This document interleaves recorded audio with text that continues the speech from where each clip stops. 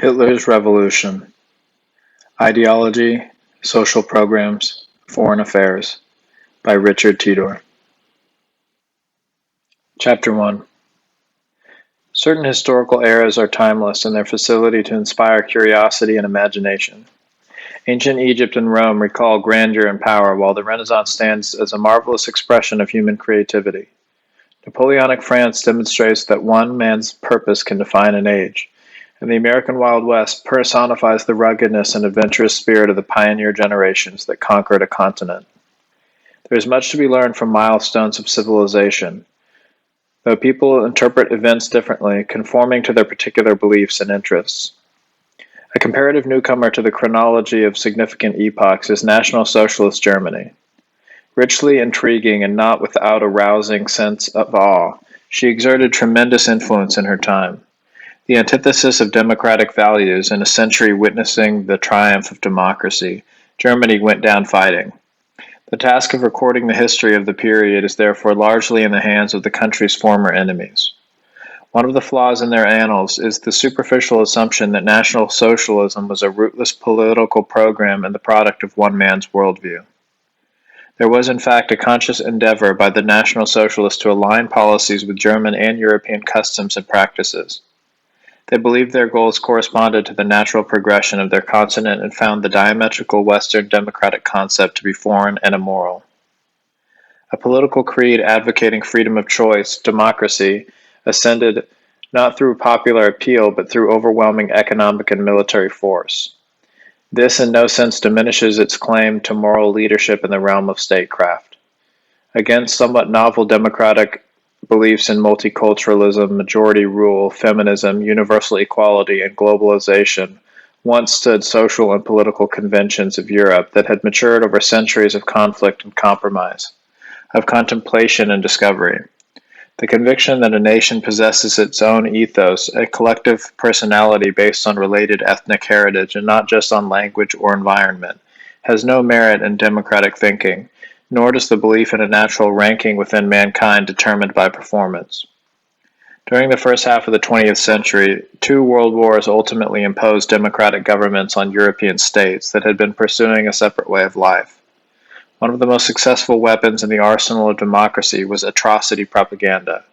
It demonized the enemy, motivated allied armies, and promoted their cause abroad. It justified the most ruthless means to destroy him. It defined the struggles as one of good versus evil, simplifying understanding for the populations of the United States and the British Commonwealth. The atrocities that Allied propagandists attributed to Germany, the backbone of resistance against Western democracy, remain lavishly publicized to this day. Conducted more zealously by the entertainment industry than by historians, this is largely an emotional presentation. The lurid appeals negates for the future a logical, impartial evaluation of political alternatives. This is unfortunate since comparison is one of life's best tools for learning.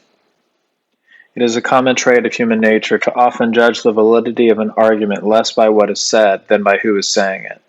Casting doubt on the personal integrity of an opponent can be more influential than rational discussion to refute its doctrines.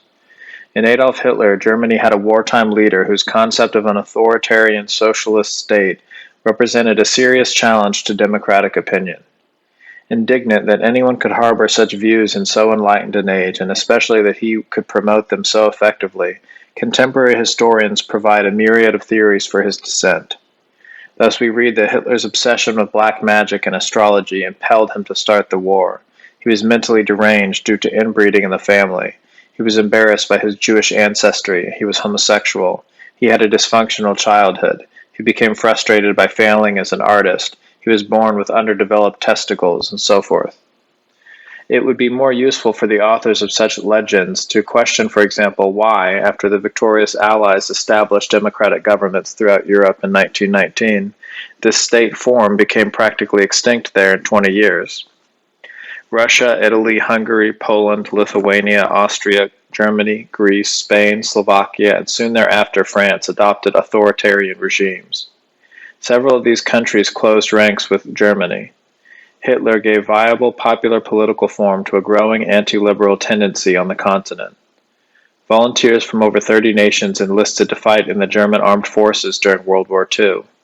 Only by the sword did the Western democracies and their Soviet ally bring them to heel. Surely the motives of such men merit investigation.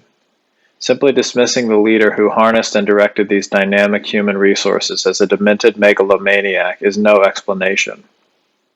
During the 1990s, Russian historians gained temporary access to previously classified Soviet war archives.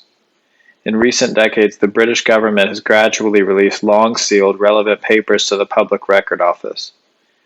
Their perusal provides a more balanced insight into the causes of the war and the aims of world leaders involved.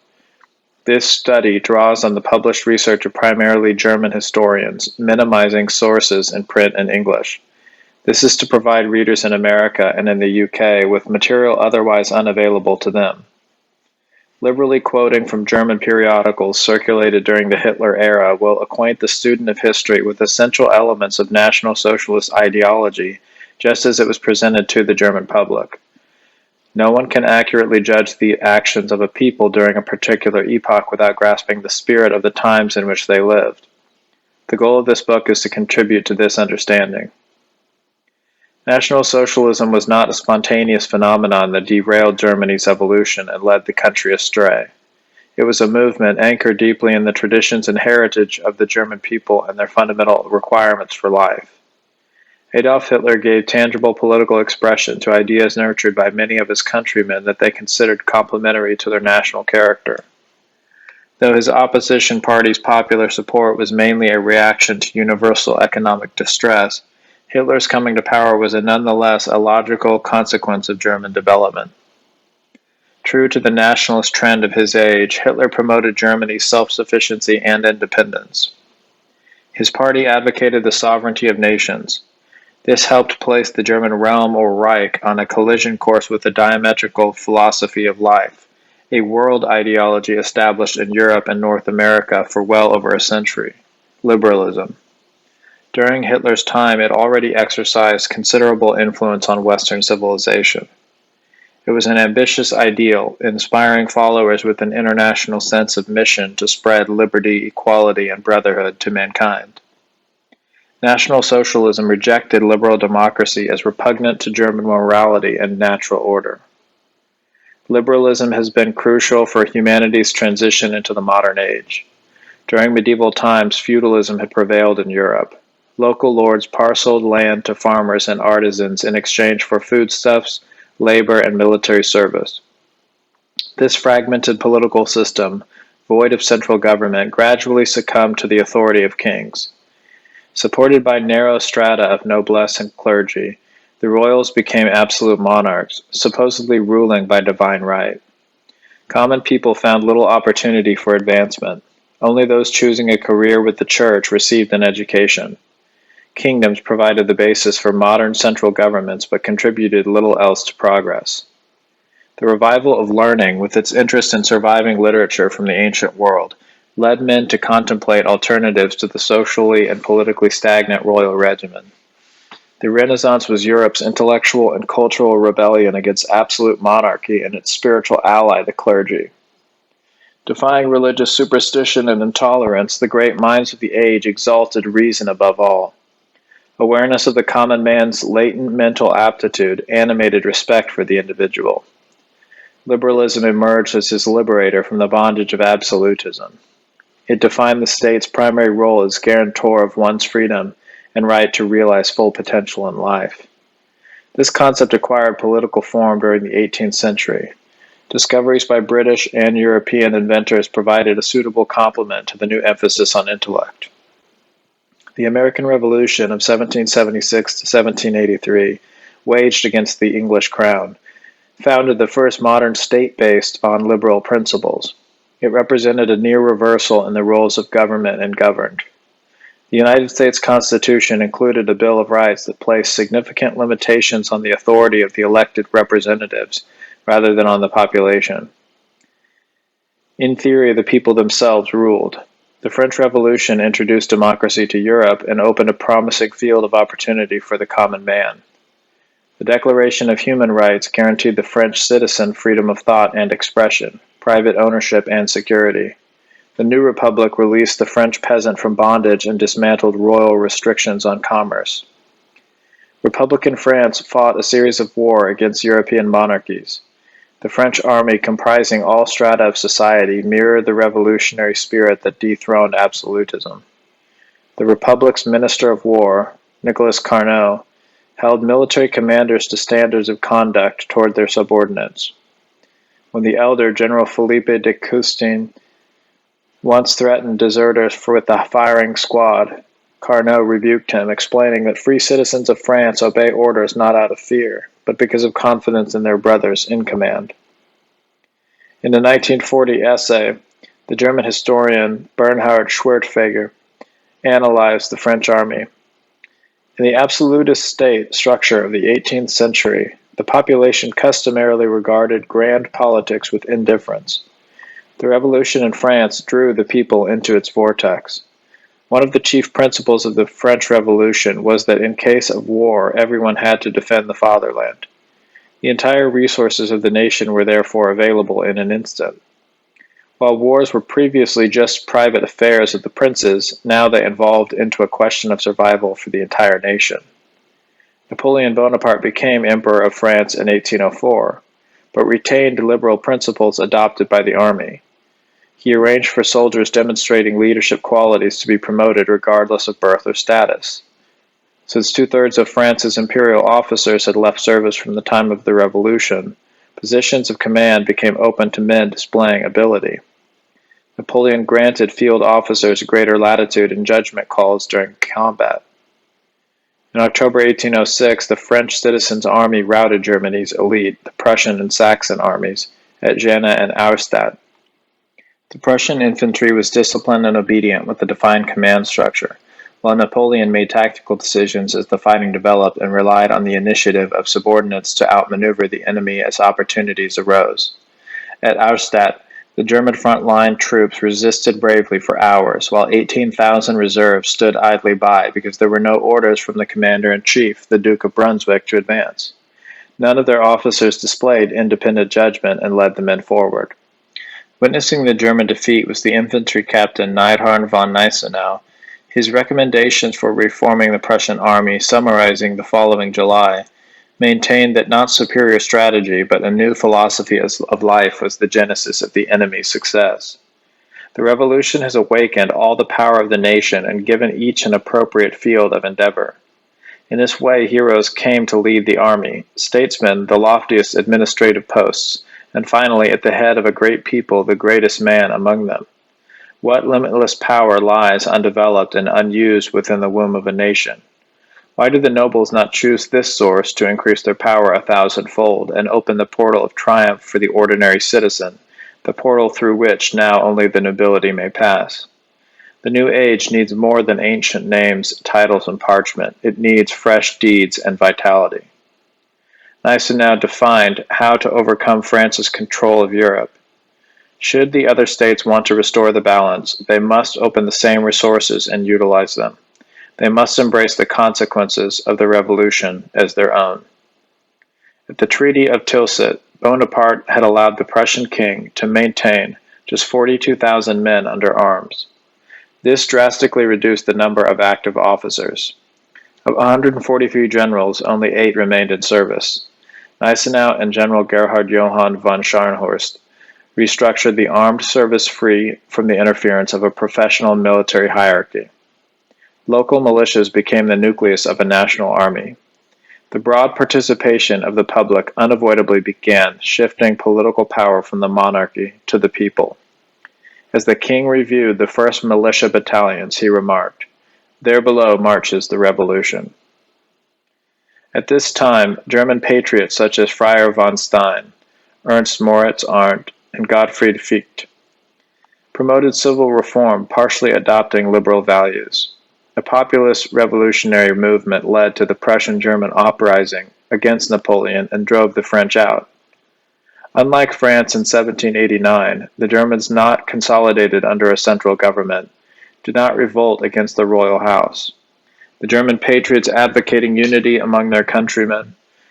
The goal was to reform and not overthrow the existing order. Thus, after a limited revolution in 1848, Germany evolved into a constitutional monarchy. German reforms were, of course, a necessity. A foreign invader had conquered and partially occupied the country. Napoleon had ruthlessly drained Prussia of resources. 3 out of 4 children born in Berlin under French rule died of malnourishment. The failure of the aristocracy to defend the land revealed the need for a revised state form, and German thinkers recognized the role that the population must now play as a decisive military and political factor. They acknowledged the potential of the individual, maintaining faith in state authority. However, the Germans did not envision government purely as the people's servant. Liberalism nonetheless became popular in Germany during the 19th century. It eclipsed the influence of the German intellectual movement, which groped for a balance between freedom and authority. This latent force became a cornerstone of Hitler's ideology in the time to come. As Europe lost confidence in the feudal monarchical system that had ruled for centuries, liberalism offered a political alternative. Its great legacy was making people conscious of their individual human rights, regardless of birth, and their right to representation in government. To many, the democratic concept became synonymous with liberty itself. Hitler gained power in Germany in 1933 through constitutional means, yet campaigned to eradicate democracy. The National Socialists interpreted individual freedom differently, in a way which they argued was more realistic for Germany's circumstances. National Socialist propagandists publicly acknowledged the contribution of liberalism. Writing in the essay, the weekly magazine of the party stormtroops, Dr. Theo Rem cited liberalism's decisive role in leading Germany into the modern age. Thanks to the triumph of liberal thinking, the middle class and other social strata experienced a major spiritual and economic impetus. Many valuable elements that would otherwise have lain fallow and undiscovered were unleashed to the benefit of all and put into action. It should also not be forgotten that after the wars of liberation against Napoleon, the best representatives of German liberalism stood at the vanguard of the struggle for Germany's unity against the interests of the egocentric princely dynasties. Rem, nevertheless, condemned the basic premise of liberalism. The absolute freedom of liberalism will ultimately jeopardize the benefits of community life for people in a state. Attempting to place the individual ahead of the nation is wrong. For the individual to live, the nation first must itself live. This requires that one cannot do what he wants, but must align himself with the common interests of the people, and accordingly accept limitations and sacrifices. Hitler advocated an organic state form. Like a biological organism, the government organizes society so that every component performs an individual function for the common good. No single stratum elevates itself to the detriment of the others. The organism prospers as an entity. In this way, so does each individual person or class. Society works in harmony, healthy and strongly unified against external influences or intrusion.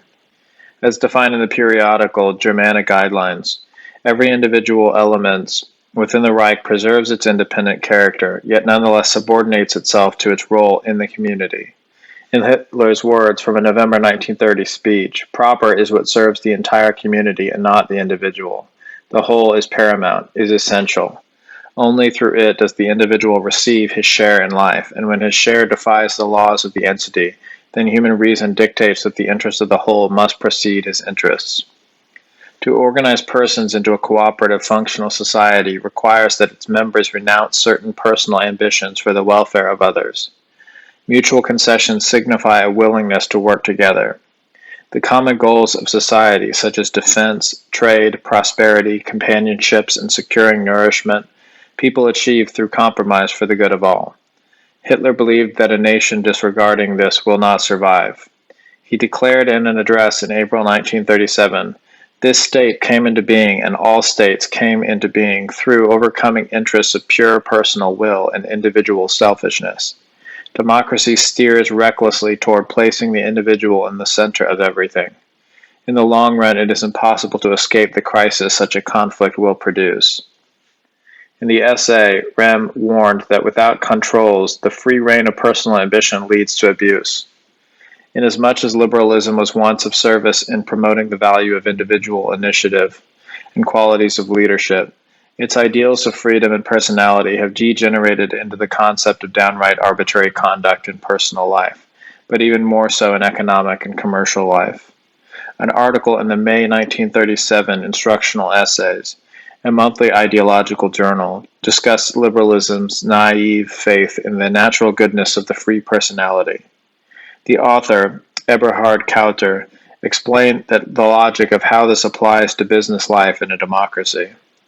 Liberalism assumes that one must simply leave economic arrangements to the individual active in commerce as he pursues his interests undisturbed.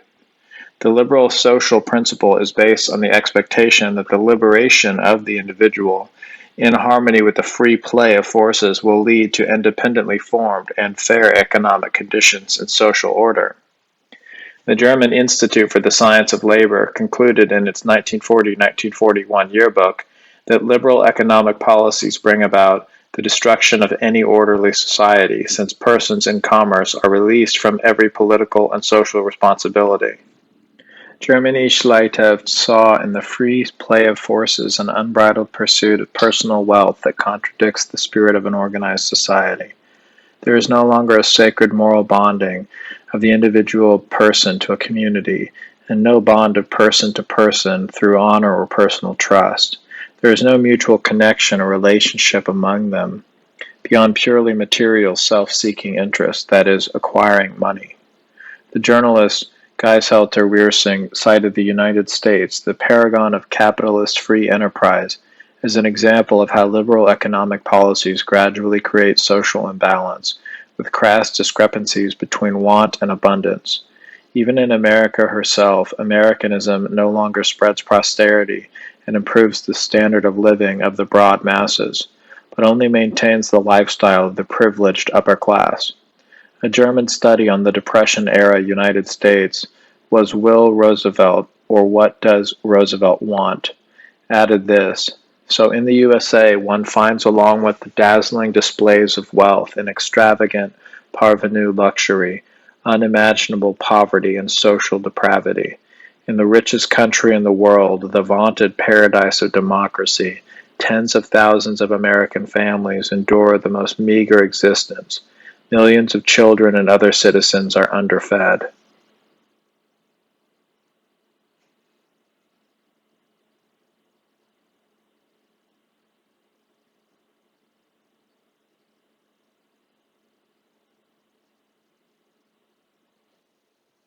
Hitler's own voice on the subject from a July 1930 speech reaffirmed his contention that a community stands or falls as one. Our nation cannot continue to exist as a nation unless every part is healthy.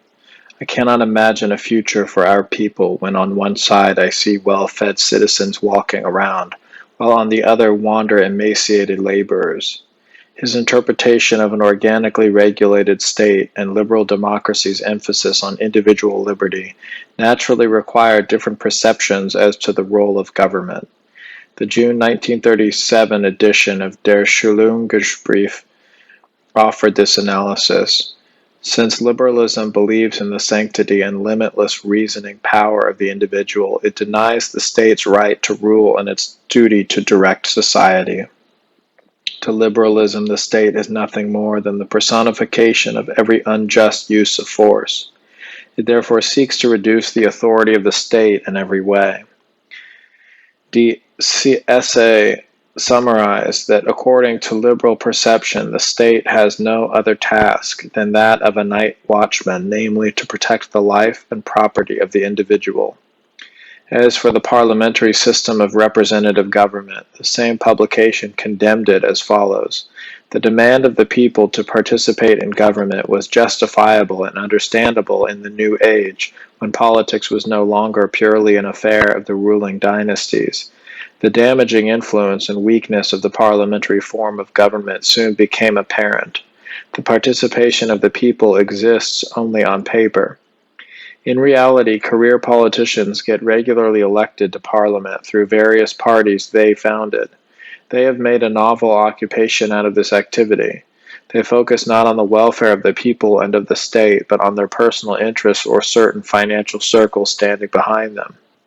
Hitler argued that the absence of sufficient state controls in a democracy enables the wealthy class to manipulate the economy, the press, and elected representatives for its own gain.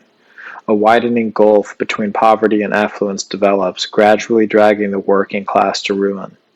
Addressing Berlin armaments workers in December 1940, he claimed that the public's voice in democratic systems is an illusion. In these countries, money, in fact, rules. That ultimately means a group of a few hundred persons who possess enormous fortunes. As a result of the singular construction of the state, this group is more or less totally independent and free. Free enterprise this group understands as the freedom not only to amass capital, but especially to use it freely, that is, free from state or natural supervision. So one might imagine that in these countries of freedom and wealth, unheard of public prosperity exists. On the contrary, in those countries, class distinctions are the most crass one could think of. Unimaginable poverty on one hand, and equally unimaginable riches on the other. These are the lands that control the treasures of the earth, and their workers live in miserable dumps. In these lands of so-called democracy, the people are never the primary consideration. Paramount is the existence of those few who pull the strings in a democracy, the several hundred major capitalists. The broad masses don't interest them in the least, except during elections. The essay discussed another fault of parliamentary systems particularly irksome to Hitler. There is practically no responsibility in a democracy. The anonymity of the majority of the moment decides. Government ministers are subject to it, but there is no opportunity to hold this majority responsible. As a result, the door is open to political carelessness and negligence, to corruption and fiscal mismanagement. The history of democracies mostly represents a history of scandals. According to Will Roosevelt, corruption has spread so much that no American citizen gets upset anymore over incidents of shameless corruption in civil service because mismanagement is regarded as a natural phenomenon of government. Hitler once recalled how a visit in his youth to the Austrian parliament revealed the obvious lack of responsibility in a single person. Germany Schleiteft stated, "Absence of responsibility is the most striking indication of a lack of morality." Democracy failed because it was a product of liberalism. Focus on the individual led to self-idolatry and renunciation of the community. The unraveling of healthy, orderly, natural life. According to the German Army brochure, Wofür kämpfen wir? What do we fight for? The inordinate value placed on material possessions from the economic standpoint formed social classes and fractured the community. Not those of good character enjoyed greater respect, but the rich. Labor no longer served as a means to elevate the worth of the community, but purely one's own interests. Commerce developed independently of the people and the state into an entity whose only purpose was to pile up fortunes. The periodical NS Brief, NS Essay, summarized, "Freedom cannot be made identical to arbitrariness, lack of restraint, and egoistic inconsideration."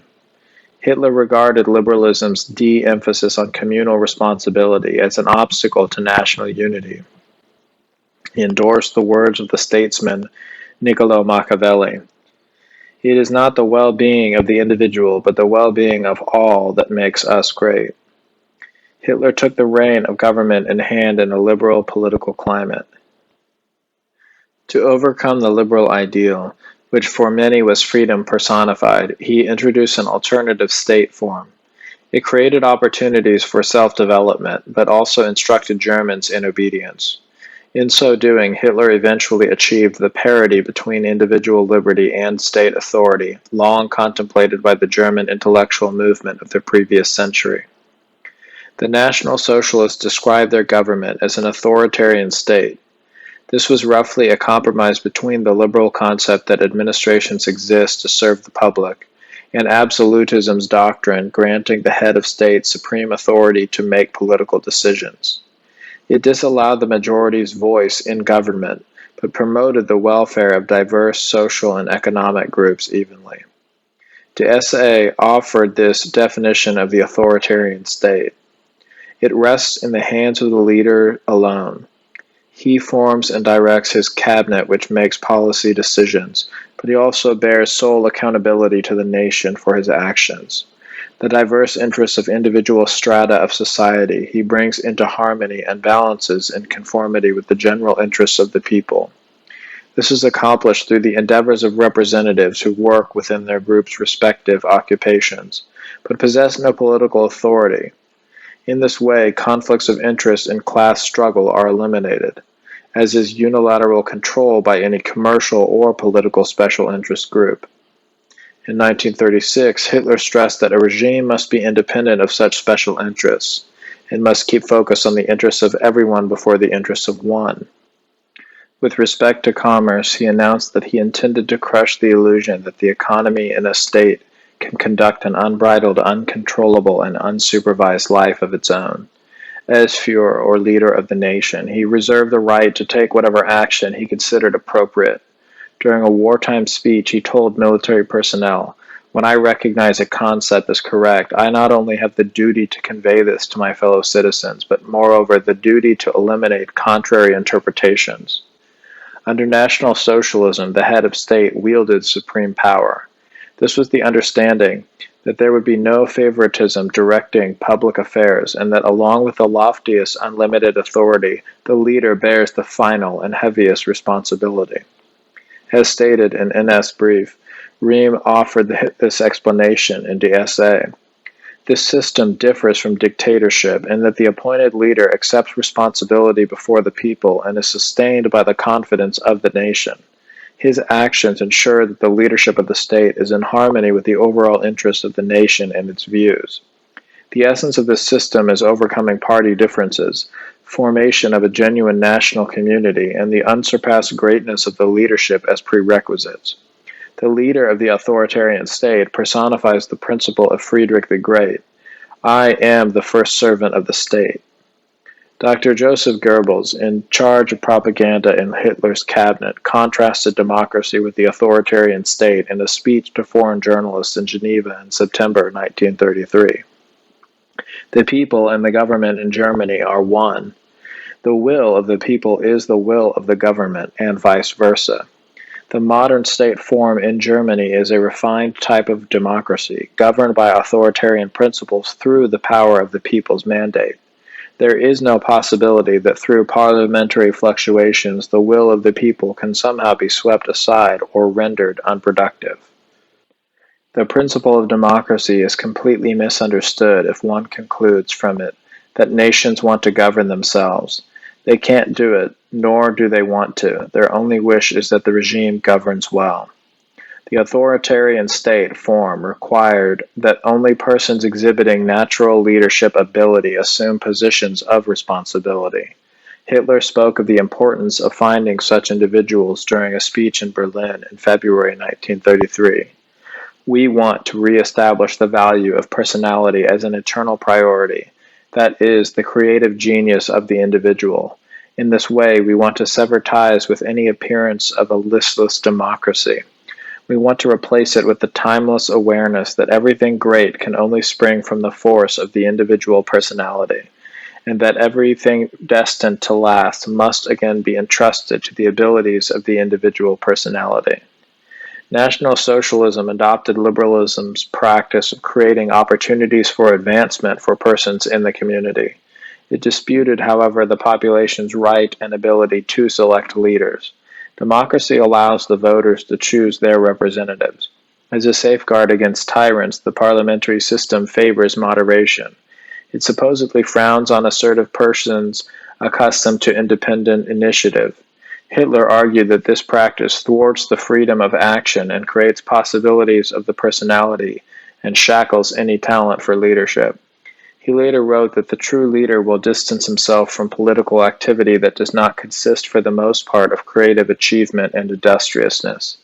Conversely, timid do-nothings and blabbermouths, especially those fearing decision-making and accountability, will seek office. Democracy is the mortal enemy of all talent.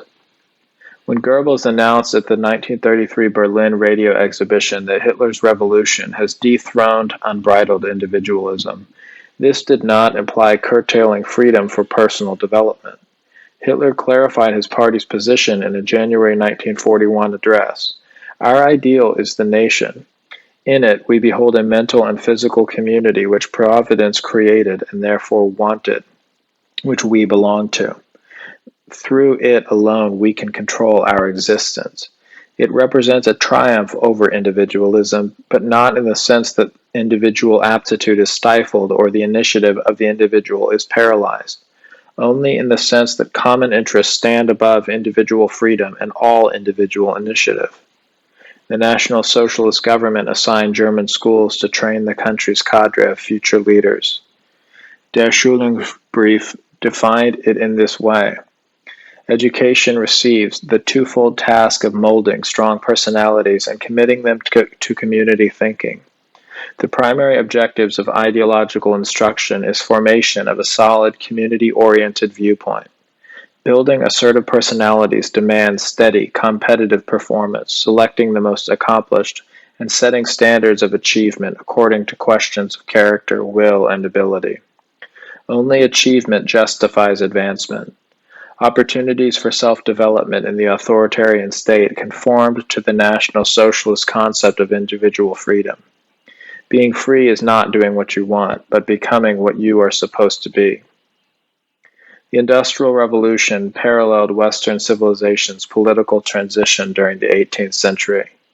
James Watt's development of the condensing steam machine in 1769 and Edmund Cartwright's inventions of the power loom and wool combing machine a few years later introduced the age of weaving mills, coal mines, and factories.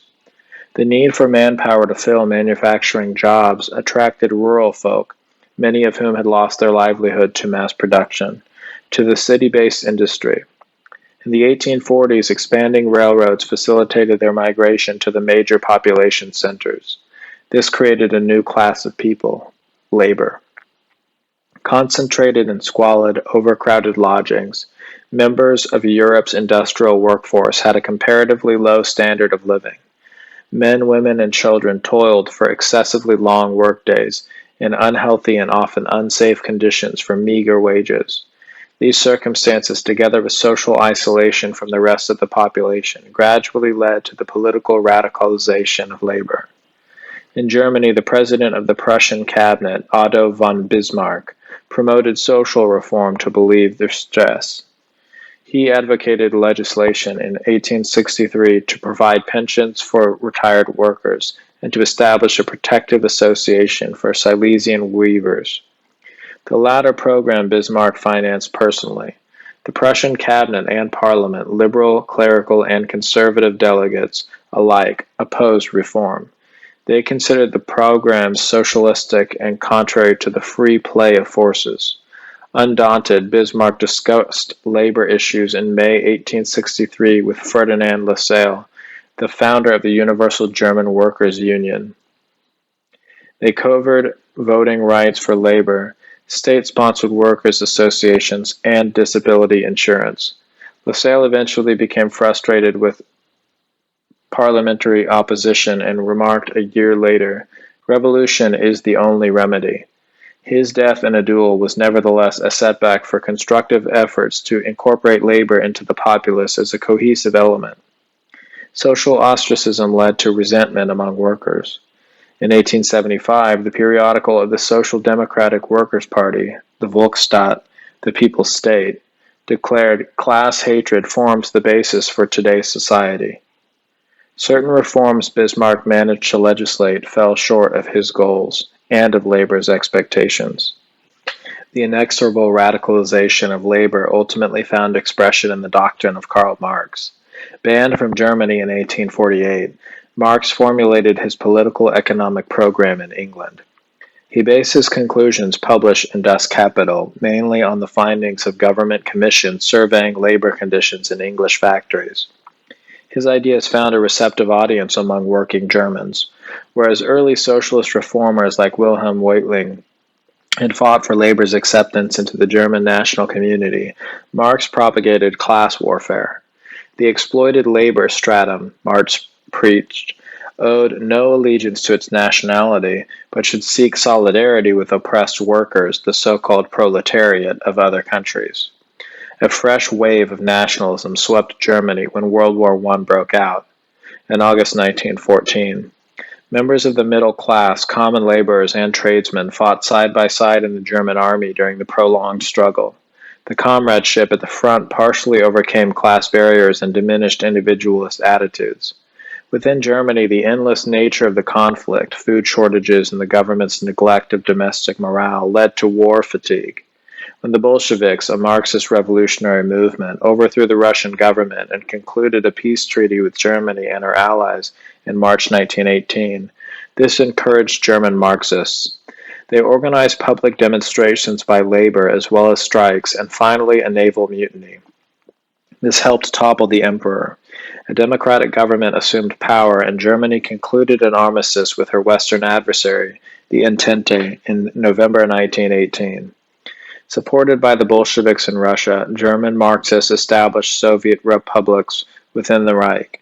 The military commander of the Communist Party of Germany, Hans Kippenberger, stated, "Armed insurrection is the most decisive, severe, and the highest form of class struggle which the proletariat must resort to overthrow the ruler of the bourgeoisie." The month-old Spartacus League staged a communist uprising in Berlin in January 1919. German military formation suppressed it, causing considerable loss of life. The army quickly crushed Soviet republics proclaimed in Brunswick and Baden. The communist seizure of Munich in April led to another armed clash, resulting in 927 deaths. The German army and patriotic militia, known as the Free Corps, the Volunteer Corps, put down additional Soviet revolts throughout Germany. Despite the unifying influence of the World War, class distinctions resurfaced during the 1920s. The largely impoverished middle class maintained social aloofness from the industrial workforce. Labor was consequently still susceptible to communist propaganda about exploitation by capitalism. The Red Front attracted millions of followers during the politically tumultuous years of Germany's Weimar Republic. The communists sought power through election after 1923. To win labor for his cause, Hitler endeavored to make the destructive nature of Marxism apparent to German working men and women. National Socialism described it as a perverse byproduct of the Industrial Revolution. It owed its success to the neglect of the working class by the imperial government in the 19th century, liberalism's creation of social barriers within Germany's national community, and labor's abrupt loss of roots. The former farmer of artisan, accustomed to creative, useful work with his hands and bound to the soil, was suddenly displaced and operating unfamiliar factory machinery in drab urban environs. A handbook published for German armaments workers summarized labor's alienation as follows. The person hatefully regards the machine he feels chained to. It is not his friend and helper. It only drives him in a pointless race for the avaricious interests of individual capitalist employers. It represents unemployment and starvation for many of his fellow workers. The machine distances the person more and more from nature. According to the 1938 book, Der Bolschewism, such social conditions facing the German worker were the product of liberalism. Like the Renaissance, it glorified the freedom of action and development of the individual, which means the same thing as unscrupulously advancing one's personal interests. In his 1935 work, Odal, Dr. Johann von Leers added, liberalism's preaching about the unconditional rights of the economically more powerful is so blinding that de facto economic slavery is considered progress. Leers described the impressions of a typical German farmhand entering the industrial workforce in order to demonstrate the susceptibility to Marxist preaching. Everywhere he encounters a merciless system of capitalist commerce, his only value is as the seller of himself as a labor commodity. from poorly compensated work to unemployment and then back to work again for low wages, despised by the educated class, watched suspiciously by the police. It's no wonder he becomes indignant. Der Bourgeoismus related a further source of resentment as labor's standard of living compared with that of people in affluent neighborhoods. The man of the stock exchange and factory owners build villas in exceptional, well-laid-out sections of the growing cities. The contrast to their own wretched quarters in overcrowded lodging houses near the smoking chimneys of factories becomes even more apparent to the masses of workers. In Odal, Lears wrote that only because German society turned a blind eye to the distress of the working people were the communists able to recruit them. The country's propertied and educated strata, in contrast to the English upper class, which was far more responsible about this, blocked any genuine concrete social reform. It was their selfish belief in the laws of free trade, their heartlessness and callousness. Society's failure to nurture and accept the working class as equal divided Germany, contributing to Marxist organized strikes and mutinies that sabotaged the war effort in 1918. This circumstance supported Hitler's contention that various groups within a nation, while maintaining their individual character and function, must work together as a mutually supportive entity for common goals, impartially regulated by the state. To disregard one group was to jeopardize all. Entering politics in 1920, Hitler had to combat the substantial Marxist trend among the workers. At this time, many social and economic strata in Germany formed parties, championing their individual interests. This was especially dangerous in labor's case, since it allied itself with communism, an international revolutionary movement employing subversion, terror, and armed insurrection to advance its objectives. Hitler's ponderously named National Socialist German Labor Party, NSDAP, departed from political convention of the period by standing for all Germans.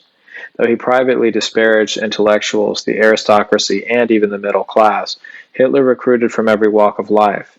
Above the interests of group or individual, he set those of Germany. This was the common denominator that welded his diverse membership into a formidable and aggressive political bloc. He stated in 1928 that National Socialism is not a movement of a particular class or occupation, but in the truest sense a German People's Party.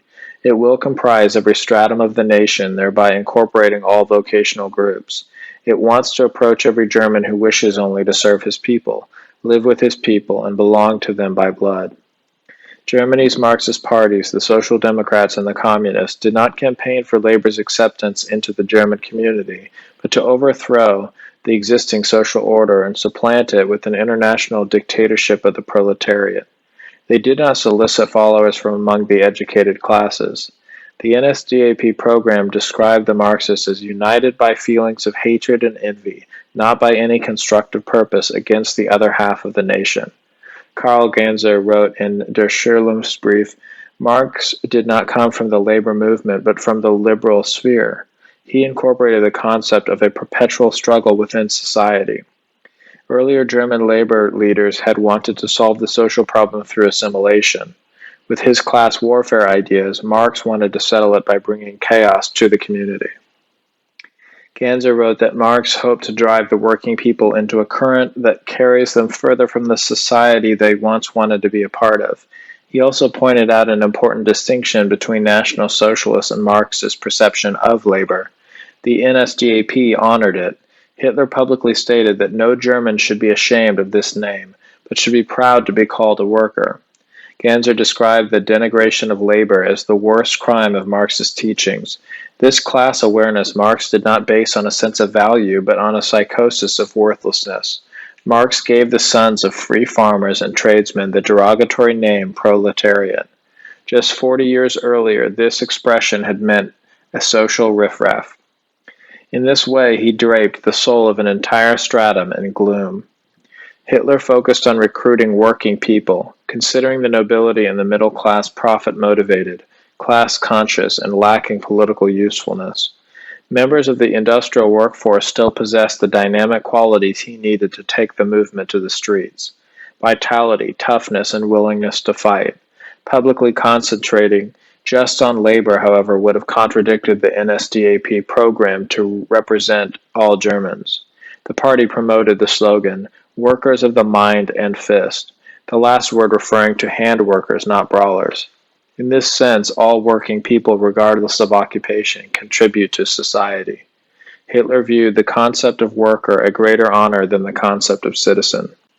Speaking in Nuremberg in 1938, Hitler discussed the labor issue facing the NSDAP during its struggle for power prior to 1933.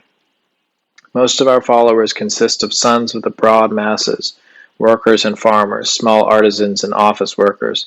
Many of our middle-class citizens already harboring reservations about the name German Labour Party were utterly dismayed when they first saw the rough-hewn types foaming the movement's guard. For the National Socialist Party, worker was from one day an honorary title for all those who, through honest labor, whether in the mental or purely manual sense, are active in the community.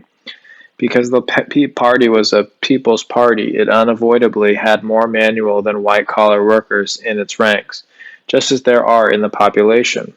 The Marxists hated the new movement as a competitor. They figured the easiest way to finish it off would be to tell the general public that the National Socialist concept of labor as a conglomerate of all working people contradicts the concept of the proletariat.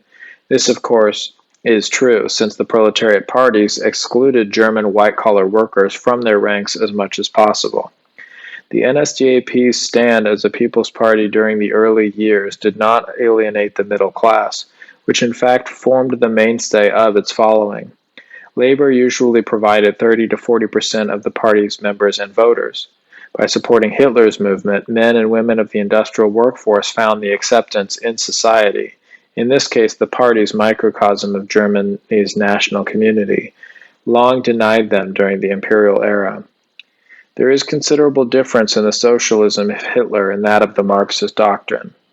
The essay explained that the objectives of a socialist state is not the greatest possible good fortune of the individual or a particular party, but the welfare of the whole community. Marx's purely economic socialism stands against private property and private ownership. Marx saw socialism as international, unifying the world's working class people who were social pariahs in their own country. He therefore considered nationalism, advocating the interests and independence of one's own nation, incompatible with socialist ideals. The essay argued that since socialism really stands for collective welfare, Marxist socialism divides the people and in this way buries any prerequisite for achieving genuine socialistic goals. Hitler saw nationalism as a patriotic motive to place the good of one's own country before personal ambition. Socialism was a political, social, and economic system that demanded the same subordination of self-interest for the benefit of the community. As Hitler said in 1927, socialism and nationalism are the great fighters for one's own kind, are the hardest fighters in the struggle for survival on this earth. Therefore, they are no longer battle cries against one another.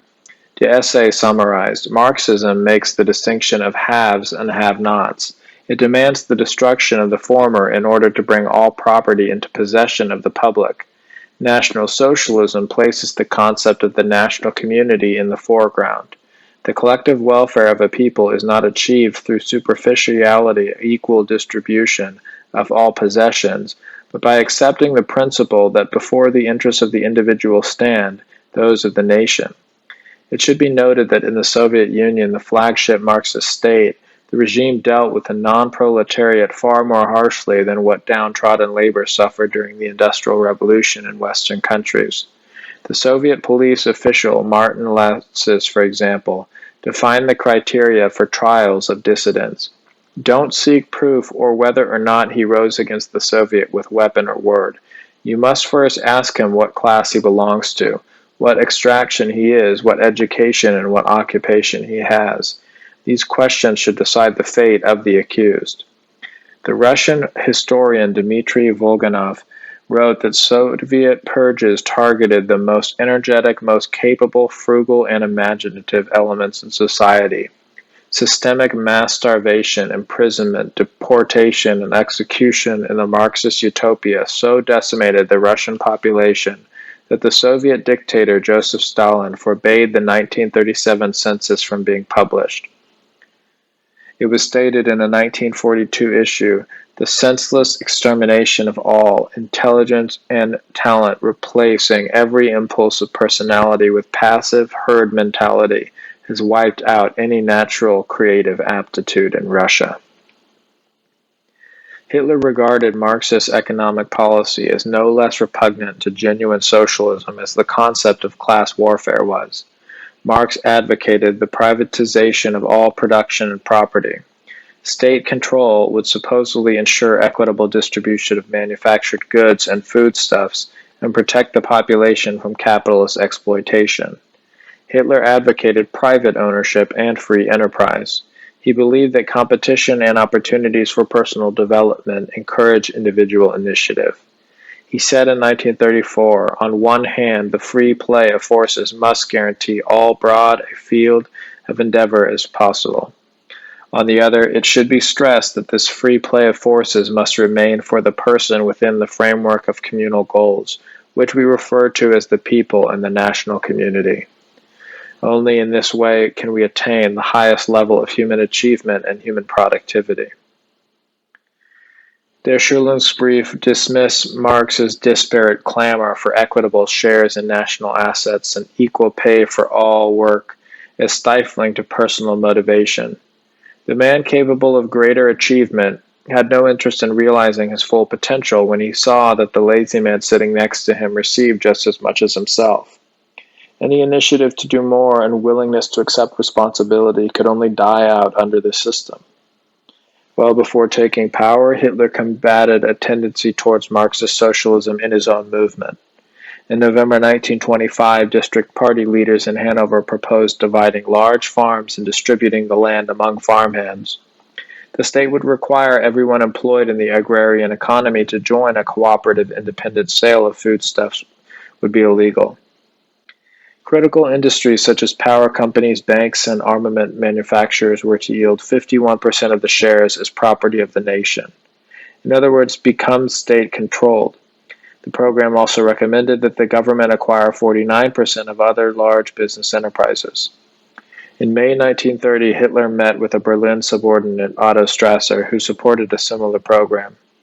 Hitler told him his ideas were pure Marxism and would wreck the entire economy. He bounced Strasser out of the party that July, underscoring his intolerance of Marxist socialism. Hitler considered the opportunity to acquire wealth and property as incentive for eternal, enterprising personal initiative. Enabling talented individuals to realize their full potential in life also elevated the society they belonged to and serve. A definitive characteristic of National Socialism was its rejection of foreign beliefs, customs, and ideas within the German community. It holds that a nation consists of its blood and soil, an ethnically homogeneous people and the land they cultivate, the domain that provides shelter, refuge, and nourishment from the soil where their ancestors lie buried. Through self-development will a people realize their potential. Through awareness of their intrinsic identity will generations fulfill the role nature and providence intended. The NSDAP held that every nation exhibits a collective personality. The influence of foreign peoples whose life experience, environment, and ancestry form them differently will debauch the nation and is hence immoral. Lears saw the introduction of liberalism and Marxism to Germany during the 19th century as threatening to destroy our own values. The history of the German people is a centuries-long struggle against the spiritual foreign penetration into the realm of politics, law, tradition, and our way of life, a struggle against the destruction of our race and perversion of our souls. The trend toward German independence of custom and spirit became more tangible in the 18th century. It contributed to the wave of nationalism prevalent in the new German Reich founded in 1871. Rediscovered in the 15th century, publication of the long-lost Germania, completed in 98 AD by the Roman historian Cornelius Tacitus, had already provided Germans with details of their ancestors. Tacitus had written, "The peoples of Germania have never contaminated themselves by intermarriage with foreigners, but remain of pure blood, distinct and unlike any other nation." He praised Rome's ancient adversary for the men's prowess and courage in battle, the women's virtue, and strong family values. Good morality is more effective in Germania than good laws are elsewhere. The writings of Tacitus, together with those of other Roman historians, provide accounts of the empire's unsuccessful bid to conquer Germania. The details are worth summarizing here because of their contribution to the surge of German nationalism in the 19th century and their significance for National Socialist ideology. Slowly advancing into German territory, the Romans established commerce, built towns, and concluded tribal alliances. Many indigenous inhabitants traded with them or joined their army as auxiliaries. Roman also garrisoned troops, enacted laws, and levied taxes. Aware of its military superiority, the Roman Empire was not prone to compromise. Decades earlier, in neighboring Gaul, the Celtic princes had offered armed resistance to Roman rule. The Roman general Julius Caesar mercilessly crushed Gaul, killing or enslaving a third of the population. Arminius, also known as Hermann, the son of a chieftain in the Cheruscan clan, led several large Germanic tribes in 9 AD to fight the Romans. A loosely unified nation of some 3 million farmers faced a seasoned, well-equipped army supported by the resource of an empire encompassing 60 million inhabitants. Arminius appealed to the various tribes to rise against the foreign laws, taxes, garrisons, and settlements gradually spreading across their land. Assailing the summer encampment of the Roman governor Quintilius Varus, presumably at the site of the modern Germany city of Horn, the Cheruscans and the allies annihilated 3 Roman legions. A Roman general, Drusus Germanicus, launched punitive expeditions in 15 AD and again the following year. He told his army of over 80,000 men, "This war will not be over until the entire German nation is exterminated." The legions vengefully massacred numerous village populations en route, but were unable to capture Arminius. Early in each of the 2 campaign seasons, Germanicus withdrew his forces completely after a pitched battle with the Germans, a circumstance discreetly understated by Tacitus. The Roman Emperor Tiberius called off the invasion in 16 AD. Heavy losses in combat during 15 and 16 AD broke the Roman will to invade and conquer. Stopped in their tracks, the Romans from then on assumed the defensive. This spared Germany the Latin influence that helped shape the civilizations of Italy, Spain, France, Britain, the Balkans, and the Near East. To 19th century nationalists, Arminius was the first German. He saw beyond the local rivalries that made his people vulnerable to foreign domination. He unified the German tribes in a war of liberation that preserved his country's independence for centuries. His life became symbolic of national solidarity and resistance to foreign values. In the opinion of the National Socialists, a Roman conquest of Germania would have corrupted the German people for all time. Johann von Leers cited the morally destructive influence, the habitual lying, swindles, calculated cruelty, treachery, duplicity, and inward insincerity of the sick, mixed race that wanted to rule the Germanic peoples. Arminius rescued Germany from the fate of Gaul, as Germanische Leitheft maintained. Thanks to the deeds of the Cheruscan prince Hermann, the heartland of Germania was preserved from being sucked into the racially chaotic vortex of the crumbling Roman Empire. Well before the 20th century, the story of Arminius has inspired Germans with a sense of national unity and independence. It remained popular under Hitler's rule, though not according as much attention as the wars of liberation against Napoleon. These 2 events became pillars of National Socialism's stand against foreign influence. Be it military aggression or of an ideological nature, France's liberalism, by virtue of its international character, was still a menace. What makes the French Revolution significant for Germany, wrote Ganser in Der Schulungsbrief, is the fact that it is advanced as a movement with a mission. It claimed the right to make demands for all humanity. It presented the citizen of the world, a concept as binding for all nations and every race. Ganser added that French liberalism no longer acknowledges as valid the realities of natural origins, ethnic harmony, and racial differences. Certain arrangements of an international character were acceptable from the National Socialist viewpoint. Commerce, sports competitions like Olympics, Humanitarian institutions such as Christian charities or the Red Cross foster goodwill among civilized nations. Internationalism was another matter. To S.A. explained, if connected with specific political objectives which ultimately severed the inner bond of a person to his people, in favor of a belief in universal humanity and commitment to so-called universal humanitarian goals to the detriment of service to one's own nation, the objective of political internationalism is not the establishment of peaceful relations among nations, but undermining national vitality and inner cohesion of a people. The NSDAP capitalized on the strong nationalist current that took shape during the previous century and was common among the great powers at that time. The party appealed to pride in German heritage and pointed out the benefits of the country's unmolested natural historic development. These ideas were chauvinistic but politically expedient as well. Marxism was a genuine threat to German freedom. Promoting nationalism was an effective counterweight to this destructive foreign influence. A fundamental principle of liberalism and Marxism is the belief in universal equality of mankind. It challenged the bastion of absolutism, which held that a superior privileged class was ordained to rule. It established a moral and legal foundation for individual freedom and parliament. The dictum of America's Declaration of Independence, that all men are created equal, underscored a political demand for representative government. The French Revolution interpreted universal equality in a biological sense as well. It maintained that all who bear the human countenance possess comparable natural ability regardless of physical dissimilitude, gender, or history preference. Scientists and historians disputed this view long before Hitler's time. The 19th century English naturalist Charles Darwin theorized natural selection and evolution based on the study of animals and fossils. He concluded that species develop unequally and that nature strives for improvement by favoring reproduction of those exhibiting superior traits and eliminating the unfit.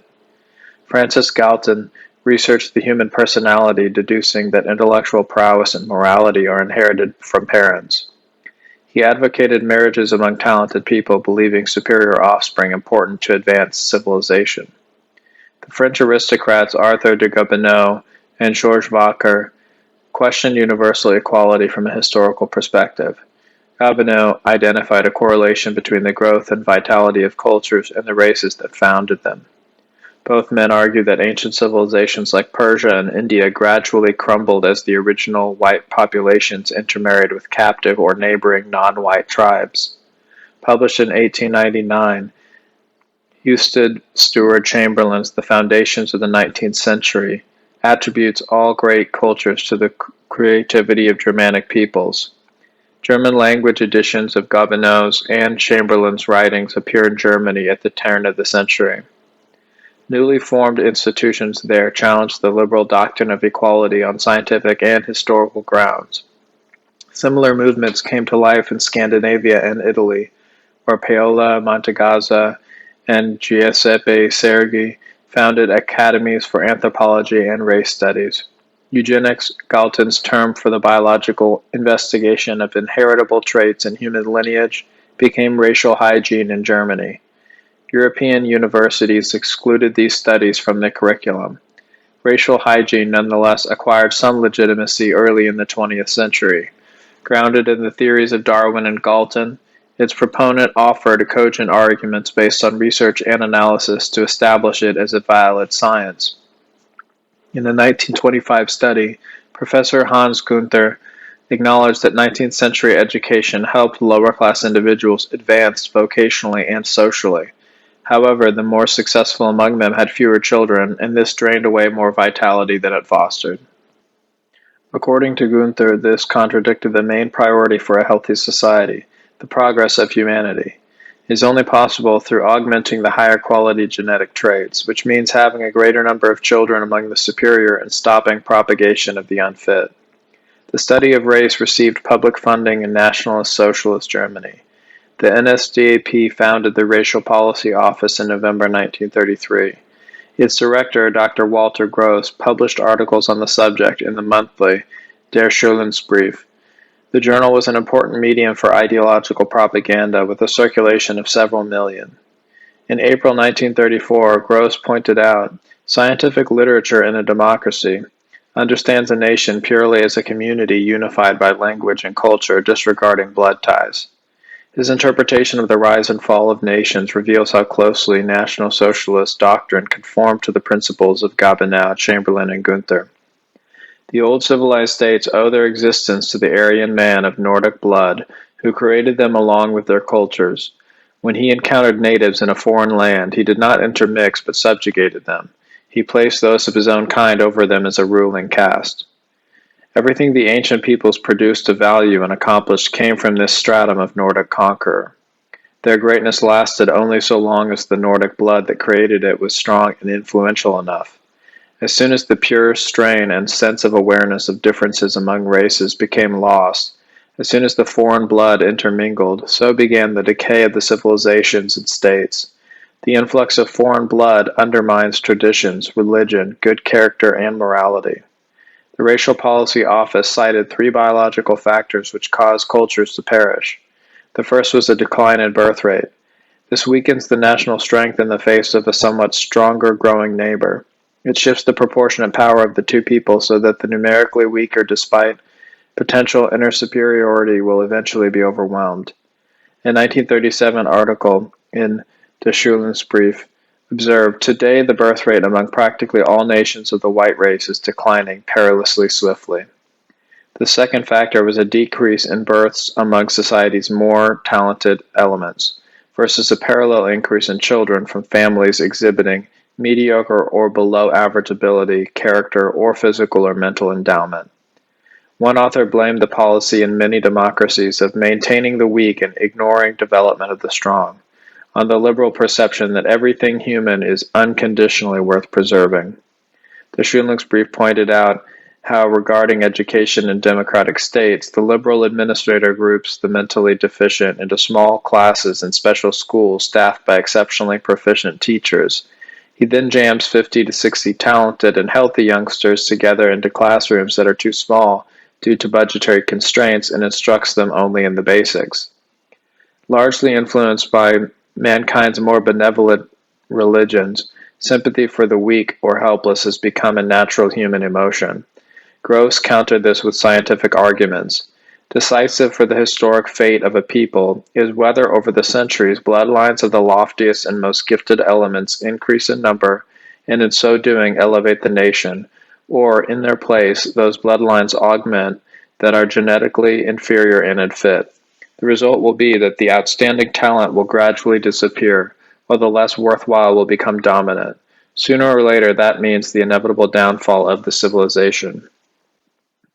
The third factor leading to the fall of cultures addressed intermarriage with foreign races. This causes a drop in the birth rate among the people who founded the civilization and a corresponding rise in that of the society's less creative elements from crossbreeding. The resulting group of intermixed types and bastards lacks what alone brings enduring vitality to the comparatively pure-blooded ethnic community: the harmony of body and soul, of spirit and character in every person. Dr. Theodore Arts listed the ABCs of National Socialist policy: bringing forth sufficient numbers of offspring, stifling procreation of the inferior, and preventing the assimilation of racially foreign elements. What constitutes racially foreign elements was a matter of controversy within the NSDAP.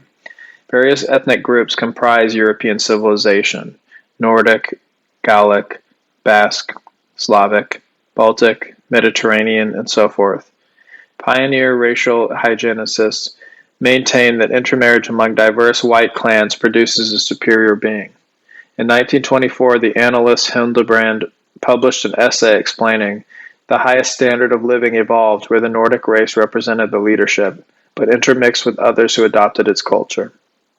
Hans Gunther wrote, "The French anatomist and race researcher de Quastrezac observed in 1857 that the greatest mental and physical activity rests not among those of pure race, but among racially crossbred populations." Gunther argued that just as competition can motivate people, the merger of different bloodlines creates a conflict within the psyche of the individual or population itself, animating a hitherto latent zest for struggle. Stress, confrontation, and the urge to prevail produce the greatest achievement of mind and spirit. There is more potential for tension and altercation in the racially intermixed person than is the case for a pure-blooded one.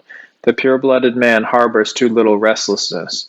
Germans, Englishmen, or non-Scandinavians in general are struck by the all too placid demeanor of many purely Nordic Scandinavians.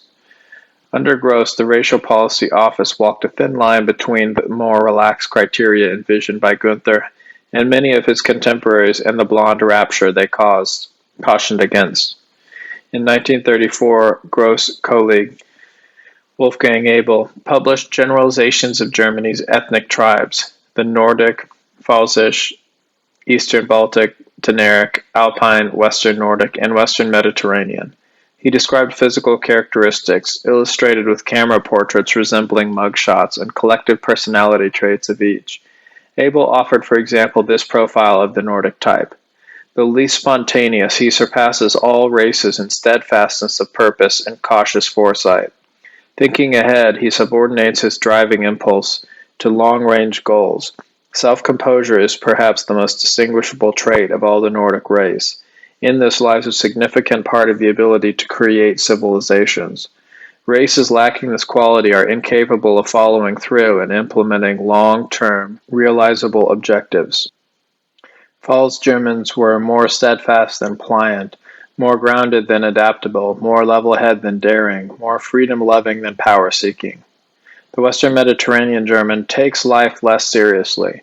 Empty formula courtesies and insincere gestures play a major role, such as promising gifts and extending invitations he doesn't really expect people to accept. His inclination towards truthfulness and ethics is weaker than the Nordic person's. Hitler disapproved of such comparisons.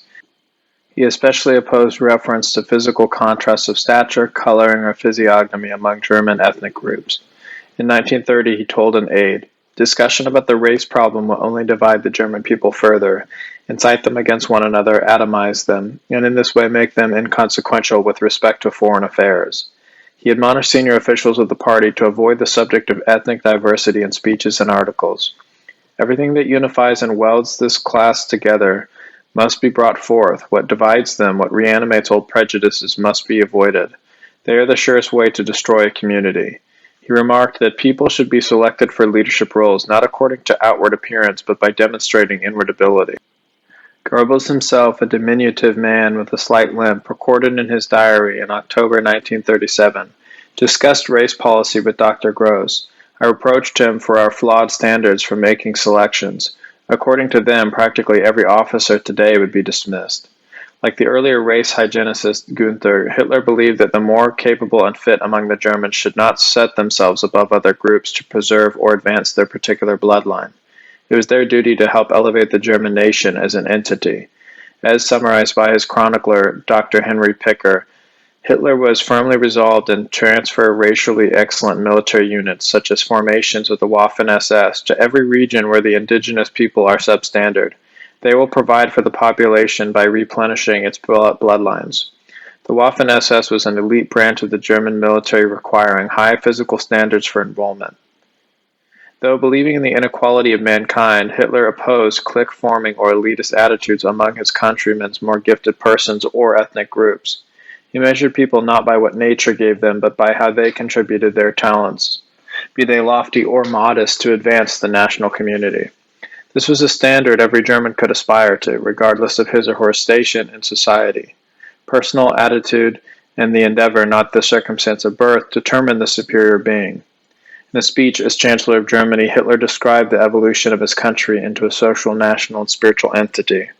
The German people came into being no differently than almost every truly creative, civilized nation we know of in the world. A numerically small, talented race capable of organizing and creating civilization established itself over other people in the course of many centuries. It, in part, absorbed them, in part, adapted to them. All members of our people have, of course, contributed their special talents to this union. It was, however, created by a nation and state forming elite alone. This race imposed its language naturally, not without borrowing from those it subjugated, and all shared a common fate for so long that the life of the people directing the affairs of state became inseparably bound to the life of the gradually assimilating all members. All the while, conqueror and conquered had long become a community. This is our German people of today. Our only wish is that all members contribute their best to the prosperity of our national life. As long as every element gives what it has to give, this element in so doing will help benefit all of our lives. The NSDAP also perceived racial hygiene as a political controversy. Der Schulungsbrief pointed out that National Socialism is the first ideology in history to consciously incorporate the laws of nature and apply their wisdom and efficiency to mankind. Germany Schleiteft contended that emphasis on race is the antithesis of the Western perception, especially former France. It was there that the Grand Revolution proclaimed the equality of all who bear the human countenance. Intermixing of human types was a main thrust of French democracy. The Revolution of 1789, the periodical noted, was a poor example for such an altruistic ideal. The revolution became a power struggle among ambitious party leaders. This no longer led toward a new order, but climaxed in the elimination of those public representatives still conscious of their responsibility to the people. The so-called Reign of Terror began. It depopulated entire towns and districts. Death to the blondes was the battle cry. The National Socialists viewed Marxism as the political descendant of revolutionary France. It leveled humanity off to a faceless mass by destroying society's more talented, productive elements. According to Der Schulungsbrief, Marxism is a radicalized variant of liberalism strongly rooted in the brutality of the French Revolution. The journal Volk und Reich, Nation and Realm, wrote, "The Bolshevik Revolution regards itself as the legitimate successor to the French." Brutality was indeed an element common to both France's Reign of Terror and Bolshevik Russia. The first Soviet dictator, Nikolai Lenin, became the only member of the original Politburo, the governing council, to die a natural death. Stalin proclaimed a war on terror in December 1934, personally writing a new law imposing a death sentence for acts of terrorism and leading to massive execution for several years. In 1937, the Soviet state carried out 353,074 death sentences. The following year, 328,618. Houston Stewart Chamberlain described Russia's Bolshevik regime as under the influence of the French revolutionary ideal, which is the course of a century turned decent people into half-beasts filled with envy and loathing. Goebbels described the rise of the NSDAP as one continuous confrontation with the problem of Marxism. The ideologies were at the loggerheads regarding questions of significance of race. The German study, The Bolshevik World Swindle, provides this comparison. The National Socialist worldview interprets the nation racially as a nation community grounded in common historical blood ties of its people as determined by fate. The primary conviction of Marxist ideology is the class concept, defining those with possessions and those who possess nothing. This class concept is bound neither by nationality nor by race. It stands like a dividing wall between people of the same nation. At the same time, it joins as brothers persons of the most diverse racial types. Society is dividing into two immense diametrical hostile camps, bourgeoisie and proletariat, declared the Communist Manifesto. Adolf Hitler's judgment runs a different course. It desires the unity of naturally related people, the removal of class distinctions, and the personal feeling within every individual belonging to a natural community that the person through fate was born into. The primary liberal argument against the significance of race is environmentalism. Supported by democracy and Marxism alike, this theory holds that not racial ancestry, but factors such as climate, arable land, education, luck, and social opportunities determine group or individual achievement. As der Schulungsbrief explained, Marxism is built on the teaching that all men are equal at birth. Differences that become apparent in the course of a lifetime are the result of external influences. Personal development therefore depends on surroundings. The more favorable the environment, the better the person will turn out. Periodical NS Brief countered that this view degrades man to a slave of his circumstances. The determining factor supposedly rests with the environment, that man does not mold the age molds the man. Application of environmentalism's principles as a matter of state policy, according to Gross, demonstrates how impractical the theory is. The habitual criminal, the cold-blooded murderer who since boyhood went through life harboring asocial instincts detrimental to society, was just a victim of his surroundings. The ruthless eradication of those manifesting such bestial, menacing natures is not the obvious solution, but attentive, painstaking education, and improvement through transfer to a better environment, the prison with radios, billiards, and a library. Here, the killer experiences a more comfortable lifestyle than the hard-working laborer in the land. This is the logical consequence of the belief that exterior influences decide or can alter the nature of a person. The periodical in this brief related the German position. No amount of education can change the inner substance of a person, since the factors that determine who he is do not come from without. They rest within him, given to him by his parents and grandparents. Germany's Leitap summarized the race alone makes the individual, and indeed the whole society, masters of their environment and external circumstance to shape them according to their will. The crux of National Socialist ideology in state form was German unity. Hitler promoted whatever contributed to this goal and rejected what did not. A literate man with a profound grasp of history, he fashioned a political philosophy that interpreted Germany's past as a continuous progressive struggle for independence and unification. Disharmony among the Germans had cost them freedom and life. The Roman Empire had imposed an immoral foreign influence until the Cheruscan Arminius unified prominent German tribes to force the invaders out. During the 17th century, a politically discordant Germany became the battleground for the 30 Years' War. More than half the population perished. The subsequent Peace of Westphalia in 1648, engineered by Sweden and France, partitioned Germany into a myriad of insignificant duchies and principalities. The treaty established a parliament at Regensburg for their common representation. Our diplomacy set the wheels of the Reichstag in motion for the purpose of making any serious government in Germany impossible, boasted the French historian Jacques Bainville in 1915. Austria and Prussia regained diplomatic and military poise during the 18th century. Due to a lack of connection between the royal hierarchy and the population, neither state could later repulse the invasion by Napoleonic France. Conquered in 1806, only through nationalism did the Prussians again become free. Prussia unified Germany in 1871, and this introduced prosperity and progress. Crass social discrepancies nonetheless persisted. At that time, the philosopher Friedrich Nietzsche expressed the yearning among his people for a deeper, enduring bond. There are many fine threads in the German soul, but they are not woven into a single solid and mighty knot. A sorry spectacle and a solemn peril. This must be remedied. A greater solidarity in the nature and soul of our people. Created, the rupture between the internal and external eliminated. In the loftiest sense, we must strive for German unity and strive for more passionately than for mere political unification. Create the concept of a nation. Hitler grew up in the social milieu that Nietzsche criticized for its class distinctions. World War I, during which Hitler saw combat in an infantry regiment, wielded various social factions into an entity. At that front, the feeling of being destined to belong together, the feeling of community, was by and large reborn, Gross wrote in Der Schulungsbrief. Hitler and his comrades felt solidarity in the trenches, but found it undermined by political discord at home. The enemy no longer faced the frontline soldier just as honorable fighting man, but also made trouble behind the front, a journal for the German armed forces related. During the post-war period, the country suffered economic distress, political disharmony, and foreign exploitation.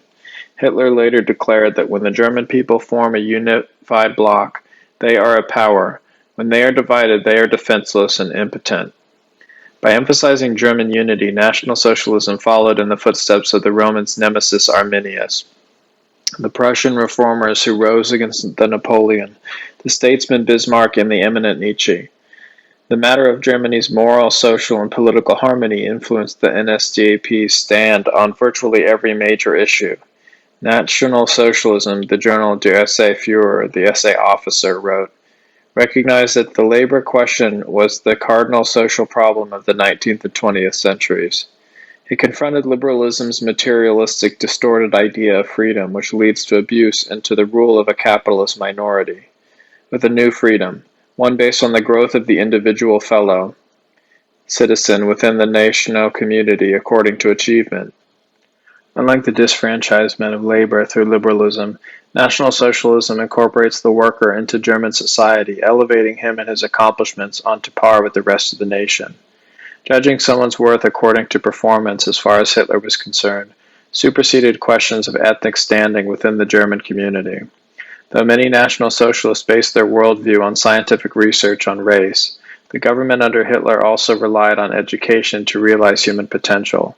Goebbels wrote in his diary in June 1936, The Führer sharply disapproves of the work of all the race committees. Hitler based his attitude on the potential negative impact such activities could exercise on national unity. National Socialism was largely a product of 18th and 19th century values. Hitler saw how the fall of absolutism released powerful forces slumbering within mankind. But as the creative surge burst traditional bonds and restraints associated with the old order, it gave birth to doctrines that evolved independently of one another and were without historical precedent.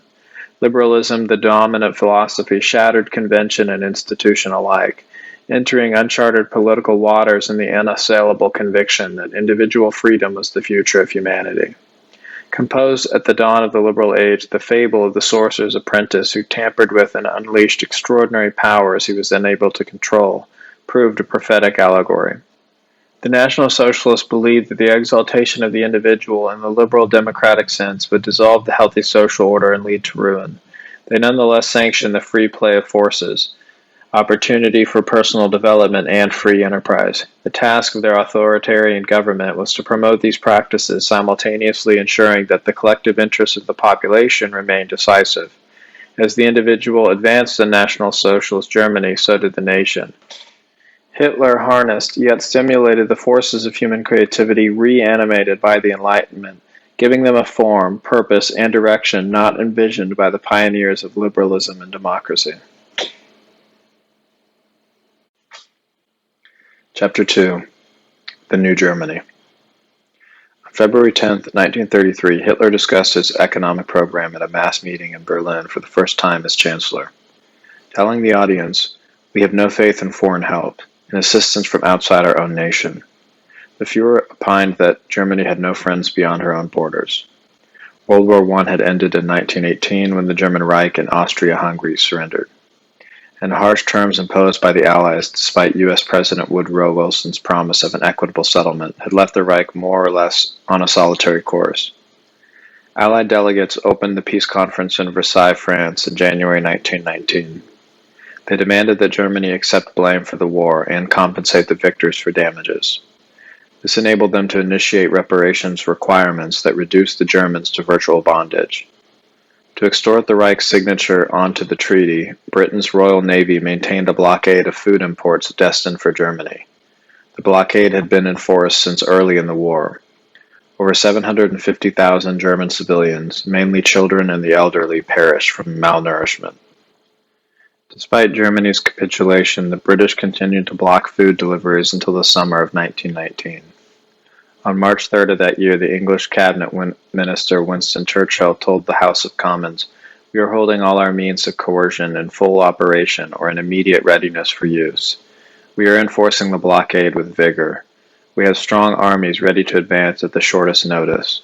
Germany is very near starvation. The evidence I have received from the officers sent by the War Office all over Germany shows, first of all, the great privations which the German people are suffering, and secondly, the great danger of a collapse of the entire structure of German social and national life under the pressure of hunger and malnutrition. Now is therefore the moment to settle." Allied leaders bluntly told German delegates at Versailles to accept the treaty or face a military invasion and extensions of the blockade. The Germans signed on June 28, 1919. The Allies' conditions degraded Germany to a secondary power. The victors divided 13% of the Reich's territory among neighboring states. The 7,325,000 Germans residing there became second-class citizens in their new countries. Lost natural resources and industry included 67% of Germany's zinc production, 75% of iron ore, a third of the coal output, and 7.7% of lead. The Allies demanded 12% of Germany's exports with the option of raising the amount to 25% for the next 42 years. The malnourished German nation also surrendered 1 million cattle, including 149,000 milking cows, plus 15% of the harvest. The Allies confiscated a quarter of Germany's fishing fleet.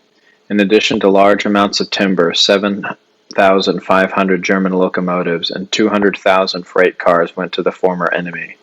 Germany also relinquished her prosperous African colonies to the Anglo-French overseas empires. Every transport vessel exceeding 1,600 tons, practically the Reich's entire merchant fleet, enriched the Allies' war booty. Germans forfeited private investments abroad. Morally justifying the terms, the British Prime Minister David Lloyd George described how the Allied victory accomplished Germany's liberation from militarism. He gloated on another occasion, "We have got most of the things we set out to get. The German Navy has been handed over, the German merchant shipping has been handed over, and the German colonies have been given up. One of our chief trade competitors has been most seriously crippled, and our allies are about to become Germany's biggest creditors. This is no small achievement." Between 1880 and 1900, Germany's share of world trade had risen from 10.7% to 13.8%. During the period, Britain had declined from 22 to 16%, and France's from 13 to 8%. Woodrow Wilson remarked in September 1919, "Is there any man or woman, let me say, is there any child, who does not know that the seed of war in the modern world is industrial and commercial rivalry?" This was an industrial and commercial war. The war transformed Germany from a flourishing industrial power to a distressed state. Military service had cost 1,808,545 German soldiers their lives. Another 4,247,143 had been wounded. The country was bankrupt from defense expenditures. Marxist agitation provoked labor walkouts. There were 3,682 strikes in 1919, which impacted 32,825 businesses and 2,750,000 workers. Decline in industrial output and reparations burdens contributed to massive unemployment. Demobilized soldiers couldn't find jobs. A new law required managers to reinstate former employees who had served on active duty during the war. However, many business owners were among the slain and their companies were gone. Additionally, large numbers of foreign workers were in Germany, having taken over the manufacturing positions of men inducted into the army. Soldiers returning home found their pre-war jobs occupied by ersatz labor, people out of work lacking purchasing power. This decreased demand for consumer goods, leading to production cutbacks and further layoffs. Unemployment fluctuated dramatically. The downward spiral began late in 1927. In 1931 alone, 13,736 companies filed for bankruptcy. An average of 107,000 people per month lost their livelihood. In mid-1932, almost 23 million Germans, 36% of the population, were receiving public assistance. The London Declaration of May 5, 1921, established Germany's aggregate debt at 132 billion Reichsmarks. 1 mark equaled approximately 50 cents. It also imposed a retroactive payment of 12 billion gold marks, plus another billion in interest. The German government in Weimar could not meet the obligation. Without foreign commerce, Germany had little income.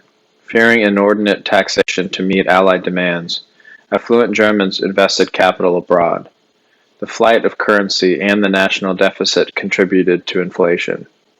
In November 1922, Weimar requested a moratorium on cash payments. The Inter-Allied Reparations Commission declared Germany at default. The French army garrisoned the Ruhr-Lippe region, source of almost 80% of Germany's coal, steel, and pig iron production.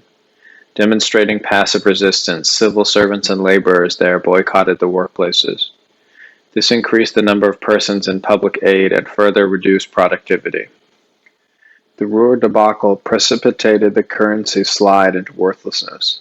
Inflation wiped out the savings of Germany's middle class. A commission chaired by the American Charles Dawes made recommendations to balance Germany's budget and stabilize the money system. The Allies assumed control of the Reichsbank and sold shares in the National Railroad. They fixed annual payments at $250 million. Another committee convened in Paris in February 1929 under the American banker Owen Young. The Young Plan arranged a new payment plan for Germany to extend to 1988. Since 1924, Weimar had been borrowing from Wall Street banks to meet reparation demands. The worldwide fiscal crisis of 1929 curtailed this source of capital. Despite tax increase, the German government failed to generate sufficient revenue to restore the economy. By March 1933, the German national debt amounted to 24.5 billion Reichsmarks. In mid-1931, the Allies reluctantly approved Germany's request for a one-year moratorium on reparations. In June 1932, Chancellor Franz von Papen negotiated a further 3-year suspension of payments. Another benefit for Germany at this time was 2 consecutive mild winters. This created a favorable climate for agriculture and new construction. From January to October 1932, another 560,000 Germans found jobs. Even with this improvement, unemployment still exceeded 5 million. In July 1932, Hitler described the Reich's economic woes in a speech distributed on gramophone records during an election campaign. The German farmer destitute, the middle class ruined, the social aspirations of millions of people destroyed, a third of all occupational German men and women out of work and therefore without earnings, the Reich, municipalities and provinces in debt, revenue departments in disarray, and empty treasury. These were the consequences of Allied exploitation of Germany after World War I. It deeply scarred the German people. Doctors reported alarming statistics of undernourishment among children. The divorce rate was disproportionately high, and during the Weimar Republic's 13 years, thousands of Germans committed suicide, many driven by despair and frustration over months of inactivity. The German author Rudolf Binding placed the number at 224,900. Throughout the period, the Germans endured violations of their sovereignty by countries whose armies had never conquered Germany, but had persuaded her leaders to surrender in 1918 through the insincere promise of a conciliatory peace. It was a disillusioned and destitute nation that Hitler inherited when he took office on January 30, 1933. 2 days after becoming Chancellor, Hitler outlined his economic program in a national radio address. Within 4 years, the German farmer must be rescued from poverty. Within 4 years, unemployment must be finally overcome. The government enacted laws based on the strategy conceived by Fritz Reinhardt, a state secretary in the Reich's Ministry of Finance. This unassuming pragmatic economist introduced a national program to create jobs on the premise that it is better to pay people to work than to award them jobless benefits. The Labor Procurement Law of June 1, 1933, allotted Reichsmarks of 1 billion to finance construction projects nationwide. It focused on repair of remodeling of public buildings, business structures, residential housing and farms, construction of subdivisions and farming communities, regulatory waterways, and building gas and electrical works. Men who had been out of work the longest, or who were fathers of large families, received preference in hiring. None were allowed to work more than 40 hours per week. The law stipulated that German construction materials must be used. Also passed that summer, the Building Repair Law provided an additional Reichsmarks 500 million for small individual projects. Homeowners received a grant covering 20% of the cost of each project, including repairs and additions. Owners of commercial establishments became eligible for grants conducting renovations, plus for installing elevators or ventilation systems. Renters could apply for grants to upgrade apartments. Under the law's provisions, property owners receiving grants borrowed the balance of new construction costs from local banks or savings and loans. The government provided borrowers coupons to reimburse them for the interest on the loans. The Tax Relief Law of September 21, 1933, offered income and corporate tax credits for repairs. The regime covered nearly 40% of the cost for each renovation. The company refinancing law, legislated the same day, converted short-term loans into long-term ones with lower interest. The law reduced the previous 7% interest rate to 4% and ultimately to 3%. This did not hamper finance companies since it prevented defaults on loans. The refinancing law released businesses from the obligation to pay their portion of unemployment benefits to former associates. The resulting available capital enabled them to rehire employees and to expand production. The Labor Procurement Law provided newlyweds loans of Reichsmarks 1,000 at 1% monthly interest. The loans came in the form of coupons to buy furniture, household appliances, or clothing. To be eligible, the bride had to have been employed for at least 6 months during the previous 2 years and had to agree to leave her job. Returning women to the home vacated positions in commerce and industry, creating openings for unemployed men. For each child born to a couple, the government reduced the loan by 25% and deferred payments on the balance for 1 year. For larger families, upon birth of the fourth child, the state forgave the loan. It financed the program by imposing surtaxes on single men and women. By June 1936, the government approved 750,000 marriage loans.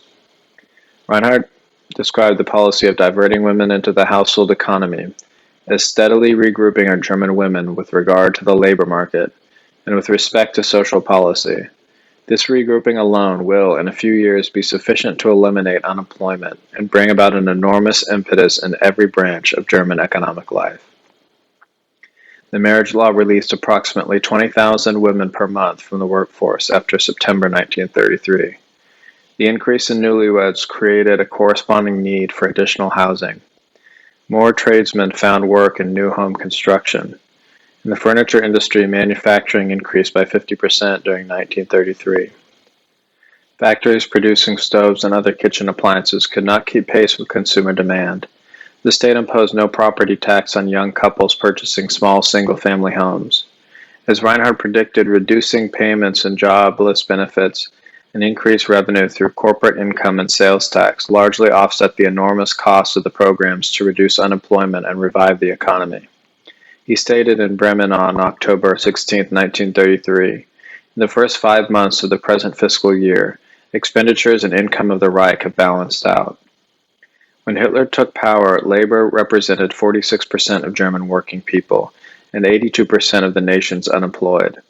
The government initiated massive public works projects to expand the job market for labor.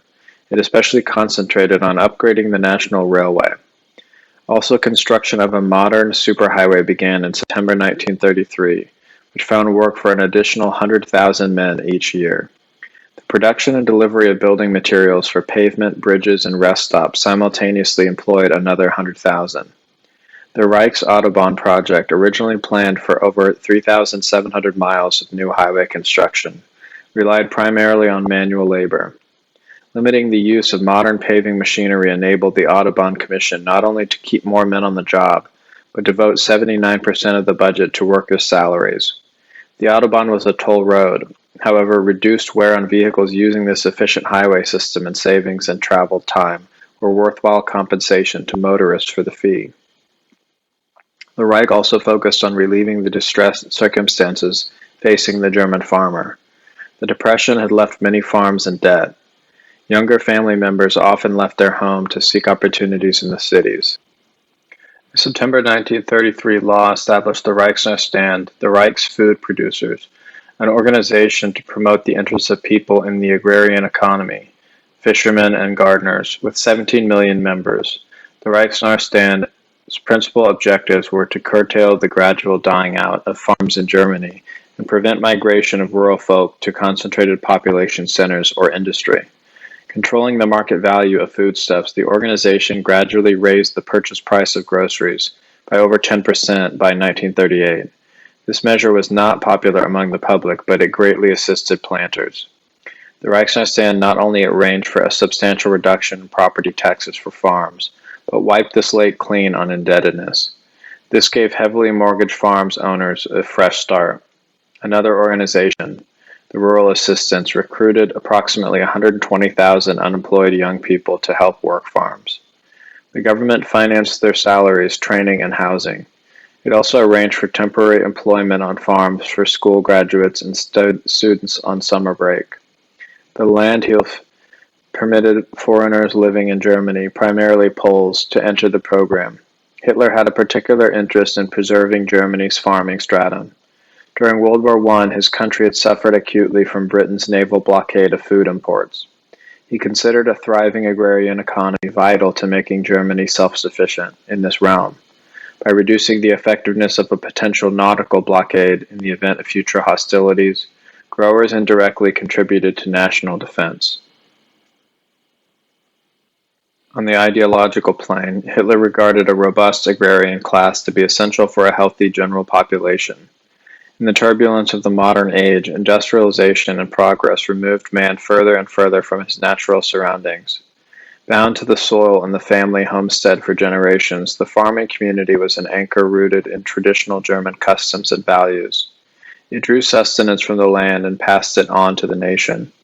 While labor represented a dynamic political force, the farming stratum remained the cornerstone of ethnic life. The Führer esteemed such self-reliant, rugged people as an indispensable mainstay for the nation.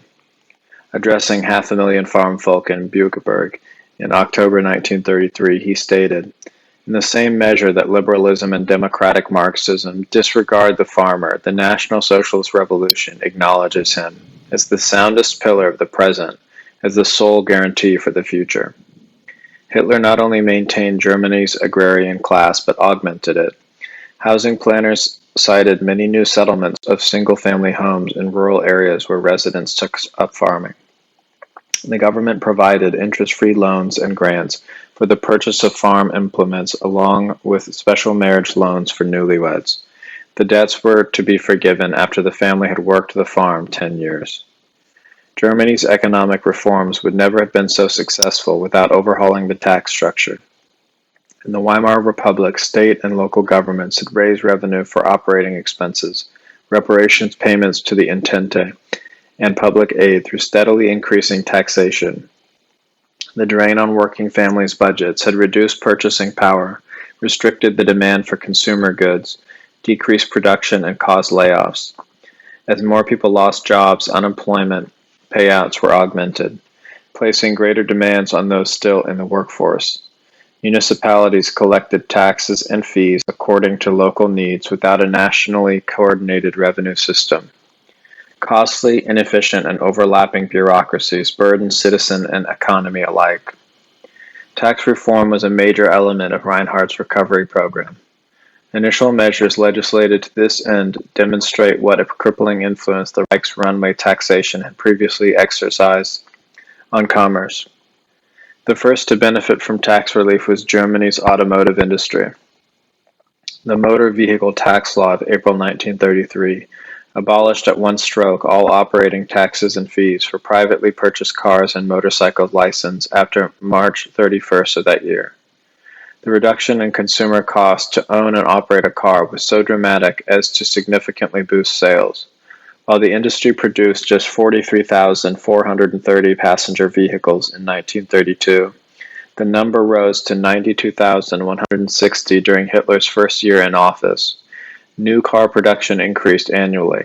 The number of people employed in automobile manufacture climbed from 34,392 in 1932 to 110,148 in less than 4 years. From 1933 to 1935, the industry built 15 more assembly plants. The government recovered the revenue lost from repealed automotive taxes through reduced payments of jobless benefits, income tax from newly employed auto workers, highway tolls, and corporate tax. The state collected an additional Reichsmarks 50 million by offering owners of older cars the opportunity to pay a one-time reduced fee to permanently eliminate their annual vehicle tax liability. The government devoted the entire amount to improving roads, thereby hiring more people for pavement and bridge repair. Others found work in industries that manufactured machinery. The tax law ratified on June 1, 1933, eliminated fees for the replacement and purchase of tools and machinery, as long as buyers opted for German-made articles. This measure breathed life back into industrial equipment production. Reinhardt demanded the creation of a simplified, centrally supervised tax structure. New tax laws and the instructions used everyday German, easily understandable to taxpayers. He emphasized in his 1933 Bremen speech, "Not only will the number of taxes be substantially fewer, but the tax laws and new payment instructions will be worded so that the Reich's financial ministry will no longer have as much latitude as before in interpreting the tax laws." The fact that the room for interpretation of tax laws was previously so broad was a serious blow to the protection of taxpayers' rights. Under the Reinhardt system, the government gradually supplanted the plethora of municipal, provincial, and state taxes and fees with a single national tax. The Finance Office calculated the budgets of local and state administrations, collected all revenue, and distributed it to agencies and municipalities. During the year, each citizen received an annual income tax invoice and paid the amount in 12 monthly installments. This covered his or her total tax liability. The arrangement greatly reduced administrative costs of mailing local tax bills, collecting individual fees, and pursuing delinquencies. It also simplified the accounting of private corporations, no longer required to determine withholding taxes on employees' salaries. In the long run, Germany's policy of reducing taxes to promote commerce increased public revenues. During the first half of 1939, the Finance Office reported over Reichsmark's 8.3 billion in revenue, compared to Reichsmark's 6.6 billion in fiscal year 1932-33. These were evenly assessed taxes in 1939, paid by a fully employed population, not an imbalanced excessive liability burdening working people to provide jobless benefits for the less fortunate. In a Nuremberg speech in 1936, Reinhardt described income tax as the main source of revenue. Income tax is measured according to the citizen's actual income and is therefore the most socially just form of collecting taxes. A 1933 Swedish study comparing taxation among great powers established that the German people paid 23% of their income in taxes. In the United States, the amount was 23.4%. In Norway, 25.1%, Britain, 25.2%, and Italy, 30.6%. The figure did not take into account America's numerous hidden taxes that were non-existent in Germany. No program to restore German prosperity could omit international trade. Deprived of its colonies, the Reich had to develop foreign markets to acquire raw materials for industry and a portion of the food supply. With gold reserves exhausted, the National Socialist administration had to create an alternative source of purchasing power. Despite objections from Heinrich Schnacht, president of the Reichsbank, Hitler withdrew Germany's money system from the gold standard. Gold was the recognized medium of exchange for international commerce. Over centuries, it had become a commodity as well. Financiers bought and sold gold, speculated on its fluctuation and price, and loaned it abroad at high interest. Hitler substituted a direct barter system in foreign dealings. German currency became defined as measuring units of human productivity. The British general J.F.C. Fuller observed, "Germany is already beginning to operate more on the concept of labor than on the concept of money." In January 1938, the Soviet diplomat Christian Rakovsky commented on the German money system. Rakovsky had held posts in London and in Paris and was acquainted with Wall Street financiers. He explained, "Hitler, this uneducated ordinary man, has out of natural intuition, and even despite the opposition of the technician Schnacht, created an especially dangerous economic system. An illiterate in every theory of economics, driven only by necessity, he has cut out international as well as private high finance. Hitler possesses almost no gold, and so he can't endeavor to make it a basis for currency. Since the only available collateral for his money is the technical aptitude and great industriousness of the German people, technology and labor became his gold. As you know, like magic, it eliminated all unemployment for more than 6 million skilled employees and laborers." Germany's withdrawal from the gold-based, internationally linked monetary system in favor of a medium of exchange founded on domestic productivity corresponded to Hitler's belief in maintaining the sovereignty of nations. This was an unwelcome development in London, Paris, and New York, where cosmopolitan investment and banking institutions profited from loaning money to foreign countries. Germany no longer had to borrow in order to trade on the world market. Foreign demand for German goods correspondingly created more jobs within the Reich. Upon taking office, Hitler had assigned the elimination of unemployment as his first priority. During the first 12 months of his administration, unemployment declined by nearly 2.3 million. In 1934, 2,970,544 persons were still out of work, but by November 1935, 1,750,000 more Germans had found full-time jobs. Addressing the National Socialist Party Congress in Nuremberg on September 12, 1936, Reinhardt presented statistics demonstrating that mass unemployment in Germany has been overcome. In some occupations, there is already a shortage of workers. He stated that among other civilized nations, of the 20 million people out of work in 1932, only 2 million had returned to the workforce over the previous 4 years. These statistics did not include the USSR since no figures were available. During the same period in Germany, the economy created jobs for over 5 million previously unemployed persons. In addition, the average workday within this time frame increased from 6 hours and 23 minutes to over 7 hours per shift.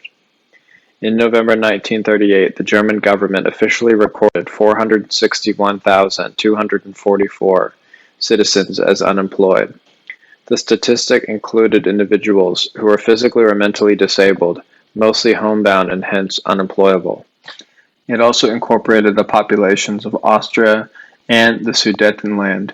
Germany had annexed these economically depressed lands the same year. Both had suffered massive unemployment, which Hitler had not yet had time to fully alleviate. From 1934 to 1937, the number of women in the workforce increased from 4.5 million to 5.7 million. Despite programs to encourage women to return to traditional family roles, the government did not restrict those choosing a career. They were equally eligible for tax incentives offered for starting small businesses. An interesting element of Germany's recovery is that Hitler, against the recommendations of Germany's principal financier, Schacht, authorized the economic programs developed by Reinhardt, a man possessing comparatively little influence. A disciple of the liberal economic theory, Schacht disapproved of government interference in commerce. He opposed state-sponsored programs to combat unemployment. Otto Wagner, head of the NSDAP's economic policy branch, told Hitler that Schacht was an opponent of world capitalism and hostile to the state's revolutionary approach to economics. Historians have nonetheless described Schacht as a genius of improvisation and a financial wizard. One British author credits this American-educated international banker with financing unemployment programs by greatly expanding public works and stimulating private enterprise. Schacht's pre-1933 writings and verbal statements reveal no trace of the ideas introduced by Reinhardt to revitalize the economy and create jobs. Regarding unemployment, the solutions Schacht suggested were to reduce workers' wages, encourage thrift, and resettle people out of work in state-operated camps. The campaign to stabilize Germany's economy witnessed measures that were only possible in an authoritarian state. The National Socialist maxim, community interest before self-interest, guided a policy that was efficient and uncompromising. Among the first to feel its weight were Germany's trade unions. By 1932, they had far less influence than during the previous decade. Few workers were prepared to risk their jobs by striking. Union representatives voiced no interest when Hitler, 5 weeks after taking power, banned the Iron Front and the Reichsbanner. These organizations had provided muscle at public demonstration of the Social Democratic Party, which was closely affiliated with labor. In April 1933, the German trade unions issued a public statement declaring their desire to cooperate with the new government. Hitler had no interest in collaborating with trade unions.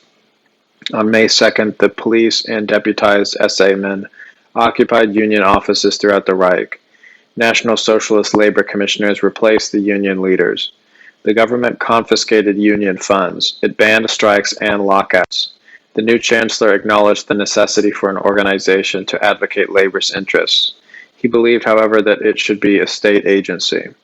When Hitler had been a combat infantryman in 1918, strikes called by independent trade unions stalled the delivery of munitions to the front.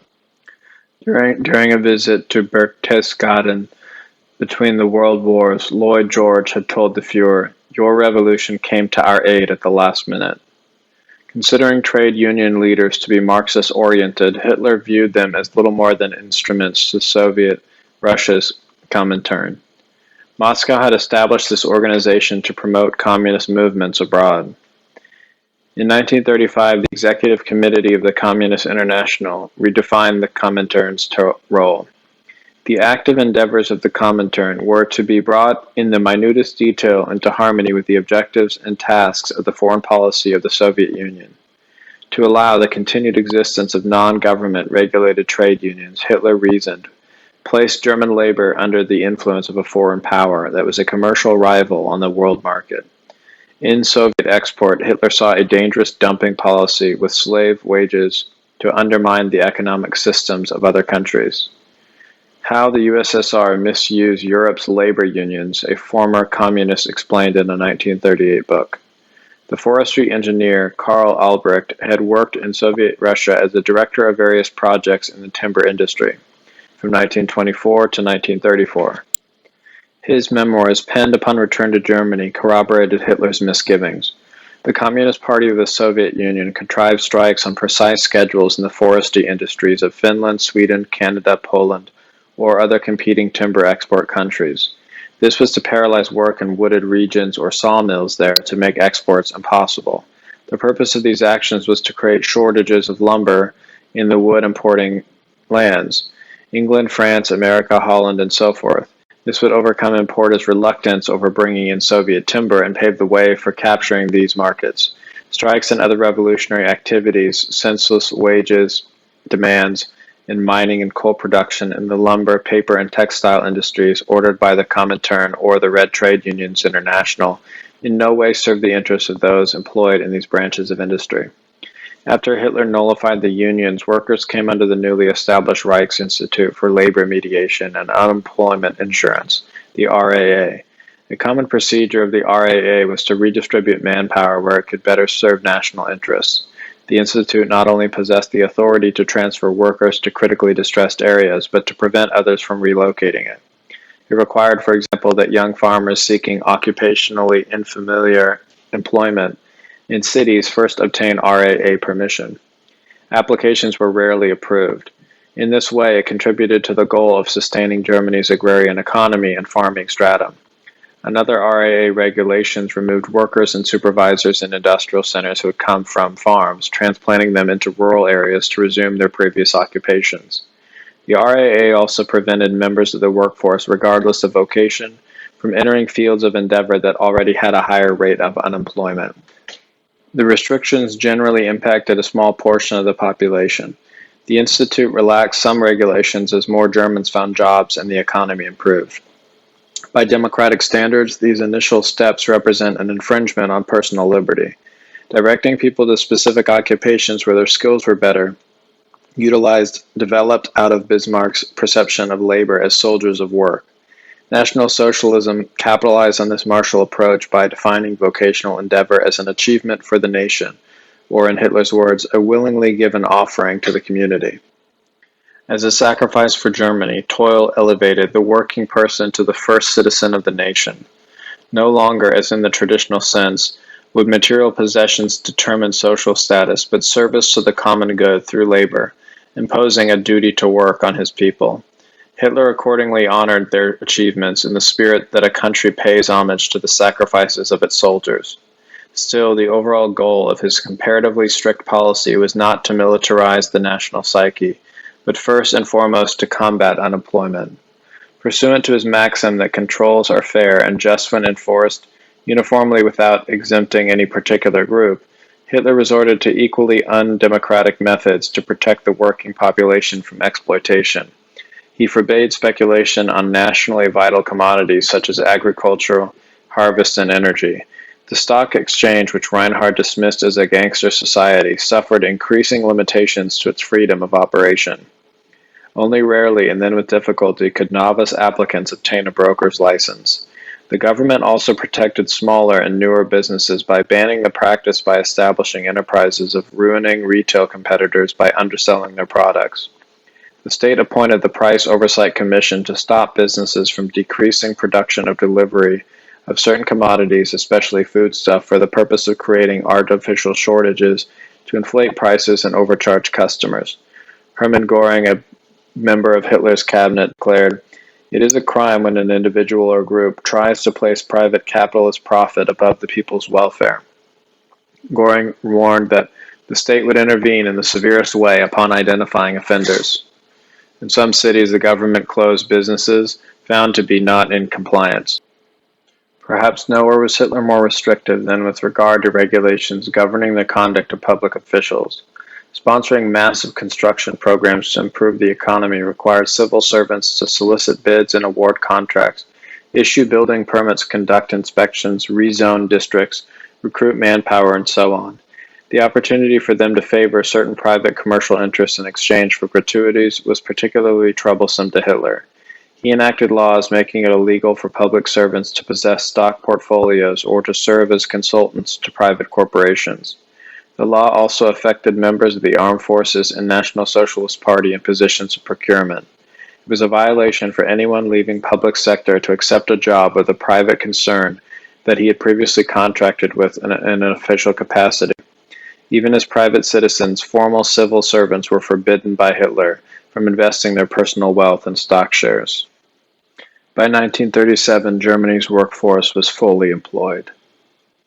The former American president, Herbert Hoover, whose own country's unemployment rate then stood at 11.2%, praised the Reich's labor procurement program for both efficiency and frugality. The parallel New Deal program in the United States was more costly and making less headway. The U.S. national debt was $37.2 billion in June 1938. This was 3 times that of Germany. Even America's Secretary of the Treasury, Henry Morgenthau, confided in his diary the Germans' success at creating jobs. The German parliament gave Hitler a free hand by ratifying the Empowering Act on March 21, 1933. This authorized him to write all laws automatically approved by the Reichstag, whether constitutional or not, for the next 4 years. The measure allowed the Führer to proceed aggressively against unemployment and national bankruptcy. Germany's triumph over unemployment without foreign help and during worldwide economic depression was in itself an accomplishment any government could be satisfied with. For Hitler, it was a step toward far-reaching social programs intended to elevate and unify the population. Like other elements of National Socialist rule, subsequent reforms realized ideas that long had been developing in German society. During the mid-18th century, the Prussian monarch Friedrich the Great created an efficient state bureaucracy and revised taxation. His law providing pensions for civil servants and officers invited criticism that it would bankrupt the treasury. Progressive thinking in the Prussian-German civil service led to the country's first labor law the following century. The regulation, ratified on April 6, 1839, banned the practice of working small children in mines. No boy could enter the workforce until after at least 3 years of schooling. It became illegal for children to work night shifts or Sundays. More child labor laws followed in 1853. Though primitive by modern standards, the regulations were advanced for the time. The North German League's vocational decree of 1869 and further measures to safeguard labor after the country's unification in 1871 placed Germany in the lead among industrial nations in the realm of social reform. The social programs Hitler introduced had 2 objectives. One was to improve the standard of living of the average citizen. The other was to create a classless society in which the bourgeoisie, labor, agrarian folk, and nobility enjoyed equal status as Volksgenossen, that translate literally to ethnic national comrades, though the expression fellow Germans better conveys its spirit. Hitler believed that removing traditional class barriers would create social mobility for talented individuals to advance. All Germans would benefit through the maturation of the more promising human resources. An important organization for promoting National Socialist community values was the Volunteer Labor Service, FAD. Founded in August 1931, the FAD recruited the unemployed for public works, paying volunteers 2 Reichsmarks a day. A primary purpose of the FAD was to improve the physical and mental well-being of unemployed and unoccupied young Germans. Upon assuming power, Hitler expanded the organization and raised the pay scale. It numbered 263,000 members by mid-1933. The Führer considered it superbly suited for conscious instruction in the concept of national community. Membership in the FAD declined as more jobs became available. In June 1935, Hitler enacted a law making 6 months labor service compulsory for teenagers upon high school graduation. No longer voluntary, the FAD became the RAD, the Reich's Labor Service. Members assisted in Autobahn construction, drained swamps, planted trees, upgraded poorer farms, and improved waterways. At the NSDAP Congress in September 1935, Hitler defined the RAD's social purpose to 54,000 assembled members. To us, National Socialists, the idea of sending all Germans through a single school of labor is among the means of making this national community a reality. In this way, Germans will get to know one another. The prejudices common among different occupations will then be so thoroughly wiped away as to never again resurface. Life unavoidably divides us into many groups and vocations. This is the primary task of the labor service, to bring all Germans together through work and form them into a community. At an earlier NSDAP Congress, Hitler had described the labor service as an assault against a horrible preconceived notion, namely that manual labor is inferior. Having disbanded the trade unions in 1933, Hitler wanted an umbrella organization devoted to the welfare of both labor and management, so that within its ranks the worker will stand beside the employer, no longer divided by groups and associations that serve to protect a particular economic and social stratum and its interests. In his own proclamation defining the organization's objectives, Hitler stated, "It is in essence to bring together members of the former trade unions, the previous office worker associations, and the former managers' leagues as equal members." The structure supported the goal of eliminating strife within industry by encouraging mutual respect, based not on position but on performance. As defined in one publication, there is neither employee nor employer, but only those entrusted with the work of the entire nation. Everyone works for the people, regardless of whether a so-called employer or so-called employee, as it was in the previous middle-class order. This represented a revolutionary departure from the liberal democratic perception. As another German study maintained, in the capitalist system of the past, money became the goal of work for the employee as well as for the employer. It was the individual's wages that appeared to give work a sense of purpose. The employee saw the employer simply as someone who earns more, and the employer regarded the staff of workers in his firm only as a means to an end, an instrument for him to earn more. The consequences of this thinking were ominous. Should the working man have any ambition to work any more when he says to himself, "I'm only working so that the man over in the office can earn more"? Can a business deliver quality work if everyone thinks only of himself? Labor, its purpose, its honor, the creative value, the German worker as a master of his trade and a proud, capable working man, all of this became secondary. Reorganizing labor does not just mean removing the crass material deficiencies of life. It must penetrate the relationship of person to person. In May 1933, the first Congress of the German Labor Front took place in Berlin. Known by the acronym DAF, it replaced the disbanded unions and managers' associations. Hitler stated, "The goal of the German Labor Front is the creation of genuine cooperative fellowship and efficiency among all Germans. It must see to it that every single person can find a place in the economic life of the nation according to his mental and physical capabilities that will ensure his highest level of achievement. In this way, the greatest benefit to the overall community will be realized." The DAF, therefore, contributed to Hitler's goal of welding the Germans into a Volksgemeinschaft.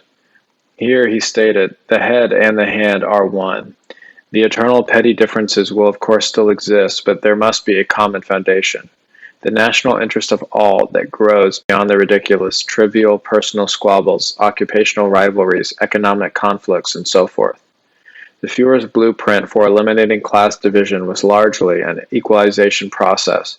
Through useful work, everyone could earn the respect of the community. No one has the right to elevate himself socially above another because some outward circumstance makes him appear better. Hitler argued, "The loftiest individual is not the one who has the most, but the one who does the most for everyone else. The honest man, even if he is poor, is worth more than a wealthy one possessing fewer virtues." One revolutionary measure, appalling to laissez-faire disciples like the banker Schacht, was the government's regulation of salaries and managerial privileges. It first addressed the custom in private sector of paying white-collar workers monthly stipends even when absent from the job, while according no similar benefit to the factory personnel. The government abolished this discrepancy. It arranged instead to ensure the laborer a certain measure of compensation when missing work due to important family matters, plus a fixed company-financed subsidy in case of illness. The law for regulation of wages introduced guidelines for calculating salaries, based on the principle of comparable pay for equal demands on an individual's time and energy. Its goal was to guarantee a decent standard of living for everyone who worked hard. The law stated, grading of salaries must correspond to the actual demands of the work involved. It therefore doesn't matter what the job the individual has. Personal engagement is the decisive factor. The regulation further called for an adjustment in salary for employees with unavoidable financial hardships, in order to guarantee their standard of living. Even time lost from work due to weather conditions became a factor. It also required that every citizen receive pay for overtime. The wage law did not level off personal income regardless of occupation. Grading took such factors into consideration as physical or mental demands of a job, the precision or independent initiative required, the education, hazards, and experience. Its purpose was to establish a system that could be applied to the most diverse careers and activities and help reduce social and economic differences. It acknowledged the value of honest labor and the need to adequately compensate all who perform it. The guiding principle of the wage grading program was not to reduce the standard of living of previously higher paid associates, but to elevate that of those who earned less. This arrangement sliced into the profits of industry. By 1938, the cost to employers for workers' salaries had risen by another 6.5%. They included paid holidays for labor, a measure Hitler personally introduced. The wage law established a minimum monthly income per person sufficient to guarantee a decent living standard. It affected 96% of all salaries nationwide. The Fuhrer himself wrote that bringing a particular class of people into the community does not succeed by dragging down the upper classes, but by elevating the lower. This process can never be carried out by the higher class, but by the lower one fighting for its equal rights. His concern for the welfare of poorer working people sometimes led to Hitler's personal involvement in correcting lesser social ills. During a dinner monologue, he once complained of the contrasting comfort and luxury between first, second, and third class passenger accommodations on steamship lines. It's unbelievable that no one worried about how conspicuous the difference in living conditions of this sort were.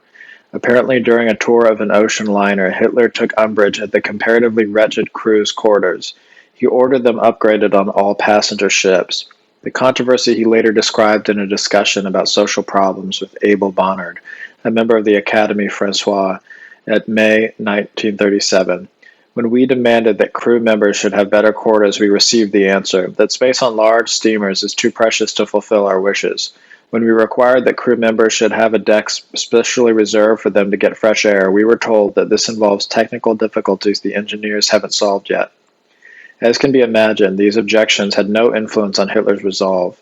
He further related to his French guests, "Today's crews on the ships have decent cabins. They have their own deck where they can relax on good deck chairs. They have radios for diversion. They have a dining room where they can take their meals with the deck officer. All these improvements really weren't so costly. They just had to want to do it." Funneling officers into the same mess hall as sailors corresponded to Hitler's commitment to demolish class barriers through society. The German Navy custom of providing 4 menus per ship, the quality of meals varying according to rank, he also abolished, observing once at dinner that during the World War the field kitchen was incomparably better when officers had to be fed from it too. Hitler arranged that henceforth the German armed forces nourished all ranks with the same rations. The view that it will weaken authority if distinctions are not maintained is groundless, he contended. Whoever can do more and knows more than another will have the authority he needs. For one who is not superior in ability and knowledge in his rank, in whatever office he tenants, won't help. Corrections in salary, benefits, and accommodations not only raised the standard of living for labor, but also helped integrate it socially. Advantages previously associated with middle-class prestige became universal. This diminished one more status symbol dividing the complacent privileged caste from those seeking acceptance. Hitler had no faith in the goodwill of the bourgeoisie and in fact blamed it for the Germans' class barriers. He passed laws making exploitation of labor a punishable offense. This must be considered necessary as long as there are employers who not only have no sense of social responsibility but possess not even the most primitive feeling for human rights. In January 1934, the government enacted the Law for Regulation of National Labor, containing 73 paragraphs. At a press conference, Reich's labor minister Franz Selt defined the foundation of the law as removal of unsavory class distinctions, which had previously contributed to the collapse of the German economy, and in favor now of emphasizing the concept of social esteem and the leadership idea in business life. The law's vocabulary replaced the terms employer and employee with leader and follower. It designated respective roles in this way. The leader of the facility makes decisions for the followers in all manners of production, insofar as they fall under the law's regulation. He is responsible for the welfare of the followers. They are to be dutiful to him in accordance with the mutual trust expected in a cooperative working environment. The law imposed moral obligations on both. The German economist Dr. Hans Leistries described them in these terms. Both the facility leader and the followers are under the commission of the people. Each always faces the same choice, of whether he should fulfill his duty or become caught up in self-serving goals. Both the facility leader and the followers can face disciplinary action that punishes transgressions against his social code of honor. The law cited examples such as if a contractor, leader, or the facility or other supervisory personnel misuse their authority in the workplace to unethically exploit the labors of members of the following or insult their esteem. The law likewise held workers accountable for jeopardizing the harmony of the workplace by intentionally stirring up their coworkers. Though, according to management autonomy and decision-making, the law included serious restrictions as well. Business owners and directors were responsible not only for sound fiscal management of the company, but for the protection of employees from abuse. This was not presented as benign advice from the government. It was law word for word. Income and profit were no longer the primary objectives of an enterprise. The well-being of the associates became a concurrent purpose. The Reich's Ministry of Labor published a table of offenses under the category of unjust exploitation of employees. These included paying salaries below fixed wage scales or failure to compensate workers for overtime, refusing to grant employees vacations, cutting back hours, providing insufficient meals, inadequate heating of workstations, and maintaining an unhygienic or hazardous work environment. Supervisors were even disciplined for browbeating their staff to work harder. Provisions of the labor law extended to rural regions as well, according similar protection for farmhands. In 1938, the periodical Social Custom reported on serious punishments meted out to landowners who quartered their hands in inadequate accommodations. Owners were also cited for not taking advantage of possibilities for financing the construction of housing for farm workers offered by the agent of the 4-year Reconstruction Plan.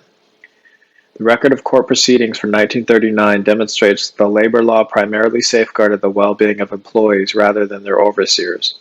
During that year, the courts conducted 14 hearings against workers and 153 against plant managers, assistants, managers, and supervisors. In 7 cases, the directors lost their jobs. For more serious violations, the Labor Ministry enlisted Germany's secret state police, the Gestapo. This generally resulted in the arrest and confinement of social managers and usually involved cases where consciously allowing hazardous or unsanitary work conditions impaired an employee's health. One of the most proactive advocates for the working class was the leader of the DAF, Dr. Robert Ley. A combat airman during World War I and former chemist, Ley had joined the NSDAP in 1925. His words lent emphasis to the regulations' government treatment of labor. Today, the owner can no longer tell us, "My factory is my private affair." That was before. That's over now. The people inside of it depend on his factory for their contentment, and these people belong to us. This is no longer a private affair, this is a public matter, and he must think and act accordingly and answer for it. Despite the involvement of law enforcement, the DAF's long-term goal was to voluntarily correct attitudes that led to social injustices. Hitler opined that the police should not be on people's backs everywhere, otherwise life for people in the homeland will become just like living in prison. The job of the police is to spot asocial elements and ruthlessly stamp them out. The 1937 issue of Social Praxis maintained the state does not want to run businesses itself, it only wants to arrange that they operate with a sense of social awareness. The DAF acknowledged that any labor law will remain ineffective as long as it fails to persuade the leaders and followers working in the factories of the correctness and necessity of such a perception of labor and train them in a corresponding viewpoint. In October 1934, Hitler published a decree defining the nature and the tasks of the DAF. He wrote, "The German Labor Front is to ensure harmony in the workplace by creating an understanding among facility leaders for the justifiable requirements of the followers, and balancing this with an appreciation among the followers for the circumstances of and for what is feasible for their factory." In this sense, Hitler assigned the DAF an education mission as well. It was but a single element of an extensive, lengthy process of total inward re-education of people as a prerequisite. To achieve the genuine socialism, at the Party Congress in 1935, Hitler pledged to continue educating the German people to become a true community. The Führer was personally skeptical regarding the possibility of winning his own generation for the NSDAP's social program.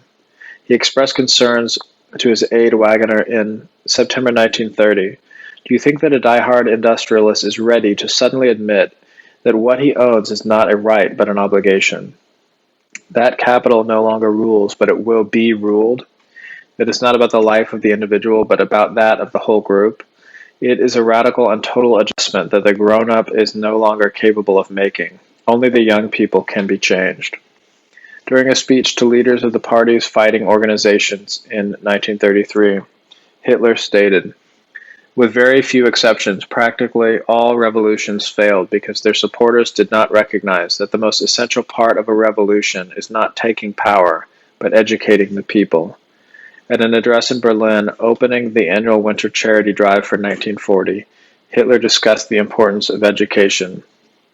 National Socialism has from the start held the view that every outlook is really the product of schooling, customs, and heredity, therefore susceptible to re-education. The child who grows up in our nation today is not genetically born with any sort of prejudices of a class-conscious origin. These have to be instilled in him.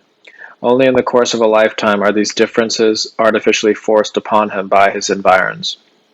And to eliminate this is our mission, if we don't want to despair of building a truly organic and enduring society. Hitler told German youngsters in a 1938 speech in Nuremberg that the job of inwardly transforming the population can only be accomplished by a unified body of our people, which did not come into being through wishes and hopes, but only through education. Through it alone can we create the nation we need. In this way, the Führer strove to achieve acceptance of the party's socialist program among the German people with voluntary obedience rather than compliance based on law enforcement. With police, machine guns, and rubber clubs, no regimen can be maintained in the long run, he warned. In 1939, he called for drastic reduction of the national police force to release manpower to relieve the industrial labor shortage. New legislation, public instruction, and the DAF worked together to upgrade on-the-job conditions for labor. Hitler simultaneously devoted equal attention to improving housing for the working class. Revitalizing the construction industry, which was the crux of Reinhardt's program to reduce unemployment, played a crucial role in the government's social agenda as well. Without decent homes, labor could not obtain self-respect and the respect of the German community to fully integrate into national life. Since, before the World War I, inadequate dwellings for the working people had been an acute problem in German society. Of available residents, 47% had just 1 to 2 rooms plus a kitchen. An estimated 900,000 homes suffered from overcrowding. There was a shortfall of 1.5 million houses. New construction added 317,682 in 1929, the peak year, but just 141,265 in 1932. Nearly half consisted of small dwellings. An estimated 4 to 6 million houses required modernization. A large percentage lacked electricity, hookup to municipal water lines, or facilities for bath and shower. A study by the DAF concluded in the interior of the Reich, most families are concentrated into cramped and insufficient lodgings. Because of this, not only are morals, cultural awareness, health, and social tranquility jeopardized, but especially the future offspring. At present, around 300,000 children annually are never born just because the miserable living conditions rob parents of the heart to bring them into the world. Hitler tackled the issue in his customary way by addressing it as a social problem affecting the entire nation. Taxpayers could subsidize construction costs of new homes. The Labor Ministry resisted this proposal. Its staff consisted largely of conservative economists who wished to limit spending and avoid tax increases such social programs would require. The ministry promoted the Volkswohnung on people's residence, with just 2 bedrooms, a kitchen, and a bath. During the first years of National Socialist rule, 46% of new home constructions adopted this unpopular design. Frequently at loggerheads with the Labor Ministry, the DAF advocated more spacious bedrooms and the addition of a living room for family activities. The director of the Reich's Homestead Office, Dr. Steinhauser, helped solve the problem of the additional costs for larger houses in a novel way. He involved businesses in co-financing construction of superior homes for their employees. The DAF rewarded participating companies with civic honors and favorable publicity. The campaign enjoyed widespread success. Hitler became personally involved in designing 4-room homes. Each was to have central heating, a combined coal-electric kitchen range, and a shower with a hot water heater. The government ordered development of a basic, affordable refrigerator to replace the commercial models that were still a luxury for most families. Hitler himself decided on installing showers instead of baths in each new home. He stipulated that the stall must include a low wall to enable parents to bathe small children. Buyers had the option of ordering a bathtub as an upgrade. In May 1938, the groundbreaking ceremony took place for Wolfsburg, a new city designed for the families of industrial workers employed at the KDF automobile assembly plant. By supporting the project, Hitler tacitly demonstrated his disapproval of the plan to relocate labor back to farms, which many National Socialists advocated. He considered the return to the soil program wasted effort and money thrown away. Wolfsburg provided comfortable, well-appointed units, avoiding what Hitler called a monotonous pile of stacked floors like American big city skyscrapers. The plan made liberal use of space for laying out residential areas. It included landscaped corridors to screen off motor vehicle routes, plus parks, walking trails, sidewalks, and bicycle paths. 8% of the housing consisted of single-family homes for people who preferred gardening and yard work. Hitler helped in details of the city planning. He determined the square footage of domiciles, insisting on large kitchens where families could dine together. The Führer conducted repeated, in-depth conferences with his court architect, Albert Speer, and Dr. Ley regarding the project, based on Hitler's plan to construct prefabricated houses at the factory to be assembled on site. Ley calculated that builders could reduce construction costs by half. When Hitler appointed Ley Commissioner for Social Housing Construction in November 1940, it gave the DAF director a free hand to pursue his agenda without obstruction from the Labor Ministry. Ley had already fought this ponderous bureaucracy to implement Social Security benefits for retired persons, widows, and the disabled. Recipients also included orphans or children with infirmities.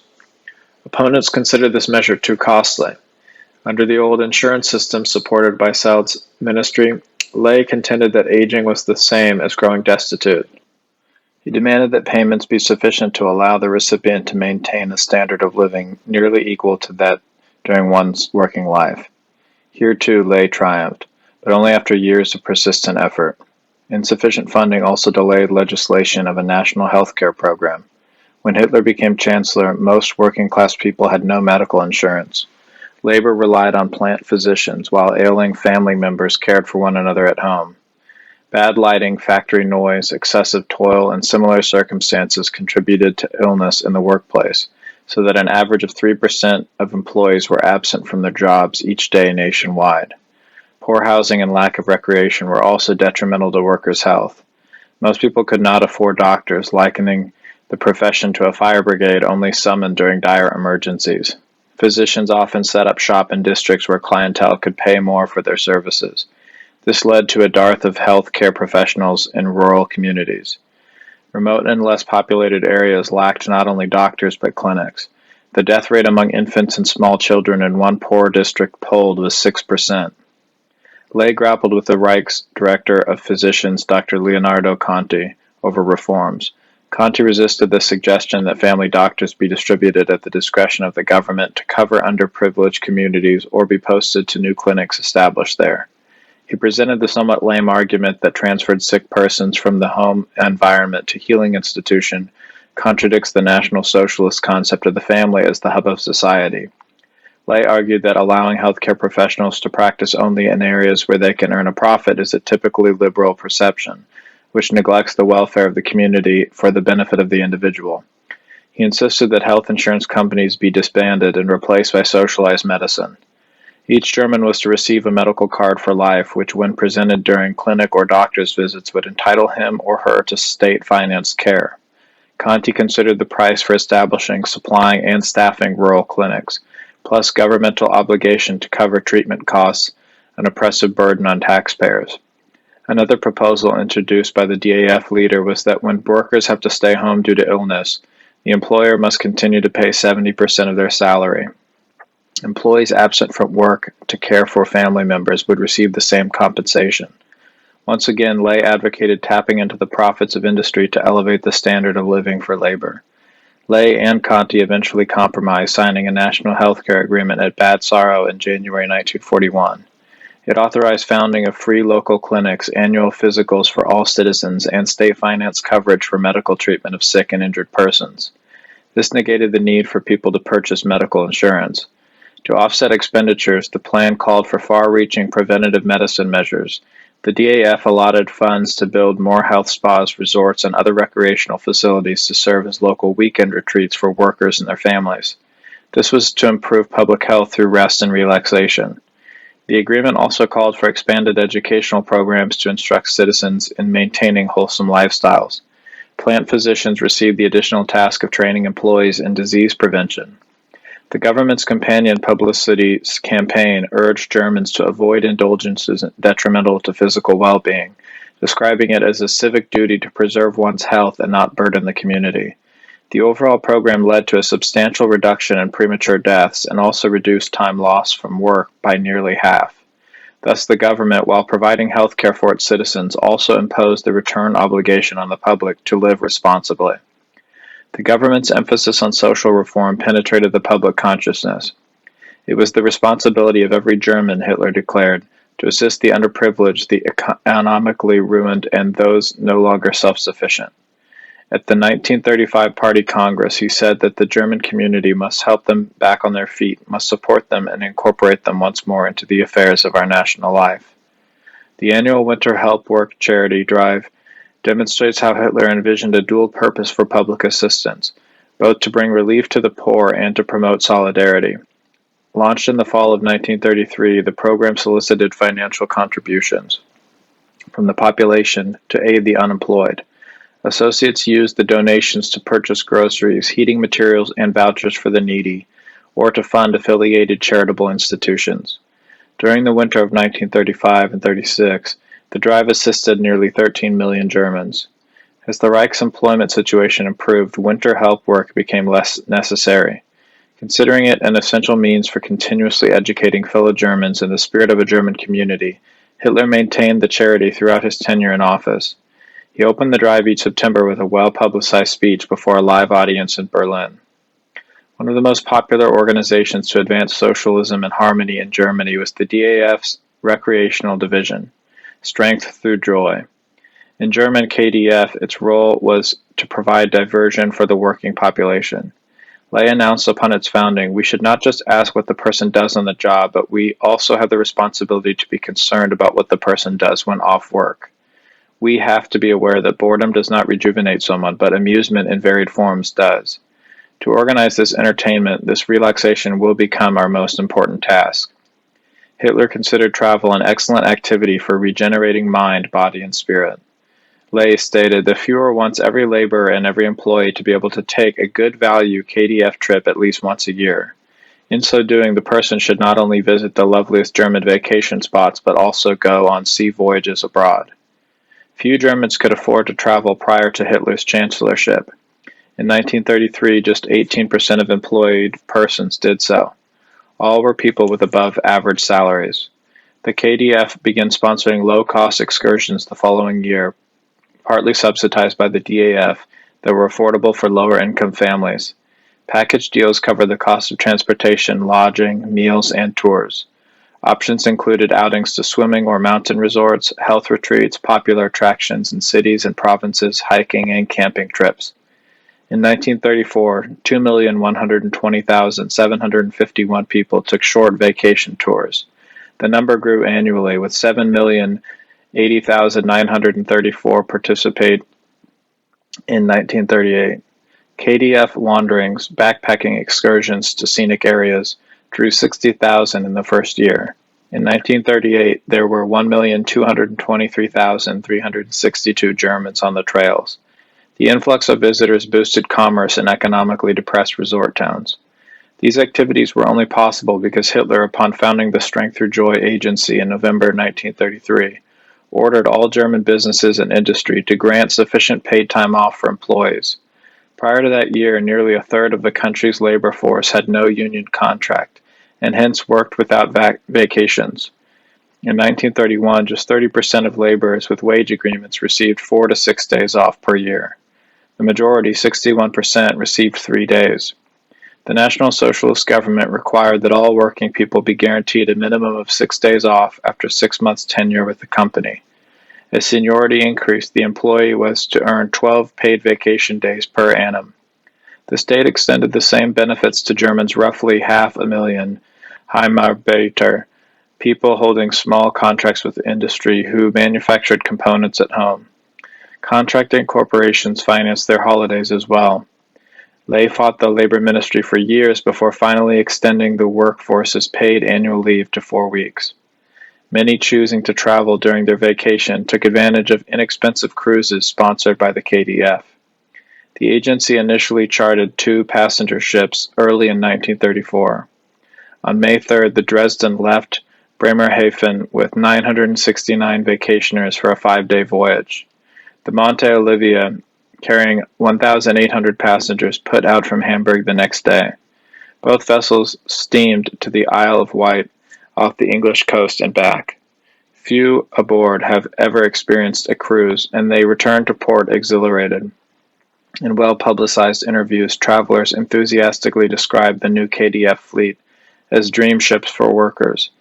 News coverage enhanced interest in the program, with applications for bookings flooding the KDF. The vessels began a continuous shuttle of 5-day cruises to and from Norway, offering passengers a tour of the coastline's majestic fords. The voyages became enormously popular, leading Ley to charter 5 more ships that summer. By the end of 1934, the KDF fleet had provided 5-day cruises, mostly to Norway, for 80,000 German workers and their families. The KDF introduced Mediterranean cruises the following season. Voyages to Italy allowed passengers to go ashore at Genoa, Naples, Palermo, and Bari. The Portugal cruise docked at Lisbon or Madeira. During the first 1935 voyage, beginning March 15th, 4 KDF ships carried 3,000 passengers to Madeira, among them Ley. Portuguese and Italian residents of ports of call saw for the first time working-class Germans enjoying a recreational activity previously associated with the upper class. During the 1935, over 138,000 Germans took KDF cruises. Ley contracted the Hamburg shipyard Blohm and Voss to construct the first KDF liner in 1936. Taking considerable interest in the design, Ley insisted that all decks be free of ventilators, machinery, and equipment. There was to be sufficient deck space for all the passengers to enjoy it on reclining chairs at one time. Promenade decks, game and exercise rooms, concert and dance halls, auditoriums, and large, brightly lit salons with comfortable chairs were also requirements. Every passenger cabin was to face outward with portholes, and crew members were to receive cabins as well. There were no first or second class accommodations. All passenger quarters were identical in size and furnishings. Hitler attended the launching of the 25,484-ton Wilhelm Gustloff on May 5, 1937. At the ceremony, Ley told the crowd, "It is wonderful, it is amazing, it is unique in the world. Any state would endeavor to build such a great ship for its workers. We Germans don't get old tubs for our working people, but instead the best is just good enough for our German worker." With 1,465 passengers aboard, the Wilhelm Gustave began its first cruise on March 15, 1938. It was a free voyage, and the guests were Blom and Voss workers who had built the ship and their spouses, as well as female sales clerks and office personnel from Hamburg retail stores. From that day on until August 1939, the ship undertook 50 KDF cruises to Norway, Spain, Portugal, Italy, and Tripoli. Employers enabled poor working-class families to participate in the vacations by voluntarily subsidizing a share of their ticket costs. Some firms financed the entire cost of family cruises for employees, including pocket money. The National Railroad discounted fares for Germans traveling to Hamburg and Bremen by rail for KDF voyages. In March 1939, the brand new Robert Ley, an even larger passenger liner built for Strength Through Joy cruises, joined the KDF fleet as its 10th ship. The sports office of the DAF sponsored labor's involvement in other exclusive activities such as tennis, skiing, horseback riding, and sailing. It offered inexpensive courses in these sports and built new facilities. Interest in the programs became so widespread that the DAF had to train a large number of additional instructors. In 1934 alone, 470,928 Germans took part in DAF sports courses. In 1938, the number had swollen to 22,474,906. The agency also promoted sports clubs in factories and businesses. Within 2 years, there were over 11,000 company clubs competing in team events against those from other firms or departments. In its endeavors to fully integrate labor into society, the KDF introduced cultural activities as well. Its 70 music schools offered basic instruction in playing musical instruments for members of working-class families. The KDF arranged theater productions and classical concerts for labor throughout the country. The 1938 Bayreuth Festspiel, the summer season of Richard Wagner operas, gave performances of Tristan and Isolde and Parsifal for laborers and their families. The KDF also established traveling theaters and concert tours to visit rural towns in Germany where cultural events seldom took place. The Strength Through Joy agency's recreational programs had many positive benefits for labor. As Ley stated, it offered the working man the opportunity to satisfy his urge to learn more about life in all areas of endeavor and release the forces of creativity and industriousness resting within him. The goal was not just to improve the material circumstances of the stratum, but to help the workers develop an inner harmony through the balance of useful work for the nation and playful diversion during leisure time. It supported Hitler's ambition to craft a genuinely socialistic state, to which he himself contributed with various policies. For example, few in Germany could afford an automobile prior to the Führer's order to design and mass-produce the KDF car, known later as the Volkswagen. Sales in this robust, inexpensive vehicle to average-income households eliminated the status previously connected with car ownership. Generous improvements in Germany's highway system made automobile travel practical and popular. Hitler's practices of instituting uniforms for the labor service, youth and women's organizations, state and party functionaries, veterans clubs, and so forth also advanced the socialist agenda. The uniform equalized Germans, rich or poor. It identified them only as belonging to a particular group contributing to national life. Hitler stated in 1930, "We must get to a point where Germans can walk together arm in arm without respect to social position." Today, unfortunately, the fine creases in one's suit and another's blue mechanical overalls are often a source of division. The goal of Hitler's policies was to realize a cooperative, harmonious society, a fair and reasonable distribution of national assets, and a life for the working population as free from anxiety and want as possible. In 1942, General Walter Schärfe, a military historian in the German army, summarized the popular impression of his Führer during those times. Hitler's principle of life was the same as that of his role model, Frederick the Great, that it is not war but civilized, creative activities such as works of art, social institutions, and travel routes that will bring the German people a practical, carefree, and secure future existence. Hitler once described himself as living for the future of his nation, for these countless millions of people who work hard and possess so little of life. Promoting programs to alleviate unemployment, rebuild the economy, and socially unify the nation, Hitler devoted far less attention to strengthening national defense. Provisions of the Versailles Treaty had reduced the German army to a 100,000-man force comprising professional soldiers with long enlistments. It possessed no armor, heavy artillery, or chemical weapons. The treaty forbade Germany to maintain an air force. Following the London Ultimatum, the Allies banned production of motorized airplanes within the Reich. This drove Germany's leading aeronautics firms, Junkers, Dornier, and Henkel, to continue aircraft development in Sweden, Switzerland, and Russia. After World War I, the Allies had required the Reich's Navy to steam its modern surface fleet to a British port, remaining with the Navy reduced to just 15,000 sailors or 6 obsolete ships of the line, 6 small cruisers, 12 destroyers, and 12 torpedo boats. There were no submarines. In June 1919, French Prime Minister Georges Clemenceau had stated German disarmament represents the first step toward multilateral reduction and limitation of arms. After Germany has shown the way, the Allied and associated powers will follow the same path in complete security. Nonetheless, during the 1920s, France, Britain, the United States, Italy, Japan, and the USSR had resumed a partial arms race, focusing on the expansion of naval and air forces. This breach of faith offered Germany the moral foundation to rearm in defiance of the treaty. Thanks to the small size and limited weaponry of the German army, the country possessed virtually no armaments industry in 1933. The Germans had to conduct secret experimental development of armored vehicles, artillery, and military aircraft since it was still illegal. Though engineers retooled some factories for arms production, Hitler introduced proposals for international armament reduction during the first 2 years in office. During 1933 and 1934, the Reich devoted less than 4% of the budget to defense. This was not even half the percentage spent by France, Japan, and the USSR, which already maintained large arsenals. Germany was in a position to implement a massive rearmament program had Hitler wanted it by 1936. Factories were operating at nearly full capacity. The Reich possessed a modern, efficient machine tool industry. The USA and Germany controlled 70% of the international export market of this commodity, with minimal corresponding import. In fact, in 1938, Germany had 1.3 million machine tools in industry, twice the number of England's. This circumstance, however, proved of little value to Germany's armed forces because Hitler did not assign priority to the manufacture of military hardware.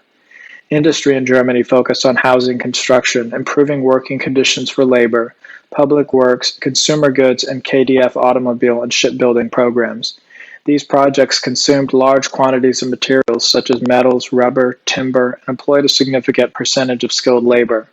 Qualified tradesmen, engineers, and technicians were unavailable for the arms industry.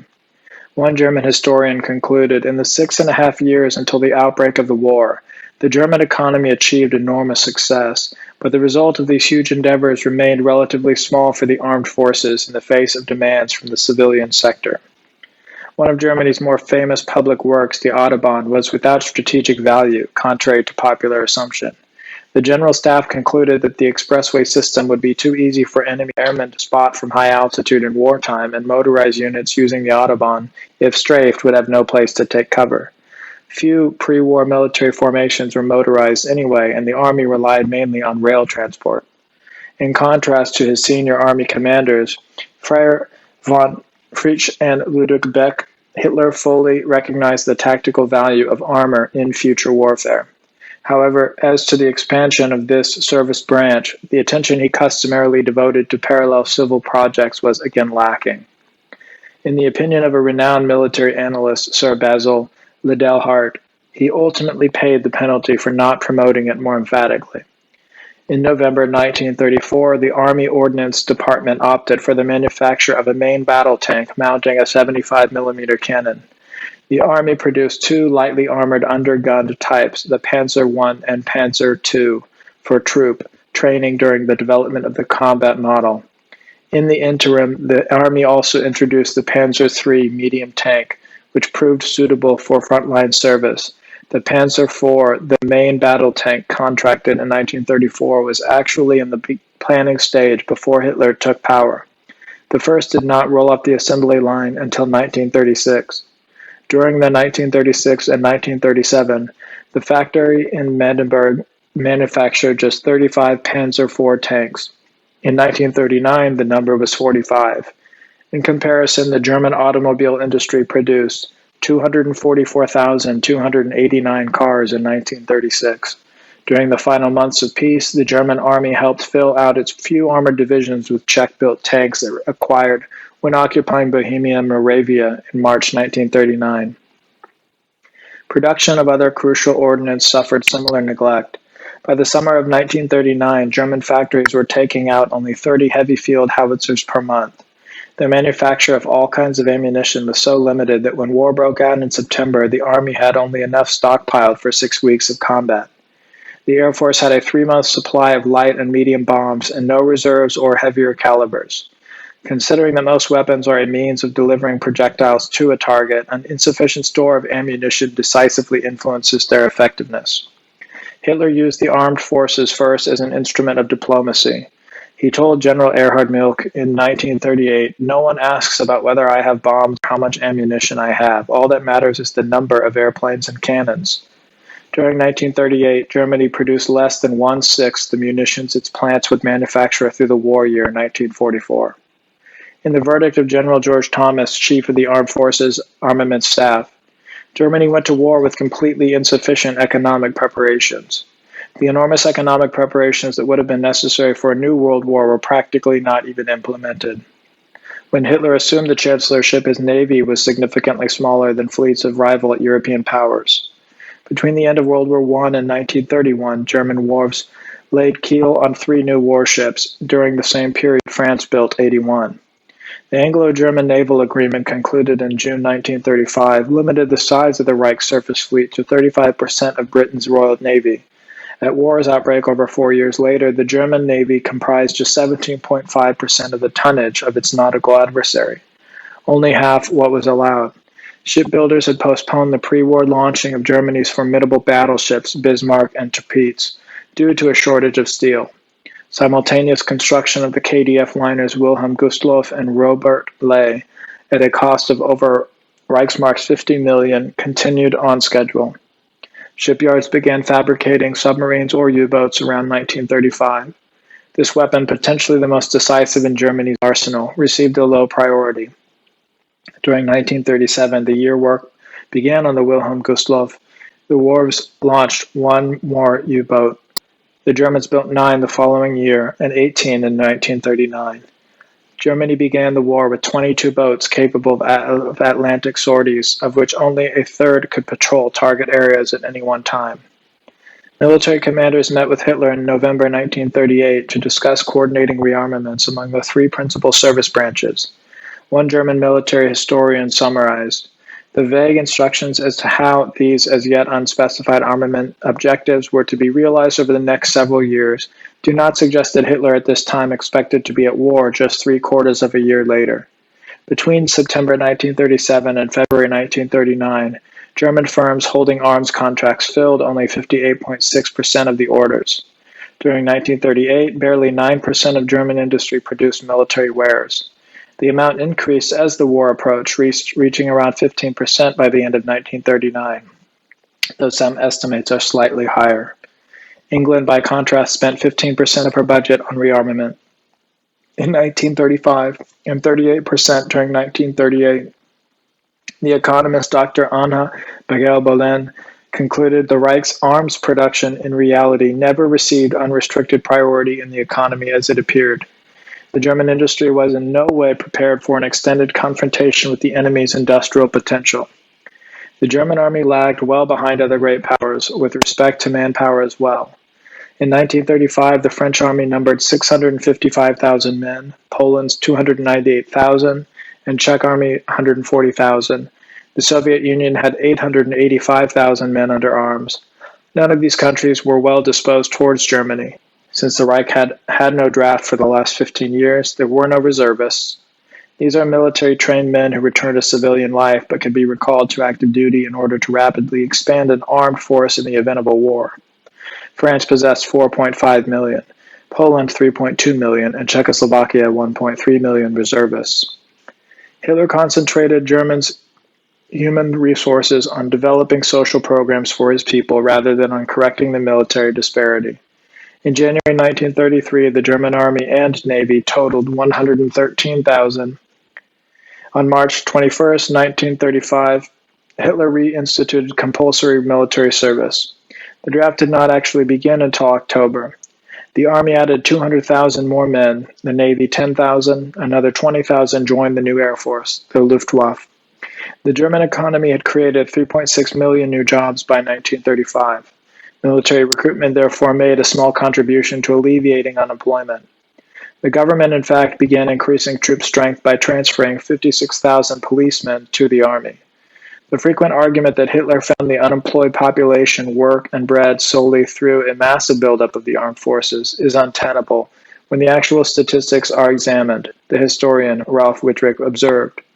Schacht confirmed this when he stated, "The elimination of unemployment in Germany succeeded without rearmament."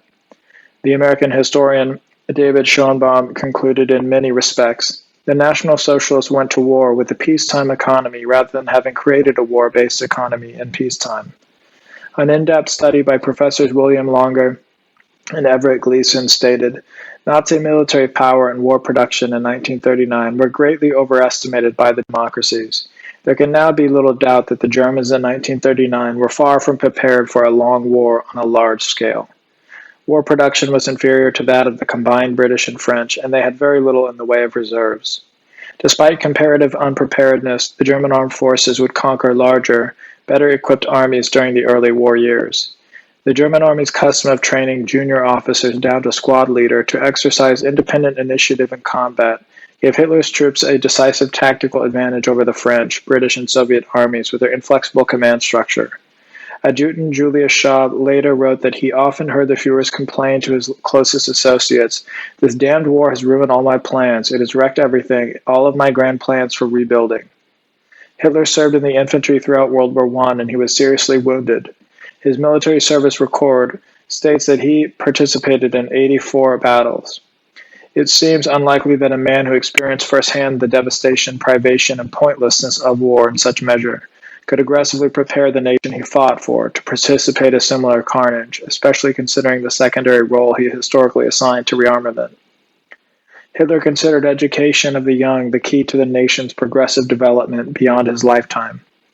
In a 1937 article, SS Colonel Otto Heidler wrote that schools must now advance students without attention to social ties, education, or assessment of intellect, but according to the merits of their character.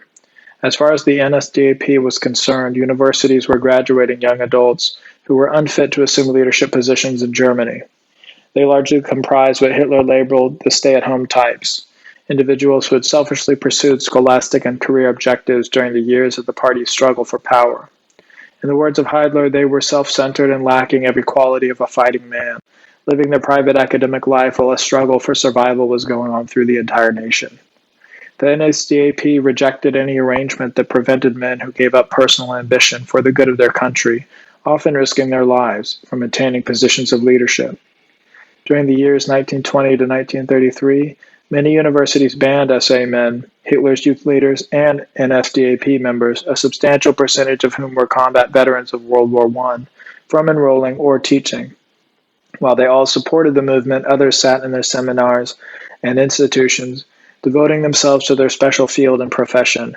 They want to impress us with their knowledge, and we reply back to them, "You lack the basis for any sort of wisdom, and that is character," Hitler himself wrote.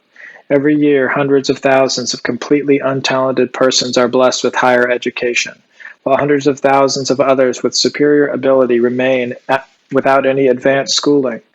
The loss to the nation cannot be overestimated. The Führer argued that it was not the function of the state to preserve the controlling influence of an existing class of society. Instead, it is the state's duty to draw the most capable minds from the sum of all the citizens and bring them to public office and rank.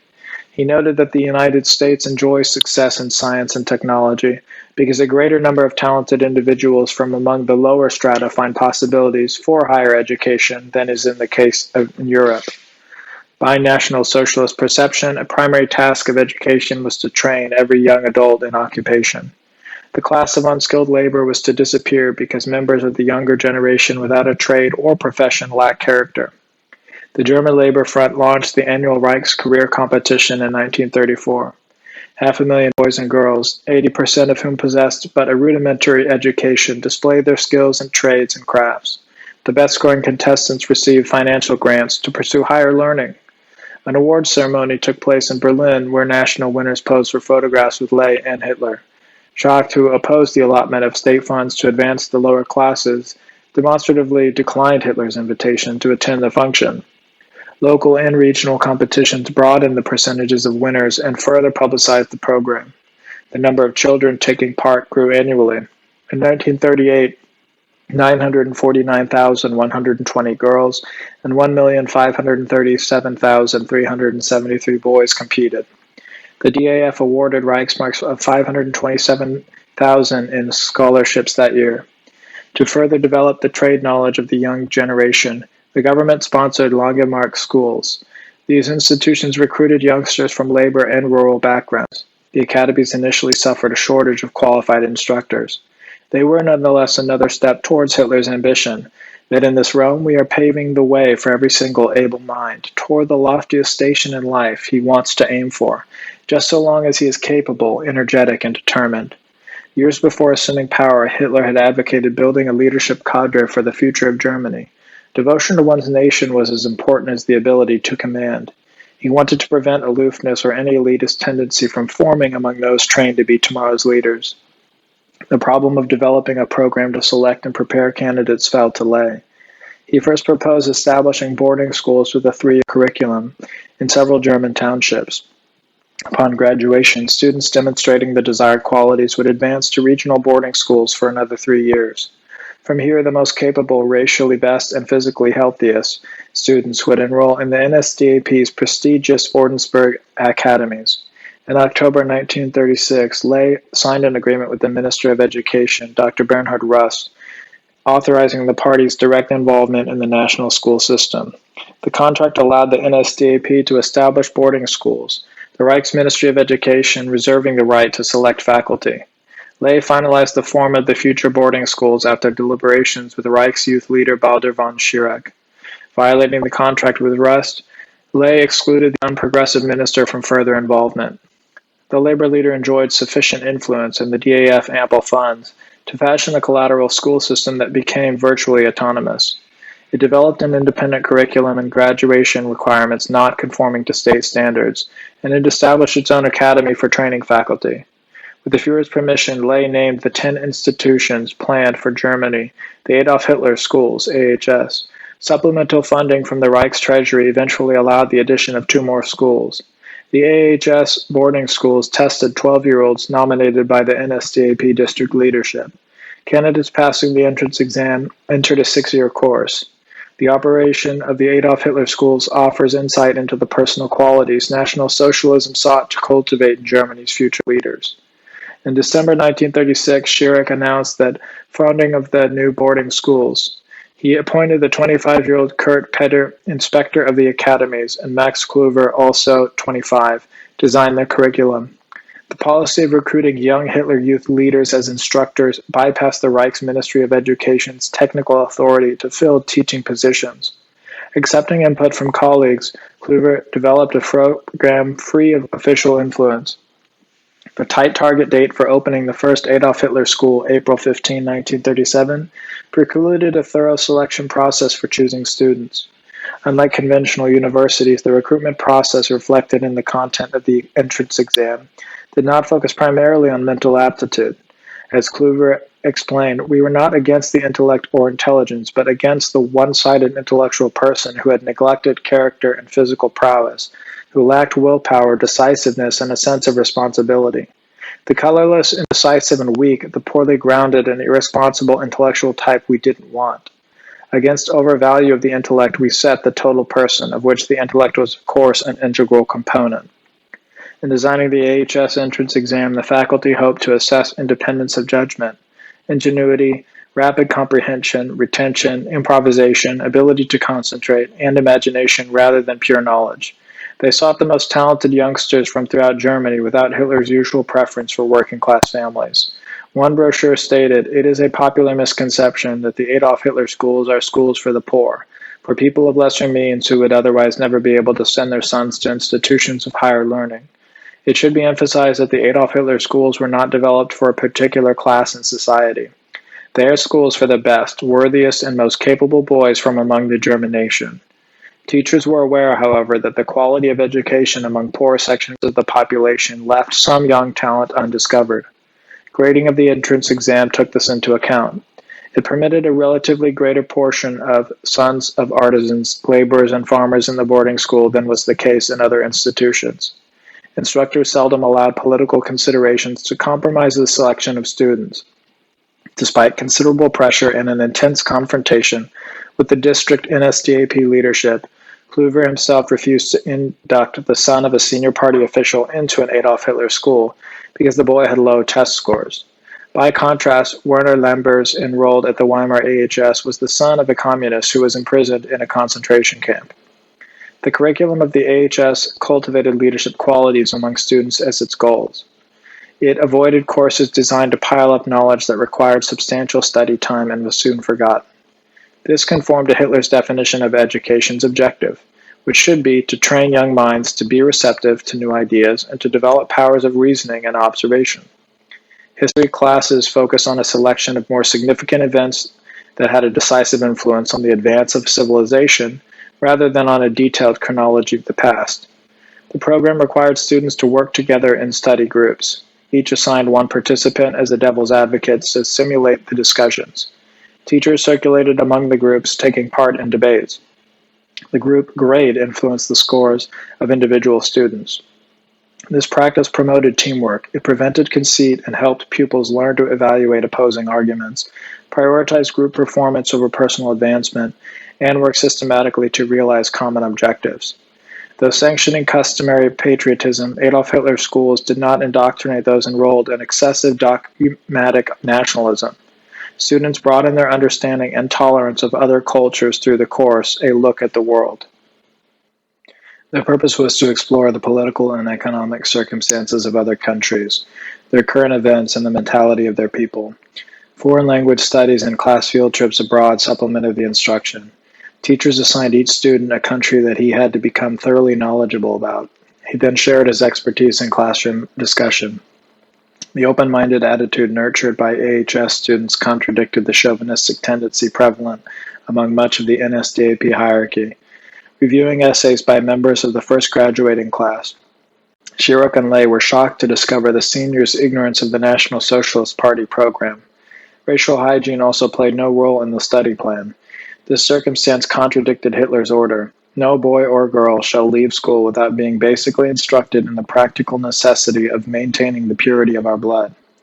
The training academy for AHS faculty also remained largely free from the influence of the NSDAP.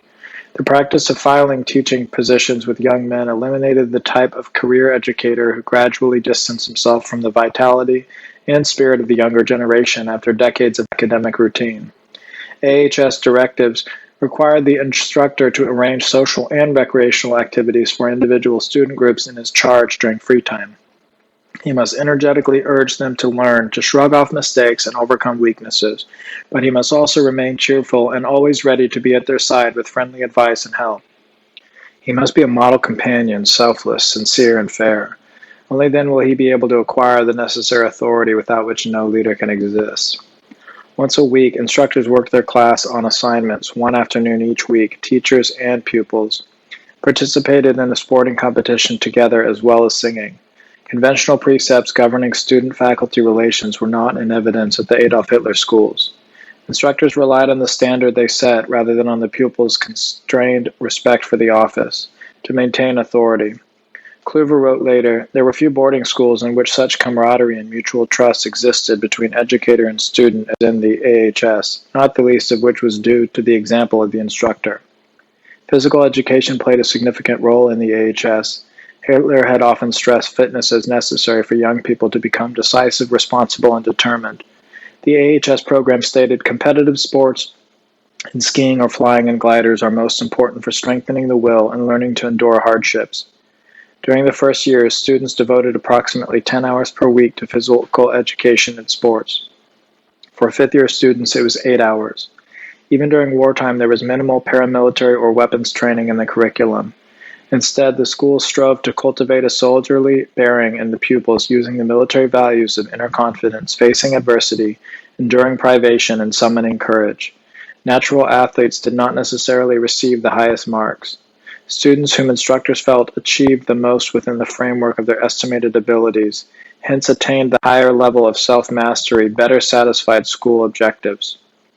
Most AHS instructors identified National Socialism's one people, one leader concept with the person of Hitler himself. None of his potential successors in the party and state hierarchy possessed the Führer's commanding, charismatic presence. Germany's future political structure, in the opinion of the AHS faculty, should therefore be an oligarchy, a select stratum where membership would be determined not by social, economic, or intellectual standing, but by personal leadership qualities and devotion to country. The schools did not want to graduate automatons that blindly conformed to the party line.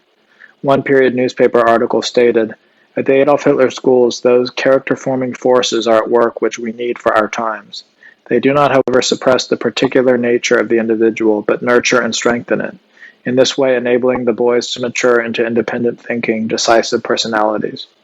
While designed to help students develop self-confidence and realize their potential, lesson plans incorporated elements intended to preclude feelings of self-importance. Difficult classroom assignments with weekly due dates required close cooperation and mutual dependency upon members of individual study groups. The AHS athletic program's emphasis on team competition taught the boys that no one person matters more than the whole. On the sports field as well as in the classroom, individual pupils alternately assumed the role of team and study captains.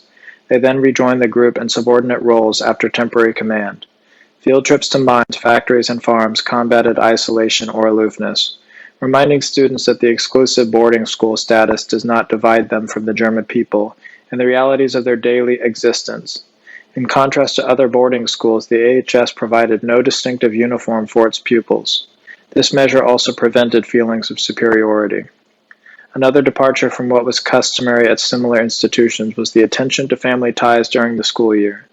An AHS brochure described how student-parent relations are often arranged by the school to remain as intimate as possible to instill in the boy values that may be realized only through a family life. The AHS Tilsit newspaper described parents as belonging to an expanded circle of those empowered to educate the child. They have in no sense lost their boy when enrolling him in the Adolf Hitler school. In full confidence in us, they instead entrust only a part of his education to the educator. It is our wish that the boy should remain rooted in his parents' house and to his homeland. A youth who forgets his home is without roots and unsuitable for us as well. The article also defined close cooperation between parents and instructors as absolutely essential for the education and evaluation of the individual lad. Instructors often visited the families of their students during holidays. The AHS advocated ongoing parental influence as part of the policy to train its pupils to become wholesome, responsible young adults. The curriculum targeted development in three interrelated areas: mind, body, and spirit. Regarding mental aptitude, it was the goal of the schools not to stuff the student's head with information, but to accustom him to working hard, expediting assignments systematically, and practicing sound judgment. The AHS's uncompromising commitment to physical education, conducive to general health and well-being, promoted self-confidence and taught classmates to subordinate self-interest and act as a team. The program's spiritual element aimed at producing independent self-starters, prepared to accept and exercise authority, to feel responsible for their actions, and to nurture humility as well as reverence for their people and country. All elements worked together to shape the individuals envisioned to become Germany's future leadership caste.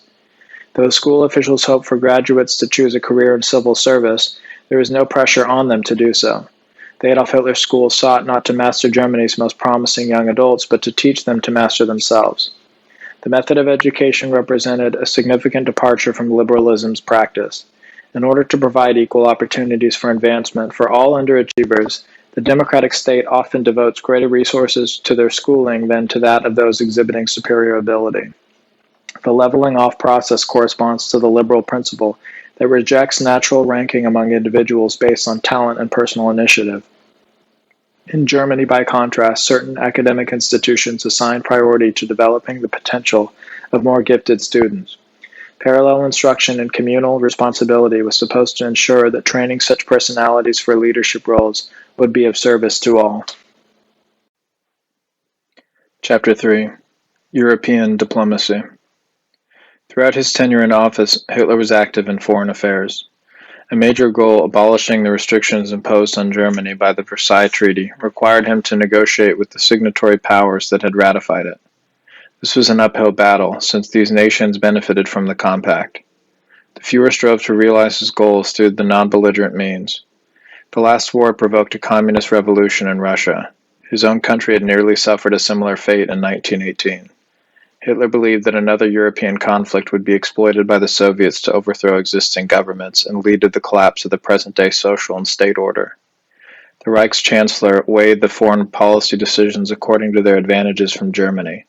Contrary to the cosmopolitan attitude of today's democratic leaders, he allowed no particular obligation to the collective interests of an abstract global community to influence his actions.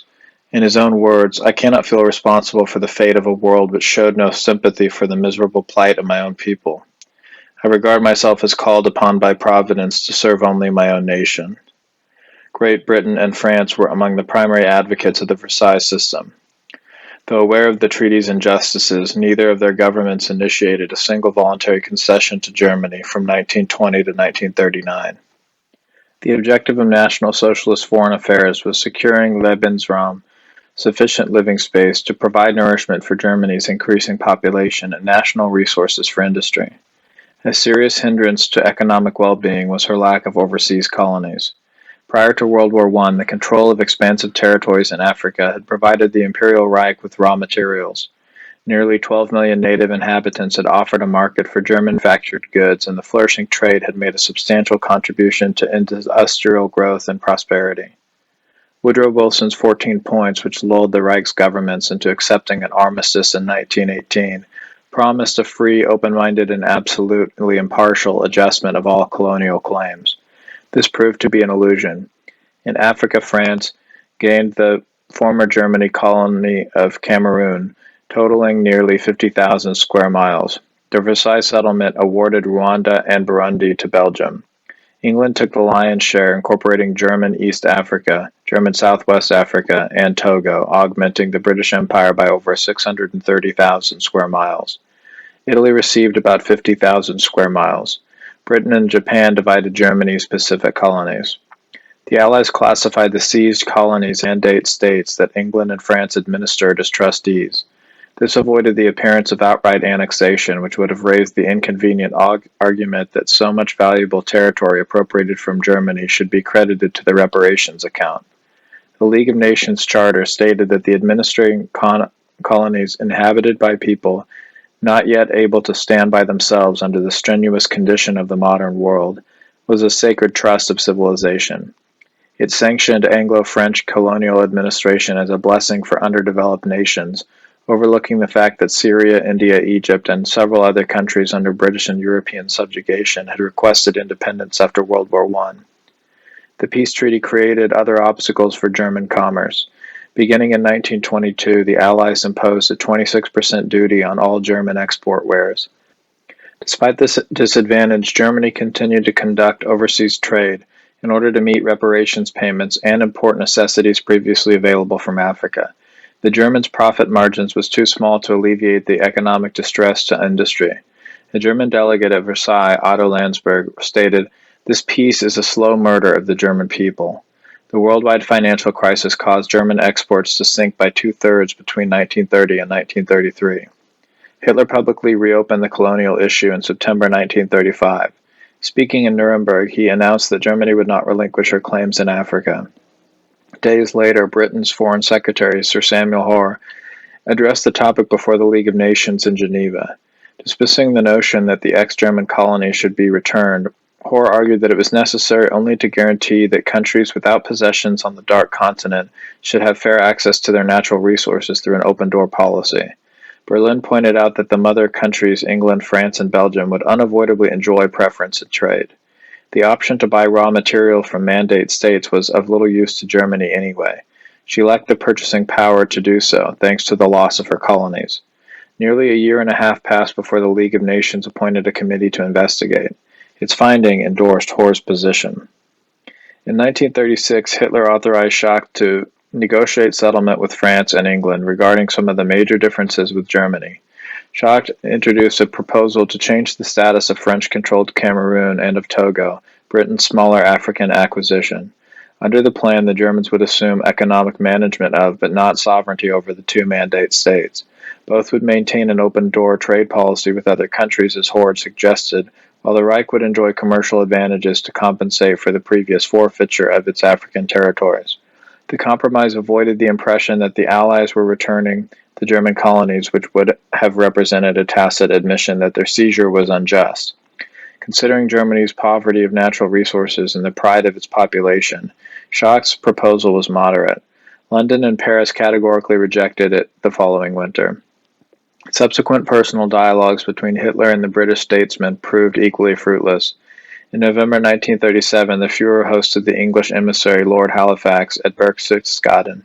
He asked his guests what London proposed regarding Africa, and Halifax admitted that the mistakes of the Versailles Treaty must be set right.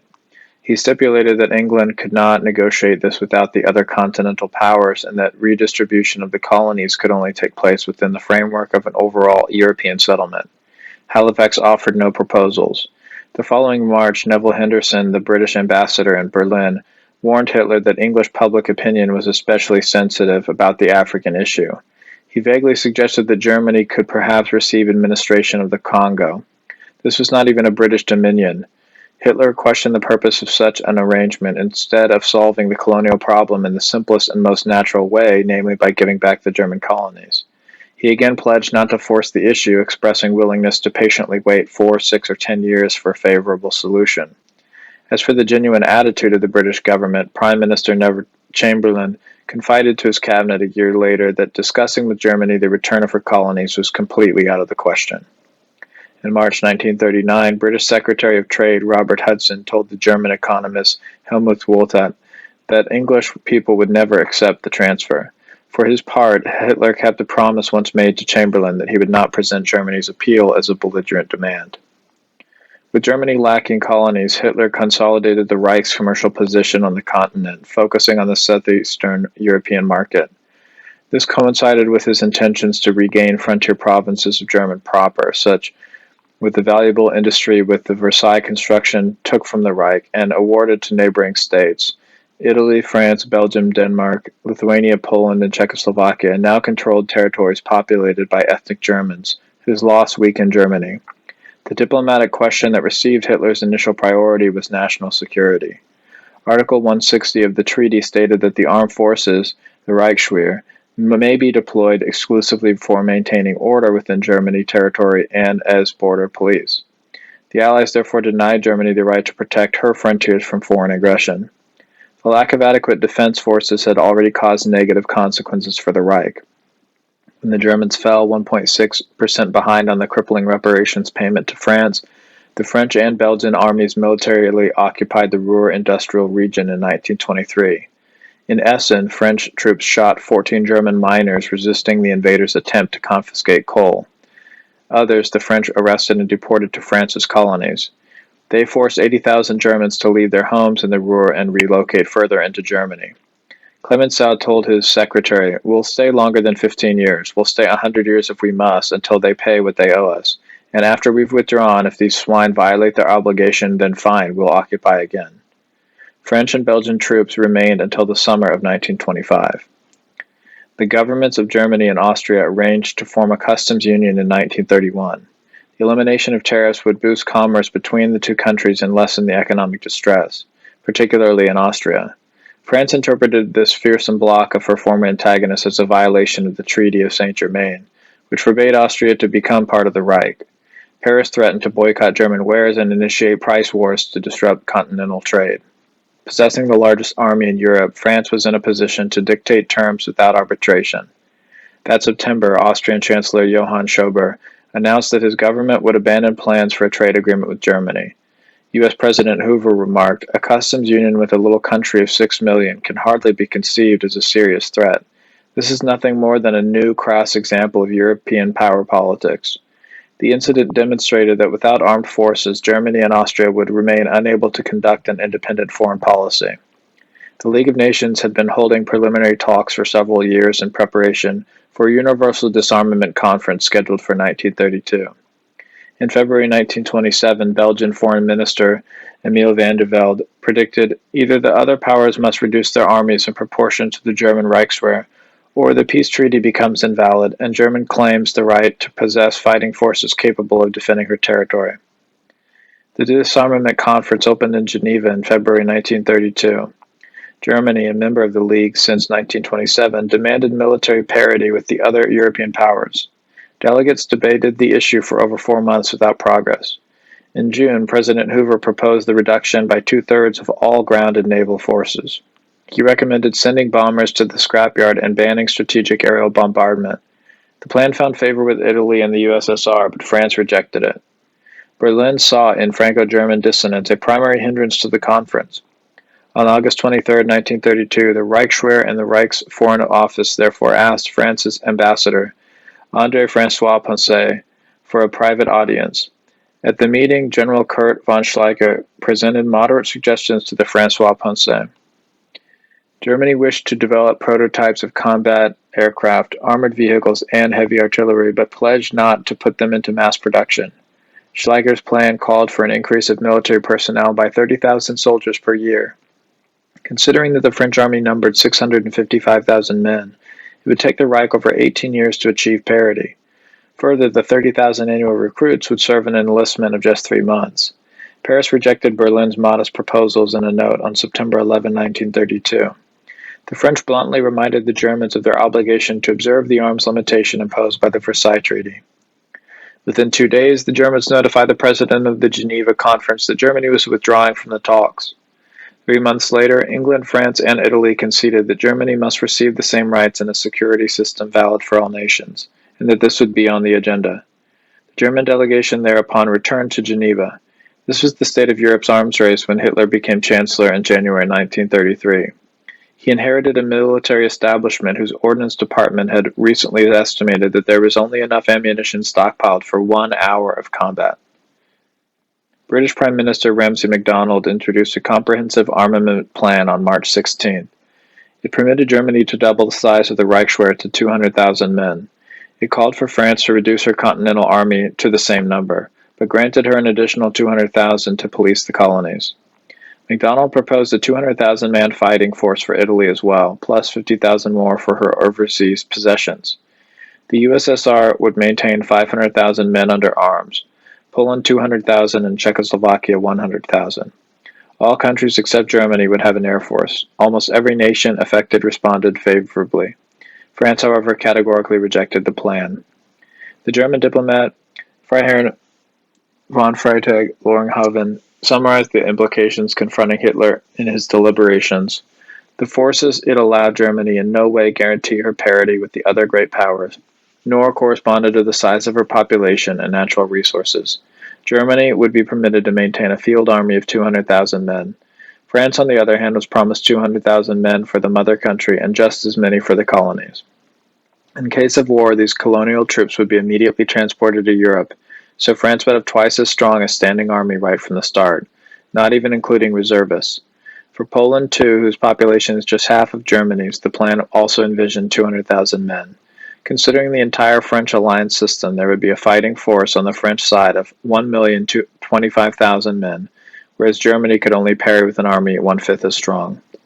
In the Reichstag on May 17, 1933, Hitler publicly responded, Germany would be ready without delay to disband her entire military establishment and destroy what little remains of her arsenal, if the other nations involved will do the same. But if the other states are unwilling to implement the conditions of the disarmament the peace treaty of Versailles obligates them to, then Germany must at least insist on her right to parity.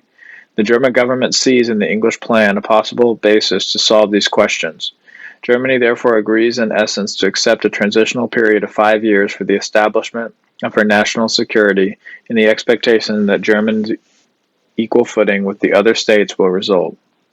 The only objection to MacDonald's proposal Hitler posed was that his country should be permitted to develop an air force.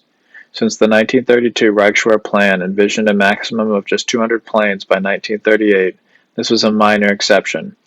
The Führer's acceptance of the MacDonald plan meant leaving Germany virtually defenseless for nearly 5 years, basing national security purely on the good faith of neighboring powers to honor the agreement. an obligation which they had not met so far. Even after the 5-year period, the Reichswehr would be heavily outnumbered and outgunned. As Hitler pointed out in his speech, the only nation justified in fearing an invasion is Germany. Hitler's approval of the MacDonald Plan received mixed reviews. The chairman of the conference, Arthur Henderson, stated on May 19 that Hitler's speech clearly demonstrates that Germany's desire to achieve balance rests not with expanding the Reichswehr, but with multilateral disarmament. Anthony Eden, representing Britain in Geneva, called the speech encouraging. The American delegate, Norman Davis, declared his country's readiness to accept MacDonald's proposals.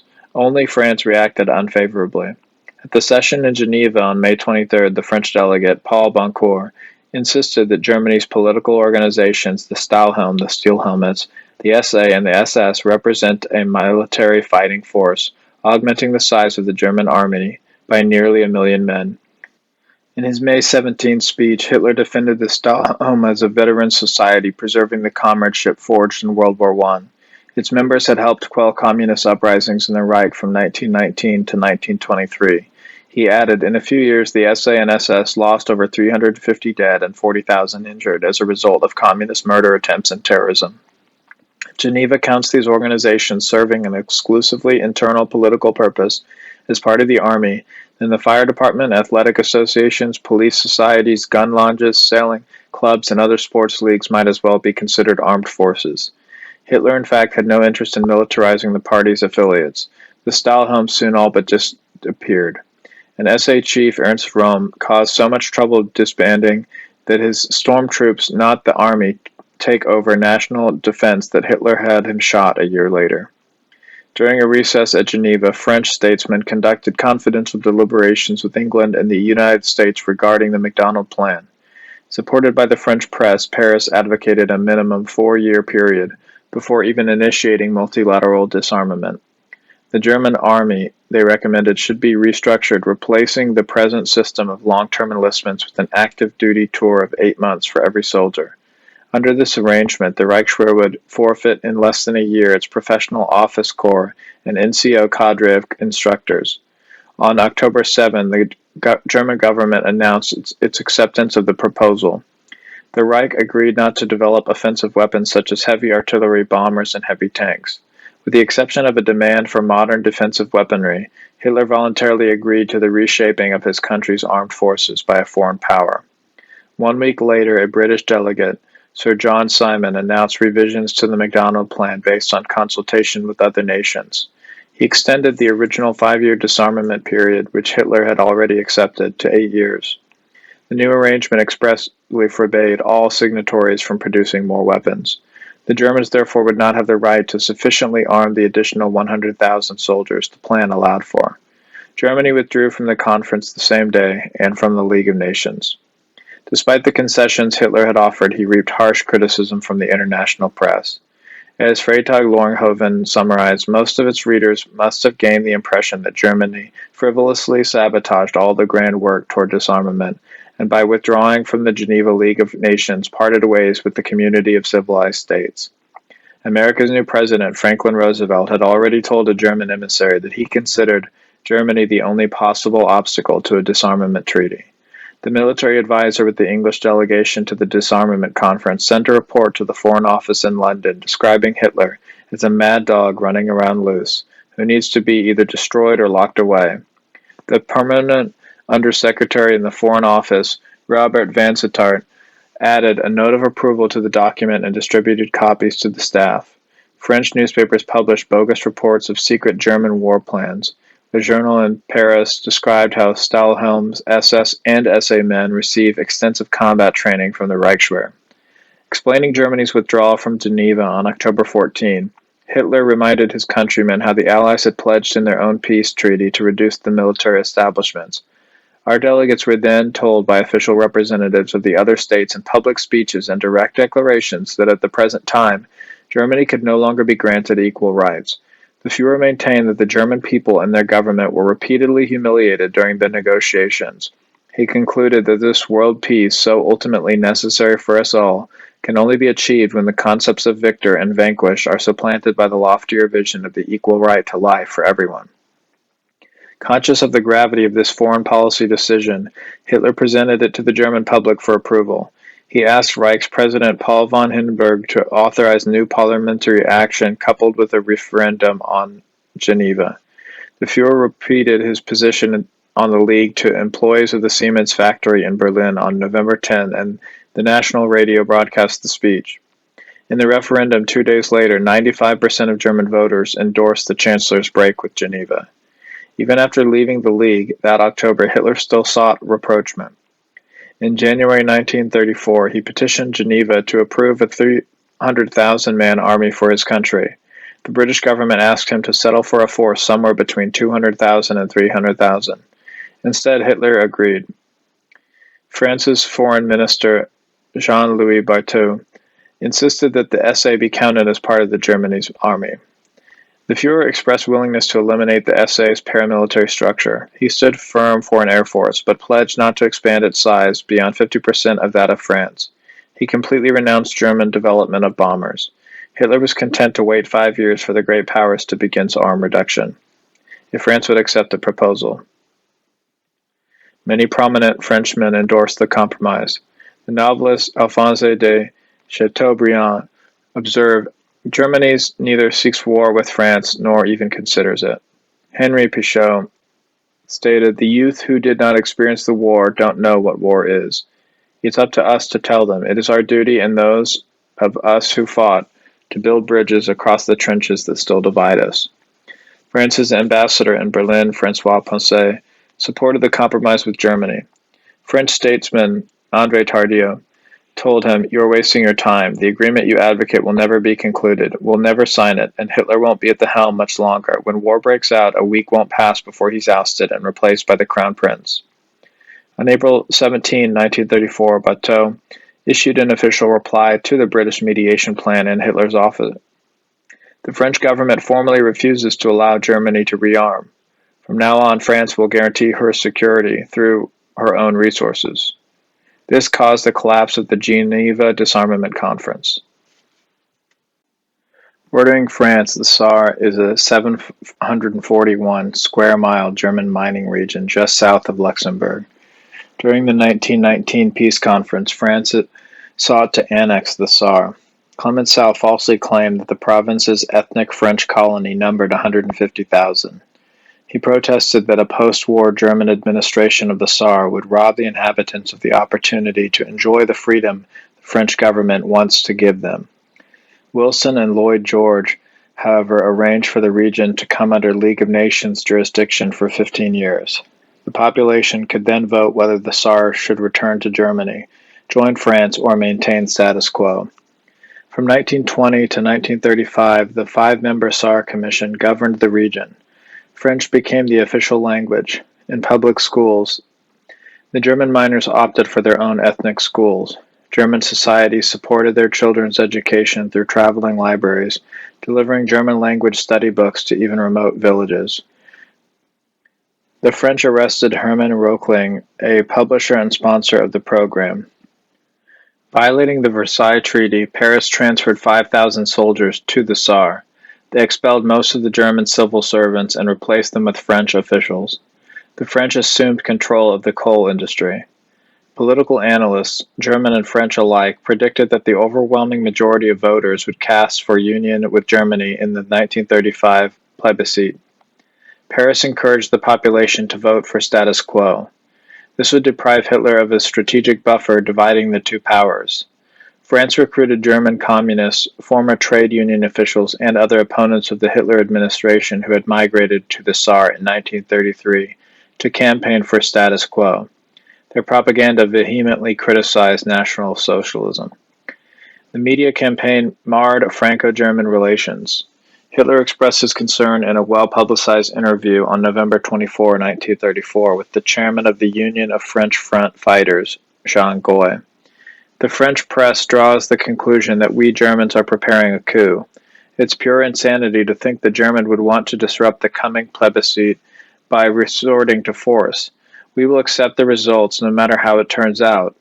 Hitler added that he had once suggested to Barthou that the pair draft a joint protocol to regulate eventual difficulties that might surface.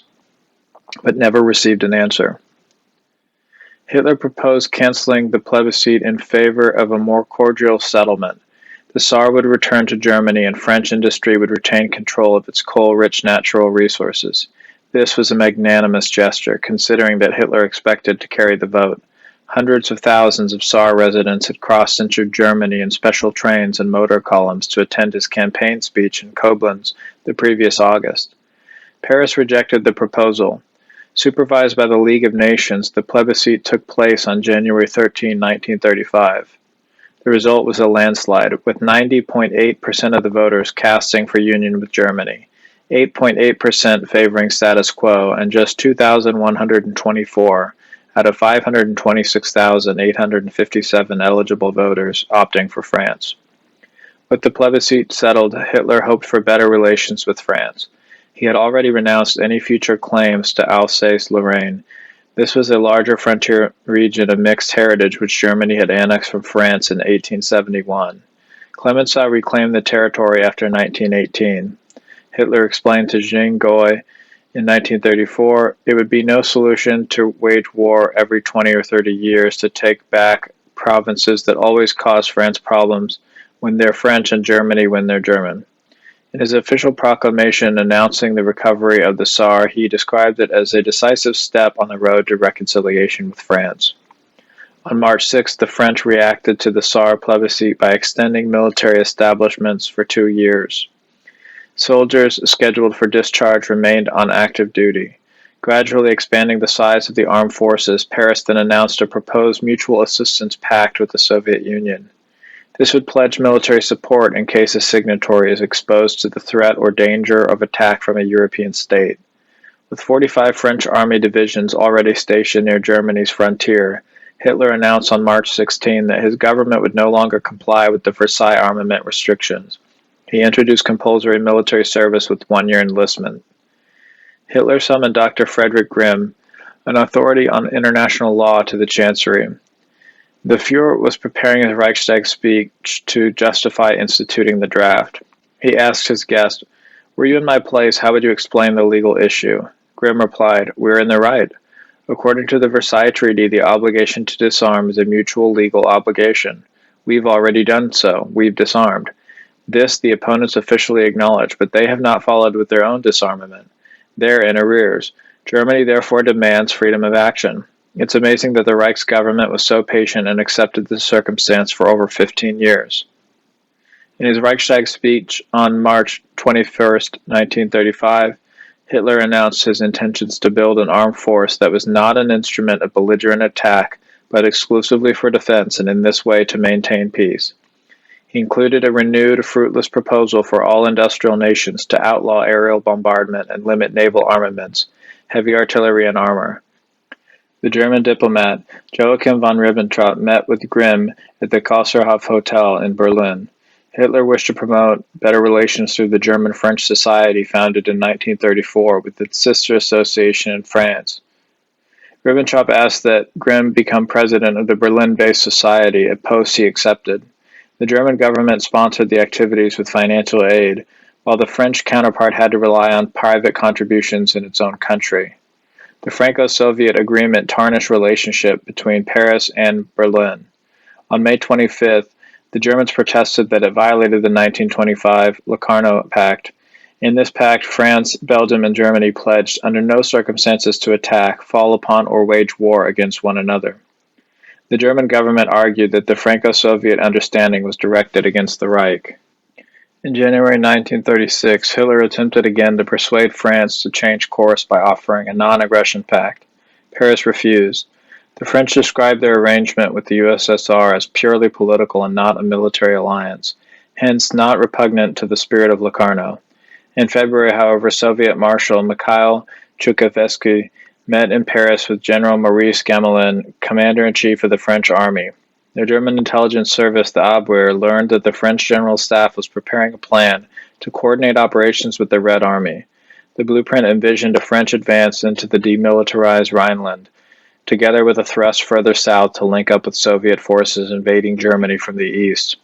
Hitler granted a cordial interview to the French journalist Bertrand de Jouvenel in mid-February at Berchtesgaden, German newspapers published the interview on the front page, including Hitler's retractions of anti-French statements he previously wrote in Mein Kampf. The German diplomat Otto Abetz, who had arranged the Juvenal interview, delivered a copy of it to Paris.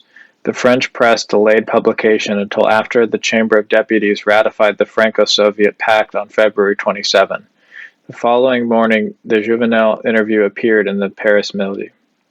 Had the French public read Hitler's placatory comments sooner, this might have cast doubts on France's needs for a security pact with the USSR. Publishing the interview after its ratification gave the appearance that fear, not goodwill, had prompted Hitler's offer of friendship.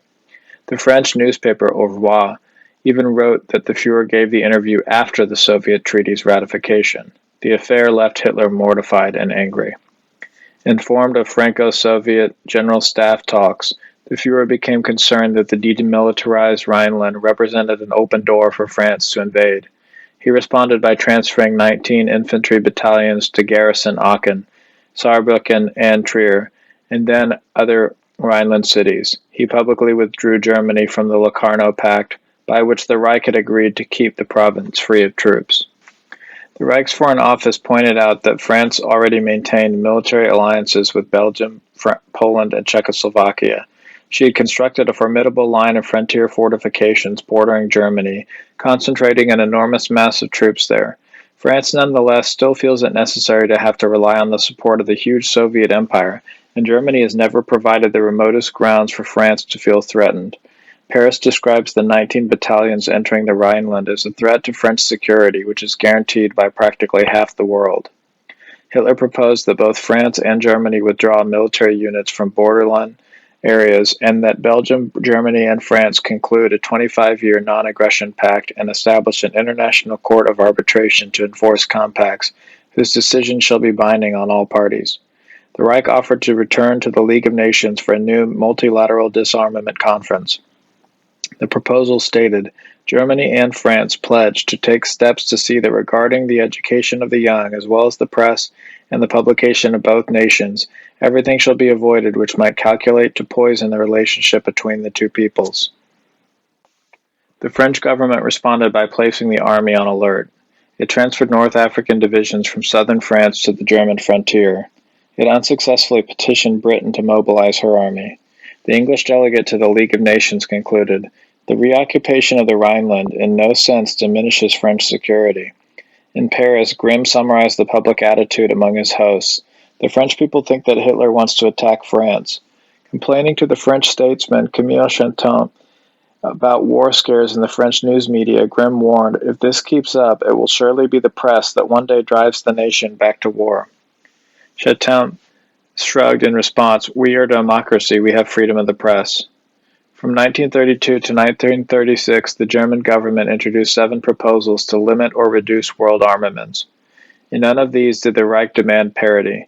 Hitler offered to maintain an air force half the size of France's and was prepared to accept a national defense force vastly inferior to the combined strength of surrounding countries allied to one another. He appealed to the great powers to abolish offensive weapons and outlaw aerial bombardment. He was the only European leader willing to entrust the security of his nation to the good faith of neighboring states, an astonishing concession for an industrial power. None of Germany's proposals kindled interest among the former enemy coalition. It pursued an escalating arms race and denounced Hitler as a warmonger. Austria-Hungary, ruled by the Habsburg dynasty, had been Germany's ally during World War I. In 1919, the victorious powers dismembered this vast motley empire. Hungary and Czechoslovakia became independent countries. Other components fell to Poland, Romania, Yugoslavia, and Italy. Multiple cultures often populated each region. It was impossible to apportion provinces to their respective new countries without placing some of the ethnic colonies inhabiting them under the dominion of the prevailing foreign nationality. Austria, the nucleus of the old realm, shrunk from sovereignty over nearly 30 million people to a diminutive landlocked republic of 6.5 million persons. Southern and Eastern European smaller nations had traditionally belonged to larger empires. The decision to establish independent states for them conformed to Wilson's proclaimed ideal of self-determination, the right of every people to govern themselves. U.S. Secretary of State Robert Lansing interpreted Wilson's cartographic experiment as follows. If the right of self-determination were sound in principle and uniformly applicable in establishing political allegiance and territorial sovereignty, the endeavor of the sovereign states to secede from the American Union in 1861 would have been wholly justifiable. On November 12, 1918, Austria's Provisional National Assembly declared its country a component of the German Republic. It officially adopted the name German Austria. This contradicted the Allied objective of eliminating the former Central Powers as a future rival. To sanction the Austrian-German Union would have helped restore the Reich to its pre-war magnitude. It would have also facilitated German economic influence in the Balkan and Danube regions. Allied delegates at the peace conference informed Austria that she must abstain from any act which might directly or indirectly or by any means whatsoever compromise her independence. It also forbade the country from using the name German Austria. Chancellor Karl Renner protested to the Allies that this violates the population's right to self-determination, to which they responded that this right does not extend to defeated enemy countries. Britain forced Vienna to comply by threatening to resume the blockades of foodstuffs. Post-war Austria became the only part of the former Habsburg realm from which the Entente demanded reparations. Deprived of its industrial base, which fell to Czechoslovakia, Hungary's agrarian economy, and the Danube export market, this was catastrophic for the little country. Discharged soldiers and German-speaking civil servants from the lost provinces returned to the homeland, unable to find work. Unemployment rose to 557,000. Most Austrians favored unification with Germany. Hitler, reared in Linz, shared this sentiment. In April 1934, he assigned the Reich's Foreign Office to prepare a report defining policy. Regarding possible annexation of the country, the report opined, the German efforts in this direction will be frustrated by the unanimous resistance of all European great powers. In a Reichstag speech in May, Hitler declared, the German people and the German government have, out of the simple feeling of solidarity toward common national heritage, the understandable wish that not just foreign peoples, but also German people everywhere will be guaranteed the right to self-determination. The Austrian government had become a dictatorship. In 1931, the country elected Engelbert Dollfuss Bundeskanzler, the national chancellor. He dissolved parliament in 1933 and founded the Fatherland Front and proscribed other political parties. Dollfuss established detention camps in September which corralled members of the Communist and National Socialist parties. Dollfuss reinstituted the death penalty. The following February, he ordered the police to disarm the Social Democrats' Defense League. This led to armed resistance in Vienna and in Linz. Dollfuss deployed the army, which bombarded workers' houses districts in the capital with artillery. Over 300 people died in the fighting. Having suppressed the revolt, he banned the Social Democratic Party, abolished the trade unions, and hanged 11 Defense League members. The Bantam dictator died in July 1934 during an equally abortive coup, staged by Vienna's National Socialist underground. Minister of Justice Kurt Schuschnigg replaced Dollfuss. Under the new chancellor, 13 of the conspirators received death sentences, based on a proposed statute not signed into law until the day after their execution. The police arrested the chief defense attorney 3 days after the trial. Without a hearing, he spent the next 6 months in the Wohlsdorf detention camp. Having attained power without a single vote, Schuschnigg relied on the Fatherland Front to maintain the dictatorship. Political dissidents lumped together as national opposition landed in concentration camps. Documented cases of inmate abuse include confinement without trial, house arrest for prisoners' relatives, 2 or more trials and sentences for the same crime, convictions and fines without evidence, the presumption of guilt until proven innocent, withholding medical care from inmates who were ill, sometimes resulting in death, and forced confessions.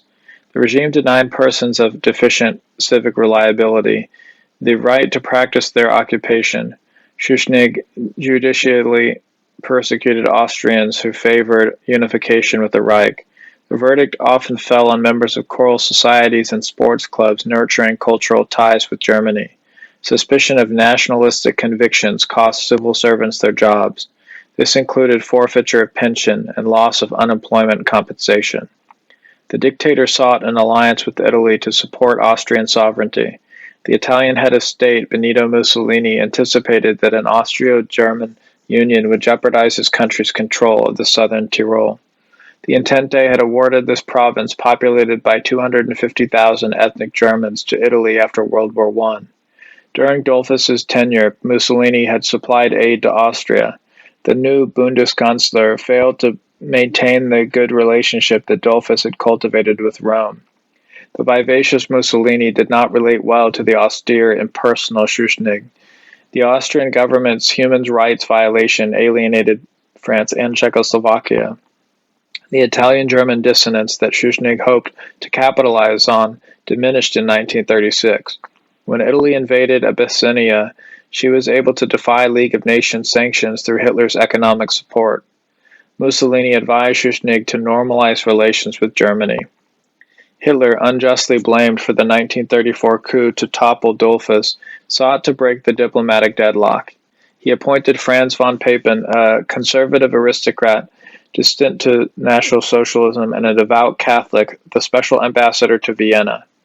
Papen presented Austrian Foreign Minister Egon Berger with the draft for an Austrian-German gentleman's agreement. The compact corroborated Hitler's strategy for incorporating Austria as an evolutionary process promoting economic and cultural ties between both countries. The preamble stated, "The German Reich's government recognizes the complete sovereignty of the Austrian national state.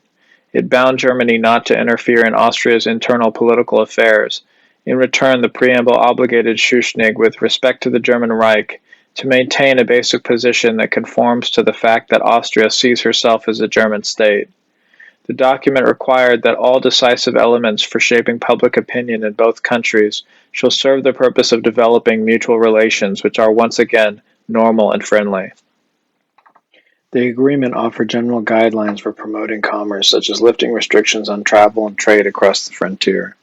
Schuschnigg agreed to allow members of the national opposition to participate in government. He released 15,583 political prisoners. Many were National Socialists whom Hitler arranged to resettle in Germany. Upon the Führer's insistence, Schuschnigg relaxed restrictions on the press. An important element of the agreement stipulated both governments will exchange views in foreign policy matters that affect both countries. Papen and Schuschnigg signed the agreement in Vienna on July 11, 1936. Germany's assurance to respect Austrian independence drew praise from the international press, even in France. Hitler summoned Joseph Leopold, leader of the Austrian National Socialists, and instructed him to take the new treaty very seriously. The Führer warned Leopold that he wanted no encore of the 1934 coup. The Austrian National Socialists must maintain exemplary discipline and regard unification as an internal German matter, a solution to which can only be found within the scope of negotiations between Berlin and Vienna. Hitler was hopeful, thanks in part to Schuschnigg's encouraging remark, that Austrian-German unification was an attainable political objective for the future. The Bundeskanzler, however, had no interest in honoring the compact. He openly criticized Hitler for allegedly misinterpreting the mission of the Reich. With his assertion that the unity of the Reich is based on the harmony of the race and the language of the people living within it, Hitler has falsified and betrayed the spirit of the Reich. Reich is not determined by race and is not heathenish, it is Christian and universal. Schuschnigg publicly described Austria as the last bulwark of civilization in Central Europe, a studied insult to his ethnic neighbor to the north. During 1937, Schuschnigg entreated the British government to guarantee Austrian sovereignty. This clandestine diplomatic maneuver, as well as the unfriendly public statements regarding Germany, directly violated the agreement signed in July. Europe was in the age of nationalism. The average Austrian rejected Schuschnigg's liberal perception of Austria as a universal realm transcending ethnic roots and customs. While the country wallowed in the throes of economic depression, commerce in the Reich flourished. Unification with Germany promised employment and prosperity. Schuschnigg was himself a dictator. He could not argue that incorporating his country into the German authoritarian state would cost Austrians their liberties. England and France showed no interest in guaranteeing a country that flouted democratic principles. In an atmosphere of internal unrest and diplomatic isolation, the Bundeskanzler turned again to Germany. Hitler invited Schuschnigg to meet at the Berghof on February 12, 1938. The Führer hoped to get Austrian-German relations back on track toward unification as an evolutionary process. A member of Austria's national opposition, Arthur Seyss-Inquart, prepared a list of proposals for Schuschnigg as a basis for negotiations in Berchtesgaden. These included bringing political opponents into the government. Informed of the proposals, Hitler prepared his own list. The 10 German proposals, among others, called for joint consultation in foreign policy matters, mutually affecting Austria and Germany, amnesty for political prisoners, pensions for dismissed civil servants, and legalization of the National Socialist Party in Austria. They demanded freedom of the press and preparations to merge the two countries' economic systems. This last would be particularly beneficial to the Austrian population. The list recommended several names, none of them hardline National Socialists, for cabinet posts, including Seyss-Inquart. Point 8 proposed a military officers' exchange program, joint general staff conferences, promoting camaraderie and sharing knowledge in weapons development. Schuschnigg attended the Berchtesgaden session with his military adjutant, Lieutenant Colonel Bartel and Guido Schmidt. During the initial private session between the two heads of state, Schuschnigg became defensive and asserted that it was he, not Hitler, who represented Austria. Hitler, born in Austria, retorted, "Just once, try holding a free election in Austria with you and I opposing each other as candidates. Then we'll see." During parallel talks between Guido Schmidt and Germany's newly appointed foreign minister, Joachim von Ribbentrop, the Austrian government won significant concessions. It reduced the obligation to joint consultation on foreign policy matters to an exchange of thoughts. It limited the political activity of National Socialists in Austria. Hitler agreed to publicly condemn illegal acts such as sabotage of his followers there. The Führer approved Vienna's request that aggressive National Socialists be relocated to Germany. The Germans withdrew those candidates suggested for Austrian cabinet posts that Schuschnigg objected to. Berlin abandoned its plan for a joint economic system and reduced the scope of military cooperation. At the conclusion of the conference, Hitler told Schuschnigg, "This is the best way. The Austrian question is regulated for the next 5 years." Newspapers in England, France, and the USA claimed that Hitler presented his demands as an ultimatum, intimidated Schuschnigg by inviting 3 German generals to the conference, and threatened invasion if the Bundeskanzler failed to sign. The fact that the Austrians negotiated significant modifications demonstrates that Germany's proposals were not an ultimatum. The generals intended to provide consultation on questions of integrating the two countries' armed forces. Schuschnigg brought along his own military advisor. Guido Schmidt testified later that he had no recollection of a German threat to invade Austria. Papen stated that it was his impression that Schuschnigg enjoyed full freedom of decision throughout the sessions. The Bundeskanzler confessed that he had been under considerable mental stress, but nothing more. The British ambassador to Austria, Sir Charles Palairet, reported to London on a number of initial demands which Hitler withdrew. He confirmed that Schmidt told him nothing of German threats. Palairet cited Herr Hitler's desire to achieve his aims in regard to Austria by evolutionary means. Schuschnigg appointed Hitler's choice, Arthur Seyss-Inquart, Interior Minister and National Police Chief on February 15th. The next day in Berlin, Seyss-Inquart told Hitler of his intention to operate strictly on the basis of a self-sufficient and independent Austria, and within the framework of the Constitution. Hitler accepted this. Addressing the German parliament on February 20, the Führer thanked Schuschnigg for his understanding and kindness. He predicted that friendly cooperation between the two countries in every field has been ensured. The following day, he received Austria's underground National Socialist leader, Joseph Leopold. Calling his activities insane, he brusquely ordered Leopold and his 4 chief lieutenants to pack up and move to Germany. Hitler believed that the compact ensured a period of harmony that would gradually bring Austria into the German realm through democratic means. Schuschnigg did not share this belief. Theodor Hornbostel, chief of the Austrian State Chancellery, told the British ambassador that month that the loosely defined guidelines of the agreement with Hitler would be easy to circumvent. Hornbostel confided that his government really doesn't want to put them into practice. Stability in Austria, however, deteriorated. The international stock exchange, with its usual nose for ominous developments, experienced a sudden flight from the Austrian shilling. Austrian government bonds plummeted in value, especially in London and Zurich. National Socialist sympathizers in the Fatherland Front and in the Austrian youth organization steadily transformed the political disposition of these groups. Spontaneous mass demonstrations by National Socialists enjoyed popular support. Graz, for all practical purposes, came under their control in many areas. Schuschnigg's followers scarcely risked appearing in public. Displaying his customary lack of political finesse, Schuschnigg took a desperate step to rescue his career. In Innsbruck on March 9th, he announced a national plebiscite to take place in 4 days' time. The purpose was to give voters the opportunity to affirm their confidence in the government and preference for Austrian independence. Such a poll could only accentuate the division between German and Austrian. It transgressed against the spirit of the evolutionary process of assimilating the two cultures, a process Schuschnigg had accepted by signing the agreement with Germany. Since no elections had taken place since 1932, there were no current lists or registered voters. There was insufficient time to prepare new rosters. Only citizens above 25 years of age were eligible.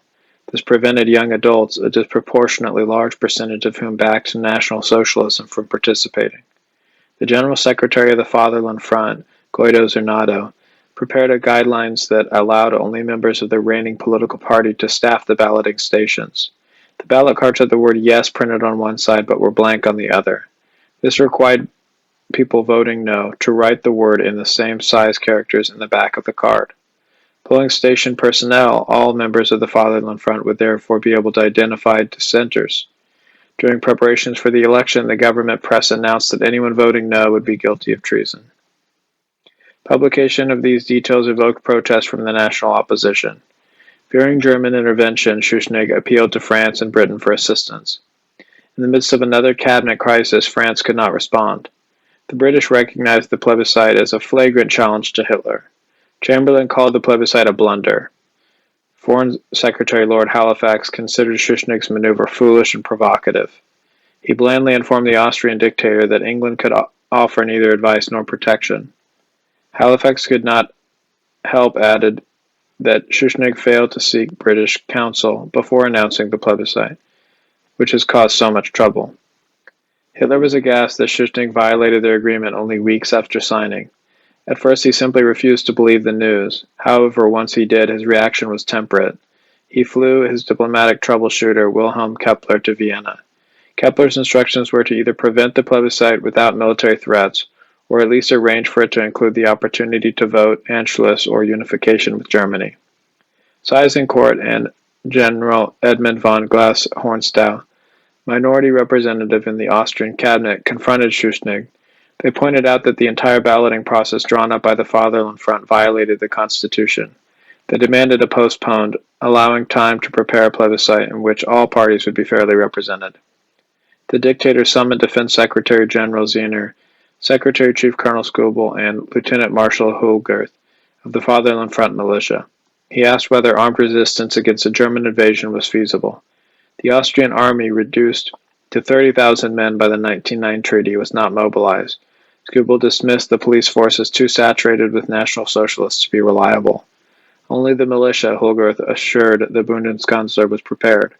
Recognizing this force as insufficient, Schuschnigg attempted without success to telephone Mussolini to solicit military aid. Out of options, he resigned as chancellor. This terminated the era of a politician who entreated Austria's wartime enemies, France, Britain, and Italy, and called upon his own followers as well, to transform his country into a battleground in a war against his German brethren and former comrades in arms of the World War. Schuschnigg's entire cabinet withdrew, and Austria was practically speaking without a government. Throughout the land, members of Austria's SA and its smaller elite cousin, the SS, began assuming administrative functions. The following day, March 12, 1938, German troops crossed into Austria. Schuschnigg ordered the Austrian army not to resist. Hitler's decision to militarily occupy Austria was neither premeditated nor desired by him. He had hoped to maintain a semblance of legality in the assimilating Austria. With Seyss-Inquart as Bundeskanzler and a new cabinet, the two governments could have coordinated the transition smoothly via the evolutionary process. In fact, the German Army General Staff had no operational plan for invasion of Austria in place. The entire maneuver was impromptu. The Fuhrer was aware of the bad publicity abroad such an apparent act of force would generate.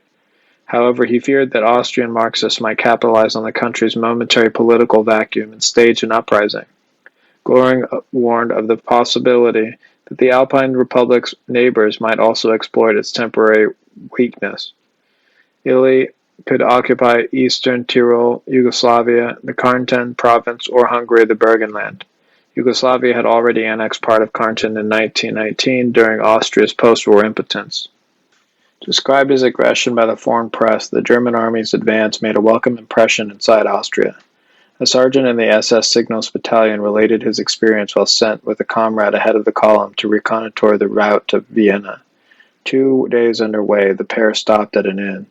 As the soldiers entered, almost everyone present rose and greeted us with the shouts of "Hail!" We were pressed to a table, the waiters rushed over with coffee and pastries, and we kept shaking hands with people, answering questions, expressing our gratitude for all the attention. It was harder to leave the inn. The guests stood up, clapped, wished us well, and stuffed cigarettes in our pockets. Another member of the battalion gave this account. The closer the column approached Vienna, the greater was the rejoicing of the people lining the roads, often with tears in their eyes. They gave full expression to their joy, shook hands with the soldiers in the vehicles, and tossed flowers and packs of cigarettes to them. Everyone seemed seized with frenzy. Throughout the military occupation of Austria, largely symbolic in nature, not a single shot was fired, nor was one person injured. Hitler scheduled joint plebiscites in Austria and Germany for April 10, 1938. Both populations decided on whether to incorporate the two countries into a single state. The people of Austria cast 99.73% of their ballots in favor of Anschluss with Germany.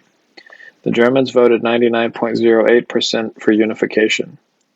As testimony to how distant Schuschnigg had been to the heartbeat of his nation, he had personally estimated in early March that 70% of the Austrian populace supported his regime's policy of independence.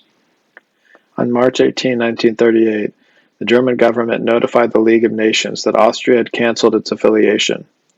This international body, which had never manifested concern for the plight of the distressed little nation, now debated whether Germany was responsible for paying Austria's delinquent membership dues of 50,000 Swiss francs from January 1st to March 13. This ended the chain of circumstances leading to the unification of Hitler's homeland with the German Reich, an event known to history as the Rape of Austria. A few months after the Anschluss, Germany annexed the Sudetenland, the ethnic German territory lining the periphery of western Czechoslovakia. The transfer of the regime to German control provoked a serious war scare. The controversy traced its origin to the 1919 Versailles system. During World War I, Czechs served in the Austro-Hungarian army. Immigrants in London and Paris established the Czech Committee on November 14, 1915. Two Czechs in exile, Thomas Masaryk and Edward Benet, won the Entente's endorsement for a future Czechoslovak state to be carved from portions of the Habsburg realm. On October 18, 1918, Czechs in Paris and the USA claimed Czechoslovakian independence. The new country had three components. Furthest east was Ruthenia, the population of which voluntarily joined Czechoslovakia. In the center was Slovakia, and many Slovaks wanted independence or at least considerable autonomy. The western part consisted of Bohemia and Moravia, where 3 million German Austrians dwelled with the Czechs. These Germans wished to remain with Austria. Masaryk and Benet enjoyed prevailing influence in fashioning the post-war structure of Czechoslovakia. Masaryk persuaded Wilson to alter his 14 points, which promised each nationality of Austria and Hungary the opportunity for autonomous developments, to exclude Germans. Benet consciously underestimated the number of Sudeten Germans by nearly 1 million. He falsely claimed that they were not a unified minority, but lived in settlements integrated with Czechs. The Germans in Bohemia are only colonists, he asserted. Rich in raw materials and industry, the border territory offered Czechoslovakia a topographical defensive barrier against Germany. Benet based his deliberation more on an economic and strategic advantage than on the national rights of the population. The 1910 census offered a comparison of the number of German colonists wishing to remain with Austria in the affected areas to Czechs residing there.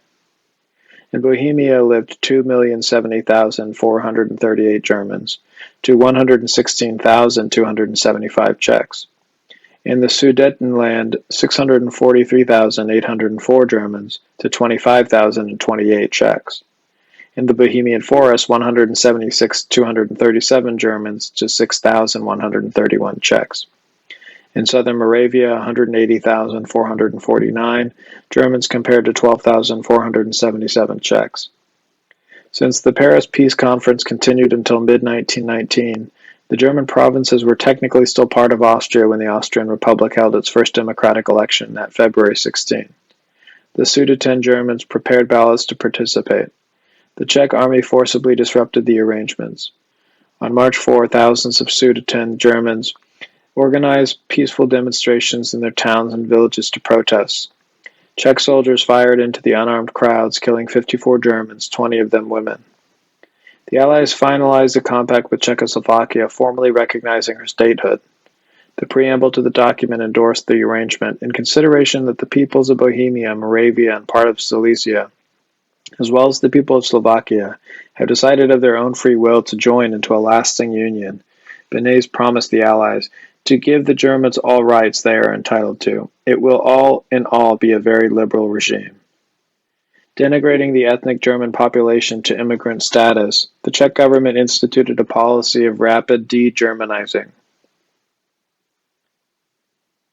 In Bohemia and in the Sudetenland, Prague transferred military garrisons, railroad personnel, civil servants, prison populations, and even hospital patients in large numbers there to manipulate the census figures. Czech officials tallied Czech transients as residents, even though residency seldom extended beyond 2 days. In Trautenau, in northern Bohemia, a 600-man Czech infantry battalion spent one winter day in an unfinished barracks to be counted in the survey. The resulting statistics deprived German districts of adequate representation in parliament.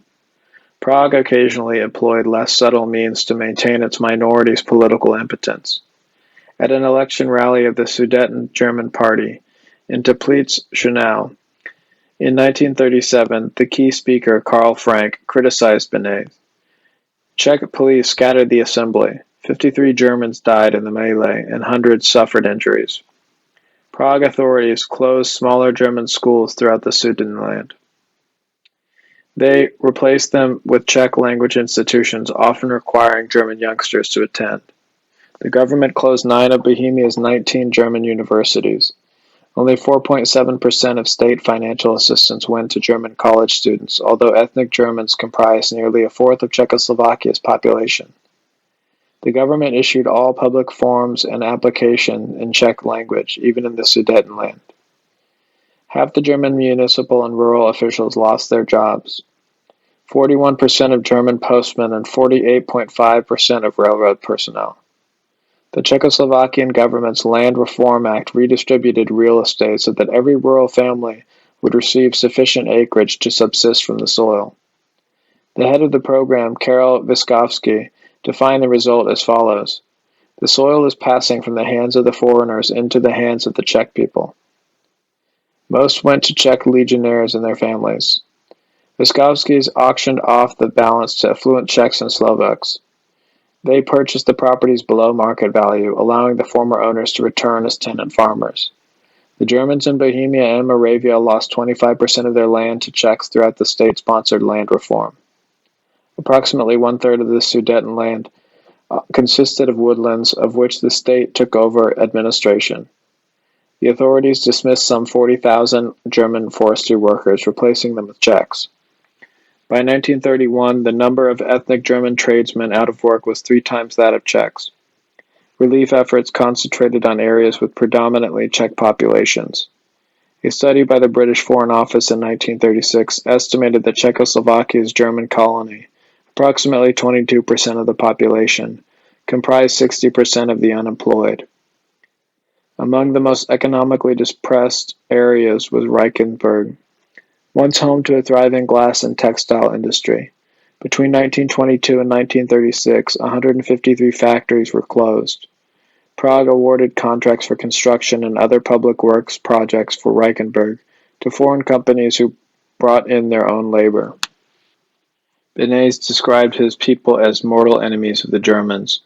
In May 1919, during the inauguration ceremony in Pisa for President Tomas Masaryk, Czechs broke into an apartment not displaying a flag in the window for the occasion. The resident, a German widow and mother of 4, was bedridden from illness. The intruders dragged her down the staircase feet first and into the street, her head bouncing off the steps during the descent. She died from her injuries. In 1921, Masaryk deployed Czech troops in German settlements without provocation. In Graslitz, 4 miles from the frontier with Germany, protesters clashed with entering Czech military personnel. The soldiers shot 15 Bohemian Germans dead.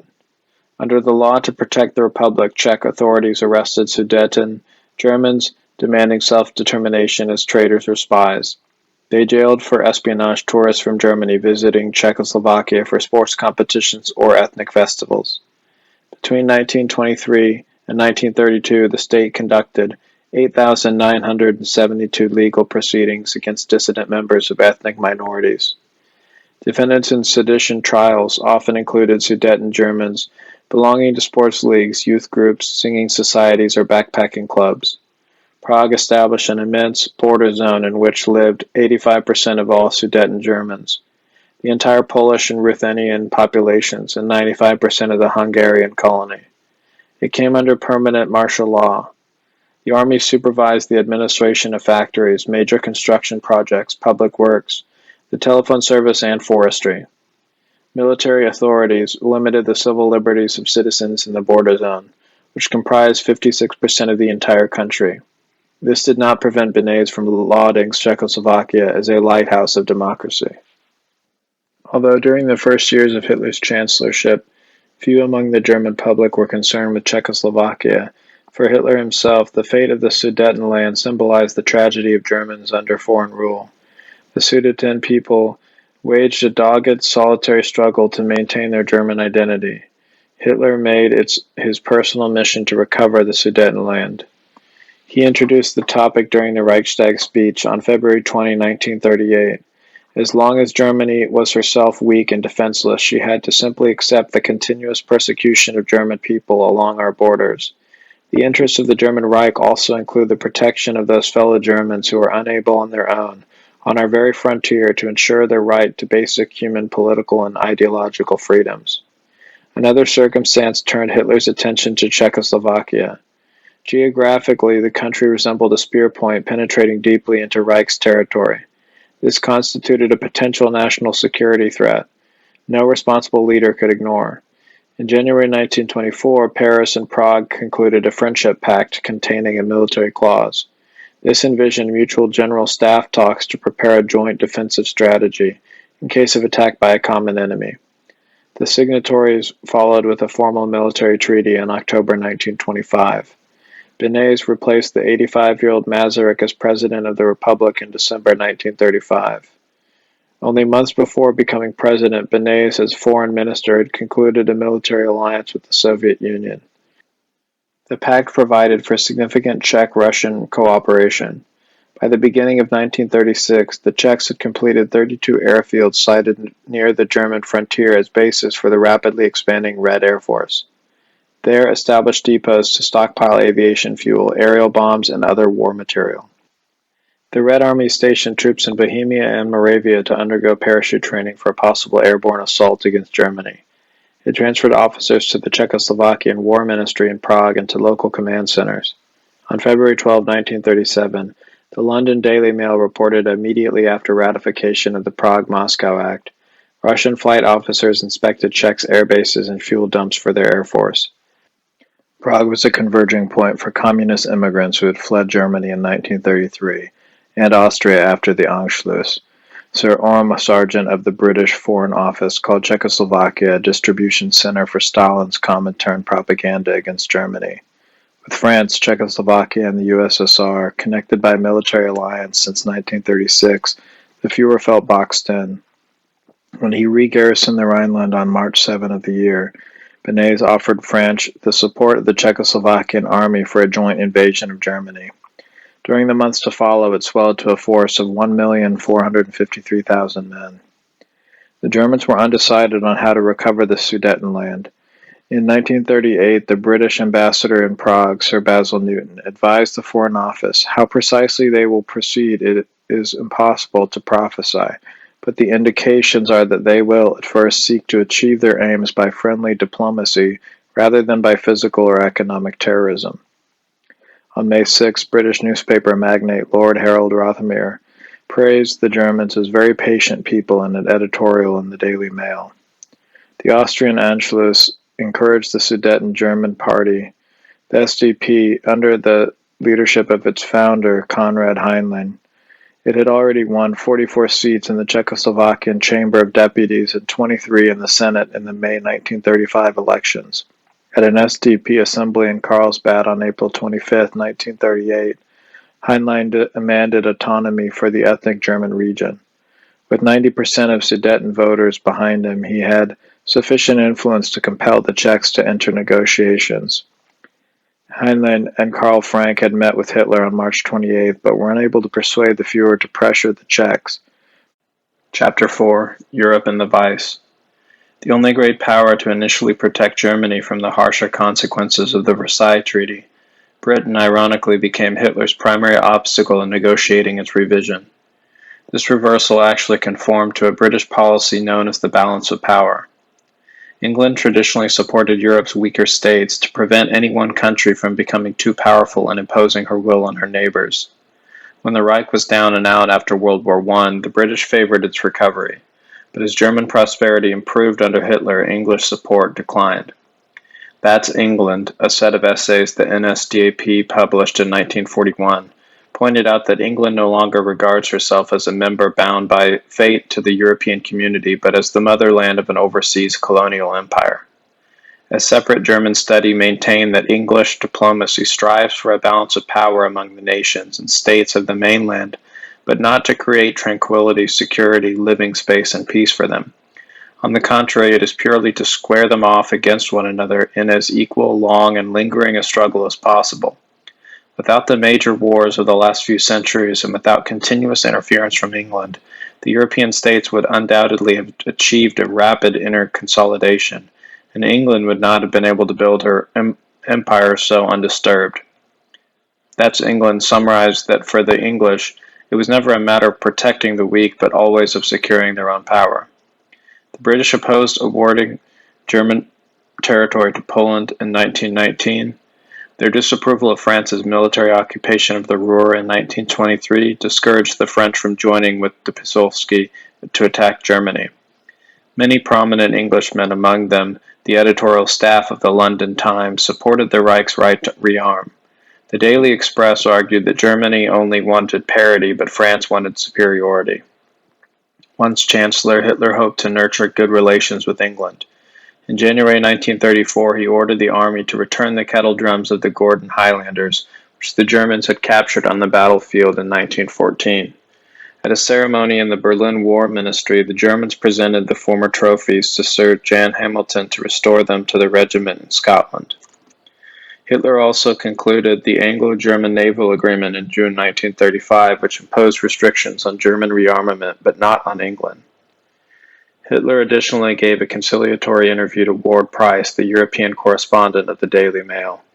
On August 4, 1914, I was very distressed that the two great Germanic peoples who had lived at peace with one another throughout all the disputes and fluctuations in human history for so many centuries were drawn into war.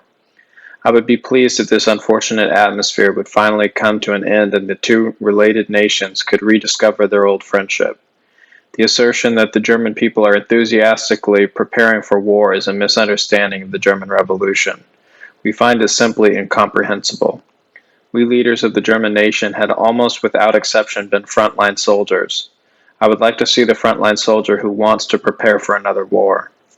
The Reich's economic revival and development of overseas markets for manufactured goods created competition for England abroad. Hitler's emphasis on German autarky and opposition to free trade, the system of unlimited international exchange of wares promoted by Britain, deepened the rivalry.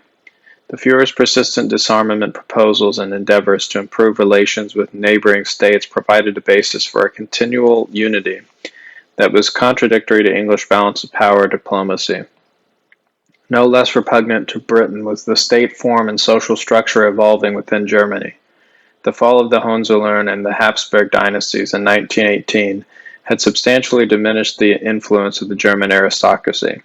The National Socialists were replacing it with a leadership cadre based on talent and initiative rather than on wealth and social status. The British ruling class intuitively sensed the danger of such a revolution, if successful, posed for its own privileged position. German programs to improve the well-being of labor were unprecedented in the British Commonwealth. The German example evoked the specter of English workers demanding disability benefits, safer on-the-job conditions, state-sponsored holidays for their families, and better housing. One German journalist wrote this on the subject. Just when the vacation cruises were about to begin, a representative of the British Consul General arrived at the Hamburg office of the Strength Through Joy organization. He asked whether there were any plans to have German workers' vacation ships put in at English ports. He was instructed to advise us that the British government regards putting in at English harbors or even cruising within sight of the English coast unwelcome. As a champion of liberal democracy, England took umbrage at the German socialist principle of subordinating the rights of the individual to the welfare of the community. English labor objected to the well-publicized dissolution of Germans' trade unions, unaware that protection of the workers was nevertheless a primary thrust of Hitler's chancellorship. Germans who had chosen exile in England influenced British public opinion against the Reich with stories of oppression under National Socialist rule. They received ample coverage in the English media. By 1936, relations between the two countries approached genuine antagonism. Germany's flourishing economy continually increased her leverage in European trade. Rearmament had strengthened Hitler's hand in diplomacy, and the remilitarization of the Rhineland had demonstrated France's inability to check Germany. Furthermore, the Führer supported Italy's conquest of Ethiopia despite League of Nations opposition. England's Foreign Secretary Anthony Eden added to the mix a questionnaire sent in March to Berlin that the Germans considered an affront. It asked whether Germany was ready to conclude sincere treaties she would adhere to. Hitler appointed Ribbentrop ambassador to Britain in August. His primary mission was to win the English for the anti-Comintern. Arriving in London in October, Ribbentrop declared that he had come to warn his host nation of the dangers of Bolshevism and to negotiate an alliance against the Soviet Union. Eden put such notions to rest. In a speech at Leamington on November 20th, he announced that a lasting arrangement with Germany could only be realized within the framework of the British-sponsored general settlement in Europe. Hitler understood this as a slightly revised edition of the Versailles Construction. Winston Churchill, a career politician who had held various administrative posts over the previous decades, was already vocalizing the anti-German sentiments that earned him and his devotees the nickname War Party in Hitler's vocabulary. Exaggerating the strength of Germany's terrible war machine, he predicted that her demands for a free hand in Eastern and Southern Europe and for the return of her colonies may lead to war. An editorial in the periodical German Diplomatic Political Correspondence gives insight into the impasse in Anglo-German resolutions. The Churchill cabal misrepresents any removal of a sore spot by Germany as really preparations for implementing belligerent intention somewhere else. Therefore, evidence of a German threat. If this method of misrepresentation becomes common practice, all trust will vanish and the incentive for any sort of international cooperation will be lost. Mutual mudslinging by newspapers in Germany and England continued into 1937. From London, Ribbentrop cautioned the Führer that the war of words is spoiling every hope of peace and promoting hatred in both countries. Hitler, unwilling to leave the bottomless effrontery of the English media unanswered, ordered German journalists to resume discussing the previously blacked-out subject of the Reich's stolen colonies. This would unsettle the English, who had acquired 3/4 of the Germans' African territory after World War I. British introduced a massive rearmament program in early 1937 to triple military capabilities. Hitler commented that he had been expecting nothing less. Hitler temporarily halted the anti-English press campaign in November 1937. This was to establish a more congenial atmosphere before the visit of the British statesman Lord Halifax. At the Berghof, Halifax told Hitler he had come to discuss major differences between London and Berlin. The Führer replied only that he was unaware of such differences. His visitor cited National Socialism's antagonism toward the Church. Hitler parried that the USSR pursues far more repressive measures against religious institutions without any objection from England. Halifax changed the subject to Austria, Czechoslovakia, and Danzig. He advised his host that any change in their status must be accomplished peacefully. Hitler merely replied that these issues have nothing to do with London. Halifax inquired about Germany's colonial aspirations, suggesting that Britain might be prepared to offer certain Portuguese territories in Africa. Hitler tactfully reminded him that Germany was only interested in the colonies taken away at Versailles. The Führer further recommended that England adopt a neutral position regarding territorial revisions in Europe instead of creating difficulties for no reason at all beyond pure malice. The British envoy returned to London without having mended any fences. In May 1937, Chamberlain became Britain's prime minister. An advocate of rearmament, he was a disciple of traditional balance of power diplomacy. He described Germany as the chief cause of war scares in Europe. At this time, Commonwealth nations helped determine British policy. The government could no longer make arbitrary decisions affecting the empire without mutual consultation. Canada, Australia, New Zealand, and South Africa considered the maritime powers, Japan and Italy, a greater threat to their interests than Germany. At the Empire Conference in July 1937, the Dominions urged London to assist Hitler in revising the Versailles system. They warned England not to count on their assistance should she enter an armed conflict in Europe. South African Prime Minister Jan Smuts had already recommended that the British government stop treating Germany like a pariah in Europe.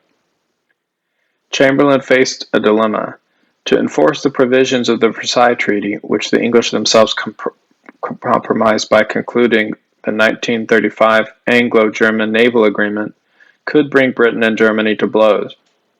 Such a policy would disregard the temperate influence of the Dominions and adversely affect the cohesion of the Commonwealth. On the other hand, to allow Hitler a free hand would lead to German hegemony in Europe and upset the balance of power. A formula for defeating German ambitions while simultaneously bringing the British Commonwealth, and for that matter the English public abroad, was as follows: block revisions most vital to Germany, yet feign a willingness to make concessions.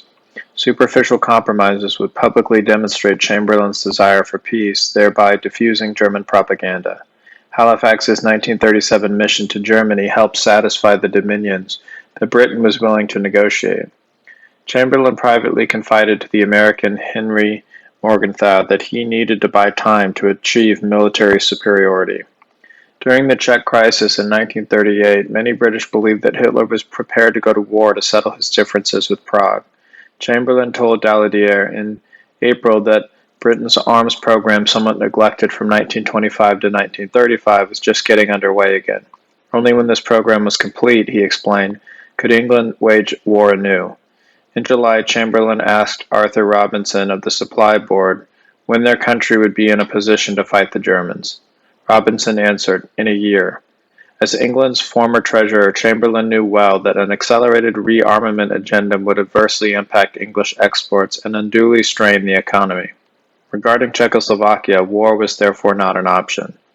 Chamberlain remained influential in continental affairs by sending Viscount Walter Runciman to Prague on August 3rd to help mediate the crisis. French and Czech observers were skeptical. The French diplomat René Massigli told the Czechoslovakian ambassador in Paris, Stefan Ossowski, that the English know it will come down to a war and are trying everything to delay it. Gaining time plays a significant, if not decisive, role in sending Lord Runciman to Prague. Sir Arthur Street, the Undersecretary in the British Air Ministry, said he will have the English Air Force ready in 6 months. Negotiating the Sudetenland's transfer to Germany during talks with Hitler in September, Chamberlain suffered the rebuke of political rivals in his own country. His primary critics, Churchill and Eden, lacked detailed knowledge of Britain's military unpreparedness available to the Prime Minister. Chamberlain had in fact postponed a war England could not yet fight. He gained the approval of the English public, the Dominions, and even the people of Germany for his efforts to sustain peace. Furthermore, he parried Germany's propaganda's charge that Britain was attempting to encircle Germany with enemies. One who saw rearmament as a factor was Charles Corbin, the French ambassador in London. He wrote Paris that the British wished to avoid at all costs the reproach that in case a conflict breaks out and England becomes compelled to declare herself against Germany, She had not done everything to allay the fear of encirclement which Hitler has emphasized in the course of the last few months. Only in this way does she expect to gain the unanimous acceptance of the British public, which is indispensable for mobilizing all forces of the country. Less than a week after signing the Munich Accord, Chamberlain announced an increase in armament spending from $400 million to $800 million per annum. The planned construction of 11,000 new combat aircraft over the next 14 months, and the formation of 19 more army divisions. This must have been welcome news to Britain's Foreign Secretary. According to the minutes of the September 25, 1938 cabinet session, Lord Halifax felt some uncertainty about the ultimate end which he wished to see accomplished, namely the destruction of Nazism. Halifax also speculated that if Hitler was driven to war, the result might be to help bring down the Nazi regime. The anti-German tenor of the British press did not abate. The Parliamentary War Party placed increasing pressure on Chamberlain. The German media was not shy in response. It quoted the New York Times, May 9, 1938, reporting on a speech by Churchill in Manchester. Churchill proposes encircling Germany. According to one German journalist, the British believed that without a two-front war against Germany, a war is not winnable for England. Anglo-French newspapers repeatedly censured Hitler for alleging war scares. The English also provided some of their own. On December 6, 1938, their deputy ambassador in Berlin, Sir Yvonne Kirkpatrick, warned the British Foreign Office that the German Air Force is preparing to bomb London. A German staff officer supposedly leaked Hitler's secret plan to a member of the British mission in a Berlin park after dark. No such operation was in fact even contemplated, nor was the Luftwaffe yet equipped for one. This airstrike, the British reasoned, would be a prelude to a German invasion of Holland. Although there was no tangible evidence of this impending attack, the Foreign Policy Committee and the English Chiefs of Staff conducted serious deliberations regarding countermeasures. Halifax notified British embassies abroad that the Foreign Office has definite information substantiating Kirkpatrick's story. The cabinet met on February 1, 1939. Chamberlain stirred Switzerland into the pot, remarking that a German invasion there would be clear evidence of an attempt to dominate Europe by force. The cabinet discussed planning a war against Germany and Italy, even though the two countries were not yet allies. Topics included involving the Dutch and Belgian general staffs in joint defense talks. Cadogan summarized in the meeting's minutes, "I agree that in the event of a German invasion of Holland resisted by the Dutch, we should go to war with Germany. There could appear some doubt about the position in the event the Dutch not resisting. For my part, I should say that in this case, too, we should go to war with Germany." The attitude of the threatened nation apparently played no role. Decisively was the fact that the Foreign Policy Committee defined German military control over Holland as a peril to England's security. Kirkpatrick's Holland scare did not alarm the Dutch and Belgian governments. Holland's foreign minister noted no German troop movements near the frontier. His Belgian colleague declined London's offer for military talks, replying that he cannot believe the Germans intend to invade Holland. Chamberlain exploited the rumors of a German attack to step up arms production. The English significantly reinforced their air defenses. That the British government and normally well-informed Foreign Office could base allegations of such far-reaching war preparations on Kirkpatrick's insubstantial story suggests that Hitler was offering little in the way of genuine exploitable war scares to publicly justify such measures. In March, Berlin negotiated a commercial agreement with Bucharest. In exchange for favorable options to purchase grain and oil, the Germans proposed sending engineers to Romania to reorganize the agrarian economy and build modern refineries to boost oil production. The arrangement was advantageous to both countries. It corresponded to Hitler's program to release Germany from dependency on overseas markets. He himself stated, "I don't want free trade, open borders. That all sounds wonderful, but we've had it. If everything depends on the Queen of the Waves, if we're subject to a blockade." Chamberlain's cabinet discussed developments in Bucharest at the session on March 18, 1939. The Prime Minister described Germany's economic talks as a threat to Romanian independence. With military advisors present, the cabinet speculated that German domination of Romanian trade would augment the Reich's political influence in the Balkans. This could spread to Greece and Turkey, endangering Britain's position in the eastern Mediterranean and Near East. Under these circumstances, the cabinet had to decide whether Germany's economic advantages from the trade agreement with Bucharest warranted the need for Britain to take action. The aide-memoire prepared for the meeting by the Minister for Coordination and Defense stated that England's only recourse was to start a war in the West. The cabinet weighed armed aggression as an option to block a harmless economic compact between two European states. The London Times and Daily Telegraph wrote only of imminent German aggression. This coincided with allegations by Virgil Tilly, a Romanian diplomat in London. He claimed that the Germans were threatening to invade his country unless given complete control over her agriculture and industry. The British ambassador in Bucharest, Reginald Hoare, urged Halifax to quash the lurid publicity about Hitler's ultimatum. There was not a word of truth in it. Hoare added that the Romanian foreign minister assured him that negotiations with Germany were on completely normal lines as between equals. Chamberlain read Hoare's telegram aloud at the March 18th cabinet session. This report, together with the fact that Romania is nearly 300 miles from Germany, did not discourage him from telling the Foreign Policy Committee that Romania is most probably the next victim of a German aggression. The American emissary in Bucharest, Franklin Gunther, dismissed Tilly as an Anglophile. In his diary, Cadogan ventured that Tilly probably collaborated with advisors in the British Foreign Office to ensure that panic was artificially raised.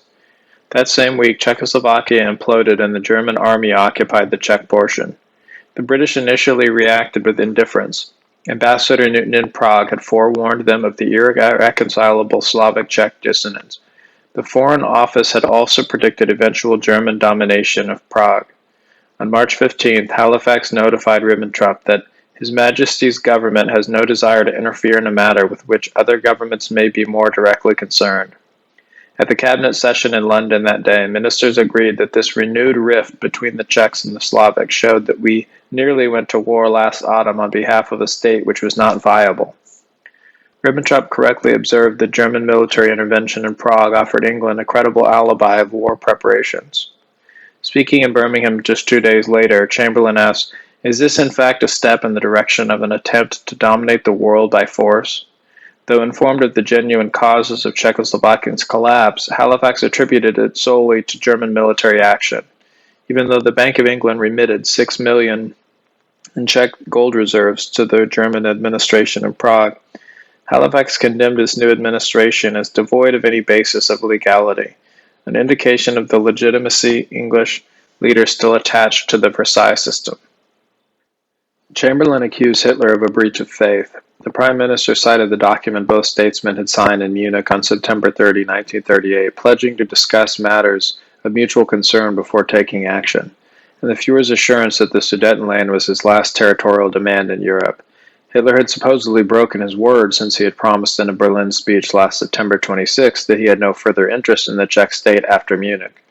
The September 30 document Chamberlain referred to reads, "We are resolved that the methods of consultation shall be the method adopted to deal with any other questions that may concern our two countries." The German text of the agreement translates to the verb betreffen, affect, for the English word concern.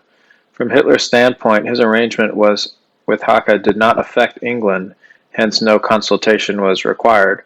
As for the Berlin speech, Hitler said word for word, "I assured him that from the moment that Czechoslovakia resolves her other problems, that means, when the Czechs have come to an arrangement with their minorities peacefully and without using force, then I am no longer interested in the Czech state, and I, for my part, will guarantee it." Hitler made his disinterest in the Czechs and the guarantee of their sovereignty contingent on the solution of the country's minority issues. He in no sense broke his word to Chamberlain. As for the British government's genuine and unpublicized reaction to the events in Prague, Halifax confided to the cabinet it had brought to a natural end the somewhat embarrassing commitment of a guarantee in which we and the French had both been involved. During the March 18 cabinet meeting, Chamberlain's ministers agreed that it would not be possible to protect Romania without an ally in the east. With the Czechs neutralized, the Prime Minister saw Poland as the key to the situation. He proposed asking the Poles whether they were prepared to join ranks with the countries threatened by German aggression. The minutes of the meeting 2 days later revealed the extent of the cabinet's trifling concern for Polish independence. The real issue was if Germany showed signs that she intended to proceed with her march for world domination. "We must take steps to stop her by attacking her on two fronts. We should attack Germany not in order to save a particular victim, but in order to pull down the bully." On March 24th, the next day, the Germans signed the trade agreement with Romania. Halifax met with U.S. Ambassador Joseph Kennedy. Kennedy reported to the State Department that Halifax felt the inevitability of war sooner or later should be met right now. With no evidence whatsoever, Halifax told the cabinet on March 30 that plans had been prepared by Germany for a number of adventures, including an attack on Poland. At this time, Hitler strove for a peaceful settlement, offering the Poles generous concessions in exchange for Danzig's return to the Reich and permission to construct an autobahn across the border. Chamberlain saw he was somewhat uneasy at the fact that our ambassador in Warsaw could obtain no information as to the progress of the negotiations between Germany and Poland. One possible but very distasteful explanation of this was that Polish negotiators were in fact giving way to Germany, in other words, becoming receptive to compromise. Chamberlain stated that if the Poles considered the Danzig issue a threat to their independence and were prepared to resist by force, then we should have come to their help. Asked whether there was a distinction between the seizure of Danzig by Germany and a German attack on the rest of Poland, Halifax told the Chancellor of the Exchequer that it was up to the Poles to decide. First clearing it with Polish Foreign Minister Beck, Chamberlain announced Britain's commitment to Poland in Parliament the next day. London's guarantee of Polish sovereignty, differing little from a military alliance, drew Warsaw into the English camp just as German-Polish negotiations were entering the critical phase. The British government publicly defined the purpose of its guarantee as to protect Poland from possible German aggression. Privately, the Foreign Office cabled its Paris ambassador on April 1st that there is no official confirmation of the rumors of any projected attack on Poland, and they must not therefore be taken as accepting them as true. The English invited Beck to London for discussions. On April 3rd, the Foreign Office distributed its confidential brief for Colonel Beck's visit. It defined objectives for the next day's talks. It described Danzig as an artificial structure, the maintenance of which is a bad casus belli. The brief speculated that it is unlikely that the Germans would accept less than a total solution of the Danzig question. The text then reveals the genuine priority of the Foreign Office, such as a corrupt bargain would, however, many disadvantages for England. It would shake Polish morale, increase their vulnerability to German penetration, and so defeat the policy of forming a bloc against German expansion. It should not therefore be to our interest to suggest that the Poles abandon their rights in Danzig on the ground that they are not defensible. Beck took the bait. As William Strang of the Foreign Office summarized, both sides agreed that the occupation of Danzig by German armed forces would be a clear threat to Polish independence and that it would bring our assurance into operation. On April 7, Sir George Ogilvy Forbes relayed from Berlin a conversation he had with a Polish journalist acquainted with Poland's ambassador Lipski. The journalist told the British diplomat that according to Lipski, good prospects for resolving the Danzig issue had existed prior to March 31st. With the English guarantee, however, Beck had decided to reject Berlin's offer even if the Germans limit it to Danzig. Forbes added that the information from other emissaries in Berlin confirmed the journalist's statement. Representatives of the French and British General Staffs met for a 10-day conference in London on April 24th. They debated Anglo-French military cooperation in North Africa and Far Eastern colonies, along sea lanes and in Gibraltar, Singapore, and other strong points against Germany, Italy, and Japan. The publicly announced purpose of the conference, the defense of Poland, was not discussed. For the English, it was a matter of preparing a global confrontation against commercial rivals. Throughout these months, Hitler strove to improve relations with London. In a nationally broadcast speech on January 30, 1939, he asked, "What conflicts of interest exist between England and Germany? I have declared more often than necessary that there is no German, and especially no National Socialist, who even in his thoughts wants to create difficulties for the English world empire. It would be a blessing for the whole world if these two peoples could cooperate in full confidence with one another." After Chamberlain announced the British guarantee to Poland, Hitler recognized the influence England exercised on Warsaw's refusal to compromise. He therefore appealed directly to the British to enter negotiations. On March 31st, a Mr. Bellinger, Member of Parliament, asked Chamberlain in the House of Commons how the government planned to respond to Hitler's appeal. The Prime Minister answered, "No negotiations are at present contemplated with the German government." Another Member of Parliament, Arthur Henderson, received the same reply.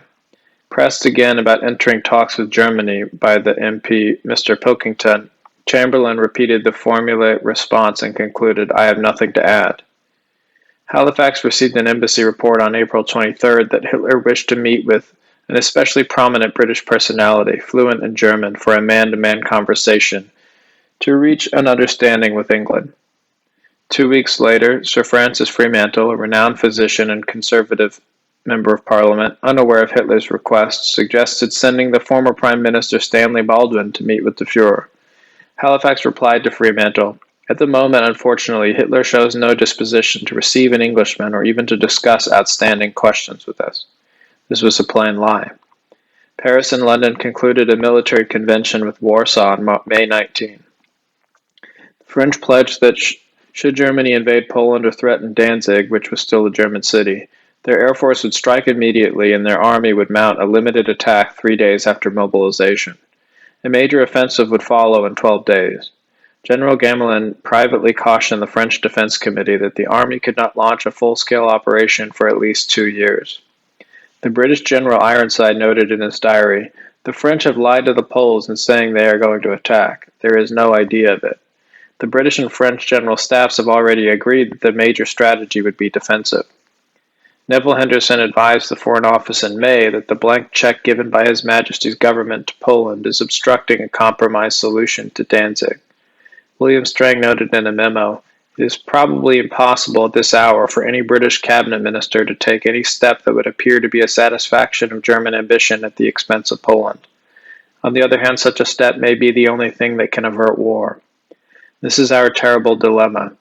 The English decided to let the Poles play their own hand in this question, while acknowledging that this would probably bring Poland and Germany to blows, even though the cabinet had agreed its May 25 session that German claims in Danzig did not go beyond what we ourselves had thought would constitute a reasonable settlement 3 years ago." In June, Cadogan's Secretary Jebb returned from an official visit to Warsaw. He told the Foreign Office that were England to wiggle out of the guarantee, Poland would seriously revise its present position regarding Germany. This was a tacit admission that the British guarantee was responsible for the Poles' refusal to negotiate with Germany. On the 16th, the Foreign Office cabled Ambassador Kinnard in Warsaw, "You have the discretion to inform Colonel Beck, if suitable opportunity offers, that the preparatory measures we had in mind were progressive mobilization measures of all three services." Notifying Beck of the good progress of Britain's war preparations could only reinforce his resolve to defy Germany. The Assistant Undersecretary of the Foreign Office, Sargent, speculated on July 4, 1939, "We cannot, as matters stand at present, expect Hitler to negotiate with us unless in advance we make him a firm offer of one or other of the two things he wants from us, either the return of full sovereignty of all the German colonies or their equivalent, or the abandonment of the policy of encirclement by cancelling our guarantees to Poland, Romania, and Turkey, and dropping our treaty with Russia." As Strang summarized with resignation, "The truth is that there is a fundamental irreconcilability between German and British policy.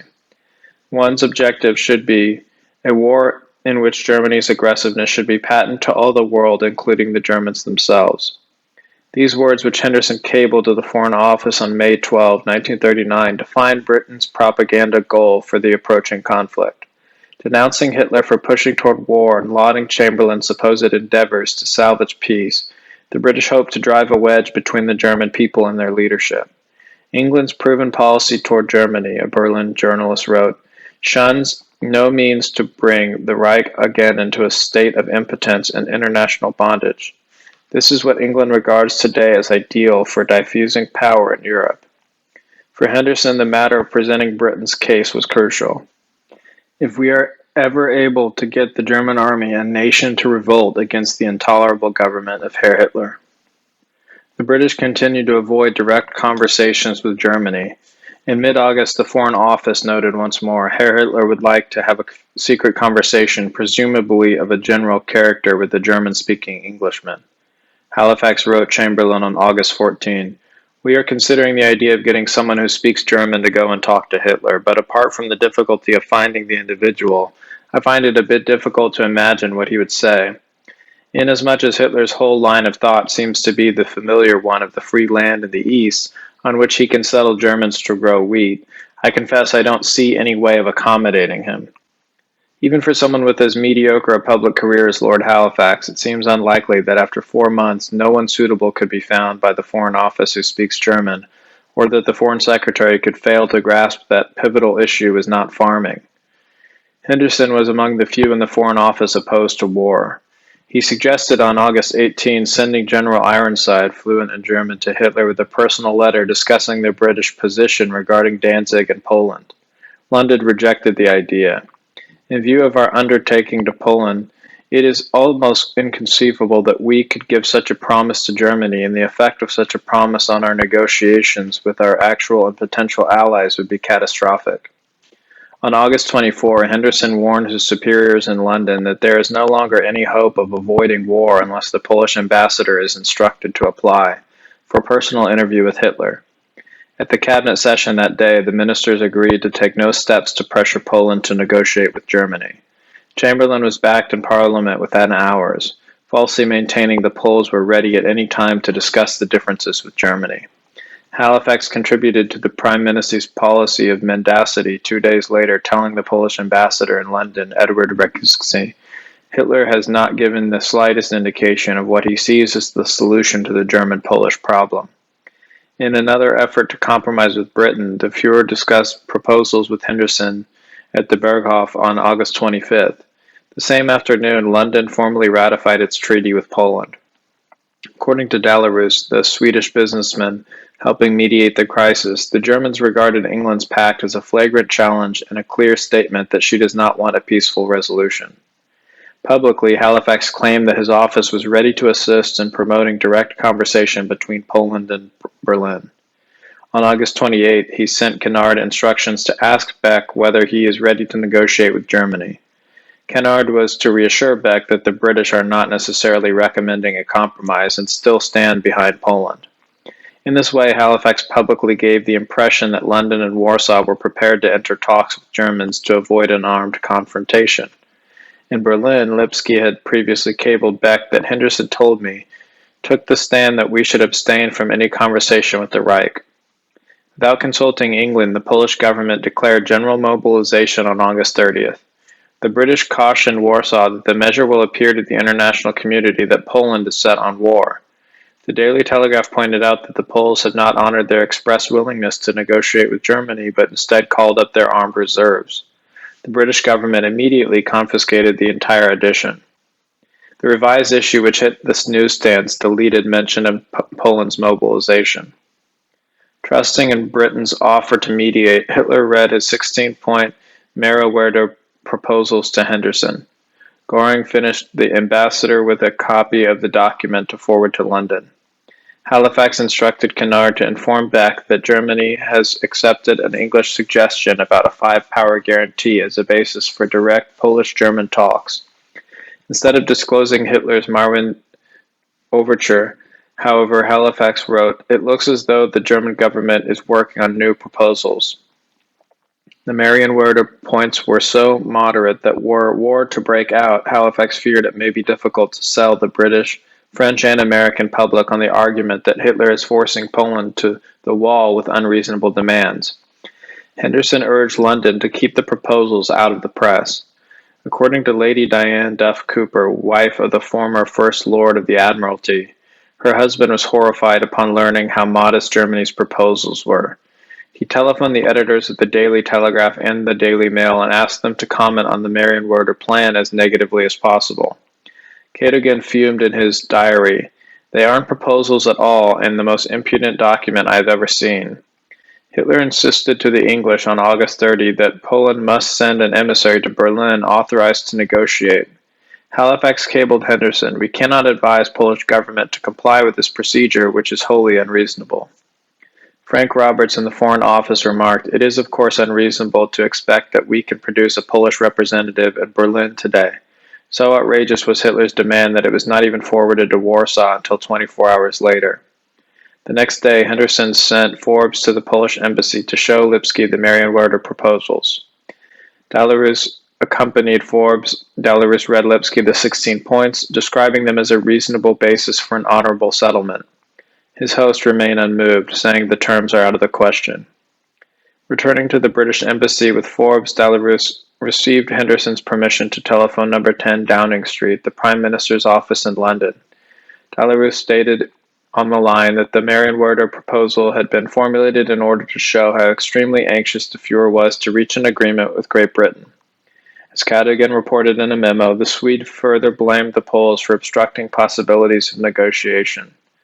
With Europe only hours from war, Halifax responded by admonishing Henderson. In the future, please prevent persons not belonging to the English mission from using its telephone line. Throughout August, the English exerted none of the substantial influence over Poland to bring Warsaw to the conference table. Beck confided to U.S. Ambassador Anthony Biddle that he based Polish foreign policy on the orientation of the Western powers. London's unconditional support encouraged Beck in his decision to defy and provoke Berlin. For their part, Halifax and Chamberlain were aware of the effect maintaining a potential hostile military presence in Germany's flank would exercise on Hitler.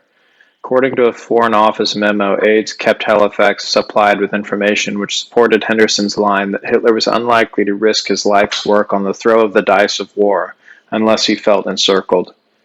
Duff Cooper's remark, "In Munich we lost 35 superbly equipped divisions," referring to the Czech army.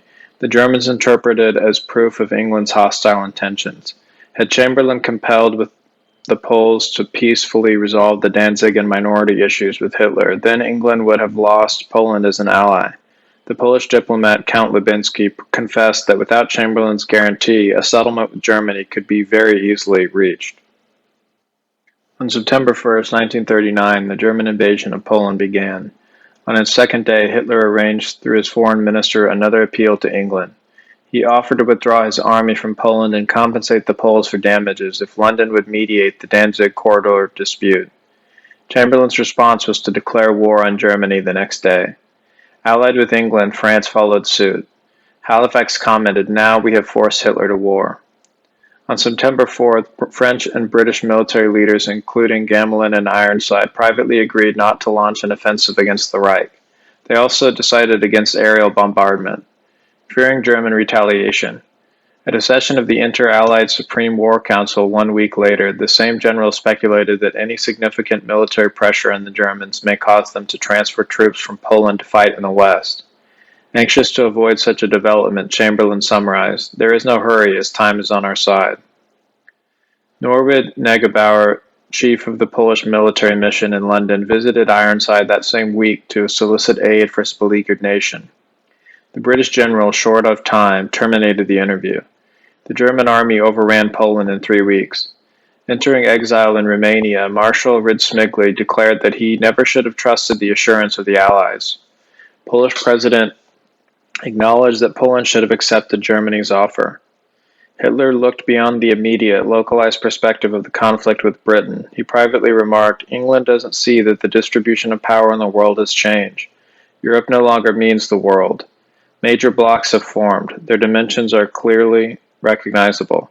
They stand outside of the individual European states and any possible combination of balanced alliances.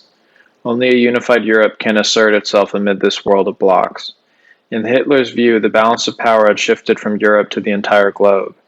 The former German army officer Henrik Jordis von Lohrhausen summarized that by 1900, England's Royal Navy and Germany's Continental Army had already represented an unbeatable combination.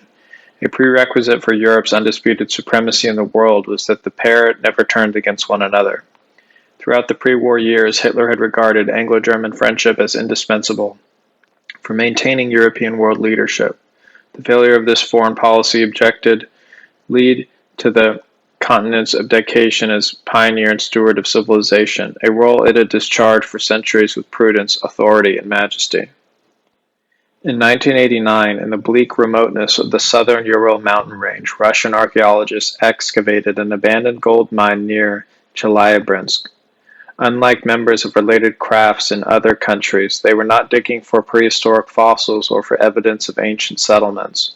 Some 300,000 corpses ultimately exhumed from the mine were victims of Soviet purges.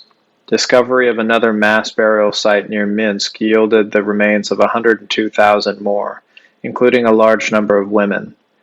Archaeologists uncovered nearly 50,000 bodies at an isolated grave site between Chabarovsk and Vladivostok, plus 46,000 buried around Gorno-Altaysk, Bykovna, and St. Petersburg.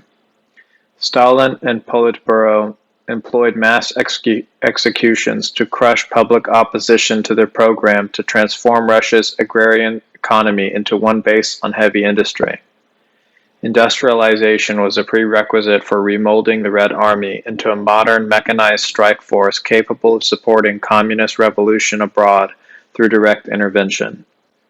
Moscow financed the purchase of the required military technology and machinery from the United States and the Weimar Germany by exporting timber and grain. It brought huge quantities of grain to market annually. Soviet functionaries, aided by the state police, the NKVD, simply confiscated harvests from the rural population. Contemporary researchers estimate that the resulting famine claimed approximately 1 million lives in southern Russia and in the northern Caucasus region, another million in Kazakhstan, and 4 million in the Ukraine.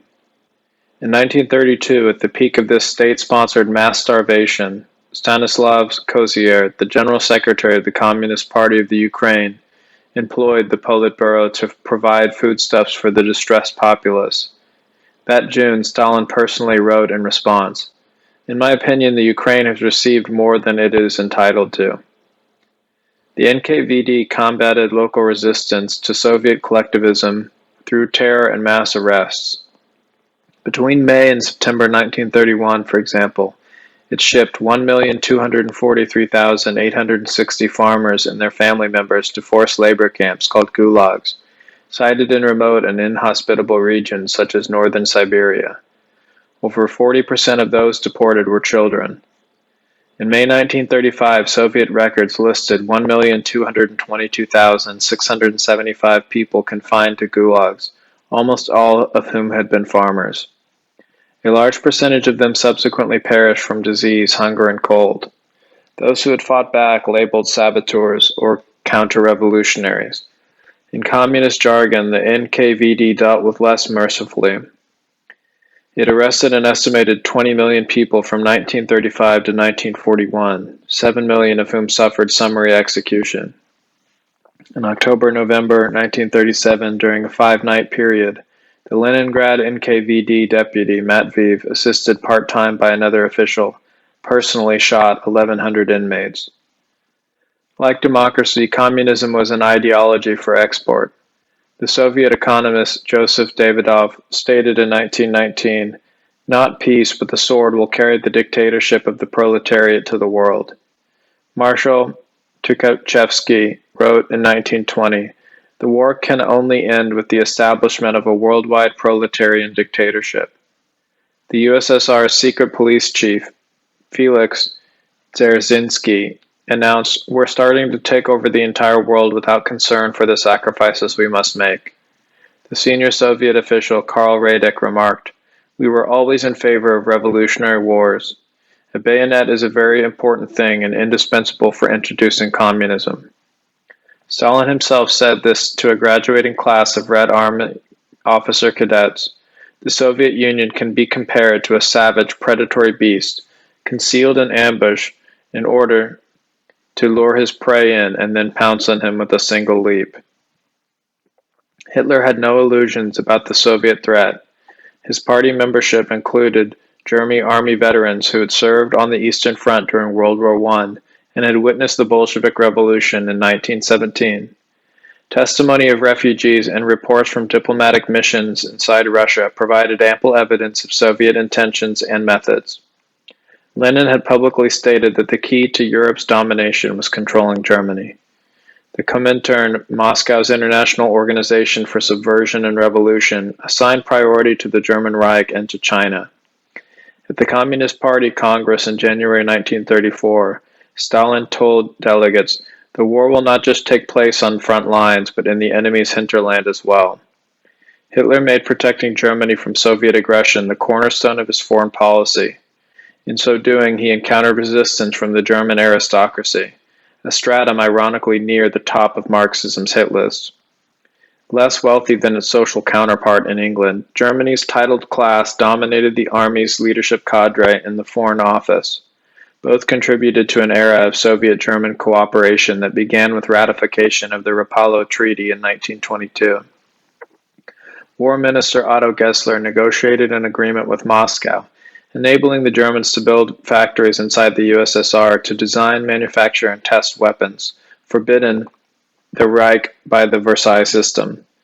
The Junkers aeronautic firm developed new combat aircraft there without knowledge of the Western democracies, thus avoiding retaliatory sanctions.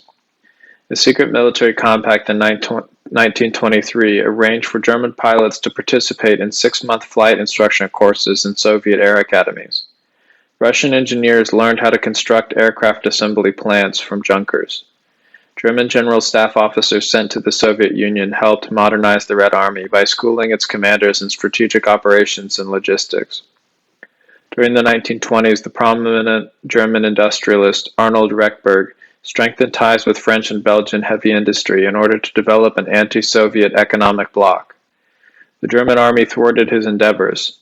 In 1926, the Soviet and German governments expanded the Rapallo Treaty through the Berlin Agreement. This was primarily a safeguard against Poland and corresponded to the anti-Polish tendency in the Reich's Foreign Office and in the Soviet hierarchy. Many German career diplomats advocated Bismarck's previous policy of maintaining good relations with Russia. In 1933, the German ambassador in Moscow, Rudolf Nadolny, presented the newly appointed Chancellor Hitler with a memorandum arguing the merits of an Eastern orientation over a pro-Western policy. He pleaded his case to the Führer in a personal interview. Throughout the Weimar period of superficial cooperation, however, the Comintern had worked hand in hand with the Communist Party of Germany to provoke a revolution.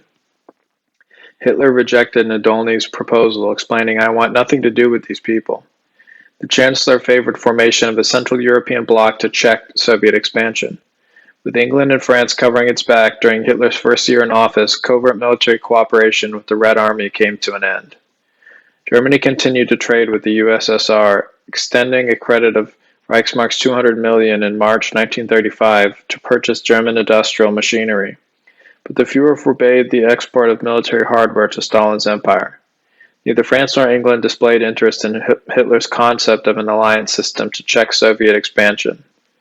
Paris concluded a pact with the USSR in May 1935. After the Pyrrhic victory in World War I, the English realized they were too weak to prevent German hegemony in Europe. A two-front war requiring the support of the Soviet Union offered a better prospect for destroying their commercial rival in Central Europe.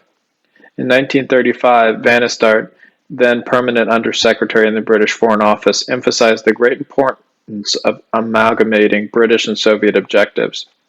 He later cautioned his colleagues, "For us Englishmen, Russia is in all respects a much less dangerous member of the international community than Germany." London's courtship of the Kremlin led Stalin to relax the Comintern's subversive propaganda in British colonies. The Foreign Office concluded that Britain's imperial interests were best secured by cooperation with Stalin.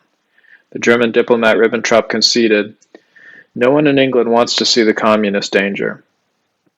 Meanwhile, Hitler saw an emerging Soviet threat in southwestern Europe. Since overthrowing the monarchy in 1931, the Spanish Republic had been fighting for survival against internal extremists. In November 1934, Hitler received a report from Germany's ambassador in Madrid, Count Johann von Welczek, which stated the systematic Bolshevization of Spain, carried on since the fall of the monarchy by the communist anarchist side, represents a European danger. With the conquest of this flanking position, an important stage on the way to communist world revolution will be reached, and Central Europe will be threatened on two sides. Conspiring with fascist radicals known as the Phalange, the Spanish army attempted a coup to overthrow the Republic in July 1936. The rebels considered the present government too weak to prevent a communist takeover. They gained only partial control of the country, which plunged Spain into civil war. The Reich's government at first limited itself to the evacuation by sea and air of some 10,000 Germans residing in Spain. The rebellion's leader, General Franco, solicited Berlin's aid to airlift Spain's African army, comprising nearly 18,000 Spanish foreign legionnaires and 15,570 Moroccans, to the mainland. The Spanish Navy remained loyal to the Republic and would not ferry these well-disciplined professional soldiers from Morocco to reinforce the rebels. Although the Republican government had been friendly to Germany, Hitler decided to help Franco. He told Ribbentrop that were the communists to gain control of Spain, it would only be a question of time before France suffered the same fate.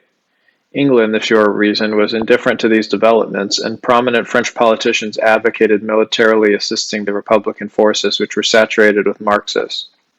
Germany would become trapped between the powerful Soviet bloc in the east and a strong communist French-Spanish bloc in the west. In a memorandum composed in August 1936 for top government officials, Hitler wrote, "Marxism, through its victory in Russia, has taken over one of the biggest empires in the world as a jumping-off point for further operations. This has become an ominous issue. A concentrated will to conquer, consolidated in an authoritarian ideology, is assailing an inwardly divided democratic world." The Soviet Union contributed weapons and troops to reinforce the Republican forces. Stalin opined that in peacetime it's impossible to have a communist movement. In Europe, that's strong enough for a Bolshevik party to seize power. A dictatorship of this party will only be possible through a major war. The Soviet Defense Minister, Clement Voroshilov, stated that the purpose of the USSR's commitment in Spain is to tie Hitler down in the West and weaken German militarily. Over the next 3 years, 18,000 German soldiers, primarily Air Force personnel, fought in the Spanish Civil War.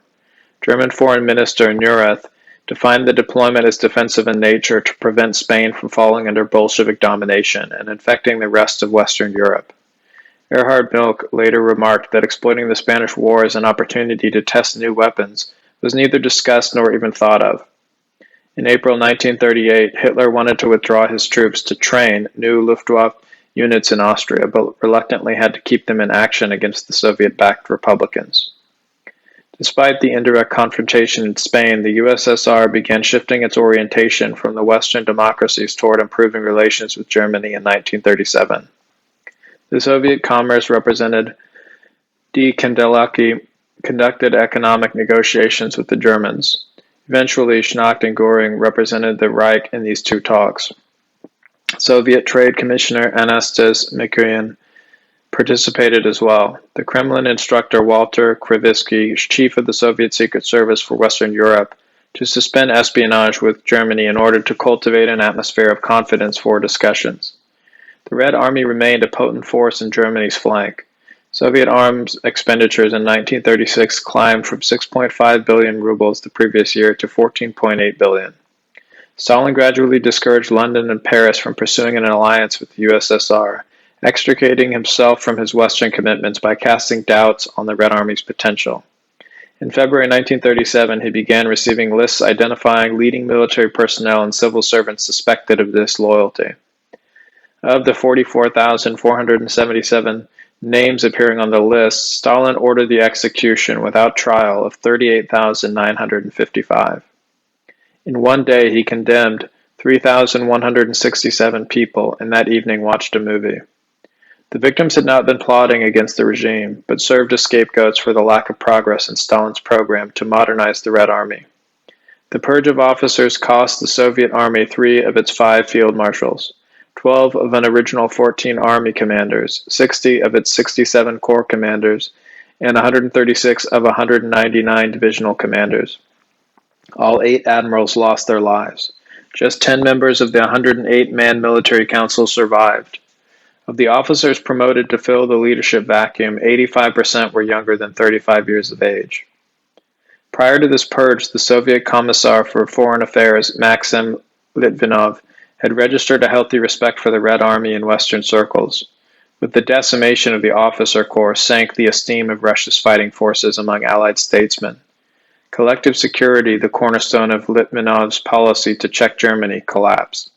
Hitler benefited from the West's wavering confidence in the USSR's military value during its most vulnerable period, annexing Austria and the Sudetenland in 1938.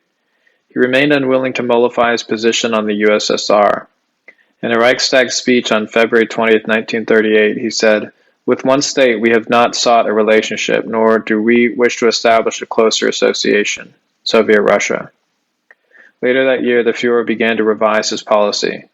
For 5 years, England and France had turned a cold shoulder to his appeal for friendship. The United States endorsed their strategy to isolate the Reich. Douglas Miller, attached to the U.S. Embassy in Berlin, announced that trade negotiations with Germany in the near future were unlikely.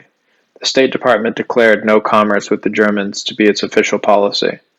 The Reich imported 80% of its rubber, 60% of its oil, 65% of its iron ore, and 100% of its chrome. The last mineral was indispensable to make steel for armored vehicles and was purchased primarily from Turkey and South Africa. In the event of war, a British nautical blockade would disrupt deliveries. The situation was similar for most other strategic material required by the Reich. Toward the end of 1938, German economists urged Hitler to resume commerce with the Soviets. The OKW maintained that only close economic cooperation with the USSR could offset the catastrophic effect of a blockade. Ribbentrop told his staff, "Unless we want to become completely encircled, we must talk now with the Russians." Developments with the USSR influenced Hitler's deliberations. Stalin's purge targeted not just the military, but the old Bolsheviks as well. Soviet propaganda simultaneously idealized traditional Russian national heroes such as Tsar Peter the Great, Alexander Nevsky, and Alexander Suvorov, who had defeated the Turks in the late 18th century. These circumstances the Germans interpreted as a shift in Soviet policy from communist internationalism to domestic patriotism. A nationalist Russia was a palatable ally for Hitler. In their endeavors to isolate Germany, the democracies drove him into Stalin's arms. On March 10, 1939, Stalin delivered a foreign policy speech at the Communist Party Congress. He denounced Britain, France, and the United States for their press campaigns to incite Germany into a war against the Soviet Union. He defined his objective as to observe events cautiously, without giving the war provocateurs, who are accustomed to letting others pull the chestnuts out of the fire for them, the opportunity to drag our country into a conflict. Ribbentrop noted, this declaration by Stalin showed that he was thinking about a path to a German-Soviet understanding. When the Germans marched into Prague a few days later, the Russians cooperated with Hitler's diplomatic restructuring of Bohemia and Moravia. In April, the German press discontinued criticism of the Soviet Union. Hitler considered Stalin's dismissal of Litvinov on May 9, 1939, the decisive step toward rapprochement. As Foreign Affairs Commissar, Litvinov had established diplomatic relations with the USA, brought the USSR into the League of Nations, concluded mutual assistance pacts with the Czechoslovakia and France, and promoted an alliance system against Germany. Though Stalin himself ran foreign policy, the removal of the representative publicly associated with collective security was a gesture that impressed Hitler. On May 10th, the Fuhrer discussed the Soviet question with foreign policy advisors Gustav Hilger and Julius Schnorr. Hilger gave Hitler a detailed report on Moscow's endeavor for the last 3 years to improve relations. Less than a month before, for example, Soviet Ambassador Alexei Mirakulov had told Weizsäcker that there was no reason not to normalize and consistently strengthen Soviet-German ties. On May 9th, the Russian diplomat Georgy Astashov had told Schnorr that Stalin was prepared to conclude a non-aggression pact with Germany. He also thanked the Reich's Foreign Office for recent, correct press coverage of the Soviet Union. On June 6, Berlin hosted a parade of German military personnel who had served in the Spanish Civil War. In his welcoming speech, Hitler avoided criticism of the Bolshevik menace, which had threatened Spain. He denounced instead the Western democracies for mendacious news reporting. For years, British and French newspapers lied to their readers, claiming Germany and Italy intended to conquer Spain, divide her up, and especially steal her colonies. This way of thinking seems more natural to the representatives of these countries than to us, since robbing colonies is already among acceptable and practiced methods of these democracies.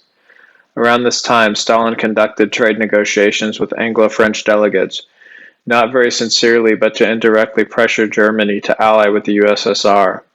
Hitler realized that cooperation with the Russians offered the best chance to tip the scales in his country's favor. Were Moscow to join forces with the Western powers, the Reich would become economically and militarily encircled. The Kremlin hosted an Anglo-French military delegation in August. At the conference, Voroshilov offered to commit 120 infantry divisions, 16 cavalry divisions, and 10,000 tanks to invade Germany in the event of war. France's General Joseph Dumont and England's Admiral Reginald Drax, second-rate negotiators with limited authority, proposed a more or less defensive strategy, a token commitment compared to what the Russians were pledging. Voroshilov insisted that the alliance would be contingent on the Red Army's plight to cross Poland and Romania to reach the German frontier, since both these buffer states controlled territory taken from Russia in 1919. Their governments justifiably feared that once allowed in, the Soviets would permanently occupy the borderline regions. Bucharest and Warsaw rejected the proposal, and the talks failed. Moscow made no attempt to negotiate directly with the Poles to win their cooperation, an indication of Stalin's blasé attitude toward a compact with the Allies. That month, the USSR concluded an expansive trade agreement with the German Reich. On August 19, the new Foreign Affairs Commissar, Molotov, told the German ambassador Count Friedrich von Schulenburg, to ensure the success of economic negotiations, a corresponding political basis must be created. He proposed a non-aggression pact, something the Russians had first suggested to the Germans in July 1936. Hitler avoided the example of his Western adversaries who had offended the Soviets by sending the second-class representatives to the military talks in Moscow. He telegraphed to Stalin an offer to dispatch Ribbentrop himself. He stated, "The Reich's foreign minister has full authority for the wording and signing of the non-aggression pact as well as the protocol." Stalin replied on August 21st, inviting Ribbentrop to fly to Moscow for a meeting on the 23rd. Stalin personally participated in the conference. He demanded that Germany recognize the Baltic states, Finland, and Bessarabia as Soviet spheres of interest. He promised his guests that the USSR did not wish to disturb the inner structure of these lands. Regarding Poland, Stalin recommended that the signatories fix a demarcation line in the event of war to prevent German-Soviet friction when dividing the country. Ribbentrop reassured his host that the Reich's new Soviet orientation represents a fundamental shift in foreign policy and is not a tactical maneuver to enable Germany to isolate and crush Poland. He assured Stalin, "From the German side, everything will be attempted to resolve the matter in a diplomatic and peaceful way." On August 24th, the German delegation flew back to Berlin with the signed pact. Hitler did not regard the treaty as a green light to attack Poland, but continued fruitless attempts at negotiation for another week. With war underway in September, Ribbentrop cabled the German mission in Moscow to press the Soviets to occupy the eastern half of Poland according to secret protocol. He hoped to draw the USSR into the war against England and France. Molotov stalled for 2 weeks. Stalin finally ordered the Red Army to advance on September 17. The Germans had already driven the Poles back 120 miles beyond the demarcation line. Stalin feared that Hitler's troops would keep the additional territory instead of relinquishing it to Soviet forces. Upon Poland's defeat, the German and Soviet armies staged a joint military parade in Brest-Litovsk. Having eliminated Poland as a military threat, Hitler hoped to reach a compromise with England and France. He planned to offer to restore sovereignty to the Czech state and to Western Poland. Ribbentrop had advised the Soviet government of this intention in a note on September 15. At a conference with the OKW on October 17, Hitler stated, "Poland shall be made independent. It will not become part of the German realm, nor be under the administration of the Reich." 2 weeks later, Molotov expressed Moscow's position on Poland. Nothing is left of this miscarriage of the Versailles Treaty, which owed its existence to the suppression of non-Polish nationalities. Stalin sent a telegram to Ribbentrop on December 27, reminding him that the friendship of the peoples of Germany and Soviet Union has been forged in blood on the battlefields of Poland. Any endeavor to resurrect the Polish state, Stalin pleaded, was therefore contrary to this spirit. Aware of his country's dependency on Soviet trade, Hitler abandoned the plan to reestablish Polish statehood. Stalin sought to stifle any action that might bring Germany and the Allies to the conference table. On November 30, 1939, the Red Army invaded Finland. The Finns did nothing to prompt the attack beyond refusing Moscow's demands to cede portions of their frontier territory and some islands in the Gulf of Finland to the USSR. The Russians described their counterattack as a response to the provocations of Finnish militarists. The 3.5-month winter war that followed cost the Finnish army 27,000 dead and 55,000 wounded. The Red Army lost 126,875 killed in action and 264,908 wounded. The German public opinion overwhelmingly favored Finland. Hitler blocked attempts by the Allies to deliver war material to the Finns via Norway. The Fuhrer personally penned an attributed editorial defining the government's position on Scandinavia, which the German press published early in December. Since the establishment of the League of Nations, the northern states were the most loyal supporters of this system. whose only purpose was to perpetually tie down Germany. When National Socialism took power in Germany, scarcely a day passed that many newspapers of the Northerners did not vent their arrogant and insulting criticism of German policies. It is naive and sentimental to expect that the German people fighting for their future should presently side with these little countries that previously couldn't do enough to revile and discredit Germany. Fearing Anglo-French intervention, Stalin suspended operations in Finland in March 1940, just as his army had gained the upper hand. He demanded little more than the territories the USSR had sought to annex during negotiations with Helsinki the previous October. The Soviets soon dispelled any goodwill such mild terms evoked.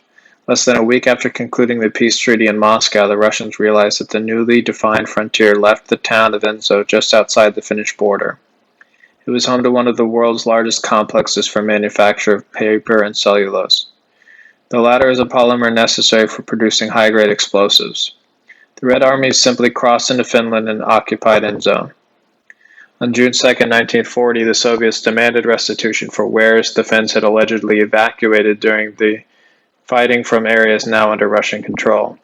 No provision for this compensation existed in the original Moscow Treaty.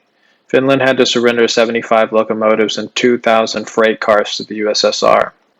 On June 14, Soviet fighters shot down a Finnish passenger plane flying French and American diplomats to Helsinki. Soviets deported the entire population, 420,000 persons, from the part of the Soviet Finland now under control. The pressure on Finland became a German problem. In April 1940, Schnorr negotiated a trade agreement with Helsinki. It allowed the Reich to purchase 60% of Finnish nickel ore necessary for steel production. Germany mined just 5% of her own nickel requirements. In June, the USSR insisted on the option to purchase a large amount of the Finnish output. Since the Soviet Union already enjoyed sufficient domestic production, the Germans viewed Moscow's initiative as a ploy to make the Reich more dependent on Russia for raw materials. Admiral Nikolai Nesvitsky of the Soviet Baltic Sea Fleet submitted a confidential report on how to solve the problem of the independent existence of Sweden and Finland. The Soviets prepared plans for a renewed invasion of Finland in September. The German-Finnish trade agreement signed on June 24th made Finland an important source of natural resources for the Reich's war industry. In August 1940, the OKW received intelligence about Soviet troop concentrations near the Finnish frontier. Upon Hitler's orders, the Germans reinforced their army and Luftwaffe contingents in northern Norway.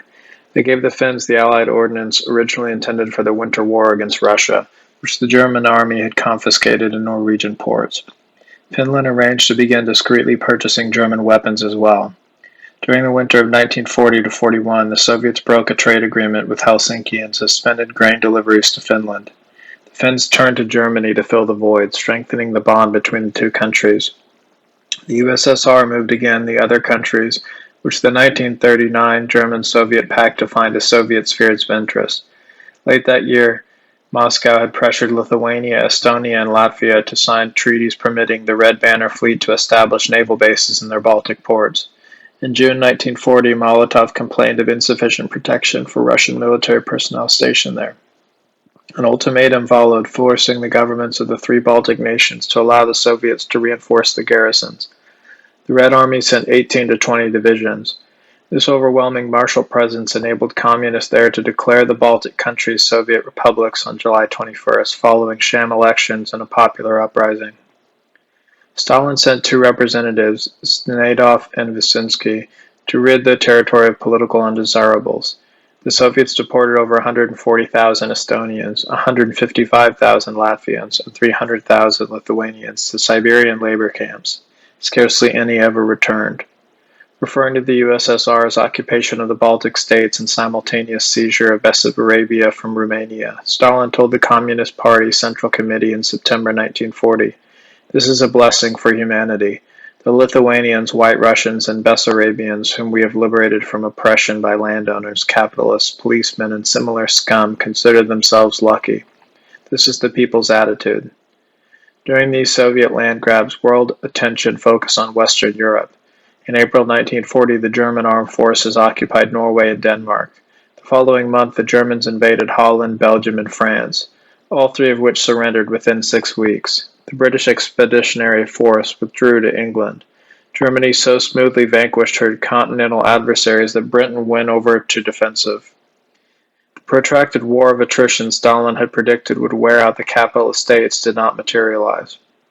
The Reich's augmenting influence over the European economy partially relieved its dependency on Soviet trade. The rapid German victory unsettled Stalin, who expressed the opinion that war with Germany was inevitable. Soviet expansion disquieted Hitler, and Russian efforts to improve relations with England, still at war with Germany, compounded his suspicions. On April 23, 1940, Weizsäcker telegraphed Karl von Ritter, as secretary in the German embassy in Moscow, that yesterday almost every London newspaper wrote about Soviet-English economic talks, supposedly started on Soviet initiative. Weizsäcker directed the German mission to inform Molotov, with respect to the course so far of Soviet deliveries of raw materials. The Reich's government is not satisfied that they correspond to its perception of mutual assistance. It implores the Soviet government to increase and continue deliveries during the months favorable for transportation and immediately get larger shipments of oil and grain in motion. Moscow negotiated a trade agreement with London while simultaneously slacking on obligations to Germany. The British ambassador, Sir Stafford Cripps, conferred with Stalin in July to win Russia for an anti-German alliance. Cripps promised that England would accept Soviet control over the Dardanelles, the Balkans, eastern Poland, and practically any arrangement for post-war Europe Stalin wanted. Considering traditional British foreign policy, these were lavish concessions. The Soviet dictator confided that he considered Germany the only threat. He more or less opened the door to an alliance with London. Aware that the conference with Cripps would arouse mistrust in Berlin, Stalin ordered Molotov to provide the German ambassador with a written summary for the talks. The Molotov version, which Schulenburg forwarded to his government, gave the impression that Stalin had remained loyal to the German alliance and rejected the Cripps proposals. However, Hitler received more reliable information from Rome. Italian agents were secretly monitoring the dispatches of the Yugoslavian ambassador in Moscow, Milan Gavrilovic, to Belgrade. This intelligence they relayed to Berlin. Gavrilovic wrote that Moscow's interest in signing with England in this way, Hitler learned of Stalin's duplicity. Also during July, Hitler and Ribbentrop began mediating a border dispute between Bulgaria, Hungary, and Romania. The Red Army massed along the common frontier with Romania. It prepared to invade and restore order if war broke out among the Balkan states. Reports of Soviet troop concentrations in Bessarabia induced Hitler to order 2 German armored divisions stationed in southwestern Poland, plus 10 infantry divisions, to rapidly occupy the Romanian oil fields at Ploesti, in case the region became unstable. On August 24th, the Hungarian-Romanian talks broke down. Hitler forced their diplomats back to the conference table. Germany's powerful economic influence in the region, together with justifiable fear of Soviet intervention, led them to accept the Führer's arbitration. At a session conducted by Ribbentrop and Italian Foreign Minister Galeazzo Ciano in Vienna, on August 30th, Romania agreed to cede the northern part of Siesenberg to Hungary. In exchange, Germany and Italy guaranteed Romania against foreign aggression. Upon Bucharest's request, the Germans dispatched a military mission including mechanized troops and air force units to train and upgrade the Romanian army in October. Moscow contributed to the crisis by attempting to provoke Hungary and Bulgaria against Romania. The Kremlin now protested that the Vienna arbitration violated Article 2 of the German-Soviet Pact. The 1939 treaty required consultation and questions of mutual interest, but the Russians had not been invited to negotiations in Vienna. Ribbentrop replied that Soviet interests in the Balkans had already been satisfied with the occupation of Bessarabia in June. He reminded Molotov that the USSR seized all of Lithuania, including a portion defined as a German sphere of influence, without notifying Berlin. Ribbentrop argued that German diplomatic intervention in the Balkan controversy had restored stability to a region bordering the Soviet Union, which could only be in Moscow's interests. Molotov responded in a memorandum on September 21, 1940.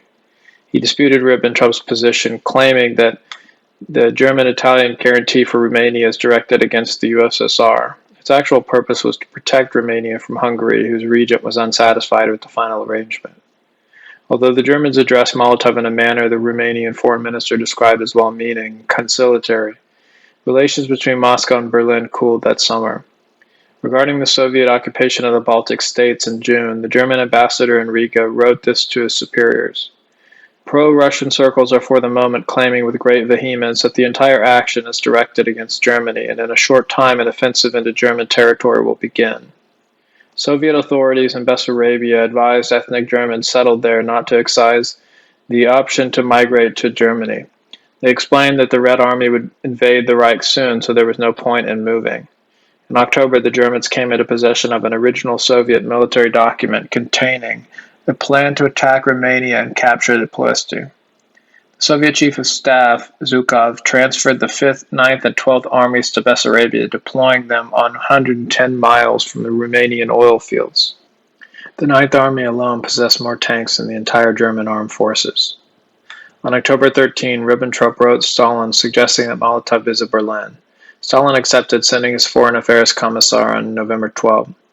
During the conferences, the Fuhrer reminded his guests of Germany's support during the Finnish War and regarded the military occupation of the Baltic states and of Bessarabia. He argued that Germany and Russia always profited when working together. When they turned against one another, only foreign powers benefited. Hitler told Molotov that Germany had no political interest in Finland, but urgently needed her trade to acquire nickel and lumber. The only German troops there were en route to northern Norway, a transfer soon to be completed. He emphasized that Germany requires peace in the Baltic Sea region to continue the war against Britain. Hitler and Ribbentrop, who remained cordial and patient throughout the conferences, urged Soviet expansion southward toward Persia and India. Molotov showed no interest in the suggestion. He repeatedly returned to his demands for increased Soviet influence over Finland and the Balkans, especially Bulgaria. The meeting, which ended with Molotov's departure on November 14, failed to reach a viable compromise. This compelled Hitler to gradually transfer more troops to the Reich's eastern frontier to hold possible Soviet expansion in check. As a result, he lacked adequate military resources to subdue England. By weakening Germany and indirectly encouraging the British to continue their resistance, Stalin prevented the conclusion of the fighting in the West. An event beyond Hitler's control further disrupted Soviet-German relations. On October 28, Italy, having entered the war on Germany's side in June, launched an unprovoked invasion of Greece. Mussolini's troops suffered heavy losses and made no progress. The tenacity of the Greek defenders, mountainous terrain, bad weather, and the poor leadership and ordnance of the Italian army hampered the offensive. Italian defeats in Greece and Libya against the British subsequently lowered Axis prestige among European neutrals. The Italian press simultaneously publicized Mussolini's claims to certain Yugoslavian territory as well. In August, Yugoslavia's regent, Prince Paul, told the German representative in Belgrade, Victor von Heeren, regarding the attitude toward Germany's position on this aggressive policy of Italy's is of the greatest significance. The people respect Germany, but have contempt for Italy. A Yugoslavian diplomat whom the Germans bribed revealed to Berlin details of Moscow's endeavors to win the Balkans for a pan-Slavic and anti-German coalition. In December, Hitler directed the OKW to plan a military expedition against Greece. Athens began accepting British aid with the Royal Air Force to transfer bomber squadrons to Greek airfields. They would be within range of Ploiești. The Germans needed to prevent England from forming a second front in southeastern Europe against Germany, protect the Romanian oil fields, and help the Italian army bogged down in Greece. Hitler hoped that a strong German military presence would persuade Athens to compromise and conclude peace with Italy. The prospect vanished when British troops contingents landed on March 10, 1941 to reinforce the Greeks. The Soviet Union objected when the Germans concentrated troops in southern Romania in January. The German 12th Army planned to cross from there into Bulgaria at the beginning of March and deploy along the country's border with Greece. On January 13, the Soviet news agency TASS announced that the transfer of German troops to Bulgaria was taking place with neither the knowledge nor approval of USSR. Berlin responded that the operation was necessary to keep British forces off the continent. Ribbentrop publicly fixed the strength of the 12th Army on February 12 at the exaggerated figure of 680,000 men. This included an especially high percentage of technological troops with the most modern ordnance, especially armored personnel. The purpose of the boast was to discourage the Russians from risking a military confrontation. They protested in a memorandum to the German Foreign Office. The Soviet government regards the presence of any armed force on Bulgarian territory as a threat to the security of the USSR. Yugoslavia joined Germany's alliance system, the Three-Power Pact, on March 25th. Even though the Reich purchased grain from the country, there was a strong pan-Slavic movement in Yugoslavia, and the armed forces leadership was hostile toward Germany. 2 days later, a military coup toppled the government. The army arrested prominent members of the former administration. The new head of state, General Dusan Simovic, confided to the British that he needed time to upgrade his armed forces, but would then join with the USA, England, and Russia to attack the Germans. Hitler disbelieved Simovic's public pledge to respect Yugoslavia's obligation to the Three-Power Pact. The very day of the coup, the Führer told OKW, Yugoslavia must also be considered an enemy and therefore beaten as quickly as possible. Moscow congratulated the new regime in Belgrade by telegram, declaring that the Yugoslavian people have again proven worthy of their glorious past. Hungary's regent, Nicholas von Horthy, warned Hitler, Yugoslavia could scarcely have let herself be led down this path without a certain Soviet influence. The German army invaded Yugoslavia and Greece on April 6. Although American newspapers estimated the British expeditionary force in Greece at 240,000 men, the Germans more accurately fixed its strength at around 60,000. Handicapped by ethnic dissonance within its ranks, unpreparedness, and a poor command structure, the Yugoslavian army failed to offer cohesive resistance against the Germans. The Greek army fared no better. The British troops, who, according to a German combat correspondent, got drunk during the day and chased girls at night, soon prepared to evacuate the mainland. The German armed forces occupied both countries with minimal losses. The Balkan debacle strained German-Soviet rapprochement. Moscow had concluded a non-aggression pact with the Simovic regime on April 5th. Hitler correctly judged this as an unfriendly gesture. German soldiers discovered documents in Belgrade supporting this opinion. One found in the Soviet embassy read, "The USSR will only react at a given moment. The Axis powers have largely scattered their frightening forces. For this reason, the USSR will suddenly move against Germany." German diplomatic analyst Ernst Wollmann prepared a summary of the former Yugoslavian foreign minister's correspondence. Wollmann concluded that the Soviets encouraged Yugoslavia toward eventual opposition against Germany. The Soviets are making hasty preparations, Prince Wyde, the German ambassador in Stockholm, cabled Berlin on May 16th. The Soviet-Russian representative here, Mr. Kollontai, said today, as I found out, that in no time in Russian history have stronger troop contingents been concentrated on the western frontier of Russia than at the present. Hitler received ominous signs of potential Soviet belligerency from other sources as well. From Helsinki came an encrypted telegram relating how the Soviet naval attaché there, Smirnov, disclosed to his American colleague Hufsteiner that Russia will in all probability have to enter the war on the side of the other great democracies. The German counterintelligence chief, Walter Schellenberg, reported a dramatic increase in Soviet espionage, subversion, and sabotage. Harbor police in various European ports captured dock workers placing explosives aboard German, Italian, or Japanese merchant ships. In most cases, the perpetrators were communist agents. The Danish criminal police broke up a particularly destructive ring of communist saboteurs run by Ernst Wollweber. Since 1938, its members had smuggled explosives aboard and sunk nearly 70 vessels bound from Scandinavian ports for Germany. The OKW registered daily Soviet reconnaissance flights over German airspace. It continuously supplied Hitler with assessments of steadily augmenting Russian forces deploying along a mutual frontier. This activity assumed, in increasing proportion, a threatening character. 5 weeks after the abortive talks with Molotov in November 1940, Hitler ordered the OKW to plan for an offensive against the USSR.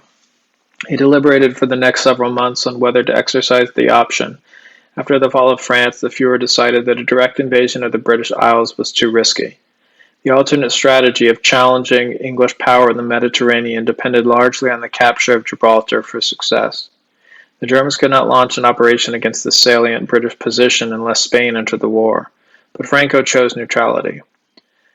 With American aid for England mounting, Hitler saw no way of ending the war. The shift in Soviet orientation toward the West evoked the specter of an Anglo-American-Soviet alliance. The Russians could strike at Germany's flanks, Finland and Romania, without warning. This could curtail vital deliverances of nickel and petroleum. The Führer sensed the strategic initiative passing to the hands of his enemies. Only a dramatic thrust could rescue the situation, delivering a knockout blow to Russia before she could join forces with the USA and confront Germany with an overwhelming military coalition. Eliminating the Soviet threat in a rapid campaign would enable the Reich to consolidate its position in Europe and concentrate on the war against England. A victory over the USSR would also strengthen Japan's influence in the Far East. Hitler believed that taking Russia out of the game would influence London to conclude a peace with Germany and discourage American intervention. In April 1941, the Soviet government permitted a delegation of engineers from German armament manufacturers, including Mauser, Henschel, and Benz, to tour aeronautic research and production facilities inside the USSR. The organization's size and quality of the installations made a telling impression on the visitors. In a detailed evaluation prepared for the Reich's Air Ministry, the German delegates described, among other things, a single Soviet airplane engine factory that was larger than 6 German plants combined. Göring and Luftwaffe staff considered the report exaggerated.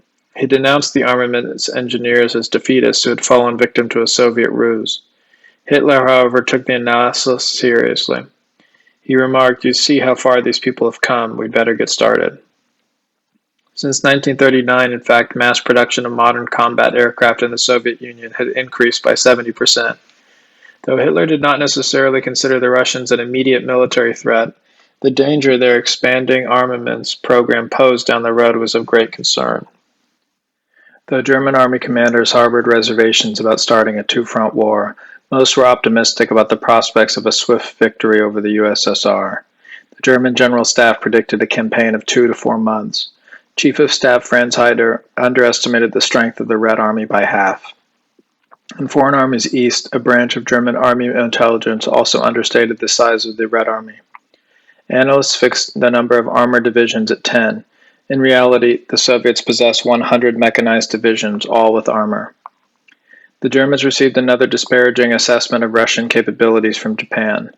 The Soviet secret police chief in Manchuria, General Ushakov, defected to the Japanese in 1938. They forwarded the transcripts of his interrogation to the German embassy in Tokyo. Lyashkov described the disorganization and incompetence of Red Army leadership. He offered examples demonstrating that the political structure inside the USSR was unstable, and in the event of a major war, the entire system would collapse. Pursuant to the tradition of the Foreign Office, Ribbentrop tenaciously argued for a compromise with Moscow.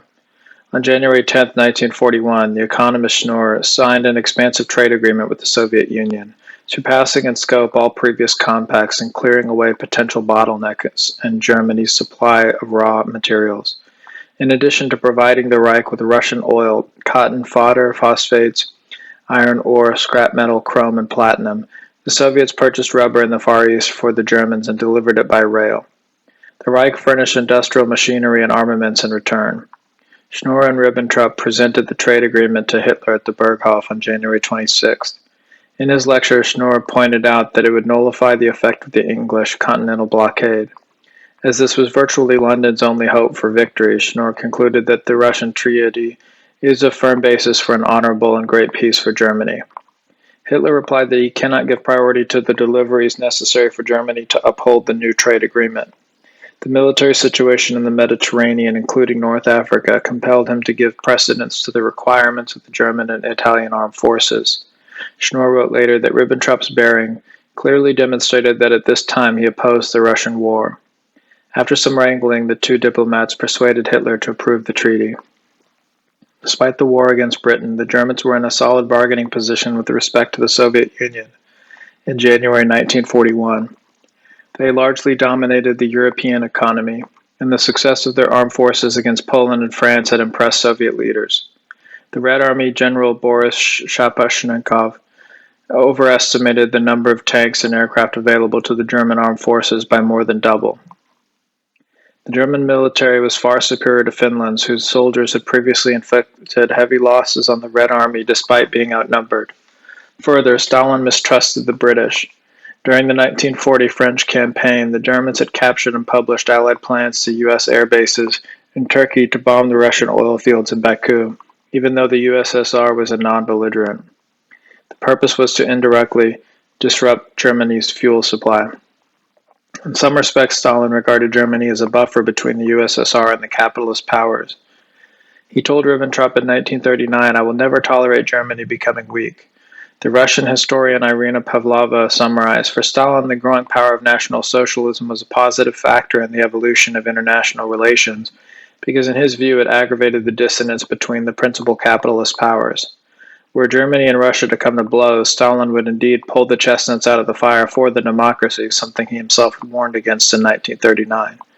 The Reich's Foreign Office persistently opposed the plan to invade the USSR. Exasperated, Hitler called the unyielding Ribbentrop my most difficult subordinate. Schnur often appealed to Generals Wilhelm Keitel and Alfred Jodl of the OKW to promote an understanding with the Kremlin.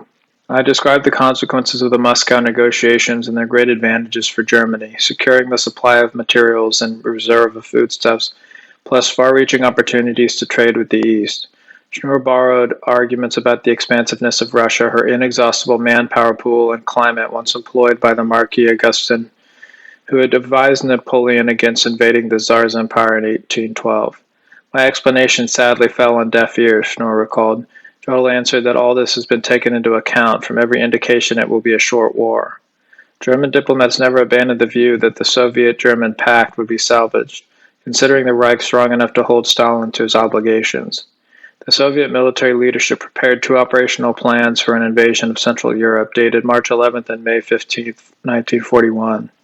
The latter study stated that the Red Army must deploy before the enemy does and attack the German armed forces at the moment it is in the deployment stage and is as yet unable to organize the coordination of the individual branches of service. A Soviet propaganda directive instructed journalists, the fighting in this war has demonstrated so far that a defensive strategy against superior motorized troop units brought no success and ended in defeat. An offensive strategy against Germany is therefore advisable, one which relies a great deal on technology. Whether Stalin ultimately decided to attack Germany or had a fixed date in mind is still a subject of debate. Thanks to German traders, he received the text of Hitler's OKW directive to prepare an invasion plan of the USSR.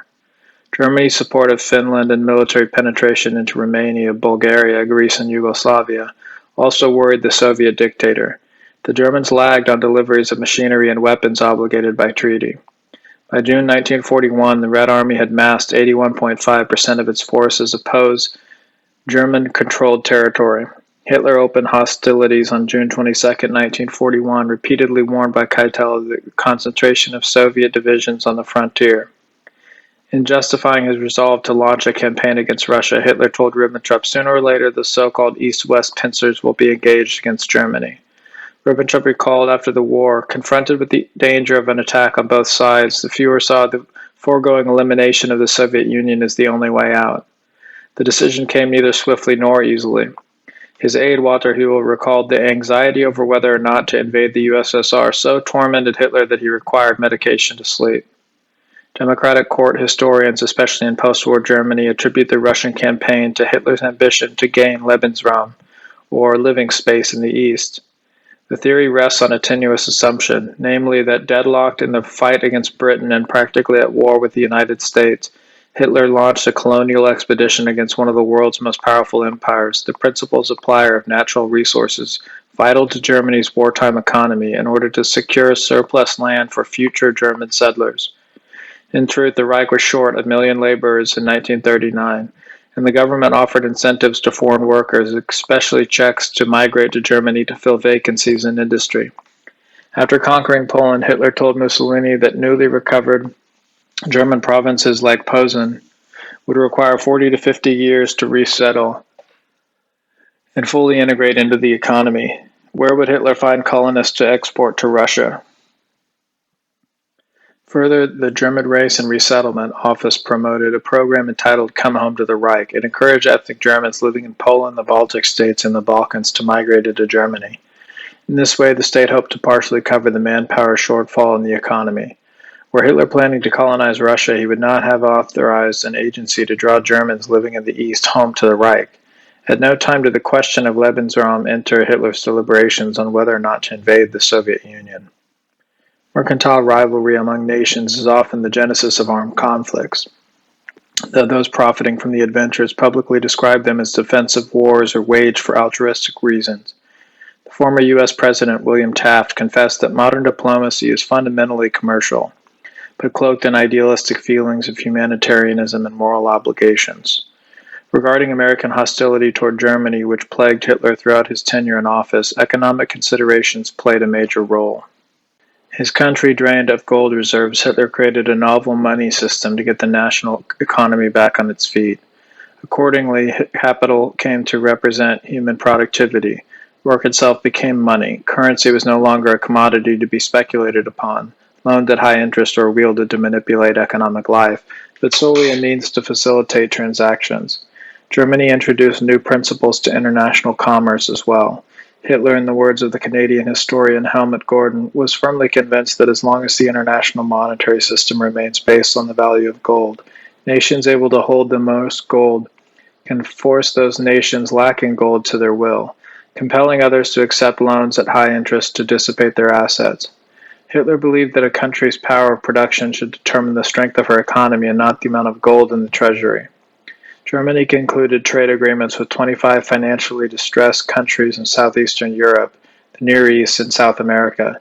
The treaties based transactions on an exchange of wares without monetary payment. In return for foodstuffs and raw materials, Germany supplied poor nations with agricultural machinery, locomotives, and manufactured goods. This was a barter system which spared trade partners having to borrow from foreign banks to finance purchases, a relief for countries already in debt during the worldwide depression. The mutually beneficial arrangements gradually deprived the United States, France, and Britain of markets they had previously dominated. Financial institutions in London and New York, accustomed to providing credit to smaller nations, lost a lucrative portion of their international commerce. British General Fuller wrote that Hitler's economic policy of direct barter and subsidized exports struck a deadly blow to British and American trade. Lord Forbes, belonging to an English trade commission visiting South America, warned, "We don't want the Germans continuing to conduct their system of an exchange of goods and other disrespectful trade methods right under our nose." In 1941, President Roosevelt asked rhetorically, "Will anyone suggest that Germany's attempt to dominate trade in Central Europe was not a major contributing factor to war?" Churchill remarked in 1938, "What we desire is the complete destruction of the German economy." He told Lord Robert Boothby, "Germany's most unforgivable crime before the Second World War was her attempt to extricate her economic power from the world's trading system and to create her own exchange mechanism which would deny world finance its opportunity to profit." Addressing newly commissioned officers of the armed forces in May 1942, Hitler explained the challenge Germany's foreign trade treaties posed for the USA. He described how America enjoyed an abundance of grain and natural resources, plus maintained her own manufacturing industry. Countries wishing to trade with the United States therefore had little to offer in exchange. So America began taking gold for her labors, piling up this gold into the billions. Naturally, this mineral threatens to become utterly worthless once it's realized that a new world is forming, one that no longer recognizes the concept of gold but substitutes the concept of work and human productivity, and from then on begins to trade what is produced through labor without using gold. As far as the Germans were concerned, the U.S. government and corporate America pursued the same goals.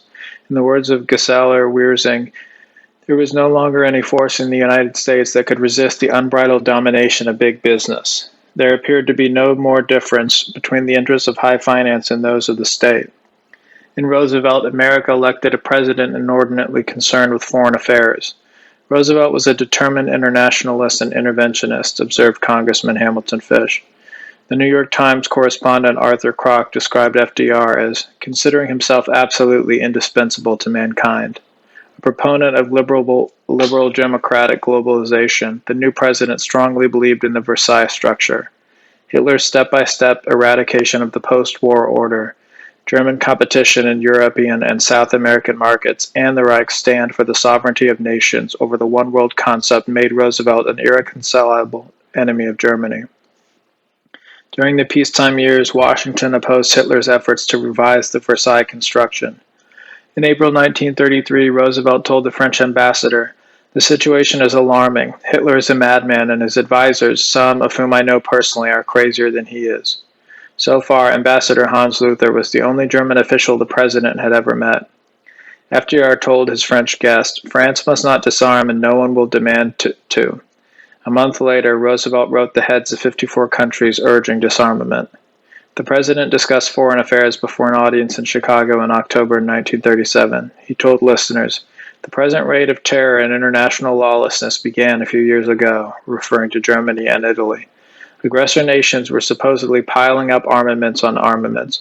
Their national income is being spent directly for armaments. It runs from 30 to as high as 50% in most of the cases. He suggested that such diseased countries should be quarantined, in other words, economically boycotted. After publication of the speech, the Reichswehr Ministry notified German military commanders. Roosevelt's words may be regarded as America's formal decision to join the front of the democracies against the fascist states abandoning the policy of isolation.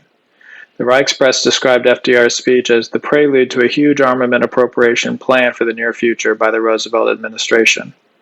Upon orders from the White House, U.S. Navy Captain Royal Ingersoll went to London in December to discuss fleet operation with the British. The prospect of American naval support against Japan, Italy, and Germany strengthened England's hand in negotiations with Hitler. The German annexation of Austria on March 12, 1938, initially produced a mild reaction from the American press and from Secretary of State Gordon Hull. This altered abruptly within 24 hours. The German ambassador reported to Berlin that the Anschluss suddenly became regarded as a breach of treaty, as militarism, as the rape of defenseless little Austria by a neighbor armed to the teeth, and as a product of the policy of might makes right. As to the probable genesis of the about-face in American attitude, the president personally became involved and gave both the State Department and the press corresponding guidelines. The ambassador warned the Reich's Foreign Office that were Germany ever to become involved in a conflict against England, there isn't much left here that could prevent the entrance of the United States into a war against us. Roosevelt reached beyond America's borders and his authority during the Sudeten crisis that September. To prevent this crucial revision of the Versailles system, he proposed to British Ambassador Sir Ronald Lindsay that the U.S. and Royal Navies blockade the entire European Atlantic coast and the Mediterranean to cut off Germany off from overseas imports. Sea blockades are by international law an act of belligerency. FDR was prepared to abandon neutrality and wage war to preserve Czechoslovakia's claim to the Sudetenland. Chamberlain, wary of Roosevelt's endeavors to extend U.S. influence into Europe, rejected the idea. Then Washington became a savage campaign to malign the appeasers who had again backed down from the dictators, wrote the editor of Germany's National Observer. Chamberlain and Daladier were branded in the U.S. press as downright traitors to the democratic world cause. Washington's intrigues impeded diplomatic resolution of Germany's bid for Danzig in 1939. On December 2, 1938, America's ambassador in Poland, Bedell, met with the Free Cities Commissioner Burckhardt. Bedell-Burckhardt declared with genuine glee that the Poles are ready to wage war over Danzig. Never since the torpedoing of the Lusitania has such religious hatred against Germany existed in America like today. Chamberlain and Daladier will be blown away by public opinion. It will be a holy war.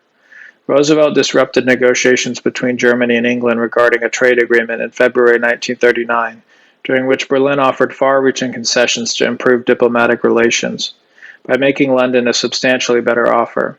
In this way, he obstructed another attempt at Anglo-German reconciliation. The following month, Hans Thomson, Ribbentrop's charge d'affaires in Washington, advised Berlin, Roosevelt is personally convinced that Germany is the enemy that must be destroyed because she is seriously disrupting the balance of powers and status quo.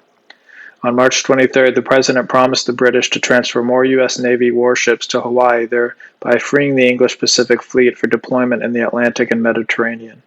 He instructed the American ambassador in London, Kennedy, to shore up Chamberlain's resolve to guarantee Poland.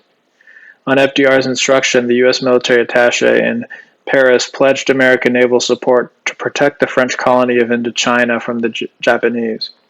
In this way, the president gradually increased Anglo-French dependency on the United States, indirectly augmenting his influence over the democracies in their negotiations with Hitler. The April 14, 1939 edition of the Washington Times-Herald reported that Roosevelt was warning the English in the form of an ultimatum to make no concessions to Germany.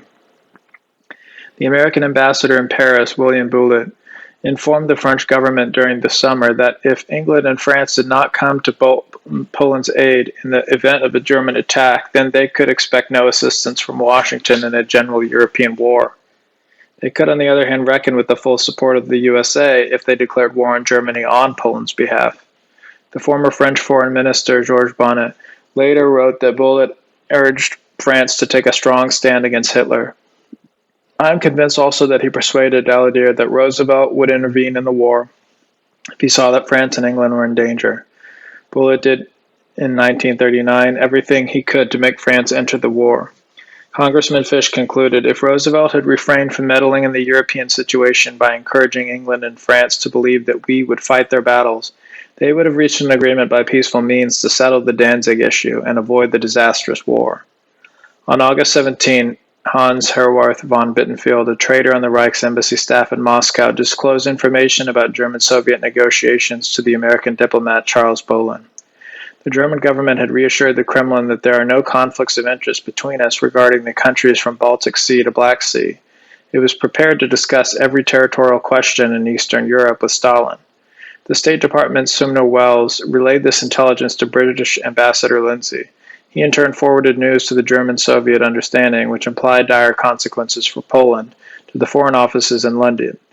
A Soviet spy there, Herbert King, notified Stalin of the intrigue. The Soviet dictator most likely assumed that the British would forewarn Beck of the danger facing his country, leading him to seek a rapprochement with Germany. But Stalin overestimated British and American fairness, as a German historian put it. Neither democratic government passed this vital information on to Warsaw. Herwarth also leaked the complete text, including the secret protocol about dividing Poland, of the August 23rd agreement Ribbentrop had concluded in Moscow. Bolin likewise communicated it to Washington.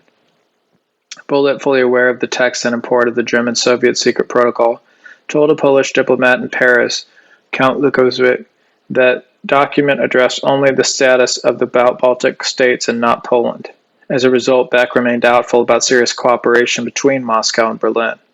The result of Germany's rapid victory over Poland in September, France's passive strategy of defense, and England's token commitment to the Continental War was a stalemate. On October 6, 1939, Hitler addressed the Reichstag asking for a peace conference.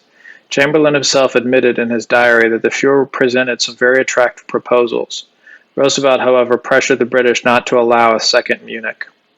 Göring, Hitler's number 2 man, met with the American consul general in Berlin on October 9th and urged that FDR mediate peace talks.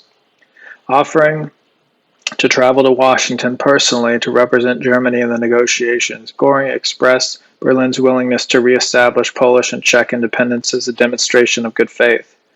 Roosevelt formally refused to arbitrate a ceasefire. During a press conference that month, he described the German offer as the product of anonymous subordinates in the Reich's propaganda ministry and without substance. 2 American tycoons visited Germany in October, hoping to open the road to negotiations. On the 19th, Göring told James Mooney, a senior executive at General Motors, if we could conclude a treaty with the English today, we'll throw Russia and Japan overboard tomorrow. Göring again offered to reinstate Poland and the Czech state to William Davis, a Texas oil magnate, on a semi-official visit to Berlin. Even American newspapers acknowledged that, considering Roosevelt's outspoken hostility toward Germany, for the Germans to nominate him and accept his judgment as arbiter in a peace conference was a generous concession. Upon returning home, Davis was unable to obtain an audience with the president. Hull yanked his passport to prevent Mr. Davis from returning to Europe and interfering with the progress of the war. In Warsaw, Ribbentrop's staff compiled the pre-war diplomatic correspondence between Warsaw and its missions in Washington, London, and Paris. A newspaper published the content on October 27. Its editor summarized, the Polish documents proved that Roosevelt's diplomacy bare a major, if not the greatest measure of responsibility for the outbreak of the English war. One letter, for example, was from the Polish General Staff to Beck. It quoted the American military attaché, Commander Gade, as promising Poland 1,000 airplanes as soon as the war begins. The Polish staff officer described Gade as a man who enjoys the confidence of Roosevelt and is a personal friend of his. He is very unfriendly towards Germany and personally very wealthy. Another document the Germans brought to light was a report by Count Potocki, the former Polish ambassador in Washington, about a conversation he had had with Bullitt in November 1938. About Germany and Chancellor Hitler, Bullitt spoke vehemently and with great hatred. The United States, France, and England must rearm tremendously in order to be in a position to cope with German power. Only then, when the moment is ripe, declared Bullitt further, will One, be ready for the final decision. In reply to my question whether the United States would take part in such a war, he said, undoubtedly yes, but only after Great Britain and France had made the first move. Ribbentrop presented the original Polish foreign policy letters to the international press for inspection. The editor of the American edition of the German White Book, which published 16 of the letters in English, concluded, "It is likely that they are authentic documents, and that this is the opinion of many Washington correspondents, including Sir Wilmot Lewis of the London Times, who might be expected to be skeptical of them." Roosevelt and Hull publicly claimed that the Polish documents were forgeries. During this time, the White House focused on persuading Congress to amend the 1937 neutrality law. The law imposed an embargo on the sale of war material to belligerents in Europe. Already in September, the president had managed to have the restrictions partially relaxed. As a result, U.S. arm manufacturers sold $4,429,323 worth of ordnance to France that month, and $1,422,800 to England. Germany's share in the armaments purchased from America, according to the State Department Bulletin of October 28, 1939, was 49. By the close of 1940, Britain had purchased $2.7 billion in arms from the United States. Roosevelt told a cabinet member, "We have been milking the British financial cow, which had plenty of milk at one time, but which has now about become dry." The president speculated on how to keep the British at war until their supply of dollars runs out. Giselle Wirsing, editor of Germany's popular Signal magazine, made this observation about the arsenal of democracy. The armaments business has grown to one of the worst rackets in American history and has amassed billions in profits through this trading of death. During 1940, there was an enormous increase in dividends. According to an exhibit of the National City Bank in New York, the clear profit of around 2,600 shareholding companies in 1940 amounted to $4,253 million, compared to $3,565 million in 1939. Congressman Fish recalled, Roosevelt's war cabinet had a great deal of cooperation from the powerful Eastern press, largely for war. Pro-war propaganda was heavily financed by the international bankers, armament makers, and big businesses, numerically few in numbers but exceedingly powerful in financial resources and control over vast publicity and propaganda.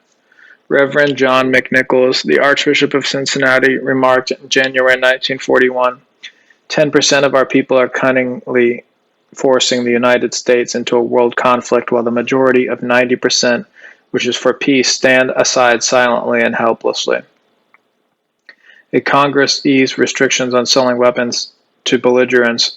America provided logistical support for England to continue the war. Under Washington's leadership, the Western Hemisphere countries proclaimed a nautical security zone southward from China. This zone, 300 to 1,000 miles wide in places, was off limits to combat operations of warring powers. Hitler ordered his navy to refrain from attacking British merchant vessels inside the belt. It substantially reduced the sea lanes the English Royal Navy had to patrol to guard cargo ships en route to Britain. U.S. warships eventually assisted in protecting convoys, monitoring the movements of German U-boats, and reporting their findings to the Royal Navy. During September 1941, Roosevelt decided to become more provocative, adding that if the Germans did not like it, they could attack American forces. He ordered U.S. warships to attack any U-boat which showed itself, even if it were 200 to 300 miles away from the convoy. In 3 separate incidents in September and October, U.S. destroyers on anti-submarine patrol crossed lances with German U-boats. In one occurrence, the USS Greer assisted a British bomber in a depth charge attack against the U-652. Bombarded for 4 hours, the U-boat finally launched 2 torpedoes against its assailant. The Greer eventually broke off the engagement. Roosevelt told the American public in a September 11th radio address, "I tell you the blunt fact that the German submarine fired first upon the American destroyer without warning and with deliberate design to sink her. We have sought no shooting war with Hitler." The Navy Department refused to furnish the Greer's log to the Senate. Hitler instructed his U-boats to avoid confrontation with the U.S. Navy and to fire only in self-defense. According to a Gallup survey, 87% of Americans opposed involvement in a European war, and in that day and age, Congress still had many representatives who understood their duty to respect the wishes of the majority. Roosevelt could not arbitrarily start a war against Germany. Unless the enemy fired the first shot and Hitler was eschewing incidents, the United States would remain sidelined. A silent partner in the Allied war effort, the President therefore sought what an American historian described as the back door to war, to provoke a conflict with Germany's ally, Japan. Like Germany, Japan is a country that relies heavily on imports. The European war seriously curtailed her commerce. As a result, the Japanese depended on increased trade with the United States. Supporting China in her war against Japan, Roosevelt imposed various embargoes on the island empire. On October 10, 1940, the Secretary of the Navy told Admiral James Richardson, Commander-in-Chief of the fleet, that the President wants U.S. warships deployed across the Western Pacific in such a way as to make it impossible for Japan to reach any of her sources of supply. Richardson objected that distributing our navy in such a vulnerable manner against a formidable maritime adversary, and in so doing provoking it to belligerency, would be militarily senseless. Roosevelt dropped the idea. Considering the USSR the greater menace, Tokyo sought an understanding with the United States. In November 1940, Foreign Minister Yosuke Matsuoka asked Bishops James Walsh and Peter Trout of the Catholic Missionary Society of Maryknoll, New York, to deliver his peace proposal to Washington. Meeting with the President and Secretary of State on January 23, 1941, the emissaries relayed Japan's willingness to negotiate, canceling her pact with Germany, evacuating her army from China, and respecting Chinese sovereignty. At the close of the 2-hour meeting, Roosevelt and Hull agreed to consider their proposals. Walsh and Trout heard nothing further from the White House. In February, Tokyo appointed Admiral Nomura, acquainted with Roosevelt from World War I, ambassador to the United States. Meeting with the President on the 14th and in over 40 sessions with Hull during the next several months, Nomura was unable to reach a compromise with the administration. Washington was in fact more interested in the action proposal submitted on October 7, 1940 by Naval Lieutenant Commander Arthur McCollum. This memorandum stated, prompt aggressive naval action against Japan by the United States would render Japan incapable of affording any help to Germany and Italy in their attack on England. It is in the interest of the United States to eliminate Japan's threat in the Pacific at the earliest opportunity. McCollum suggested, among other things, that America completely embargo all U.S. trade with Japan, in collaboration with a similar embargo imposed by the British Empire, and pressure the Dutch to refuse to grant Japanese demands for undue economic concessions, particularly oil. McCollum cautioned, it is not believed that in the present state of political opinion, the United States government is capable of declaring war against Japan without more ado. The author introduced an 8-point program to provoke the Japanese. If by these means Japan could be led to commit an overt act of war, so much the better. At all events, we must be fully prepared to accept the threat of war. In November 1941, Secretary of War Henry Stimson speculated in his diary on how to maneuver Japan into firing the first shot without allowing too much danger to ourselves. Without Congress's knowledge, Hull delivered an antagonistic ultimatum to Japanese negotiators on November 26th. He himself confessed, we had no serious thought that Japan would accept our proposal. The terms, had Tokyo agreed to them, would have so substantially weakened Japan's position in the Far East, especially with respect to China and Russia, that they were unacceptable. The Japanese responded by opening hostilities against U.S. and British bases in the Pacific. The infamous air raid on the U.S. naval base at Hawaii, conducted by 350 carrier-based Japanese bombers and fighters, galvanized American public opinion and Congress to enter the war. The three-power pact that Germany had concluded with Italy and Japan in September 1940 was a defensive alliance. It did not obligate the Reich to declare war on the United States, since Japan had struck the first blow. The Japanese, for example, had done nothing to assist the Germans in their war against the Soviet Union, which had been raging for 6 months. But U.S. warships were taking part in the Battle of the Atlantic. Federal attorneys, in fact, had determined that Roosevelt's swap in September 1940 of 50 destroyers in exchange for British bases in the Caribbean and Newfoundland not only violated American laws, but by international law put the USA in a technical state of war with Germany. The primary influence in Hitler's deliberations was the situation in the East. During the summer of 1941, the German armed forces had advanced far into Russia, winning impressive victories over the Red Army.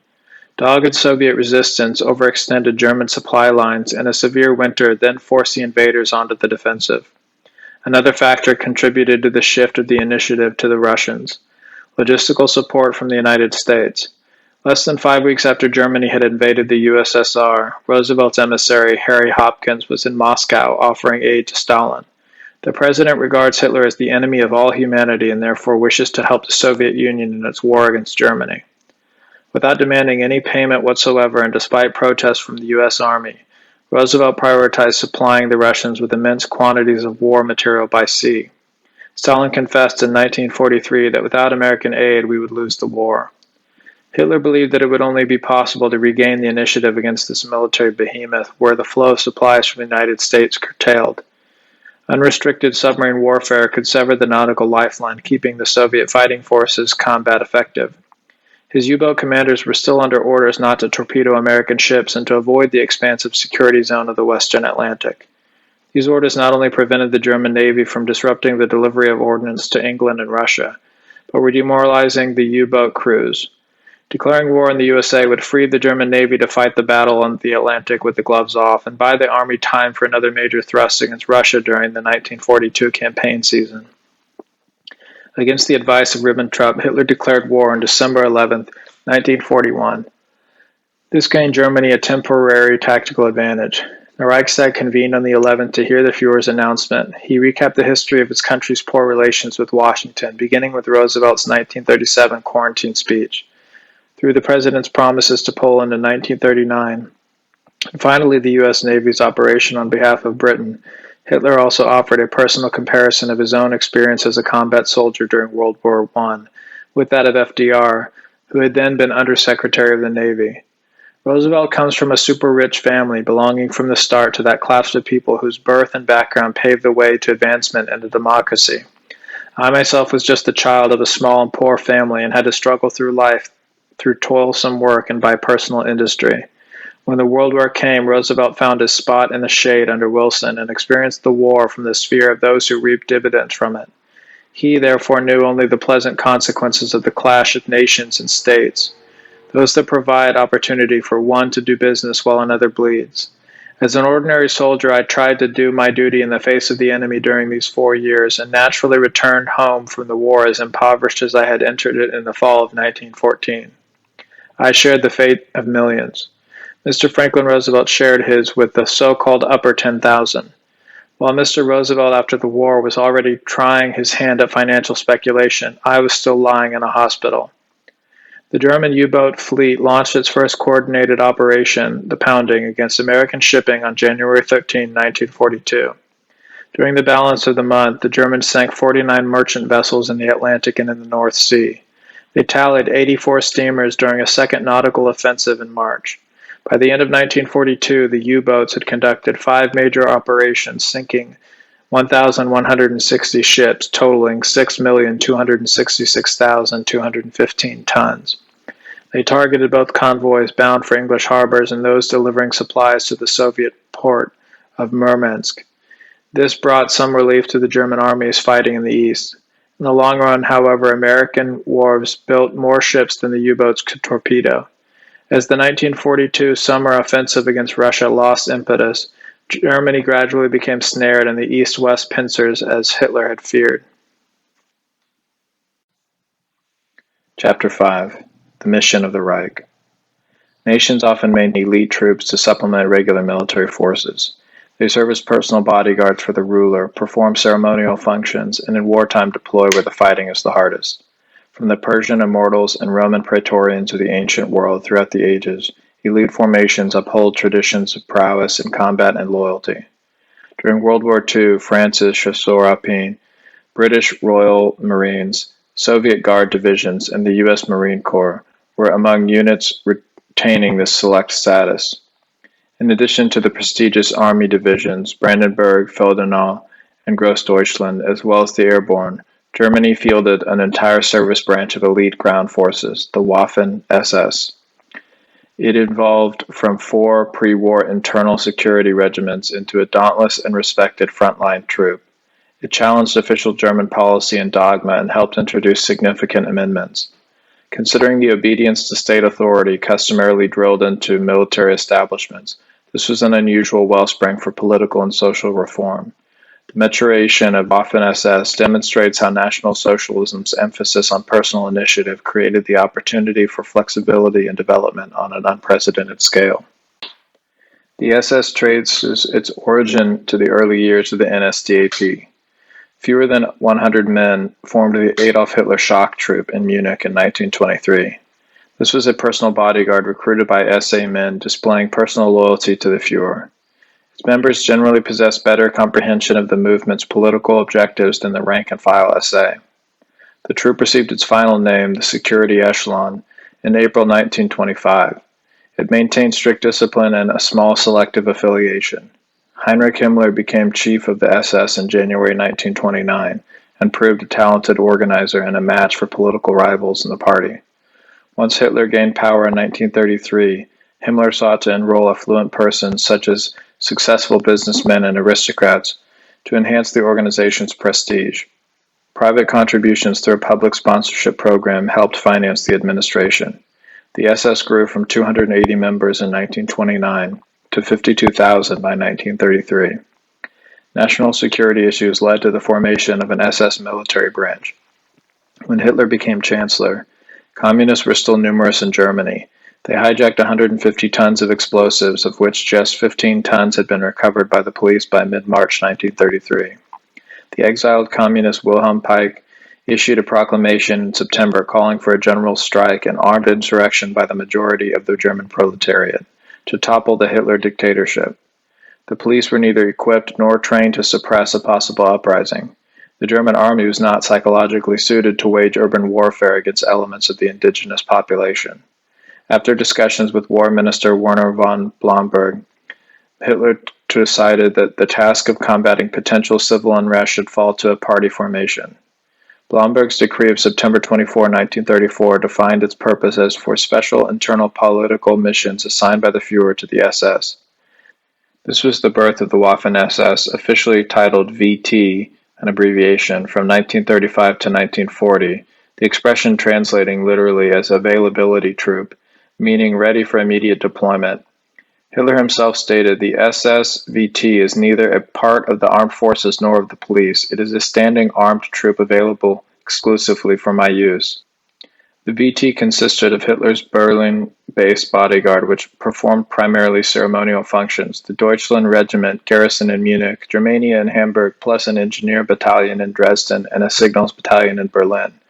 A 4th Motorized Infantry Regiment, der Führer, mustered in Vienna in 1938. With army approval, the SS established a military academy to train VT officers at Bad Tolz in October 1934. General Paul Hauser, who had retired from the army in 1932, received a commission to found a second school in Brunswick. Each institution offered a 10-month curriculum to commission officers. The VT soldiers' pay was the same as that of the regular army. Adding an artillery regiment as well as anti-aircraft tank, anti-tank, and reconnaissance battalions, the VT numbered 18,000 men by May 1939. Though the Army assisted in instruction, the VT's training departed from military convention. Its senior commanders had been junior officers during World War I. They witnessed how battles of material had decimated the Army's long-standing cadre of well-schooled professional officers, non-commissioned officers, and reservists. The quality of personnel declined as hastily trained replacements filled the void. The General Staff failed to break the deadlock of trench warfare. Frontline regiments began forming small independent units called shock troops. They retrained behind the lines to fight in close coordination using flamethrowers, smoke canisters, machine guns, pistols, and grenades. Officers displayed boldness and initiative, directly leading their men into combat. The commander of the Deutschland Regiment, Felix Steiner, wrote that during World War I, the officers assembled the best, most experienced soldiers the front could spare.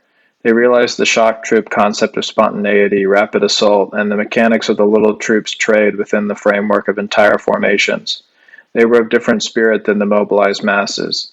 In a world of standardization of soldiering, they proved that better trained, hand-picked soldiers mastering the military technology of the times were a match for any vastly superior collective soldierly mass. After World War I, the German General Staff reverted to the pre-war concept of a disciplined professional army without particular emphasis on improvisation. Though the Army still trained officers at lower command levels to take initiative and be decisive in battle, the program did not include forming shock troops. Steiner exploited the comparative independence of the VT to develop a contemporary fighting force less constrained by customary military regimen. Not the form of Prussian drill still in part practiced in the Army, but training and educating men to become modern individual fighters was the goal, wrote the former SS captain Fritz Schroeder. Though Steiner acknowledged that mass armies are indispensable elements of total war, he considered rapidly mobile elite formations distributed among the army decisive in order to disperse the enemy through lightning-fast blows and destroy the scattered units. In the words of one historian, the training program Steiner introduced to the Deutschland Regiment broke the preeminence of mechanical barracks drill. Physical education also played a significant role in the VT. It promoted the soldier-athlete concept, competitive sports supplanted calisthenics, and forced marches as the focus of the training. Enlisted personnel competed against their officers and NCOs in sports contests. The purpose was not just to weld leader and follower into a cohesive fighting unit. It also taught officers to rely on their ability to command and strength of character to gain the confidence and respect of men, rather than on the customary aloofness and strict discipline of military protocol. In the same spirit, the VT dropped the practice of soldiers addressing officers as sir, or speaking in the third person. Through such steps, the relationship between the leadership and men became much more personal and ultimately more binding. Officers and men dined together in the same mess hall. Pastor Karl Ozenkopf, a former Army captain transferred to the Waffen-SS, recalled, "Contrary to the Army, disparity in rank was no barrier dividing person from person. There was no pedantic structure held together by fear of punishment. This did not lead to a lack of discipline, but to a voluntary discipline such as I have seldom experienced. In this corps, one felt completely free." A former director of the Tolles Academy summarized, "The authority of the officers, who were scarcely older than the men, rested far more on esteem for their character, performance, and care for the men's welfare." A soldier in the Germania Regiment in 1937 and future officer Heinrich Springer wrote this of Flirz's first platoon commander. "He was not just a military instructor, but guided us, cultivating a decent personal bearing, inwardly and outwardly perceptible. Throughout the entire time as a recruit, I never once heard him shout at or curse the men." The former General Staff Officer Hauser patterned the instruction at the Brunswick Academy to be similar to Army institutions. The two SS schools for young gentlemen assigned top priority to preparing candidates for field operations and tactical combat command. Instructors also placed emphasis on personality development. As Lieutenant Colonel Richard Schultz wrote, "The Junker School's goal was to produce men of refined, fearless character, chivalrous with an unblemished sense of honor and obedience, displaying helpfulness, camaraderie, and willingness to accept responsibility. Impeccable deportment in public and cultivation of family values were also prerequisites." The staff encouraged cadets to exhibit a respectful but never subservient demeanor towards superiors. The VT educated field officers to exercise audacity as well as initiative. The Junker schools did not select candidates from among the general SS, but from enlisted members of the VT. Only men who had already served in the ranks could receive an appointment to Bad Tolz or to Brunswick. In the German army, a university degree was sufficient for an applicant to be accepted into a war college. Education had no influence on VT standards for enrollment. Many Junker School cadets did not possess a high school diploma. The institutions nonetheless graduated capable officers. The English historian Gerald Reitlinger concluded, "Under the influence of Hauser's cadet schools, the Waffen-SS developed the most efficient of all military training systems of the Second World War." George Gestat, who had belonged to the 12th SS Panzer Division in 1944, wrote this of the men he served under. "We had fantastic superior officers, from platoon leaders to the battalion commanders and upward, who were genuine ideals for the men. Looking back, I can objectively state that during the Normandy operation, amid all the inferno and terror, I never saw a superior officer suffer a breakdown or lose his nerve. Again and again, when things looked so hopeless and critical, they mastered the situation calmly and with presence of mind." When Germany invaded Poland in September 1939, the VT fell under Armed Forces Command. The OKW distributed most VT formations among Army divisions participating in the campaign. The SS soldiers acquitted themselves well in battle and expansion, and reorganized as the VT followed. Hauser formed Deutschland, Germany, Der Führer, and the combat support units into a single division in October 1939. That same month, the SS transferred 15,000 law enforcement personnel to create the SS Police Division. Yet another new division, Death's Head, filled its roster largely from concentration camp guards and incorporated the Home Guard Danzig. Together with Hitler's bodyguard, the military branch of the SS now numbered 100,000. The entire force deployed in the 1940 campaign against Holland, Belgium, and France, fighting side by side with the regular army. The SS had accomplished the expansion of the VT, renamed the Waffen-SS in 1940, by shifting men from other contingents under Himmler's command. This was necessary because the OKW, which had jurisdiction over the draft, limited the number of indigenous recruits whom the Waffen-SS could induct. In order to increase its quantity of divisions, the chief of SS recruitment, Gottlob Berger, developed a fresh source of manpower. He introduced a campaign to encourage enlistment from among the expansive ethnic German colonies in southeastern Europe.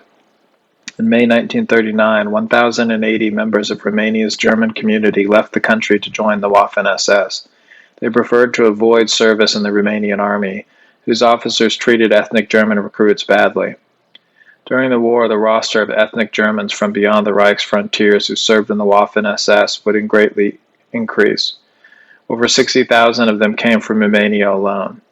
In time, Berger's solution for increasing manpower would significantly redefine the character of the Waffen-SS. A primary element determining the survival of a species is its ability to adapt to shifting environs. This natural law applies to nations as well. War forces abrupt changes that demand endurance and flexibility of disposition in order to rapidly accept new conditions. In Hitler's time, nationalism was a compelling influence. It roused people to give for their country, but simultaneously maintained barriers between nations. On the threshold of World War II, Europe stood in the shadow of peripheral superpowers prepared to contest her leadership in world affairs. To assert her economic and political independence and preserve her cultural identity, her populations needed to evolve toward mutual cooperation and fellowship. Italy's former treasurer Alberto Di Stefani observed, "We're all persuaded that continuation of this intransigent nationalism, which has no understanding for the requirements of a continental policy, is finally turning Europe against herself." Europe settled into an uneasy peace in the summer of 1940 following a series of rapid campaigns Germany had conducted against neighboring states. German army garrisons held western Poland, Denmark, Norway, Luxembourg, Holland, Belgium, and northern France. Allied with Italy and favored by Spain, the Reich also enjoyed economic influence over the Balkans. Cooperation with Germany was necessary for a strong, unified continent. The continuing war against Britain required the German armed forces to occupy the North Atlantic coast to guard against potential British landings. The German military presence was not popular with the populations affected. The English also supported communist resistance movements in the occupied countries, encouraging sabotage. They trained and smuggled in agents, plus weapons and explosives, while the BBC broadcast anti-German wireless propaganda designed for Western Europe. At the same time, many Europeans regarded the Reich's victories as a demonstration of the authoritarian state's form's superiority. Democracy had not only failed to alleviate unemployment and depression for the past 20 years, but bungled national defense. Germany's spirited martial society aroused awe and to some extent admiration among her neighbors. The parliamentary debates, scandals, lack of progress, and uninspired leadership associated with democracy seemed vapid by comparison. Marxism had an equally unimpressive track record. Leon de Grelle, a Belgian who eventually served in the Waffen-SS, wrote that Marxism nowhere reached its promised goal of welfare for all. The broad masses considered it a complete failure during the 1930s. They sought the remedy in other mass movements, those that tried to realize the desired social objectives within the framework of order, authority, firm leadership, and devotion to fatherland. One blight on the track record of Western European governments, as far as the people in their charge were concerned, was the dismal military performance against Germany in 1940. In Norway, for example, the state had periodically slashed defense spending between the wars. The army could no longer afford to conduct field exercises, officers and men received inadequate training, and there were no anti-tank weapons for the infantry. The Germans invaded Norway on April 9. The German Navy had urged Hitler to take this step in order to thwart a planned British amphibious operation to come ashore to sever the Reich's transit route importing strategic materials from Sweden and Finland via Norway. The German armed forces landed 100,000 men from ships and planes. The indecisive reaction of the Norwegian government and conflicting military orders plunged Norway's mobilization into chaos. Retreating Norwegian army units failed to uniformly destroy tunnels, bridges, or lines of communication to delay the enemy's advance. German motorized units refueled their vehicles at pumping stations the defenders had abandoned intact. Some Norwegian troops surrendered at first sight of the invaders. The capital fell without a shot fired. The German 324th Infantry Regiment landed at a nearby airfield and entered Oslo in marching order led by its brass band. The German armed forces simultaneously occupied Denmark. This was to secure lines of communication and supply to the strategic Norwegian theater of operations. The previous January, Thorvald Stauning, head of the country's social liberal government, had more or less admitted publicly that Denmark would be unable to defend her neutrality. He did nothing to improve defense capabilities. In the early morning of April 9th, the German icebreaker Stettin and the troop transport, the Hanstatt Danzig, ferrying 1,000 riflemen of 198th Infantry Division, steamed into Copenhagen harbor. Danish searchlights illuminated the ship's German war flag and the soldiers on deck. The coastal batteries, however, never fired. As one Danish lieutenant told a parliamentary commission after the war, the men on watch fumbled with the cannon but had no idea of what actually to do. The mechanism was out of order, so the breech didn't work. A crewman of another shore battery testified, "We didn't have a single man who would have been able to operate the cannon." The German troops landed unmolested and occupied the capital. The day before, the government had received a report that German forces were massing at Flensburg, a city near the Danish frontier.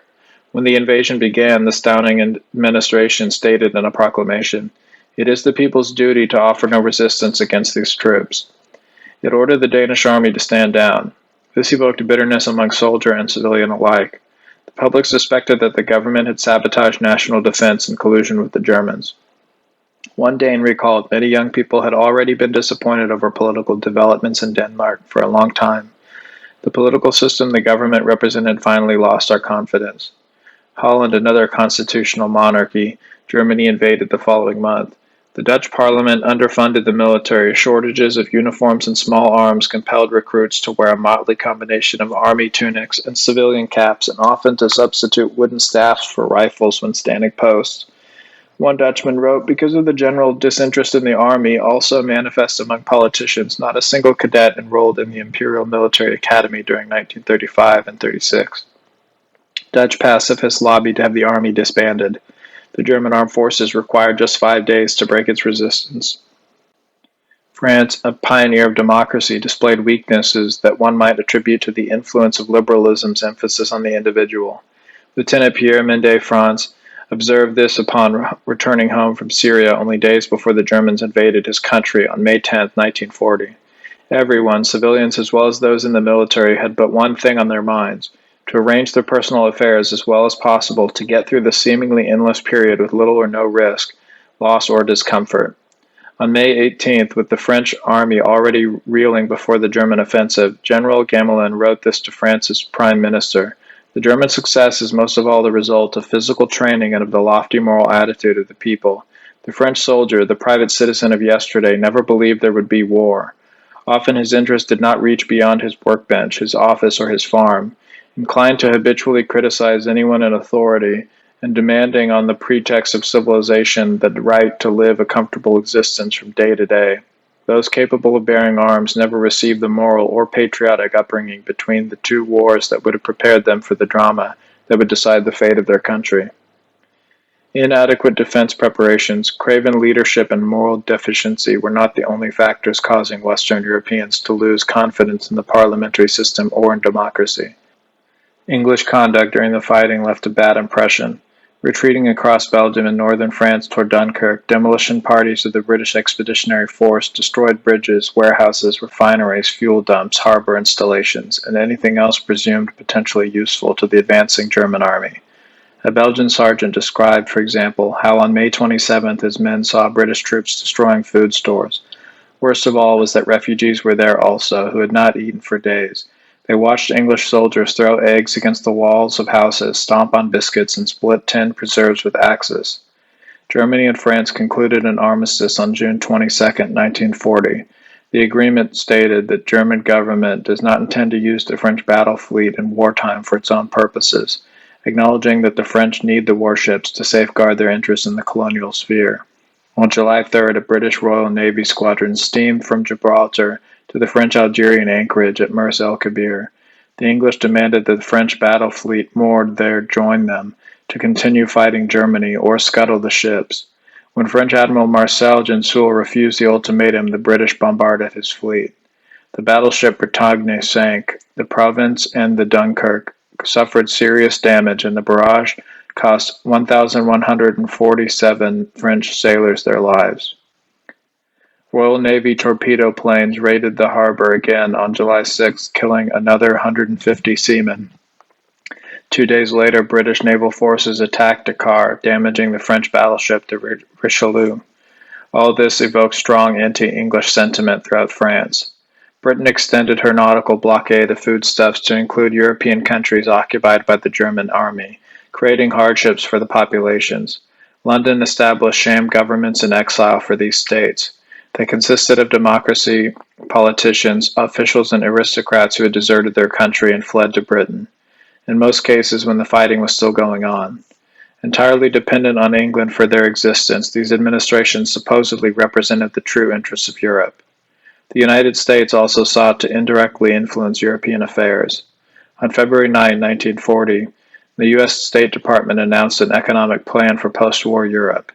According to Secretary of State Hull, America would support the principal European currencies through loans backed by gold. This would supposedly regenerate commerce once peace returned. It was apparent that Washington was intent on eradicating Germany's burgeoning international barter system and restoring trade based on gold as the medium of exchange. The State Department relied on the Council of American Bankers when preparing the plan, not consulting representatives of the continent it was intended for.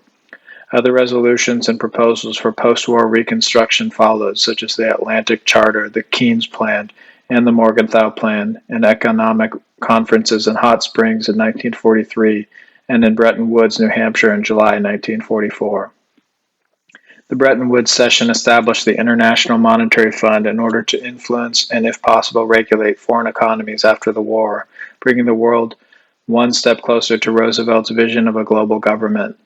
In a speech in Königsberg on July 7, Walter Funk, the Reich's Minister of Economics, told European economists, "Today the Americans are propagating a return to the gold standard. What this means, especially considering this country's dominant hoard of gold, is nothing but an elevation of the dollar to the basis for currencies worldwide and a claim to absolute control of the world economy."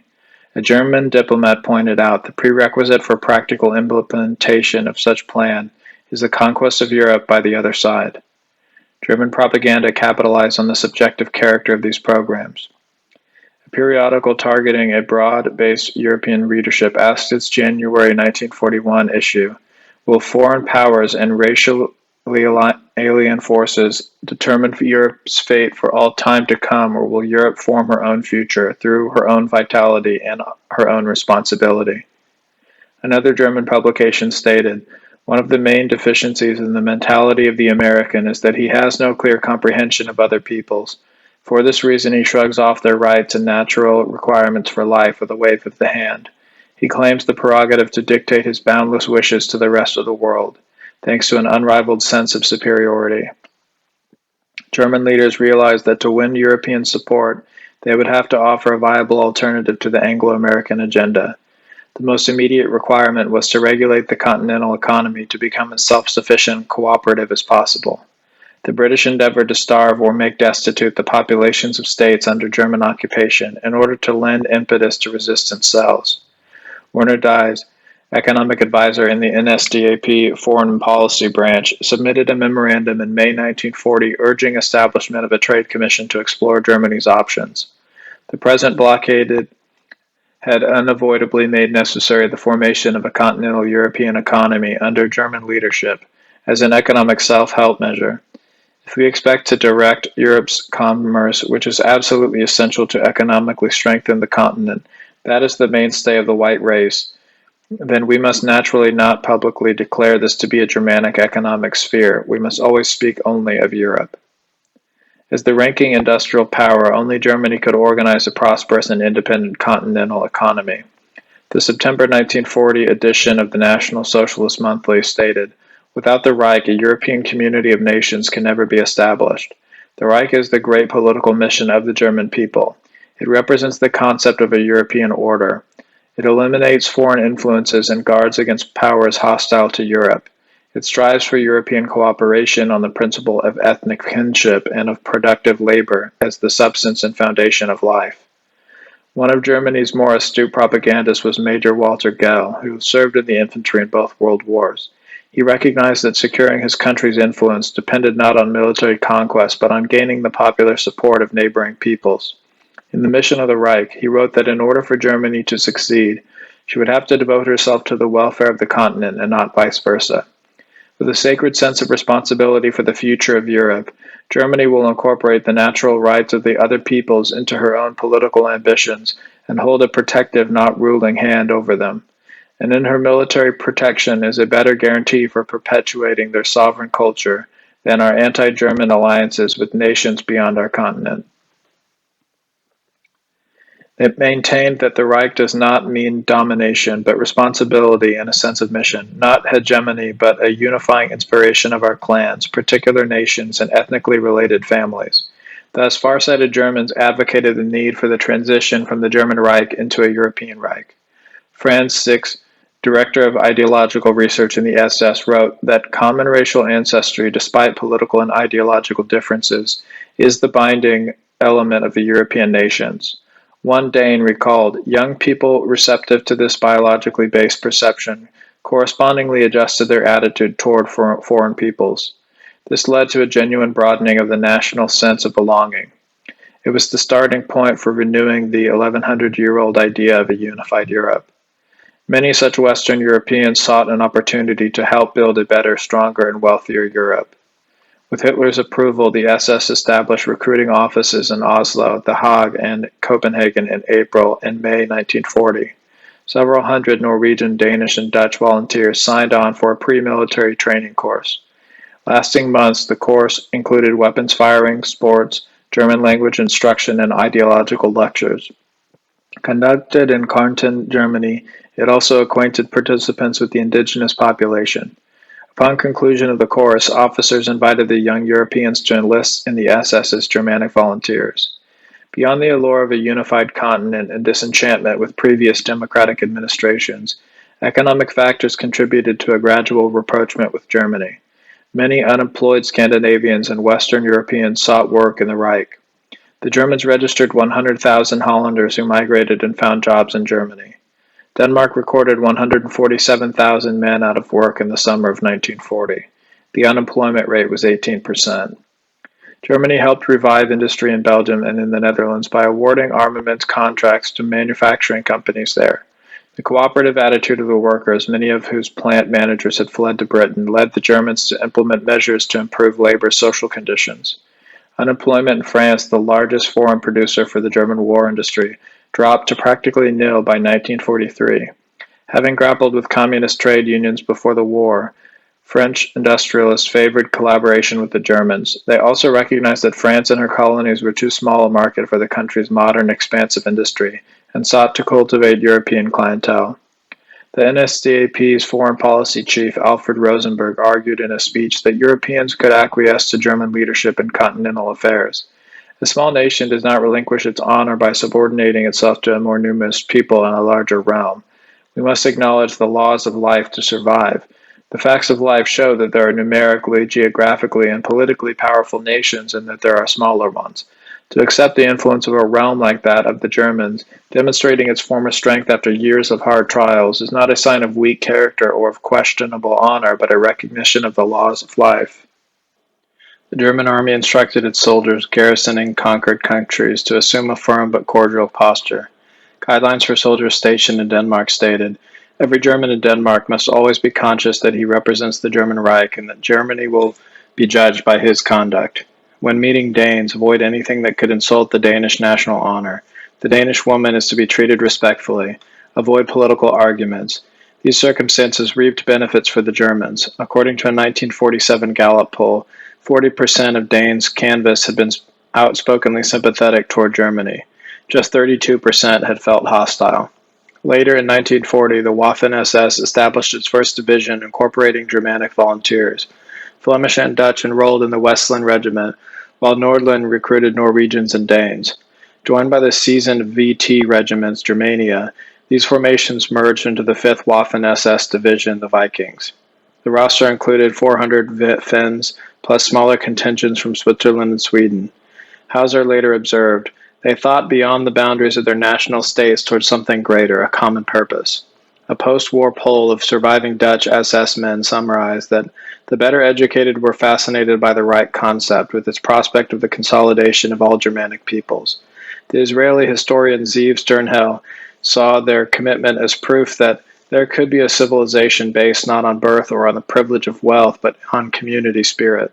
They sought new values which could guarantee the state's cohesion, and this disavowal of materialism excited, fulfilled, and influenced the spirit of many Europeans, and not just the least prominent among them.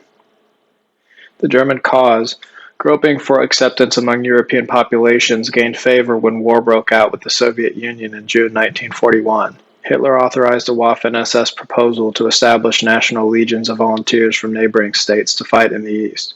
Opening on June 27th, recruiting offices counted 40,000 applicants the first day. The German security police, the SD, circulated a confidential analysis to leading representatives of the Reich's government and the NSDAP on the reaction in the occupied countries. It reported a direct reversal in attitudes in Germany's favor in Denmark. Prominent people in Danish business life and in the clergy who had up until now been reserved or even hostile toward Germany are changing their position on Germany now that she has begun the battle for European civilization against Soviet Russia. Applications to join the Waffen-SS have markedly increased. One recruit among the 6,000 Danes to serve in the Waffen-SS recalled how many of his countrymen feared that, were Germany defeated, Denmark would suffer the same fate as the small Baltic states. Degraded to a Russian military district, politically neutralized, forcible implementation of the communist bureaucratic economic system, gradual Russianization, and deportation of the political and cultural elite, with ruinous consequences for the biological substance of the Danish people.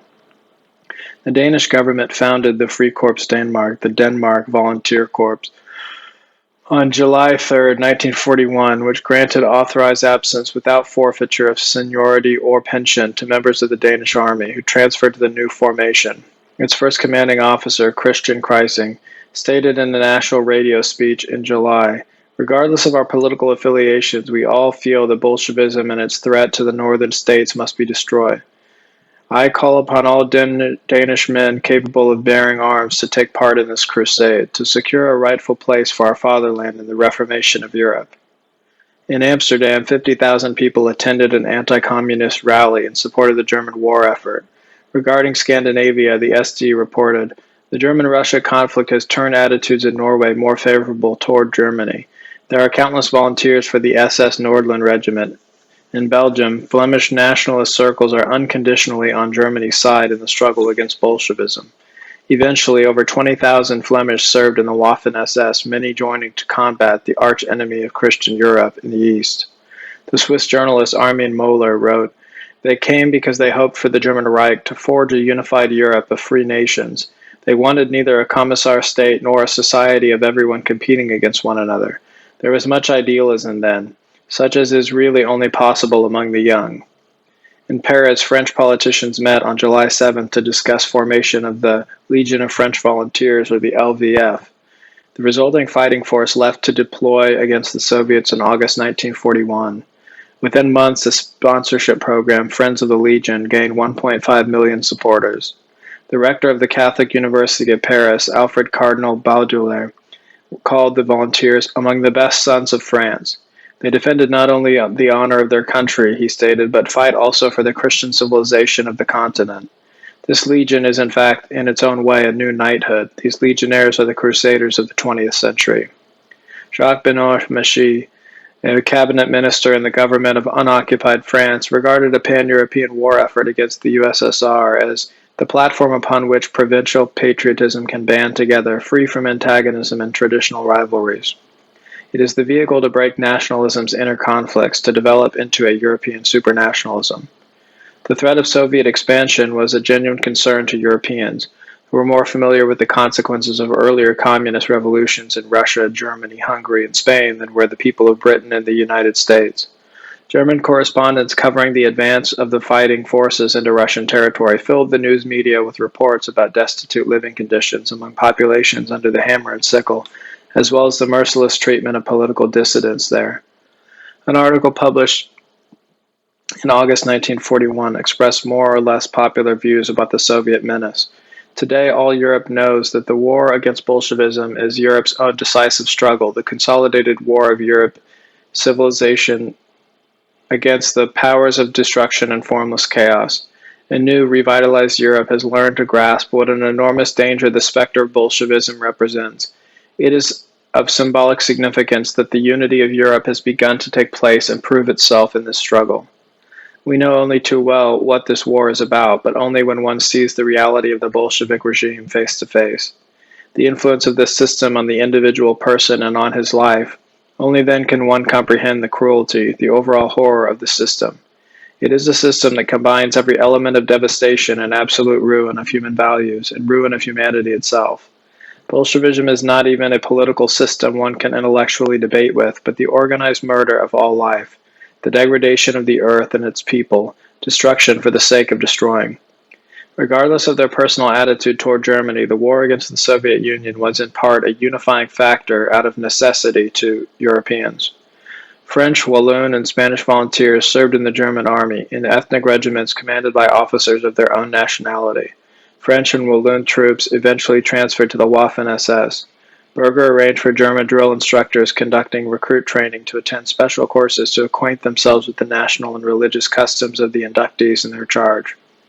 SS Colonel Richard Schultz recalled, the instructors needed to summon sympathy and understanding and a well-balanced acceptance of the mentality of various nations. In a September 1941 article, an SS combat correspondent described the odyssey of foreign volunteers serving in the Viking Division. They came to us misunderstood by their countrymen, not in proud columns, but individually, resolute and clear-minded, often against father, mother, and family.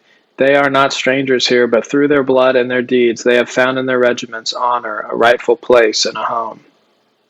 Germanic volunteers often experience isolation from their countrymen, thanks to lingering ambivalence among the populations of occupied lands toward Germany. Traditional international rivalries of saturation of anti-German publicity in the pre-war democratic press, suspicion of Hitler's motives, and the German invasion of 1940 all retarded appeals for European unity. Another obstacle to cooperation and goodwill, ironically, sprung from the Reich itself. Powerful and numerous, it was unavoidable that the Germans could exercise great influence over European affairs. Prominent nationalists in the country believed that this entitled them to subordinate their interests of neighboring states to those of Germany. In June 1940, the German government introduced proposals to restructure European commerce. Addressing members of the Planning Committee, Funk offered this guideline. Germany now possesses the power in Europe to implement a reorganization of the economy according to her requirements. The political will to use this power is on hand. It therefore follows that the countries must fall in line behind us. The economy of other European lands must suit our needs.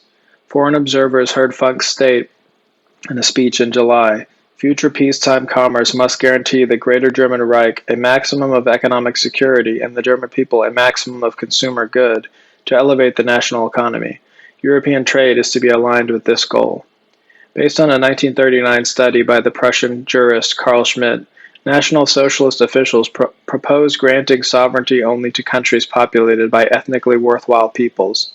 The German Commissioner for Occupied Holland, Seyss-Inquart, championed similar views. Party zealots considered him a better choice for foreign minister than the pragmatic, more constructive Ribbentrop.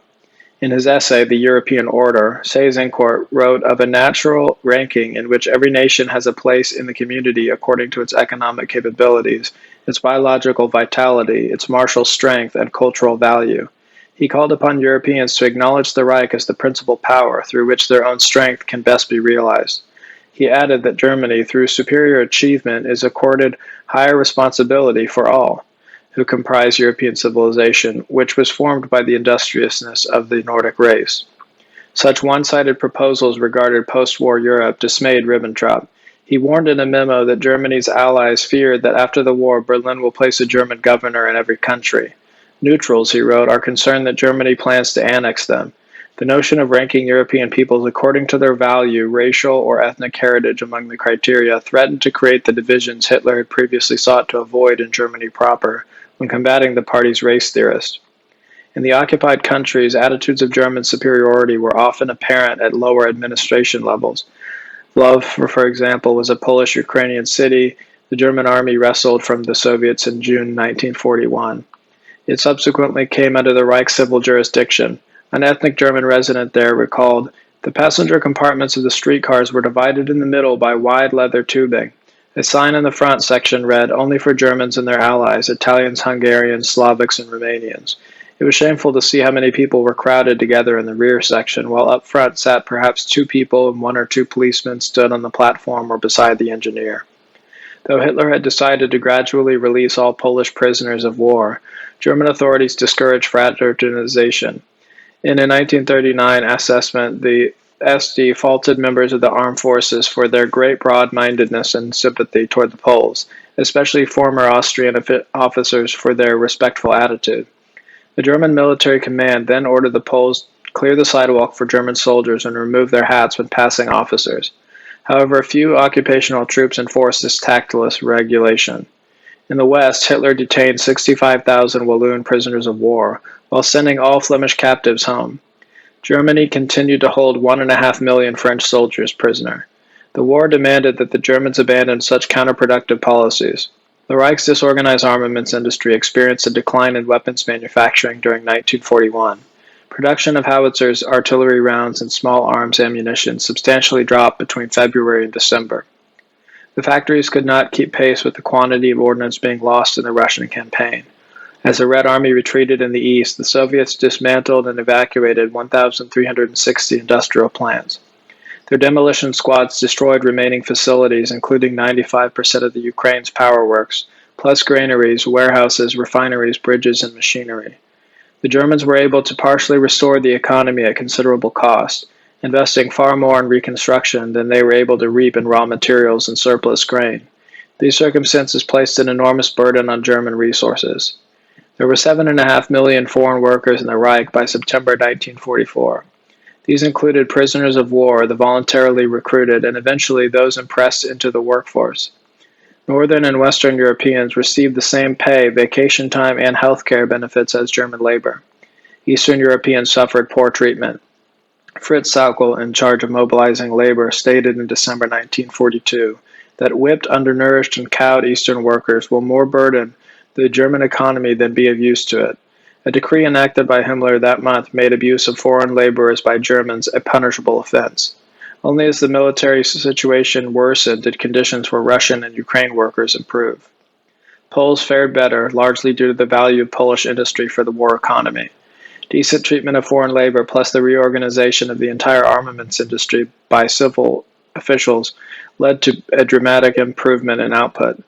Between December 1941 and June 1944, armaments manufacture increased 230%, though the workforce was augmented by just 28%.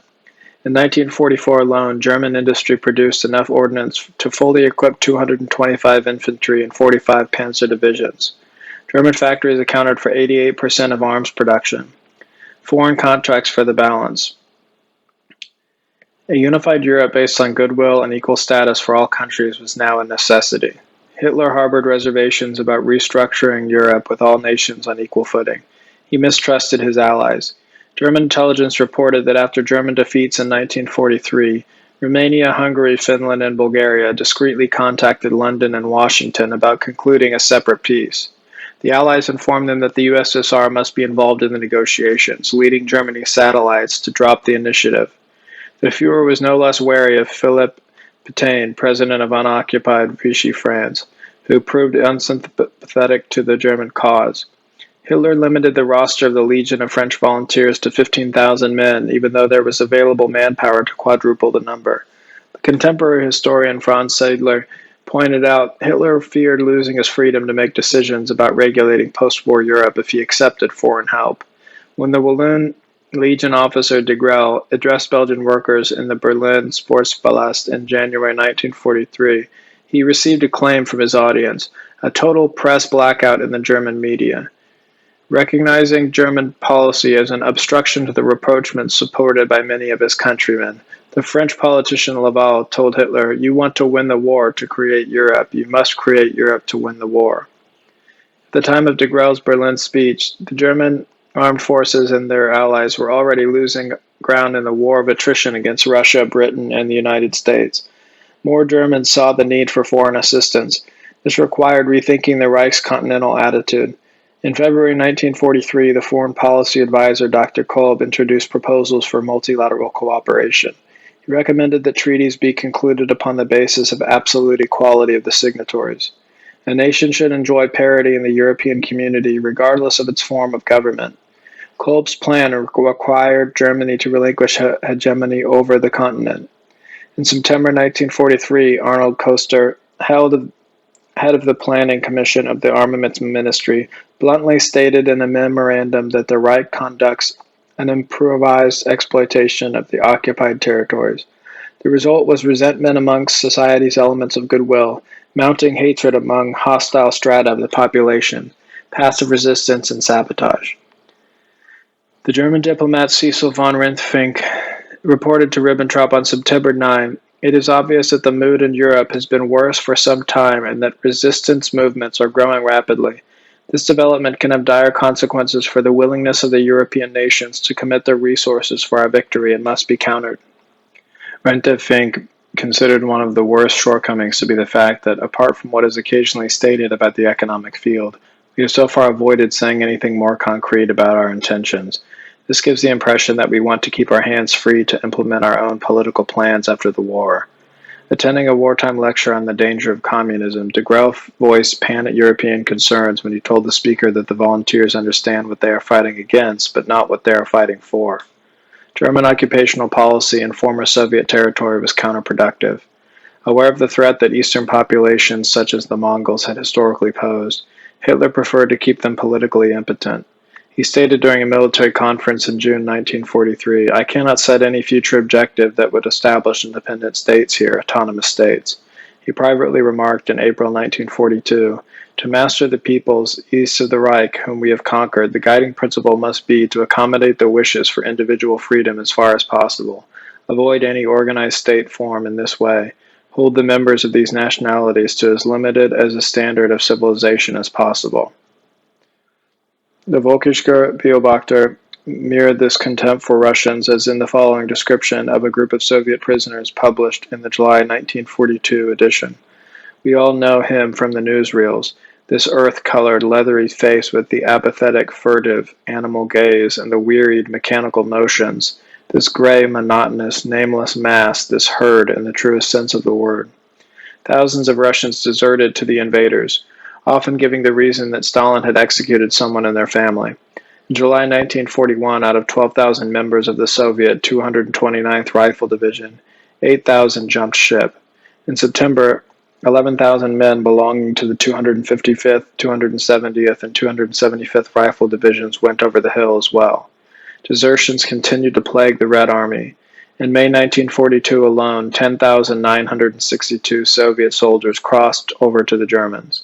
Another 9,136 followed in June, then 5,453 in July.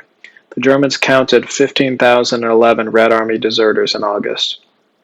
In May 1943, 90 Russian battalions, 140 independent rifle companies, 90 battalions consisting of non-Russian troops such as Georgians and Tatars, plus over 400,000 unarmed auxiliaries served in the German armed forces.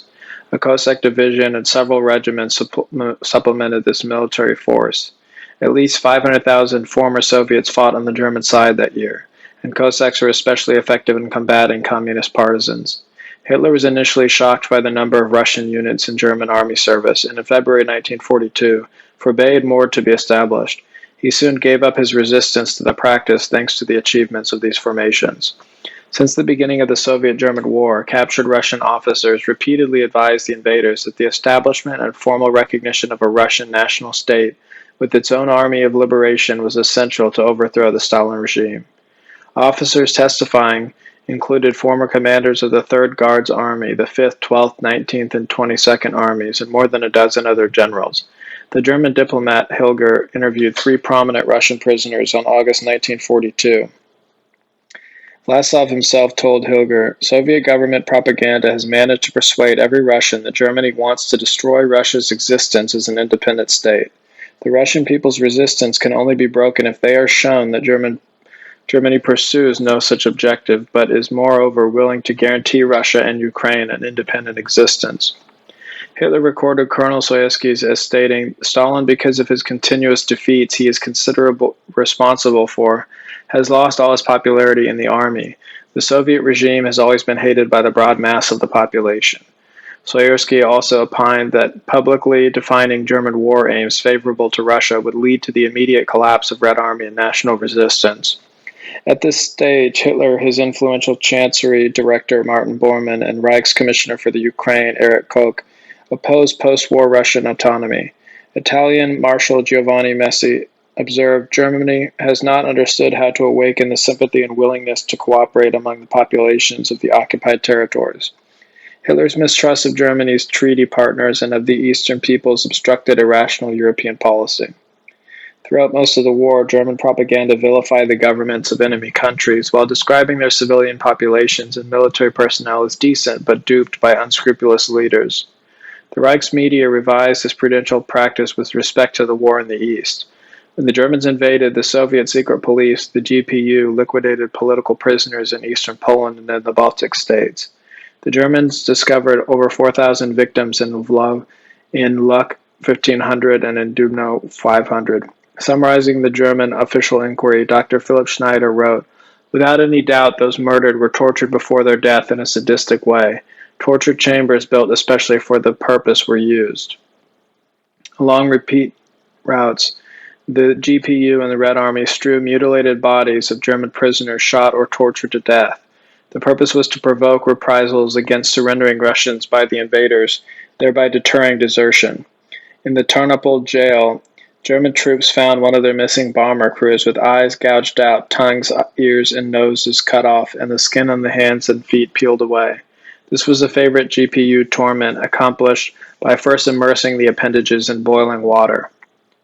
During January 1942, the Soviet Black Sea Fleet landed Russian mariners along the German-occupied section of the Crimean coast near Odessa.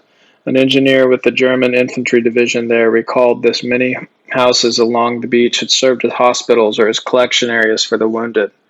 The Russians entered, killed the orderlies and the physicians, and raped the nurses and female assistants. Then they threw the women into the ice-cold water of the harbor basin.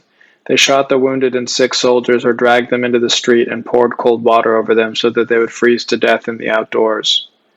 The German press described GPU agents and Soviet soldiers committing atrocities as the Untermenschen. The expression literally translates as lowly persons, but historians sometimes interpret it as meaning subhuman or racially inferior.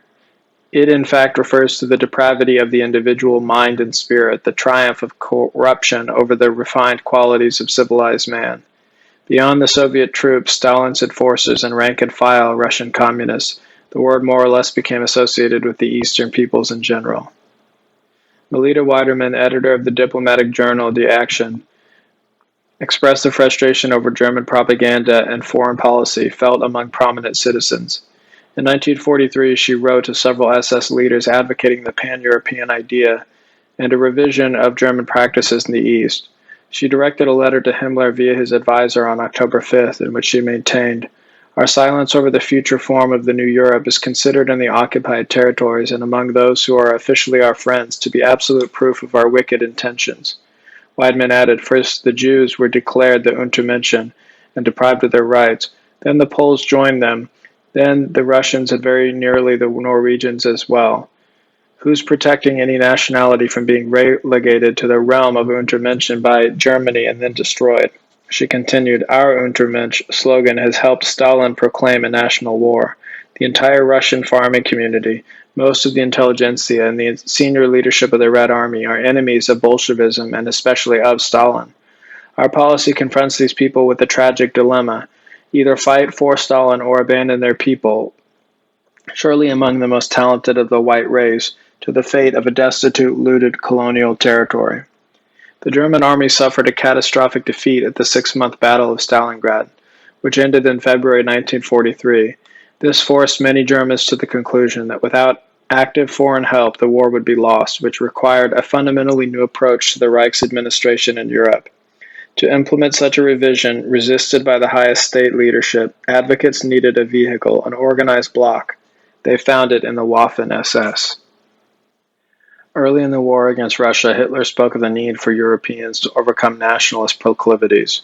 The threat from the East, alone with the danger of reducing everyone to the Bolshevik Asiatic plane, which would mean the destruction of all basis of European civilization, compels us to unify.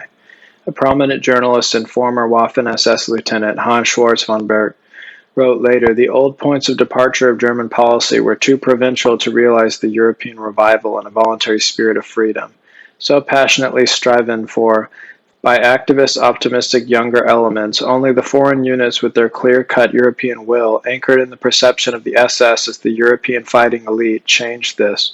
This war's fury demanded more than hired mercenaries. It demanded constructive, common goals and binding, idealistic motives of the fighters. Germanic volunteers in the Reich service did not consider themselves to be in a subordinate role. We fought neither for Germany nor for Hitler, but for a much greater idea, the creation of a United States of Europe," wrote de Grauw. "We were all unified by the same will. Honorably represent our nation among the 30 that came to fight. Do our duty since we fought for Europe. Gain an honorable place for our fatherland in the continental community that would evolve from the war. And finally, create combat units whose value guaranteed achieving social justice when we ultimately returned home after the end of hostilities." The Swiss SS man Heinrich Bühler recalled, "Regarding the restructuring of Europe after the war, there was no program. This question was nevertheless often discussed in the Waffen-SS. We were certain that the struggle against Asiatic Bolshevism and the camaraderie joining Germanics and Europeans will lead to reforming Europe in the same spirit." The Swiss journalist Francois Leipziger considered the men political soldiers in the loftiest sense, fighting to achieve a strong, unified, and brotherly Europe. The historian Lothar Grail summarized, "With the beginning of the Russian campaign, a decisive mental awareness developed within the Waffen-SS.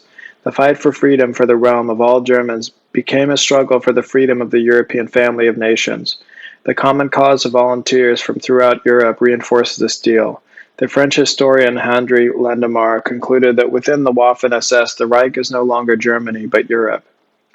Himmler, primarily involved in law enforcement, intelligence gathering, and counter-espionage, initially envisioned a post-war Europe with Germany dominant. He harbored a colonial attitude toward the East, influenced not only by the deteriorating military situation, but by many letters he received from the soldiers of the Waffen-SS. He gradually abandoned this imperialistic viewpoint.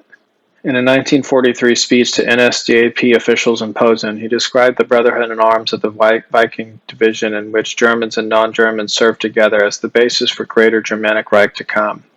When a local party functionary refused to approve the application for marriage of a Germanic volunteer to a German woman, Himmler reacted sharply.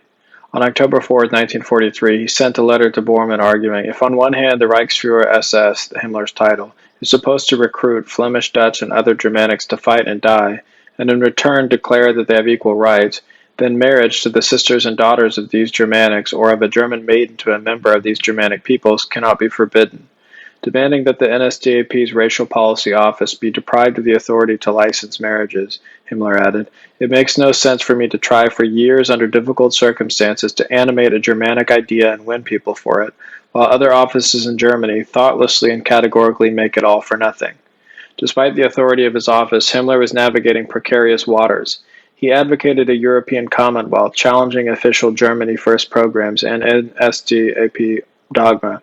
He became the most demonstrative critic of this policy and tacitly the most significant enemy of all supporters and defenders of this policy, stated Schwarz von Berg. Himmler began gaining the upper hand early in 1943. In February, the Reich's Chancery granted him supervision over all mutual ethnic German affairs. In the occupied countries, German officials could no longer act on related issues unless in agreement with the Reichsführer SS. The historian Seidler observed, to shape the New World Order in Europe after the war, the SS had an optimal starting position in competition with organs of the NSDAP. The SS planned to establish a European Union with close economic cooperation and a universal currency system without German domination. The loyalty of the foreign SS men gave Himmler more weight in opposing official German policy. These men were not in the slightest degree of a subservient nature, wrote Schwarzenberg. Eventually, non-Germans became the majority in half of the SS combat divisions in active service. The Waffen-SS took control of all foreign legions serving in the German army in 1944, except for Cossacks. This was an important step in supplanting the concept of national armies with that of a multinational fighting force defending common interests, a force whose veterans could maintain a camaraderie descending customary European rivalries after the war. The Waffen-SS actively promoted establishment of a Russian army of liberation. After meeting with Vlasov, Himmler approved not only the formation of the army but the founding of an exiled Russian government. Vlasov stated that he found greater understanding for his proposals during negotiations with the SS than with the German army. He ultimately received the green light to establish the Russian Army of Liberation, which deployed toward the end of the war. Estonians and Latvians became the vanguards of Eastern peoples donning the uniform of the Waffen-SS. Not without reservations, Himmler eventually acquiesced to Berger's appeal to enroll Ukrainians.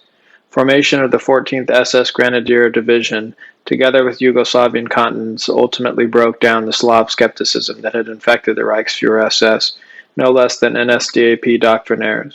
The diplomat Rentefink wrote, "The Estonian SS has proven itself in action against the Bolsheviks, and these developments appear to be taking place with the Führer's approval."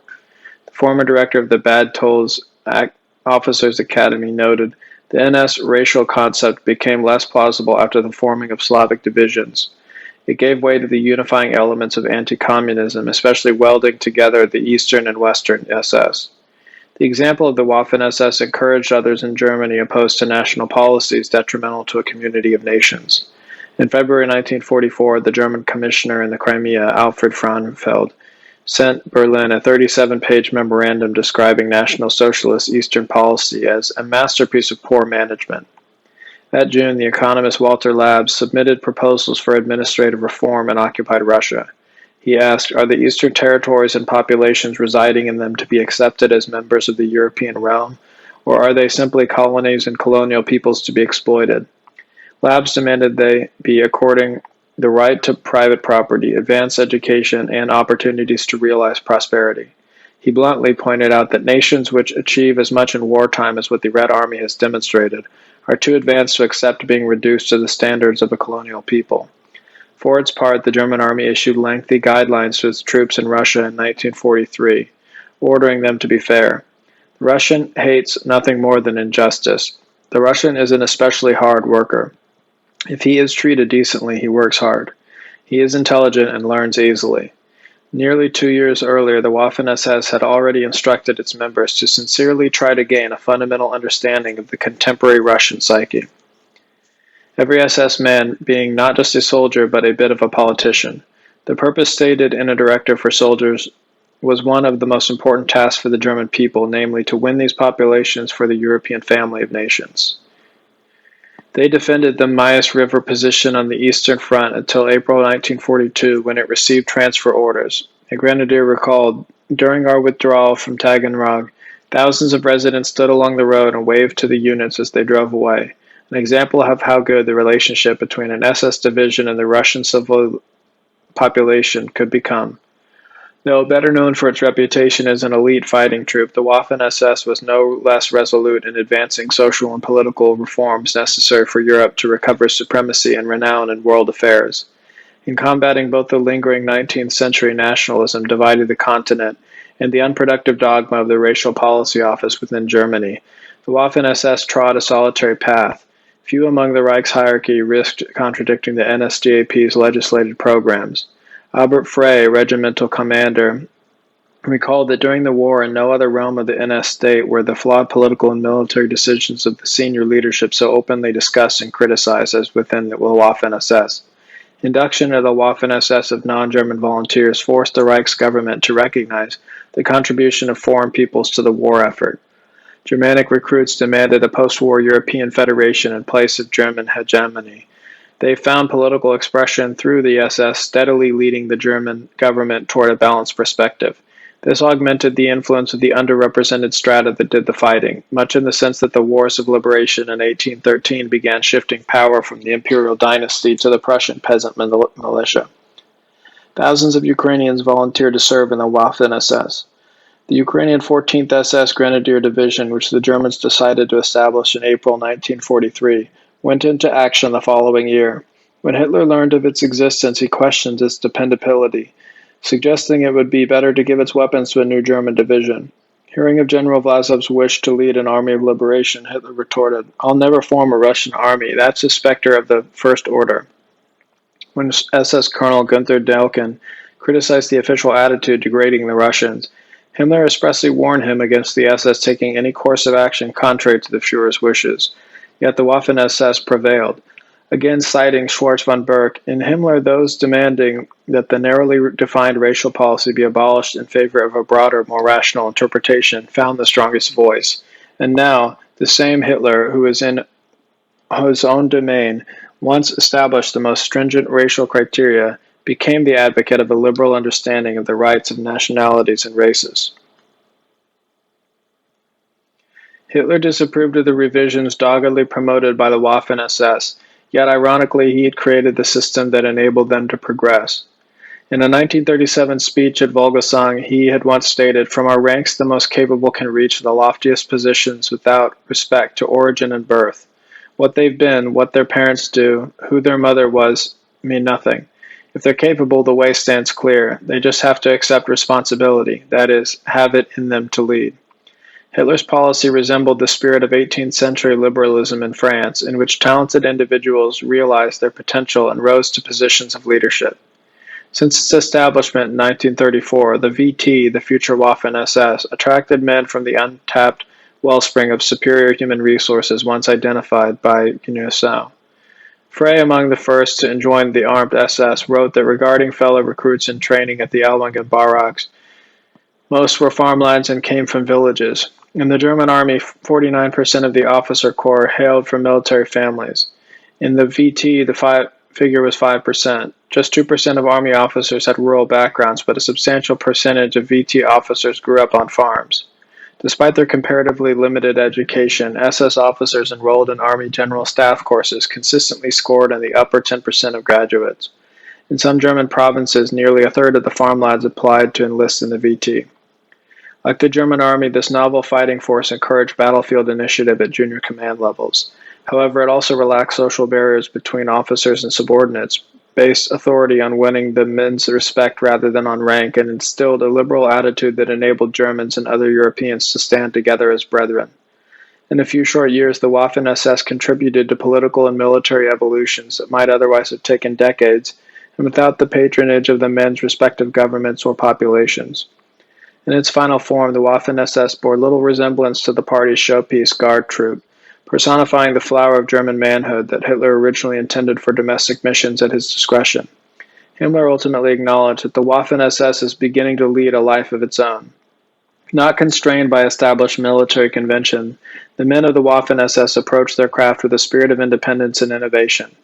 Through their voluntary commitment and wartime sacrifices, they lobbied for political reform, customarily forbidden waters for the armed forces, and yet its members hailed largely from a stratum historically lacking public influence. Despite the dynamics, boldness, and aplomb of the Waffen-SS, it never would have gained leverage without a state system in place that fostered discovery of latent ability. The Führer approved expansion of the Waffen-SS despite its defiance. Hitler was a man who sought not to control the people, but to guide them, to help them explore, discover, and harness their potential, even when the changes they introduced contradicted his personal beliefs. Chapter 6. Revolution versus Reactionary. What the Waffen-SS could have finally achieved toward a European confederation, what caliber of leadership the Adolf Hitler schools would have produced, or how education and advancement of Germany's non-affluent classes might have reshaped the nation will never be known. Military defeat in 1945 ended the era of German self-determination, quelling a revolution of historical consequence that may never be emulated. Germany's overthrow we broadly attribute to the larger populations and superior industrial capacity of the Allies, but a seldom publicized insidious factor also contributed to the outcome of the war. This was the systemic sabotage, conducted by disaffected, malevolent elements within Germany, of the Reich's peacetime diplomacy and wartime military operations. Unlike the Bolsheviks, Hitler did not oppose the aristocracy to promote labor. He personally considered the role of the nobility played out.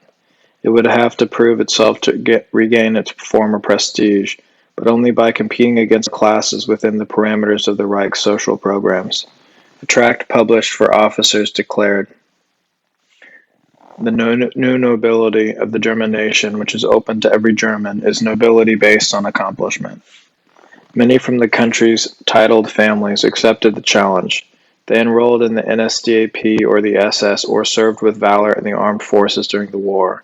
A small percentage concentrated in the Army General Staff and in the diplomatic corps resented the social devaluation of their highborn status. Rather than contribute to the new Germany, they conspired against her. Together with the self-absorbed minority of misguided intellectuals, clerics, financiers, and Marxists, they intrigued to bring down both the National Socialist government and their country as well. As especially harmful characteristic of this subversive resistance movement was that its leaders tenanted sensitive positions in public office and in the military. Major players included Leipzig's Mayor Karl Godeler, Ribbentrop subordinates Baron von Weizsäcker, Ewald von Kleist-Schmessen, and Erich Kort, and Chief of Military Intelligence Admiral Wilhelm Canaris. They and their fellow conspirators knew that Hitler was too popular for them to incite a national insurrection against him. They sought assistance beyond Germany's borders from England. The subversives established contact with British politicians in June 1937. With Canaris providing a screen, Godeler covertly traveled to London using foreign currency provided by the banker Schacht. He met with Halifax, Churchill, Eden, Vansittart, and Montague Norman of the Bank of England. Godeler told his hosts of an approaching unavoidable confrontation between Hitler and the conspirators, giving the impression that plans for a coup were well underway. That December, Ribbentrop submitted to Hitler a confidential analysis of attitudes in Britain. He warned that the English were by no means weak and decadent and would go to war were German ambitions considered a threat to their empire. In secret discussions with Vansittart, Churchill, and British diplomats, Weizsäcker falsely claimed the opposite, that Ribbentrop was advising the Führer that London was too spineless to seriously oppose the Reich. During the Sudetenland crisis in the summer of 1938, the resistance attempted to persuade the British to reject Hitler's proposed territorial revisions. Its envoy, Kleist-Schmessen, was a patrician landowner and monarchist. He enjoyed a certain reference among peers for his fight to reduce the wages of Pomerania's farmers during the 1920s. He once maintained, the nobility must adhere to the sovereign manner developed over centuries, the feeling of being master, the uncompromising feeling of superiority. On August 9th, Kleist-Schmessen told Churchill that in the event of war, German generals were prepared to assist in a revolt to establish a new government in Berlin within 48 hours. The envoy also supplied the British Secret Service with classified information regarding the Reich's defense capabilities. Just as Godeler had previously described German rearmament as a colossal bluff in London the years before, Kleist-Schmessen told the English that the German army was unprepared for war. The British agent Jan Colvin wrote later that every single sentence Kleist uttered would suffice on its own to earn him a death sentence for treason. The back gate of number 10 Downing Street swung open in the evening of September 7, 1938, to admit Erich Kort with a private letter from Weizsäcker for Halifax. The German baron wrote of how the leaders of the army are ready to resort to armed forces against Hitler's policy. A diplomatic defeat would represent a very serious setback for Hitler in Germany and in fact precipitate the end of the National Socialist regime. Thanks to his lofty position of the Reich's Foreign Office, Weizsäcker knew that the Führer's determination to recover the Sudetenland was no bluff. By encouraging London toward a showdown, he hoped to provoke an armed confrontation. Chamberlain, however, received more accurate reports from his ambassador in Berlin. Henderson had already written under Secretary Cadogan in July that although Hitler did not want war, the Germans were preparing for every eventuality. The astute Henderson also lanced Weizsäcker's mendacious claim that Ribbentrop was advising the Fuhrer that the British have no backbone. Certainly Ribbentrop did not give me the impression he thought we were averse of war. Quite the contrary, he seems to think we were seeking it. Chamberlain prudently concluded the Munich Accord with Hitler on September 30, peacefully transferring the Sudetenland to Germany. The resistance movement considered this a crushing defeat for its machinations. Disappointed, Court declared that the best solution would have been war. Undaunted, its members exploited covert diplomatic channels to flood London with more bogus news about Germany. Godeler told the English on October 18th how supposedly Ribbentrop was boasting that Chamberlain signed the death sentence of the British Empire in Munich. Hitler will now pursue a relentless path to destroy the empire. As the Polish crisis charged the diplomatic atmosphere in the summer of 1939, the resistance against poured oil on the fire. After meeting with Danzig's Commissioner Burkhardt in June, the British diplomat Roger Mackens stated in a Foreign Office memo, Great Britain should continue to show an absolutely firm front. This is the course advocated by Baron von Weizsäcker and by most well-disposed Germans. Assistant Under-Secretary Sargent summarized, Weizsäcker is constant in his advice that the only thing which makes Hitler see reason is the maintenance of a firm front and no premature offer to negotiate under pressure. Weizsäcker, the number 2 man in German foreign affairs, contributed to the inflexibility of the other side. The resistance continued to supply Chamberlain with descriptions alleging the desperate economic situation in Germany, Hitler's unpopularity, and their army's readiness to mutiny.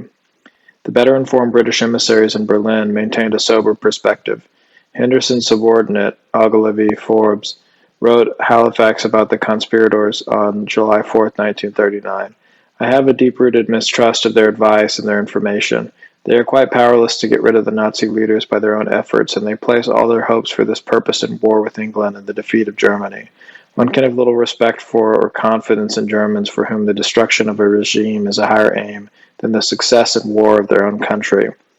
Despite such warnings, Henderson saw with dismay how his government based some policy decisions on intelligence provided by the resistance movement.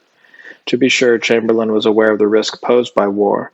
An all-out conflict with Germany would compel England to seek American aid, increasing U.S. influence abroad. Waging war against the Reich was therefore contingent on an immediate collapse of enemy resistance. Told by conspirators in August 1939 that German generals anxiously await London's declarations of war so that they can topple the government and that Hitler is on the verge of a nervous breakdown, Britain's Prime Minister reacted. The director of the Central European section of the British Secret Service, Sisselman Best, recalled, at the outbreak of the war, our intelligence service had reliable information that Hitler faced the opposition of many men who occupied the highest functions in his armed forces and public offices. According to our information, this opposition movement had assumed such proportions as to be able to lead to a revolt and overthrow the Nazis. French Foreign Minister Bonnet wrote in his memoirs, We expected an easy and rapid victory. The declaration of war by England and France on Germany of September 3 was supposed to be the way for the military coup to be cleared, and we were promised. General Gamelin told Benoit Machine, I don't anticipate having to deal with the German army. Hitler will be ousted the day we declare war. Right after the war's start, Chamberlain noted in his diary, What I hope for is not a military victory. I doubt very much that is possible, but a collapse of the German home front. Ribbentrop himself wrote in 1946, We didn't know then that London was counting on the conspiratorial group of prominent military men and politicians, therefore came to hope for an easy victory over Germany. Their circle of conspirators in this way played a decisive role in the outbreak of the war. They thwarted all of our efforts to seek a peaceful solution, and very likely tipped the scales for the English decision to declare war. Germany's campaigns in World War II are a popular subject for study by historians and military analysts. However, when researching Hitler's strategies, successes, and failures, few take into account the pernicious influence of the resistance movement. Such as turncoats in the diplomatic service helped block an understanding with England in 1939. High-ranking members of the army consistently disrupted the war effort once hostilities opened. Though less than 5% of German army officers identified with those betraying their country, The unfaithful few often occupied positions in planning and logistics, enabling them to cause havoc disproportionate to their number. The Gestapo eventually maintained a watch list, but generally did not investigate the army. This allowed subversion of combat operations to continue virtually undetected. The Prussian aristocrat Fabian von Schlabrendorf, a staff officer and remoteless saboteur, expressed the spirit of the plotters. Preventing Hitler's success under any circumstances and through whatever means necessary, even at the cost of a crushing defeat of the German realm, was our most urgent task. Appointments to key posts in the General Staff gave the conspirators insight into military strategy as it was formulated, information they communicated to the enemy. The former Army Chief of Staff Hayter testified in 1955, almost all German attacks immediately after being planned by the OKW became known to the enemy before they even landed on my desk. The German armed forces lacked the element of surprise from the first day of the fighting. On August 30th, 1939, 2 days before Germany invaded Poland, Clyde Schmidzen delivered the detailed operational orders to the British Embassy in Berlin, with instructions to pass this on to Warsaw. Chamberlain duly forwarded the documents to Colonel Beck. A few months after the Polish campaign, a member of the Reich's Foreign Office in Berlin who was smuggling microfilm was arrested by the SD. The film contained precise information about the strength and location of the German occupational forces in Poland. The former SD chief wrote later, "In the OKW, they were more than a little surprised at such an accurate and comprehensive report, especially as the statistics were correct to the smallest detail." He speculated that the only senior German officers could have provided the material. Among the loosely affiliated subversive groups, military intelligence, the Abwehr, was especially destructive. Its chief, Canaris, was a master of disinformation. His memoirs, Grand Admiral Karl Dones, stated that the Abwehr delivered not a single useful report about the enemy throughout the entire war. Canaris recruited the equestrian monarchist Hans Oster to run the central department of the agency. A general staff officer during World War I, Oster had left the army in 1932 for violating its code of honor. Canaris reinstated him as an ersatz lieutenant colonel in 1935. When war broke out anew, Oster began drawing acquaintances hostile to the state and to the Abwehr as specialists. From October 1939 on, Oster furnished copies of every agency report, plus whatever could be obtained from the OKW, to the Dutch military attaché in Berlin, Colonel Gijsbertus Sass. He urged Sass to use the information to reinforce Holland's defenses against Germany, and to relay the reports to the Western powers. On April 3, 1940, Oster provided him the details of the imminent German invasion of Norway in order for him to forewarn Oslo. 1 month later, Oster gave Sass the target date of the German surprise offensive in the West. The Dutch disbelieved the information, similarly instructed Belgium Ambassador Adrian Nieuwenhuis, opined skeptically no German would do something like that. Believing to have tipped the Allies off in time, Oster calculated that the abortive offensive would cost the German army 40,000 dead. In his own words, he still considered himself a better German than all those who run after Hitler. German telephone security personnel monitoring the Dutch embassy line knew that Sass had received classified intelligence about the Western campaign, but weren't able to localize the source. To divert suspicion, Oster tried to frame Baroness Steengraaf, the wife of a German diplomat. Only Ribbentrop's intervention prevented Oster, the son of a pastor, from using the Abwehr's resources to implicate an innocent woman for treason.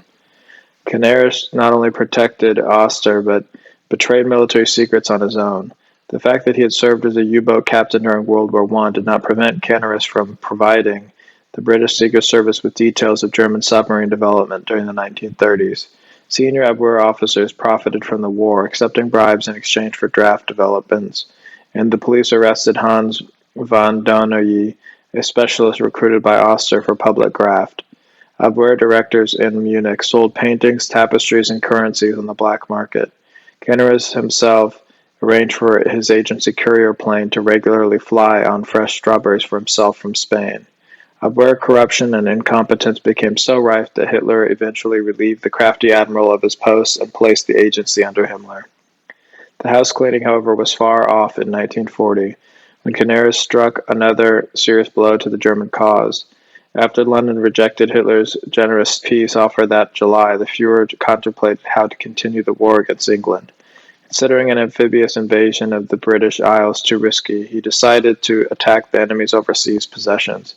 Capture of the British base at Gibraltar, controlling the nautical lifeline to Egypt in the Suez Canal, was an option. Not only would the conquest virtually cripple England's position in the Mediterranean, but the operation was within Germany's resources. Prerequisite was Spain entering the war on the German side, and Madrid already favored Germany and Italy. In July 1940, the Spanish head of state, Francisco Franco, publicly stated, "Control of Gibraltar and expansion into Africa is both the duty and calling of Spain." On the 19th, he announced his willingness to declare war on Britain, adding, "In this case, some support by Germany would be necessary for the attack on Gibraltar." Hitler could transfer troops to southern Spain to stage the expedition against the strategic English base. Berlin sent Canaris to negotiate the alliance because of his good relations with prominent Spaniards. In collusion with Weizsäcker, however, he accomplished the opposite by privately informing Franco that Germany's position was desperate, with almost no hope of winning the war. He advised his host to keep Spain neutral, reassuring him that Hitler would not send troops into Spain to force Madrid's cooperation. Had Canaris persuaded Franco to support the Reich, it's more than possible that such a decision by Spain at this moment would have meant the end of the war, wrote Spanish Foreign Minister Serrano sooner. With Germany's position thus strengthened, Hitler would have possessed a more formidable hand when dealing with Molotov that November. He may have been able to resolve his differences with the USSR without resorting to arms. Germany possessed a superb intelligence-gathering network for the war in the East. Her specialists had already cracked the complex Soviet radio encryption and monitored its traffic. Since 1934, codebreakers at the Hisilarbin installation had been tapped into secure telephone lines connecting Moscow to its European embassies. In 1937, the Germans began deciphering Soviet phototelegraphic communications. In addition to reading diplomatic correspondence, they gained knowledge of Russian armaments production, the location and capacity of the factories of the shortfalls in industry. Theodor Worrell's long-range reconnaissance squadron, subordinate to the Luftwaffe Supreme Command, flew high-altitude missions over the USSR beginning in 1935. Aircrews photographed Soviet naval installations, armaments and industrial complexes, military fortifications and troop concentrations. Thousands of pictures of the Russian interior provided ample images to produce accurate maps. In 1947, the USA used Worrell's photographs to prepare its own maps of the Soviet Union. During the first weeks of the Russian campaign, advancing German troops captured many official documents which Soviet administrators had failed to destroy or evacuate. The cache offered a comprehensive picture of the USSR's infrastructure, analysis of civilian attitudes, and so forth. Luftwaffe communication specialists deciphered Soviet military radio traffic promptly and consistently, delivering details about Russian troop strength, status of available ammunition and fuel, planned aerial and ground attacks, and marching routes of enemy divisions. The post-war American Seaborne Report concluded that German codebreakers maintained 80% accuracy in their knowledge of all planned Soviet military operations and armaments production. Monitoring stations forwarded this vast quantity of intelligence to the Abwehr for assessment. Canaris, Oster, and fellow conspirators relayed almost none of the findings to Hitler. They instead stored the cache of documents in Angerburg, East Prussia, and never evaluated. Military cartographers prepared maps of the East without referencing Worrell's pictures. Some they based on Russian maps that had been printed in 1865. The German army received inaccurate ones depicting dirt roads which became impassable quagmires after rainfall, as modern paved highways. This misinformation often confounded the tactical advance of German mechanized forces. They occasionally approached towns that were not even shown on the maps. Shortly before the Russian campaign began, members of the German military mission in Romania had already learned from locals and from Red Army deserters of the formidable new Soviet armor sighted during Stalin's occupation of Bessarabia. Witnesses provided details about the Russian KV-1 and KV-2 heavy tanks, plus sketches of a third model that was faster, well-armored, and boasting equally good firepower. George Pemler, a reconnaissance flight officer, pored over aerial photographs taken by Worrell's squadron over the Pruth and Dniester River areas. He discovered images depicting the military tank on railroad flat cars en route to Red Army units stationed near the Reich's frontier. Called by Pemler to examine the pictures, Romanian Colonel Crescu told him, "Until now we thought this tank is still in development and being tested. The manufacture has progressed so far the troops are already receiving deliveries. It is a discovery of great importance. The Supreme Command must be informed of this at once. Gathering the photographs and relevant data, Pemmler personally flew to Berlin to disclose his findings. Intelligence officers accepted his report but did not forward it to the OKW. When the new Soviet tank, the T-34, appeared in battle in June 1941, it shocked German frontline troops. Its innovative sloping armor was too thick for German tank guns to penetrate, and it rendered German anti-tank ordnance obsolete. While German intelligence concealed Soviet armaments capability from OKW planners, Canaris assured Hitler that only one single-track railroad joined the Russian source of raw materials in the Urals to industrial centers in Moscow. An Abwehr liaison in Romania, Dr. Barth, told his associate Pemmler, "The leadership of the armed forces is grossly underestimating the strength of the Red Army. I personally can't avoid the impression that this is even promoted by certain men. We have confirmed confidential information, for example, that in one particular tank factory around 25 heavy tanks are produced daily. Since then, we've identified 3 such plants. The Chief of the General Staff scribbles a question mark here, sending the report back for reevaluation without informing the Fuhrer." Barth was referring to Hayter, who had become Chief of Staff in September 1938. A post-war denazification panel judged Hayter's earlier conduct a complete betrayal of his country. After the conquest of Poland in 1939, he formed a secret planning staff to overthrow the government and place General Heinrich von Steubenagel in charge, who one German historian described with admiration as an old-school European nobleman. Hayter urged Hitler to invade Russia, downplaying the hazards of the campaign. On February 3, 1941, Hitler directed Foreign Armies East, a branch of military intelligence, to assess the Red Army's ability to deploy large formations in the expansive Pripyat marshland. This consisted of swampy terrain in the south sector of the future front. Receiving the finished report on the 12th, Hayter made an alteration before forwarding it to the Fuhrer. He deleted the assessment's conclusion that it would be possible for the Russians to shift troops within the marsh, thus posing a threat to the flank and near of advancing German divisions. Based on this evaluation, the OKH did not allow formations to guard the southern periphery of the wetlands to screen the planned thrust of the German 6th Army and 1st Panzer Army toward Kiev. Soon after hostilities broke out, the Soviet Fifth Army, transferred south via Pripyat's railroad network, assaulted the open left flank of the German Sixth Army. This compelled Hitler to halt the advance on July 10th. The capture of Kiev by the beginning of July 1941, barely 3 weeks into the campaign, would have been entirely possible but was prevented by strong Soviet forces operating from out of the Pripyat marshlands, concluded the military historian Ewald Klapdor. Unable to continue the advance without infantry support from the Sixth Army, the 1st Panzer Army became deadlocked in costly battles of attrition against frontally attacking Russian divisions for another 7 weeks. 2 months into the campaign, Hitler remarked that the entire operation would have been planned differently had he known the enemy's actual disposition and strength. Once the invasion began, the Soviets received timely reports on German military operations from the Supreme Command of the Army, the OKH, right from Hitler's headquarters. The communications chief there, General Erich Feiligebel, secretly installed a direct telephone line to Switzerland to transmit classified information. Stationed in Bern was Hans Josephius, another of Canaris' Abwehr specialists. He relayed the report to Moscow. Other agents in Switzerland, such as Rudolf Rössler, participated, identified but tolerated by Swiss intelligence. The sophisticated espionage network was nicknamed the Red Orchestra by the SD. Schellenberg wrote later that the information, if leaked, could only come from the highest German sources.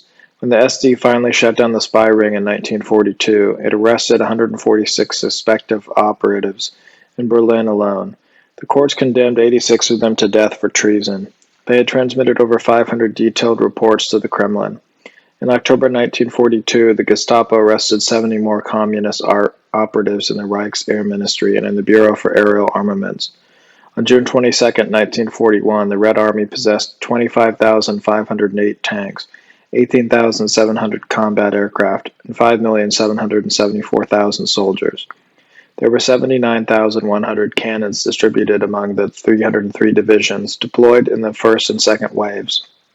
Hitler took on this force with crucial information withheld, his intelligence agencies consciously understating enemy resources, and officers forewarning the enemy of German attacks. On August 1st, 5 weeks into the campaign, the Red Army deployed 269 divisions, 46 of them armored, and 18 brigades against the invaders. An intelligence report the Fuhrer received 2 weeks earlier had fixed Russian strength at just 50 rifle divisions and 8 tank divisions. On August 10th, German soldiers overran the command post of the Soviet 16th Army east of Smolensk. The field police discovered copies of 2 AKH plans for the German attack. They found another German operational plan upon capturing Bryansk soon after, which the OKH had presented to Hitler on August 18th. Eusebius later boasted, "We had our spies all over the War Ministry, in the police, in the Ministry of the Interior, especially in the Foreign Office, all threads connecting to Oster." Advanced knowledge of German plans helped the Red Army embroil the invaders in heavy fighting around Smolensk in July and August. The Germans regained the initiative when Hitler decided on August 21st to shift his panzer division southward toward Kiev. The senseless operation now decided upon, fumed Hayter in his diary, "We'll scatter our forces and stall the advance on Moscow." The Germans, in fact, destroyed 4 Soviet armies and mauled a 5th around Kiev. An immense battle of encirclement, capturing much of the Ukraine.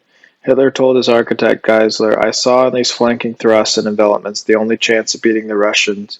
Mass formations. I had to literally wrest operations away from my generals. Not even this success persuaded my generals of the only possible strategy in Russia."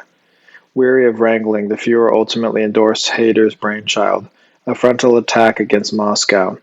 Operation Typhoon began on October 1st, but deception and sabotage determined the outcome.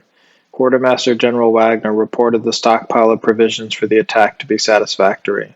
Again, the minimum requirement of 24 supply chains per day for Army Group Center. However, between 8 and 15 reached the front daily during August, 12 in September. Even during fair weather, hundreds of fully laden freight trains sat idle in switch yards between Berlin and Krakow. Largely responsible for the delay in supplies was the Director of Main Rail Transport South, Erwin Landenberger in Kiev, and the Director of Main Rail Transport Center, Karl Hahn in Minsk. Hitler ordered both men arrested for sabotage. Released from the Sachsenhausen concentration camp months later, Hahn described himself to another officer as a mortal enemy of the Nazis. Hitler personally selected their replacements, Erhard Milch and Albert Speer, assumed responsibility for getting the trains rolling again. The situation improved within weeks. Speer prioritized locomotive manufacture, which Milch reorganized rail and canal transportation to the front. Milch warned subordinates, "I have permission to hang any railroad official from a tree, including senior managers, and I will do it." The OKH gradually reduced Army Group Center striking power during Typhoon. On October 11th, it transferred away the 8th Army Corps with 3 divisions and the 1st Cavalry Division. The 5th, 8th, and 15th Infantry Division soon followed. The 9th Army Corps with 4 divisions went into reserve. On November 3rd, the OKH announced the intention to withdraw 7 Panzer divisions from the Eastern Front for replenishment. At the same time, the Luftwaffe sent nearly a fourth of its personnel in Russia on leave. The High Command transferred out 13 fighter groups, leaving just 3 groups of Fighter Squadron 51 left to support the offensive from the air. Typhoon made progress nonetheless. Northwest of Moscow, the 1st Panzer Division took Kalinin. Instead of wheeling southeast to invest the capital, the troops advanced northward. Eyewitness Karl Wagner recalled, "The capture of Kalinin opened a great tactical opportunity for us. We now held the cornerstone of Moscow's defense system and could push toward the poorly secured northern flank of the city. The place was ours for the taking, with good roads and less than a day's travel time. Instead, our panzers and the 9th Infantry Army supported us, received the order to attack the completely insignificant town of Torzhok, more than 100 miles north of Kalinin. We felt that the new directive from the OKH didn't make any sense. The worst handicap confronting German combatants was the death of cold weather gear. The Reich's industry had manufactured enough quilted winter uniforms to equip at least 56 divisions. Also, prefabricated shelters and barracks heaters had been loaded into 255 freight trains awaiting rail transport east. On November 1st, Hitler inspected winter apparel earmarked for the Russian front, and Quartermaster Wagner assured him that the gear was already en route to the field armies in sufficient quantity. 9 days later, Wagner confided to Hayter that most quilted uniforms would not go forward until the end of January. They remained loaded on trains in Warsaw for months. Hitler did not learn of the shortages until December 20, when General Heinz Guderian flew in from the Central Front and told him. Luftwaffe personnel all received cold weather apparel, only thanks to Milch's personal supervision.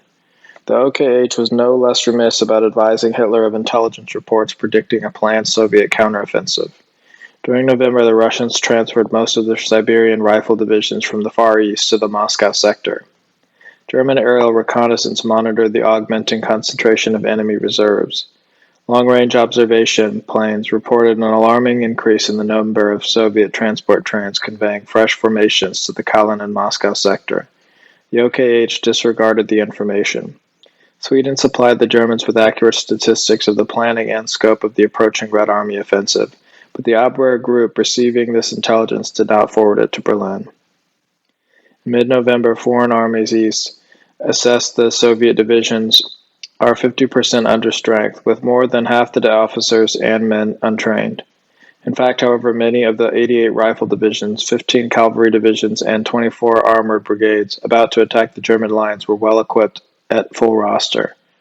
On the evening of December 4, 1941, only hours before the onslaught began, Foreign Armies East concluded that the combat effectiveness of the Red Army is insufficient for the Russian to be capable of a major offensive at this time, unless he introduces significant reinforcements. The end of its strength, caught by surprise, the ill-clad German army gave ground that winter.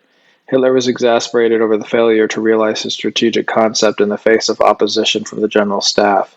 He cited the total underestimation of the enemy, the false reports of enemy reserves, and of the strength of his armaments, and incomprehensible treason as contributing to the German army's first major defeat of the war. Despite the retreat before Moscow, the Germans maintained favorable position for a 1942 campaign. Hitler fixed the main thrust toward the Caucasus mountain range, the oil fields and refineries of which supplied 80% of the USSR's petroleum. He ordered Army Group South correspondingly reinforced. With the capture of Varennes on July 8 of 1942, the German panzer divisions were poised to cross the Don River, but the Führer initially forbade the crossing. Not wanting to weaken the offensive by splitting his forces, he commanded instead that the 4th Panzer Army turn south to join the main advance toward the oil fields. Soviet formations in the south were in retreat and seriously demoralized. German radio specialists arrested 2 former Polish army officers in a Warsaw suburb who transmitted detailed information to Moscow about the Caucasus offensive. Abwehr officials, the rank and file of whom did not share the treasonous sentiments of Canaris and Oster, reported this to the Führer's headquarters. It revealed that Stalin knew about the Germans' military preparations. Receiving the report, General Feldgeibel decided that it was too alarming and it would only upset the Führer. He buried the news.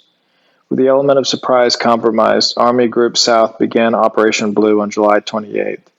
Army Group A pushed toward the Caucasus.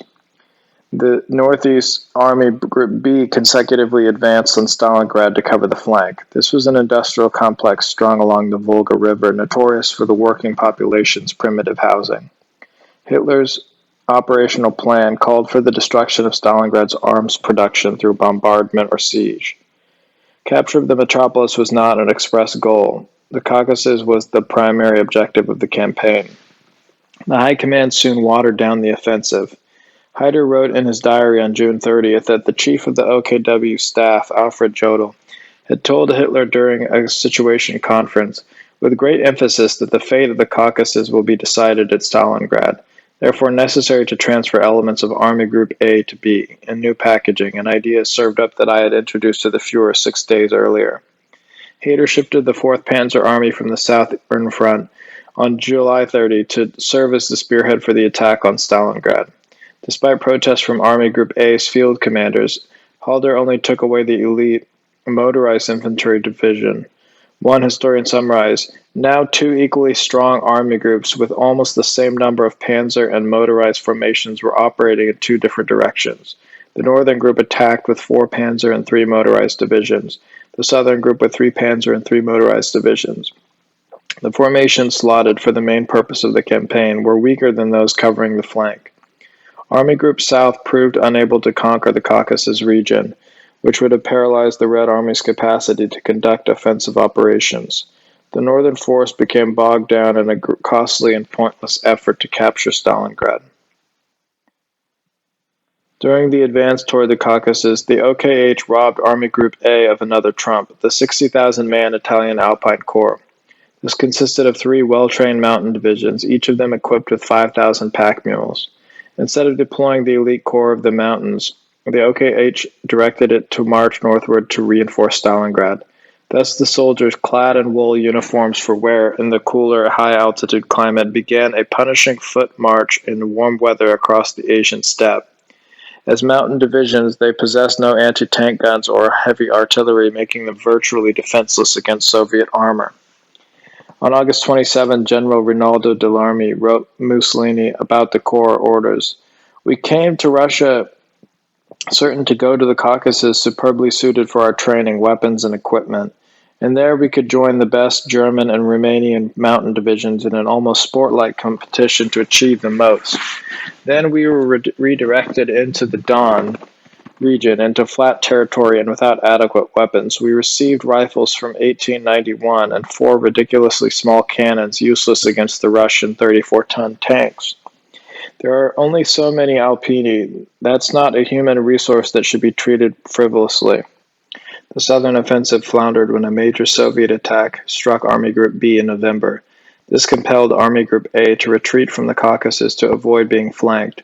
The Russians surrounded and destroyed the German Sixth Army at Stalingrad. Historians blame Hitler for the catastrophe, but the verdict does not weigh the flagrant disregard of his orders, misleading intelligence he received, or military senseless troops movements carried out by the OKH without his knowledge. For instance, the left flank of Army Group B ran southeastward along the Don River from Brest to Stalingrad. Defending the positions were the German Sixth Army, the 4th Panzer Army covering the right flank. Hitler knew that the poorly equipped foreign contingents could not repulse a potentially Soviet offensive. In August, he ordered the 22nd Panzer II infantry divisions transferred to support the Italian 8th Army. The Hungarians were also to receive reinforcements, including heavy artillery and new German 75mm anti-tank guns. Halder virtually ignored the order, dispatching only weak token units a few weeks later. In later October, the Führer directed that the crack 6th Panzer Division and 2 more infantry divisions be shifted from France to buttress the Romanians and Italians. The OKH delayed the full transfer of these formations until December. It was equally tardy about stationing new Luftwaffe field divisions behind the armies of Germany's allies, as Hitler had called for. The 22nd Panzer Division, which he thought was at full strength, sorely needed replenishment. Of its 104 panzers, just 32 were operational. The OKH concealed this fact from the commander-in-chief. On September 9 and 16, the war diary of the OKW staff recorded Hitler's orders to reinforce the Italian 8th Army. The diary noted on October 6, "The Führer repeats his anxiety over a major Russian attack, perhaps even a winter offensive in the sector of our allies' armies, driving across the Don toward Rostov. The reason for apprehension includes strong enemy troop movements and bridge building over the Don in many places." Once more, the OKW diary from November 5th. "The feared Russian attack over the Don is again discussed. The number of bridges under construction there is constantly growing. The Luftwaffe wants to show pictures.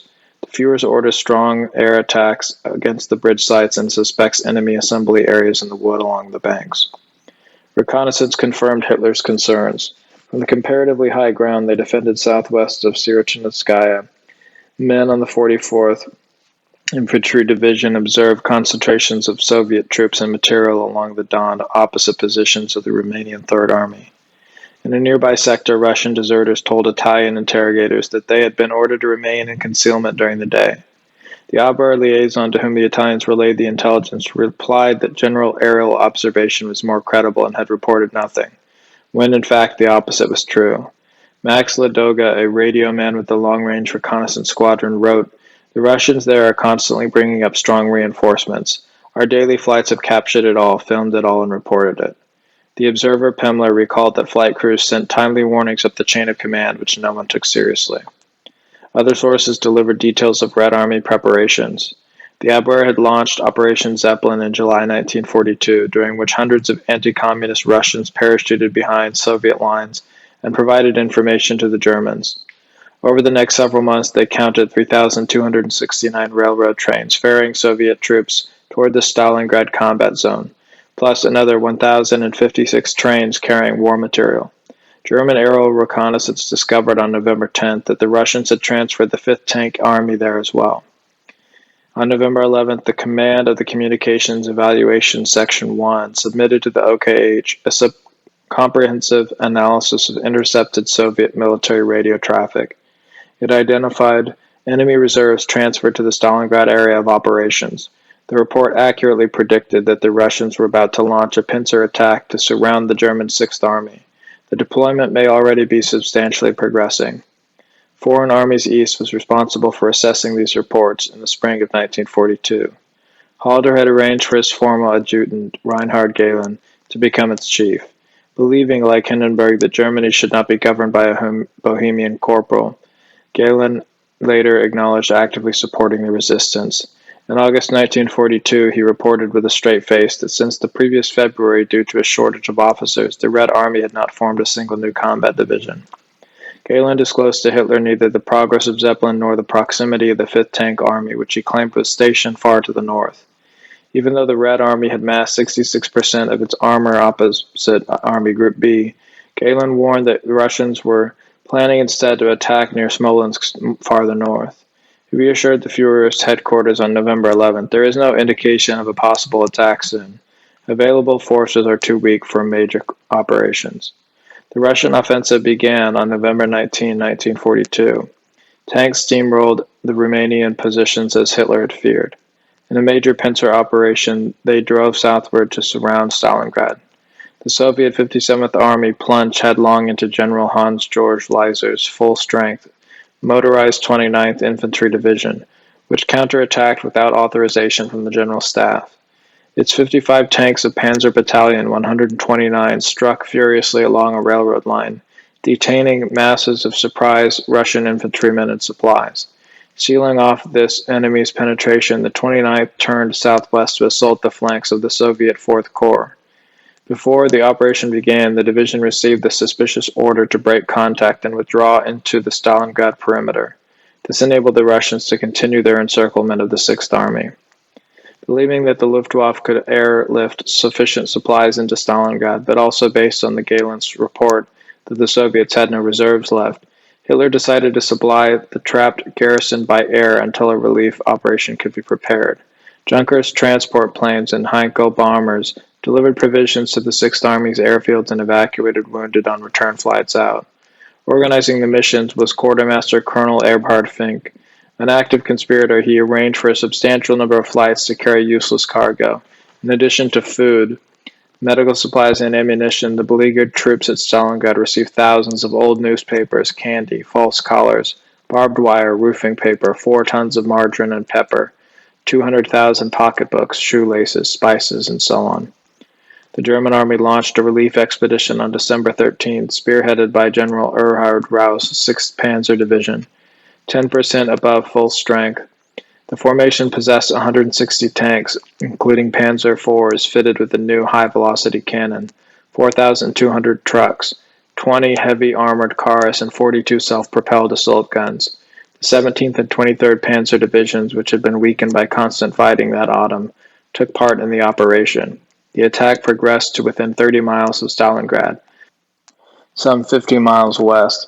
Soviet tanks counterattacked and captured the airfield at Morosovoskaya, threatening the German flank on the lower Chir River. Instead of dispatching weaker covering units to plug the gap, the High Command transferred the 6th Panzer Division to the Chir position. This, in the opinion of the historian and former Waffen-SS Lieutenant Heinz Schmock, was pure overkill. 2 weeks later, I myself was commander of a strong point on the Donez River, which was completely frozen over with 2 bridges. I held the position there for 10 days and nights against a vastly superior Russian force. No one could tell me that the Chir front could not have held out for 1 more day, until contact with the surrounded 6th Army was established. When on December 23rd the 6th Panzer Division received the incomprehensible order to withdraw from the relief operation, its officers at first assumed it was a mistake. Deprived of this armored spearhead, the remaining units proved too weak to press the attack toward Stalingrad. Shortly before his death in the 1950s, Rouse expressed the torment his conscience still suffered for not disobeying the order and continuing the advance.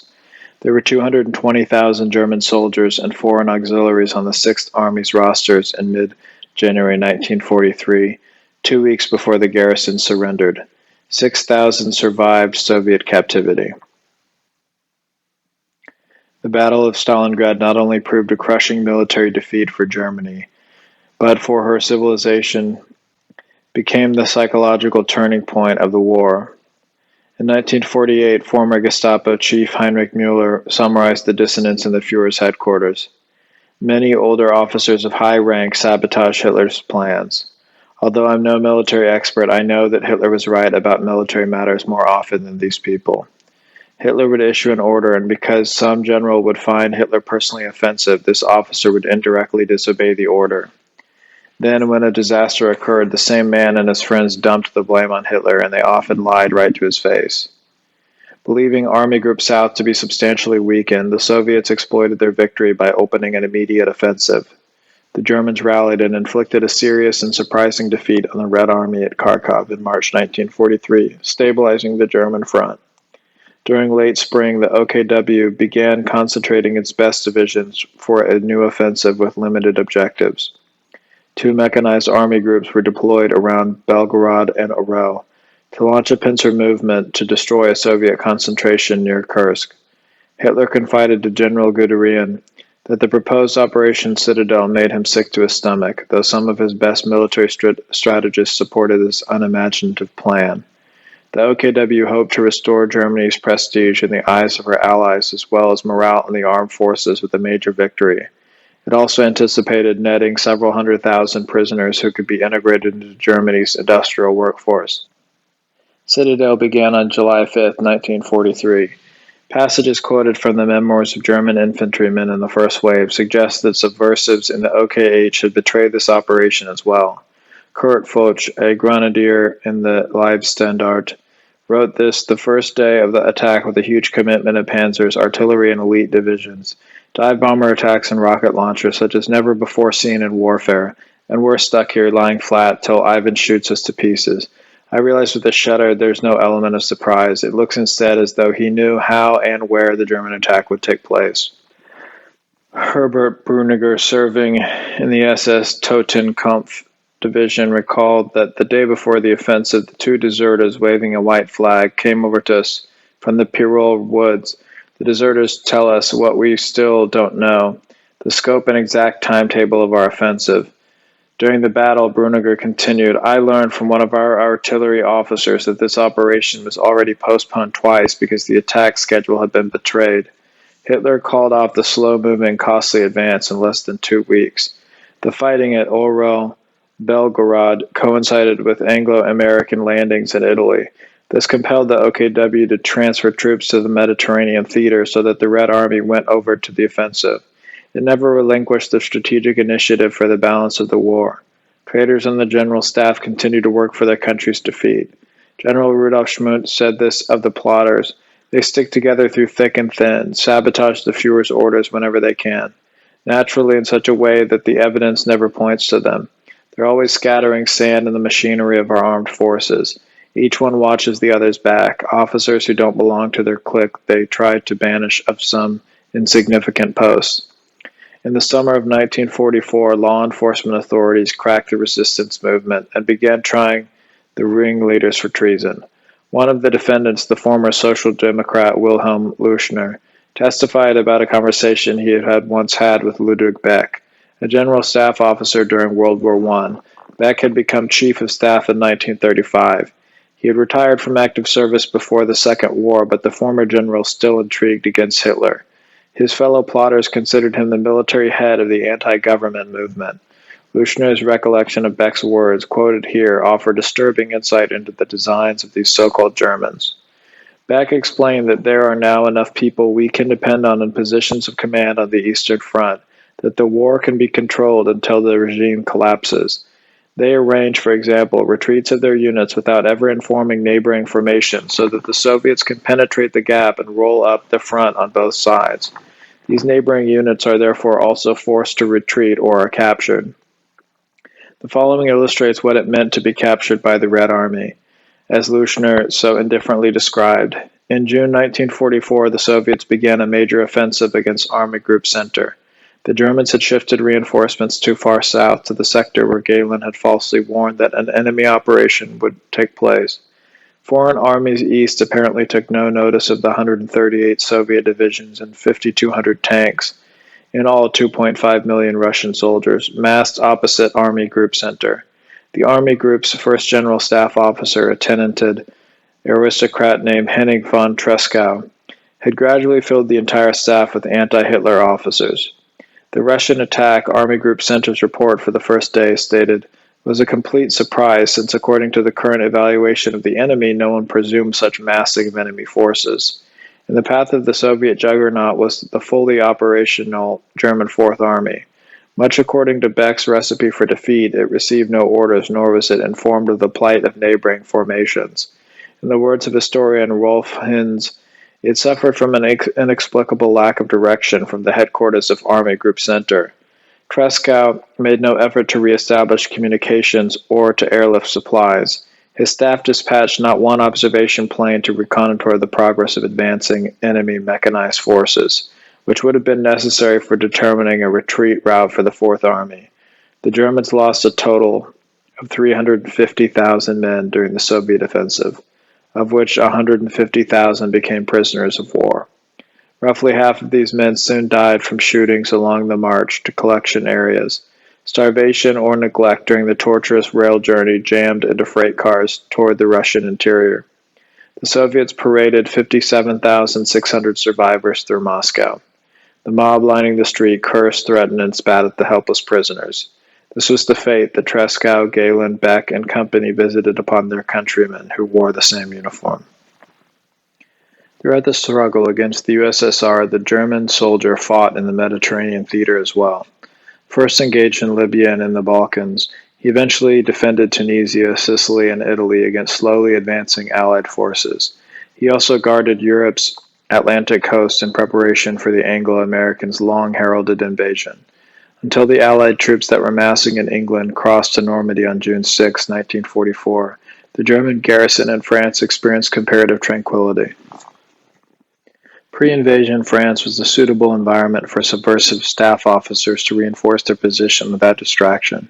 They transferred abettors to the corps and divisional headquarters where the armed forces were most vulnerable and contrived to coordinate their sabotage with Western allies.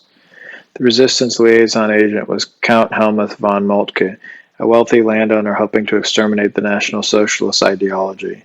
He maintained contact with Gödeler, Halder, and Beck, and told an English acquaintance in 1942 that he and his friends consider a military defeat and occupation of Germany absolutely necessary for moral and political reasons. Canaris sent Moltke to Istanbul the following year to establish contact with the Americans. There he met with two professors affiliated with the U.S. intelligence agency, the Office of Strategic Services. After the interview, the pair submitted a report to OSS Chief Bill Donovan describing the readiness of a powerful German group to prearrange and support military operations of allies against Nazi Germany. The OSS drafted the Hermann Plan, based on negotiations with Moltke, which it forwarded to the Allies' combined chiefs of staff. It stated that the German group is prepared to develop a far-reaching and military plan of cooperation as possible with the Allies, so that rapid, decisive success on a wide front is secured. Moltke's accomplices offered to fly a general staff officer to England to arrange with the Western Allies the opening of the German West Front in case of a planned invasion. U.S. records on the progress of the negotiations remain classified to this day. Washington withholds the names of German contact persons and agents who never came to light through arrest by the Gestapo, post-war admission, and personal memoirs and interviews or by accident. In October 1945, representatives of the U.S. military government in Germany and the War Department convened to discuss views on documents which should be destroyed or to which the Germans were to be denied all future access. The conference chairman, Lieutenant Colonel S. F. Groening, recommended serious consideration must be given to plans for the organization of the destruction of papers which possess no value for the Allies and which must not be permitted to fall into German hands after the departure of the occupational forces. Among the inaccessible records are those pertaining to U.S. collusion with German subversive before and during the Normandy invasion. The reader must decide whether incidents cited below in which German command centers issued orders which were militarily incomprehensible given the tactical situation, are the product of prearranged sabotage or the example of gross misjudgment by well-trained and thoroughly experienced professional staff officers. Prior to the beginning of Operation Overlord, the Allies' code name for the invasion, the Germans possessed a communications, espionage, and reconnaissance network cables of discerning the enemy's plans well in advance. Technicians in the German Postal Investigation Office has even tapped into the Atlantic cable. In early 1944, they monitored a conversation between Churchill and Roosevelt about the approaching landings. At the same time, a specially trained SD agent parachuted into England for a captured B-17 bomber. He had been reared in the United States so that the German-born operative could convincingly pose as a British officer of engineers. Arriving in Portsmouth, he visited unit after unit, inquiring about how he could improve the troops' equipment. He supplied Berlin with detailed messages regarding invasion preparations using a radio transmitting a virtually untraceable signal. In April 1944, the U.S. 4th Division conducted a mock landing, Operation Tiger, at Slapton Sands to simulate the planned attack on Utah Beach along the Normandy coast. The German operative sent his superiors advance warning of the exercise, where a large number of ships and troops would be concentrated in broad daylight. He even transmitted the precise location of the building where U.S. General Dwight Eisenhower and Omar Bradley intended to observe the maneuver.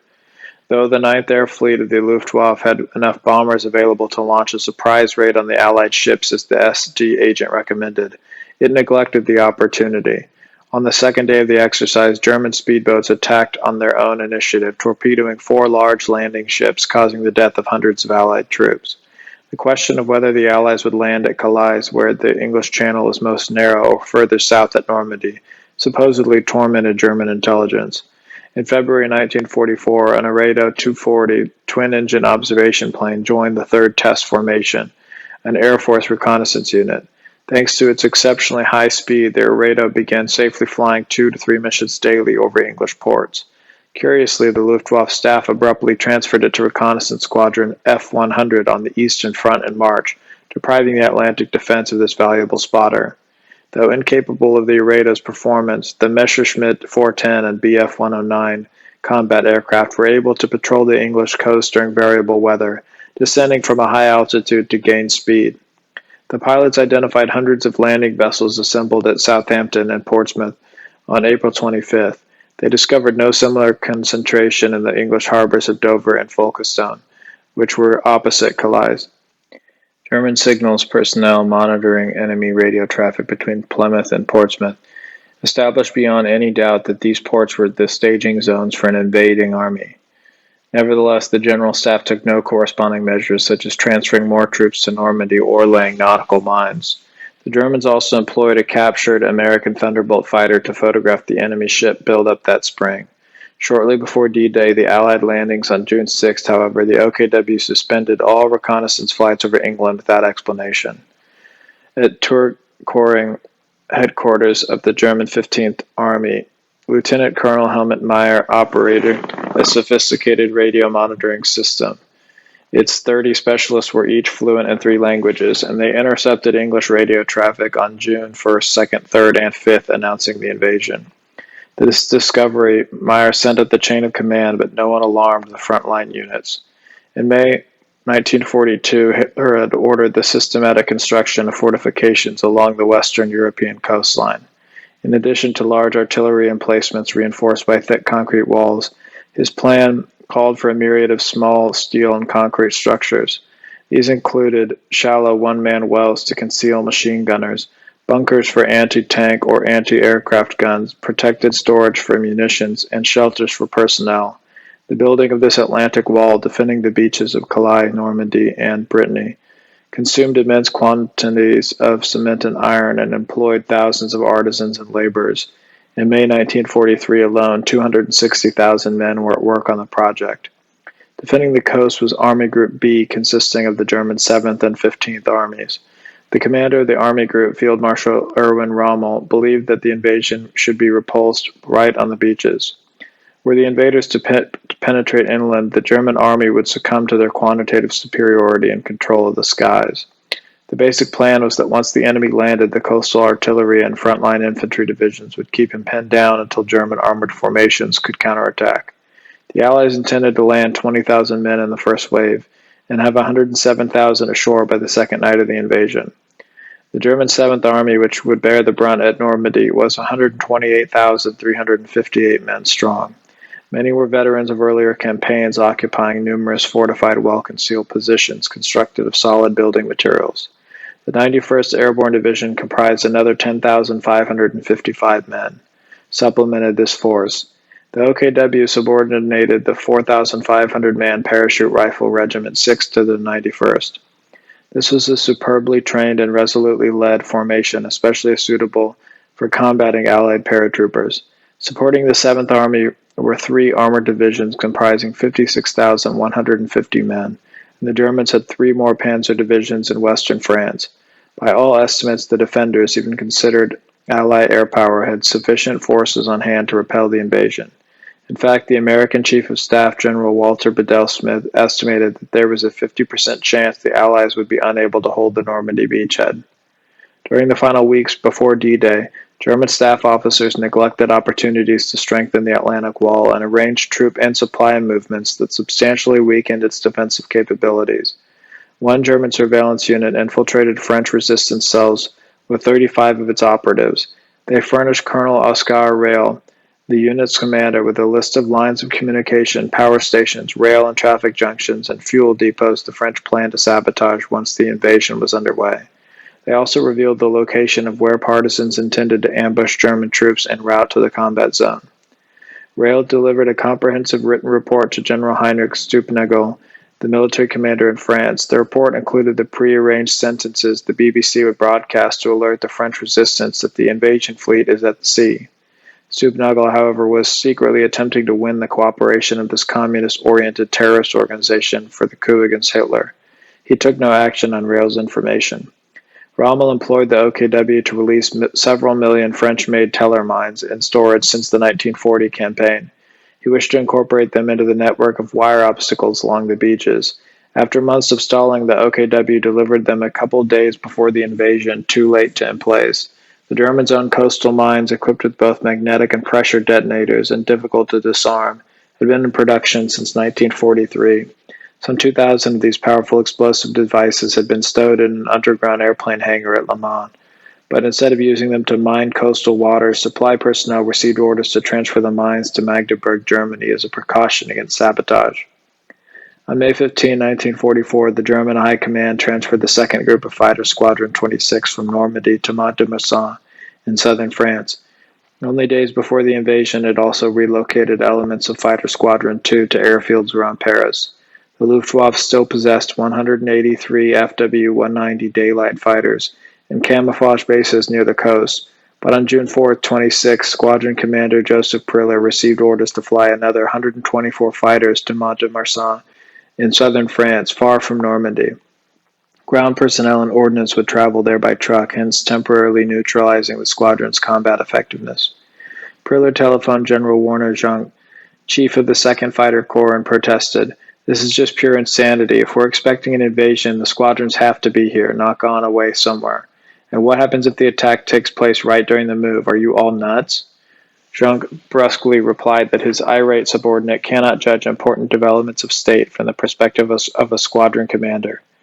On the morning of June 6, Colonel Priller and his wingman, Sergeant Heinz Wodarczyk, strafed the first wave of the Allied landing forces. 2 FW-190s were all that the Luftwaffe could scramble after years to prepare a defense.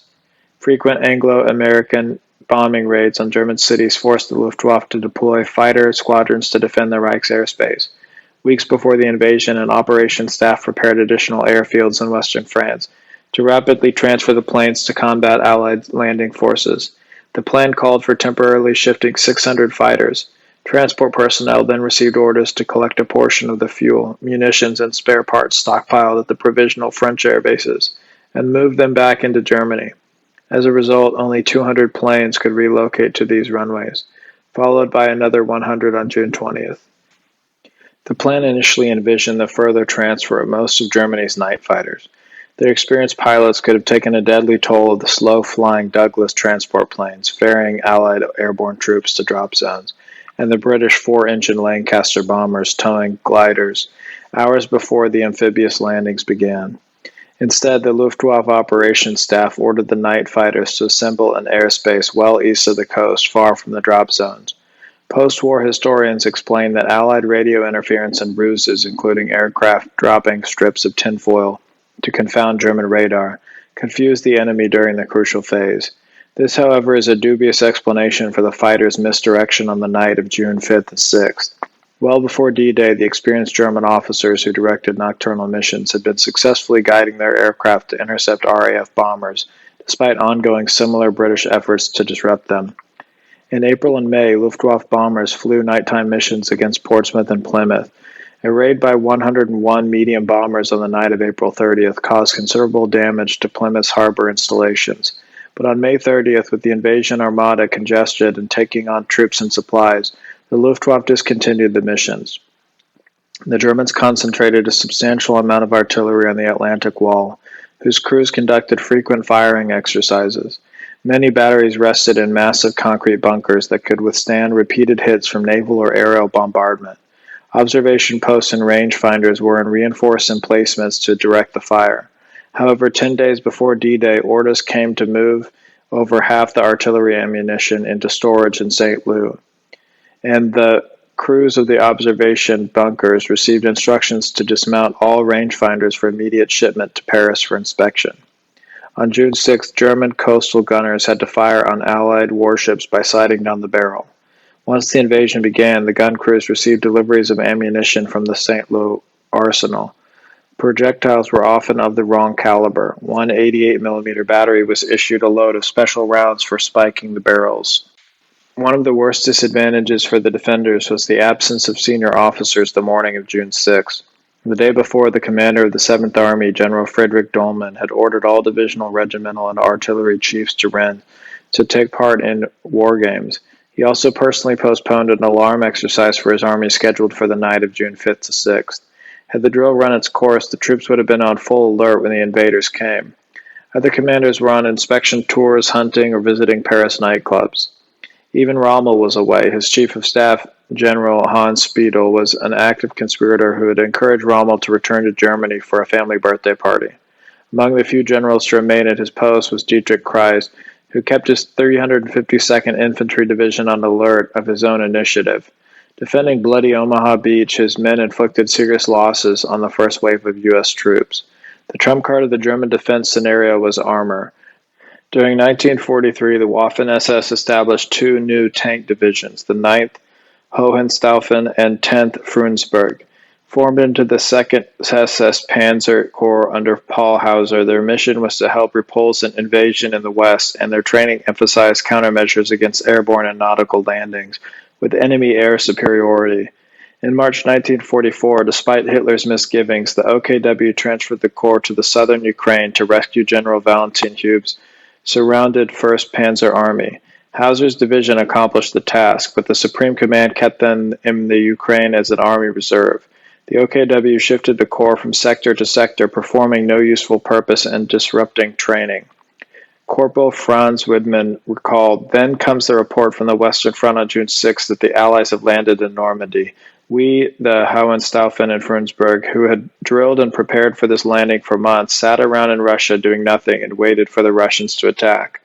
Finally, on June 12th, Hauser received orders to return with his corps to France. The fatiguing rail journey across Europe ended over 150 miles from the invasion front.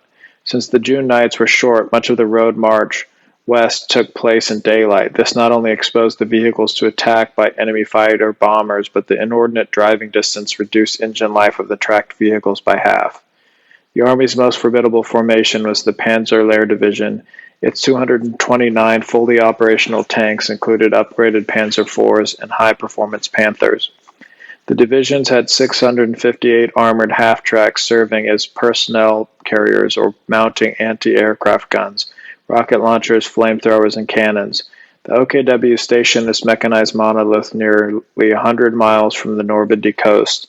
On June 4th, the High Command ordered the division to load its Panther tanks on a freight train for transfer to Russia. They were en route east when the invasion began. "Taking away the Panther Battalion robbed the division of its strongest attack force," wrote its last commanding officer after the war. The U.S. Army later calculated that it averaged a loss of 5 Sherman tanks to neutralize a single Panther in combat.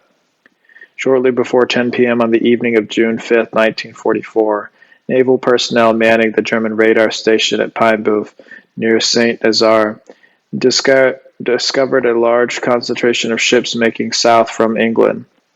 Radio operator Gerhard Junger recalled, "It was clear to every one of us that the long-awaited invasion had begun." The radar stations at Le Havre and Cherbourg also monitored the Allied armada, reporting its movement to the staff of the Commander-in-Chief West, Gerd von Rundstedt, in Paris. They further intercepted American meteorological predictions transmitted to the U.S. bomber squadrons, which normally did not fly nocturnal missions. At 3:09 a.m. on June 6, the Navy reported hundreds of ships course south to the Supreme Command West. The Luftwaffe Signals Company of the Isle of Guernsey of the Normandy coast identified 180 Lancaster bombers towing gliders toward the mainland at 10:40 p.m. The commander of a German army regiment on the island was duly notified and relayed the information to an adjutant at his corps headquarters in St. Lo. Having hosted guests that evening at Army Group B headquarters in La Roche-Guyon, Speidel received word from General Erich Mark's Army Corps of Allied airborne landings in 5 different areas, another report from the Navy Group West of paratroopers dropping in sectors defending by the German 716th and 711th Infantry Divisions, confirming from Major Forster about the situation developing near the 711th, and a Luftwaffe report that 50 to 60 transport machines were ferrying in enemy paratroops. Speidel did not alarm his divisions. When Rundstedt's staff telephoned Speidel for clarification, he replied that the reports are considered exaggerations. Army Group B headquarters wrote them off as possibly confused with flight crews bailing out. The commander of the 716th Infantry Division, General Wilhelm Richter, wrote that there was no alert until Allied paratroopers were already in action. The Chief of Staff of OB West, Gunther Blumentritt, justified not sounding the alarm to avoid unnecessarily disturbing the troops who need time to sleep. Once the landings were underway, Rundstedt formally requested immediate release of the 3 armored divisions in Normandy from the OKW reserve for deployment at the front. From Hitler's headquarters, General Alfred Jodl refused, explaining, "According to the reports I've received, this attack can only be a feint. I don't think now is the time to release the OKW reserves." In Rommel's absence, Speidel had persuaded the Fuhrer's headquarters by telephone that until the situation becomes clarified, the OKW has to keep its nerve and wait. Rundstedt's chief of operations, Colonel Bodo Zimmermann, telephoned the OKW to produce senseless delay. The OKW's Baron Horst von Butler-Brandefels, another general conspired against the government, shouted in reply, "You have no right without our prior permission to alarm the armored troops. You are to halt the panzers at once." The OKW posted the weakest of the 3 reserve armored divisions, the 21st closest to the coast, despite the urgings of its commanding officer to authorize an attack against British paratroopers who had landed nearby. Speidel denied permission at 4:30 a.m. to commit the division's panzer regiment. The formation remained concealed in a wooded area for hours. Finally released by the 7th Army to attack the drop zone, Panzer Regiment 22 began rolling at 8 a.m. Speidel soon directed it to about face and advance toward the coast, keeping the troops on the road and out of action for much of the day. The 21st suffered repeated aerial attacks and lost 50 tanks on the march. It ultimately attacked on direct orders from Rommel, who had just returned from Normandy. Speidel had briefed his commander-in-chief on the situation in a telephone conversation at 10:15 a.m. The marshal's arrival late that evening put an end to his chief of staff's dilatory tactics. Speidel had, however, effectively sabotaged the timely deployment of 3 armored divisions.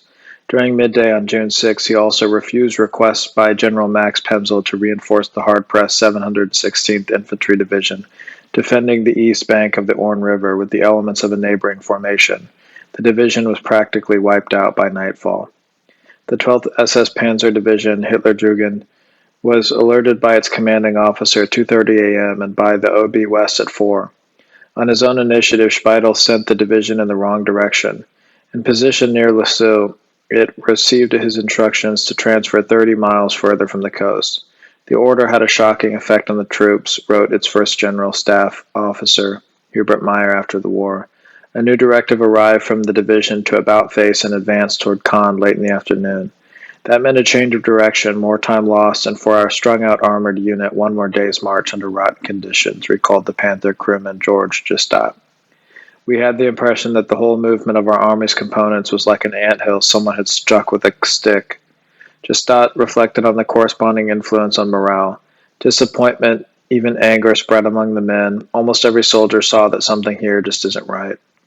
Heinz Schmolke, a company commander in the division's Panzer Grenadier Regiment 26, wrote later, "The troops and frontline officers of all ranks knew back then that the enemy had to be driven back into the sea in his moment of weakness. That is during the first hours after the landings. My regiment only went into action on the third day of the invasion, although we could have engaged the enemy within the first 3 hours." The modus operandi of various army staffers was to keep the troops on the road as long as possible, often exposing the men to strikes by Allied aircraft. As columns of the Panzer Lehr Division approached Caen, according to a surviving officer, they were discovered by enemy aerial reconnaissance and a short time later attacked with machine guns, rockets, and bombs. Soon black pillars of smoke from the burning vehicles revealed the route for fresh waves of fighter bombers. Even today, many years later, recalling this march caused nightmares for everyone who participated. The division lost 10% of its strength before reaching the combat zone. Despite the protest of its commanding officer, Fritz Berlin, Dolman had ordered the Panzer Lehr Division to advance on Caen at 5 p.m. in broad daylight, after having withheld its marching orders for 9 hours. Simultaneously traveling to the coast was the non-motorized 277th Infantry Division. General Dolman, aware of the good progress it was making by rail from southern France, ordered it to detrain in Angers and proceed on foot. A 14-day march to Normandy, the 277th commanding officer, General Albert Proun, drove ahead to Dolman's headquarters in Le Mans to have the order rescinded. There, Proun observed the staff's female telephone operators dressed in swimsuits, sunbathing in hammocks and on the roof of the bunker. In a meticulously researched post-war study of the German defense at Normandy, Ewald Klapter, a former Waffen-SS captain who had participated in the fighting, concluded that the Army Group B displayed no particular hurry in shifting divisions to the combat zone. On D-Day, Rommel ordered the transfer to Normandy of the fully motorized 3 Flak Corps, quartered southern of Amiens, but the Corps commander, General Wolfgang Pickert, only learned of the invasion well into the afternoon. He first had to drive to Paris to get confirmation. His batteries, which were also effective against armor, did not reach the front until June 8th and 9th. Even arriving late, the Corps shot down 462 aircraft and destroyed over 100 Allied tanks. One staff officer who played a primary role in thwarting German countermeasures at Normandy was Colonel Alexis Fryer von Rohen. As chief of Foreign Armies West and protege of Galen, he sought to deceive Hitler, Rommel, and Rundstedt through bogus reports that the Normandy operation was a feint intended to divert German formations from Calais, farther to the north where the real invasion was supposedly about to take place. General Eisenhower had hoped to mislead the defenders through Operation Fortitude, consisting of false reports about a fictitious 1st U.S. Army Group, waiting in reserve in England to launch an invasion at Calais. Rowan came by this information as the Allies had intended. He forwarded it to the OKW, but not before drastically inflating the number of American divisions beyond that which U.S. intelligence had fabricated on June 2nd. Receiving Rowan's analysis, Speidel's staff actually increased the tally farther. The assessments regarding the Allies' dispositions and plans that Rowan supplied to Army Group B were too consistently inaccurate to have been unintentional. Evidence of surveillance refuting Rowan's mendacious predictions never reached the Fuhrer. At dawn on June 6, Lieutenant Aldebert Barwolf flew a Messerschmitt Bf-109 Model G8 observation plane over the Allied invasion fleet. The photographs he took of the enormous armada off the Normandy coast should have dispelled any doubt that this was the only landing force. The General Staff of Army Group B took no action, nor did it forward the images up the chain of command. Speidel used the specter of a landing at Calais to prevent the transfer to Normandy of combat-ready reserves from the German 15th Army in position on the northern flank of the 7th. This formation was 1.5 times the size of the 7th Army and included the 2nd and 116th Panzer Divisions. The latter was among the best equipped in the German armed forces. More importantly, the 15th Army had 30 times the transport capacity available to Dolman's divisions at Normandy, even though it had shorter supply lines and was not in action. Speidel repeatedly refused to transfer any of these vehicles to support combat operations, explaining to dismayed field commanders on June 22nd, for example, that according to all reports at hand, an attack against the Channel front on both sides of the Somme at Calais is still expected. Speidel ordered the 116th Panzer Division transferred toward Dieppe, away from the fighting on June 6th. One report at hand that Speidel forgot to mention was the capture on the afternoon of June 7th of Allied operational plans for the U.S. Army's 5th and 6th Corps and for the British 30th Corps, supporting a counterattack by the Engineer Battalion of the German 352nd Infantry Division and Grenadier Regiment 916. Cossacks of the 493rd East Battalion discovered the documents among the bodies of U.S. naval officers in an abandoned landing craft. Over 100 pages long, the cache revealed that the Normandy operation would be the only invasion. Lieutenant Colonel Fritz Ziegelmann of the 352nd delivered the find to his superiors. The headquarters of the 7th Army did not act on this valuable intelligence coup.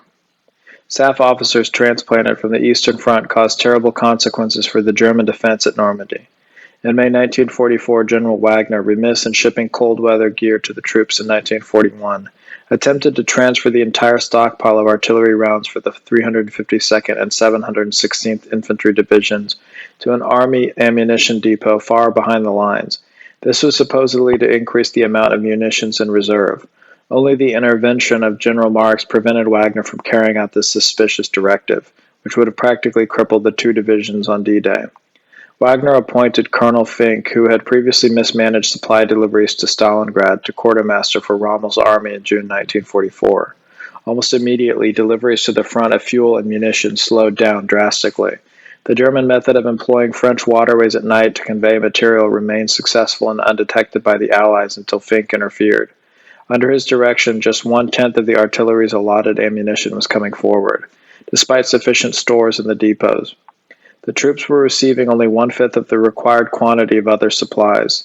On July 2nd, General Alfred Gauss reported from Caen that only 3 to 5 rounds per gun were available to German batteries per day.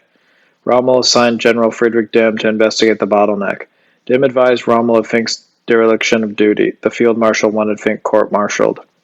Among the suppliers that never reached the front, subsequently falling into U.S. hands, were 500,000 gallons of aviation fuel, 175,000 days' rations for troops, including 2.5 million cigarettes. What German soldiers did receive was often useless. At Carentan, for example, transport planes airdropped provisions to Parachute Rifle Regiment 6. The German paratroopers, low on small arms ammunition, found some containers filled with condoms. Hitler believed that treason played a decisive role in the success of the Allied landings. Regarding the German defense of Cherbourg, Roches Misch of the Führer's staff recalled, "Pictures reach us from Sweden showing a German colonel in command of a bunker installation defending the invasion coast, toasting 2 English officers with champagne, naturally without having fired a single shot. Nothing, absolutely nothing, worked right on the German side during the invasion. There was but one explanation: betrayal and sabotage." In his memoirs, Corporal Otto Henning of the Panzer-Lehr Division attributes the fall of Cherbourg to unknown individuals in the Führer's headquarters, who stalled the transfer of fully equipped reserves to Normandy while the 7th Army bled. The eyewitness Henning's verdict: "One can't avoid the impression that here the most varied orders were intentionally twisted, while other equally important orders were simply never forwarded." Gestapo Chief Müller, perhaps the best informed man in Germany with respect to sabotage, said after the war, "A great measure of the German military's wretched performance in France after the invasion was the result of attempts by the conspirators and their friends to surrender to the Western powers or to let the Americans and English pass right through our front line so that they would reach Germany before the Russians did." German headquarters staffers failed to alarm frontline units, air crews, and naval forces in a timely manner. They delayed counterattacks, issued frequently conflicting orders, and commanded anti-aircraft batteries to hold their fire during the Allied aerial bombardment of the Le Havre naval base. They transferred combat-ready formations away from the enemy and plotted against their own government. Speidel, who in Rommel's initial absence directed Army Group B during the critical first stage of the invasion, spent much of the morning on June 6th playing table tennis with fellow staff officers. It is inconceivable that the German army in France, major component of an experienced combat force accustomed to fighting at unfavorable odds could function in such chaotic fashion after months of preparation and rehearsal for a crucial battle. In January 1944, by comparison, withdrawing German troops in Italy occupied the Gustav Line south of Rome. Their engineers had been fortifying it the previous October. Despite being outnumbered in some sectors by Allied forces 10-1, with virtually no armor or air support, the German defenders held their position for 4 months. At Cassino, the key position on the Gustav Line, a New Zealand division spent 4 days trying to neutralize a single German panzer concealed in the ruins, suffering nearly 300 men killed. The Germans at Normandy possessed hundreds of panzers and stronger, more systematically prepared defenses, yet forfeited the initiative on the first day of combat. So surreptitious was the German resistance movement, its ruinous influence may never have come to light but for a single incident. A bungled attempt to assassinate Hitler on July 20, 1944, prompted an ongoing state investigation. This exposed a conspiracy to sabotage the German war effort. It led to the death by firing squad, suicide, or execution after trial of 160 plotters. The would-be assassin was Count Klaus von Stauffenberg, Chief of Staff of the Reserve Army since July 1, 1944. There were approximately 500,000 soldiers trained and fully equipped, awaiting transfer to the front. In charge of the Reserve Army was General Friedrich Fromm. To weaken the field formations, he contrived ways to delay the deployment of the Ersetz troops under his administration. During the first month of fighting in Normandy, for example, the Germans suffered 96,000 men killed, wounded, or captured. Under Fromm's direction, the Western Army received just 6,000 replacements and 17 new tanks. In July, battalions stationed in Holland for the purpose of replacing losses to infantry divisions fighting in Normandy were transferred to southern France instead. Stauffenberg represented Fromm at the Führer's headquarters in Rastenburg during situation conferences. His job was to report on the progress of replenishing the combat divisions with reserve personnel. Stauffenberg understood his mission as the fabrication of plausible excuses for why only a fraction of the troops languishing in homeland garrisons were moving forward. An officer on Goebbels' staff summarized the deception explanation Stauffenberg offered Hitler. The air raids are responsible, he says. Then only the gas masks are lacking. Next, the NCOs still have some mandatory course, or a particular type of ammunition isn't available, or rather can't be delivered because of the destroyed transportation network. An arsenal suffered a direct hit where the rifle bolts for a whole regiment were stored. Always at the last minute, something gets in their way. Stauffenberg once told fellow plotters that their allies were Germany's military crises and defeats. Stauffenberg concealed in his briefcase a time bomb, weapon of choice for terrorists worldwide, and smuggled it into the July 20th conference at Rastenburg. He prudently left the session before the explosion and boarded a courier plane for Berlin. The blast superficially injured Hitler, but mortally wounded his stenographer and 3 officers. Several others among the 24 participants suffered injuries. Among those to die was Rudolf Schmundt, who had recently used his personal influence with the Führer to promote Stauffenberg's lackluster career. Another victim was the staff officer Colonel Heinz Brandt, an opponent of National Socialism, whom no one had forewarned of the day's agenda.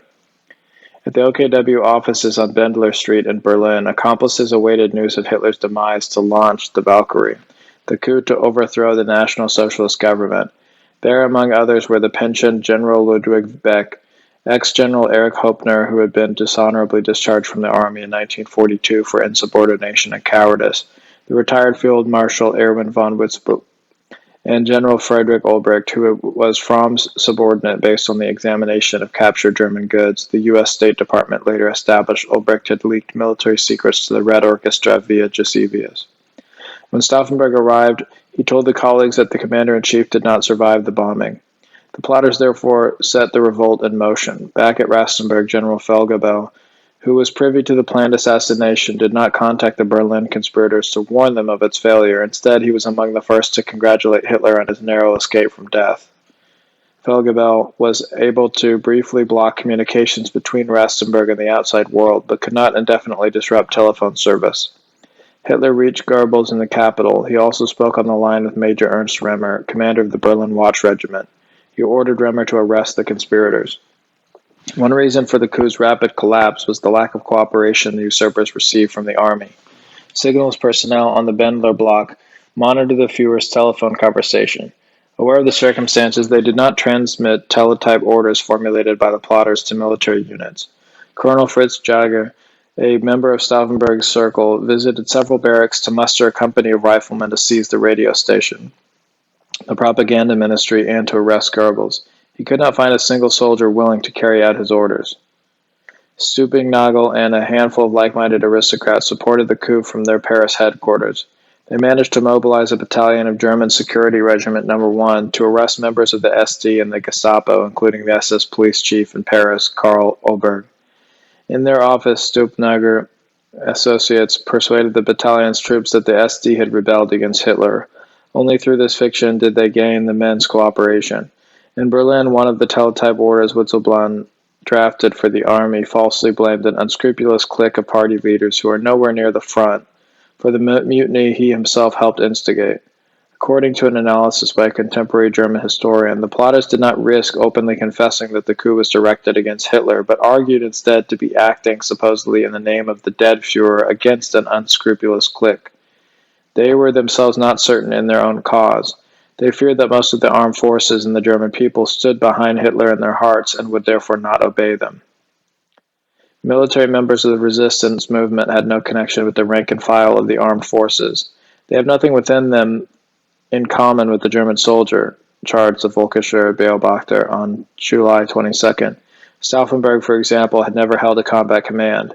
His army driver, Karl Schweitzer, testified later that the Count had maintained a generous supply of wine, champagne, schnapps, liquors, and tobacco at both his Berlin residence and his duty office in the War Ministry.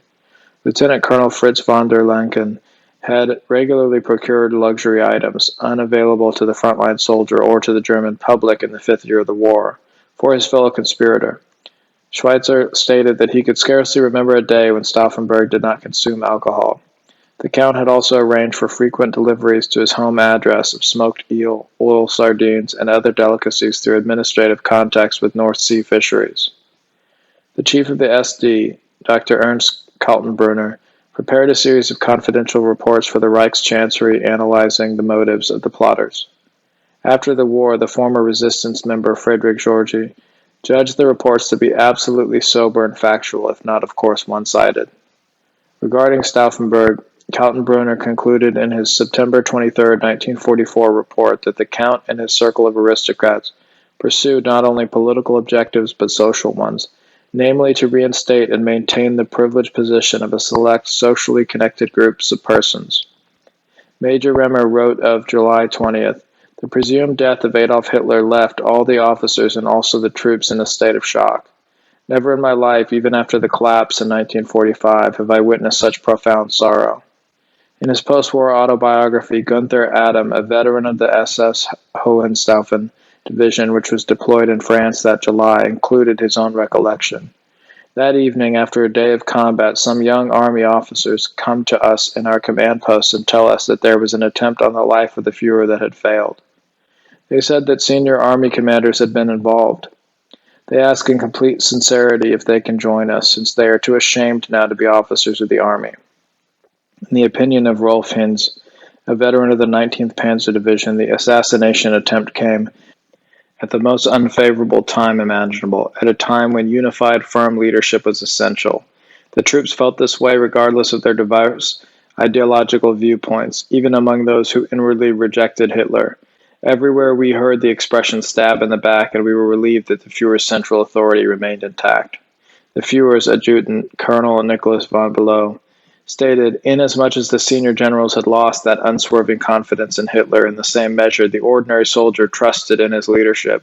I have no doubt that only this fact held the front together." Right after the assassination attempt, signals personnel at Rastenburg discovered Felgebel's secret telephone line to Switzerland that had served to communicate military intelligence to Soviet agents. The Gestapo questioned staff officers, some of whom were already on the watch list, making arrests when suspicion of subversive activity surfaced. Colonel Bellow told the Fuhrer of word received from his cousin. Since the roundup began, his Army Corps on the Eastern Front was finally receiving supplies at consistent and timely intervals. Discovery of the sabotage totally depressed Hitler, Goebbels told an associate. The Fuhrer's personal security officer, Hans Rottenhuber, said this to Geisler. "The betrayal of the fighting front hit him harder than the attempt on a knife.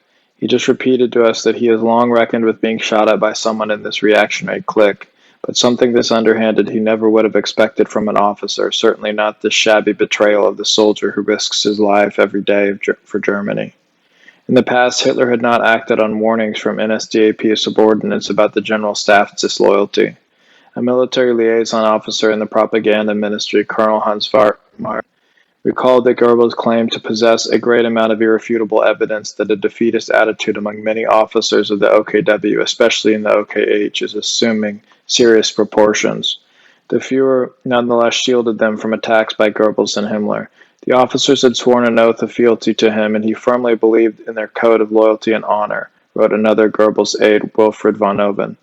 Addressing the Rastenburg staff on July 24th, Jodl told how whenever suspicions had surfaced about particular officers, Hitler had laughed it off good-naturedly, as with the case of General Felgebau, who had already brought attention to himself through some of his remarks. The Fuhrer expressed bitterness over the affairs to his staff. I took over the old officer corps just as it was, preserved its traditions and respected them, he said. I advanced the officers' careers and their economic status whenever I could. I recognized their achievements and rewarded them. I promoted and decorated them. Each of them who reported to me, I shook hands with them as a comrade. And now every officer up to general who comes to me, I have to search in a vestibule first, in case he's bringing in some killing device like this Count Stauffenberg, who had nothing better to do than sneak a bomb under my conference table to rid the world of me and his own comrades.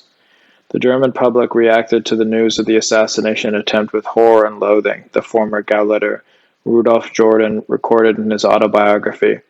In the evening, I addressed the population outdoors in the Cathedral Square in Magdeburg. The whole town took part in the demonstration of loyalty with deep emotion. It seemed to me that in view of the fateful life-or-death situation of the war, the people stood behind Adolf Hitler as one. The Lutheran Bishop of Hanover, who was personally unsympathetic to National Socialism, publicly condemned Stauffenberg's criminal scheme. At Karlshof Hospital, Hitler visited officers who had been seriously injured in the July 20th bombing. He offered General Karl Bodenschatz an analysis of the murder plot. I know that Stauffenberg, Goedler, and Witzelben that thought my death to rescue the German nation, but these people really had no fixed plan of what to do next. They had no idea which army would support their coup, which military district would help them. First of all, they had not established contact with the enemy. I've even found out that the enemy refused their offer to negotiate. Hitler's information was accurate. In April 1941, the Reich's Foreign Office assigned Hans Bauer to manage France's Hachette publishing house. In late 1942, the Berlin police chief, Count Heinrich Helldorf, and a general staff officer, Count Heinrich Dohna Tolksdorf, brought him into Stubnagel's circle. Bauer met with Allied representatives during a trip ban in Portugal. Contact with the Allies turned out badly, he wrote later. In the summer of 1940, the Churchill cabinet had adopted the policy of absolute silence toward the German resistance. Even before the war, the British Foreign Office had cautioned against such an alliance. In November 1938, Under-Secretary Sargent had warned in a memo, an open and capable military dictatorship could even be more dangerous than the NS regime. The subversives encountered another obstacle with respect to the United States. At the Casablanca Conference in January 1943, Roosevelt publicly announced that the Allies will accept nothing less than the Reich's unconditional surrender. What this portended for Germany, FDR's private notes from December 1944 reveal. Whatever measures may be taken against Japan and Germany, they must in any case include the reduction of their industrial output to prevent them from competing on the world market against the English, French, Dutch, Belgians, and other exporters, and against us as well. U.S. General Albert Weidemeyer wrote, "The Western Allies made not the slightest attempt to divide the Germans by promising the enemies of the Hitler regime acceptable peace terms."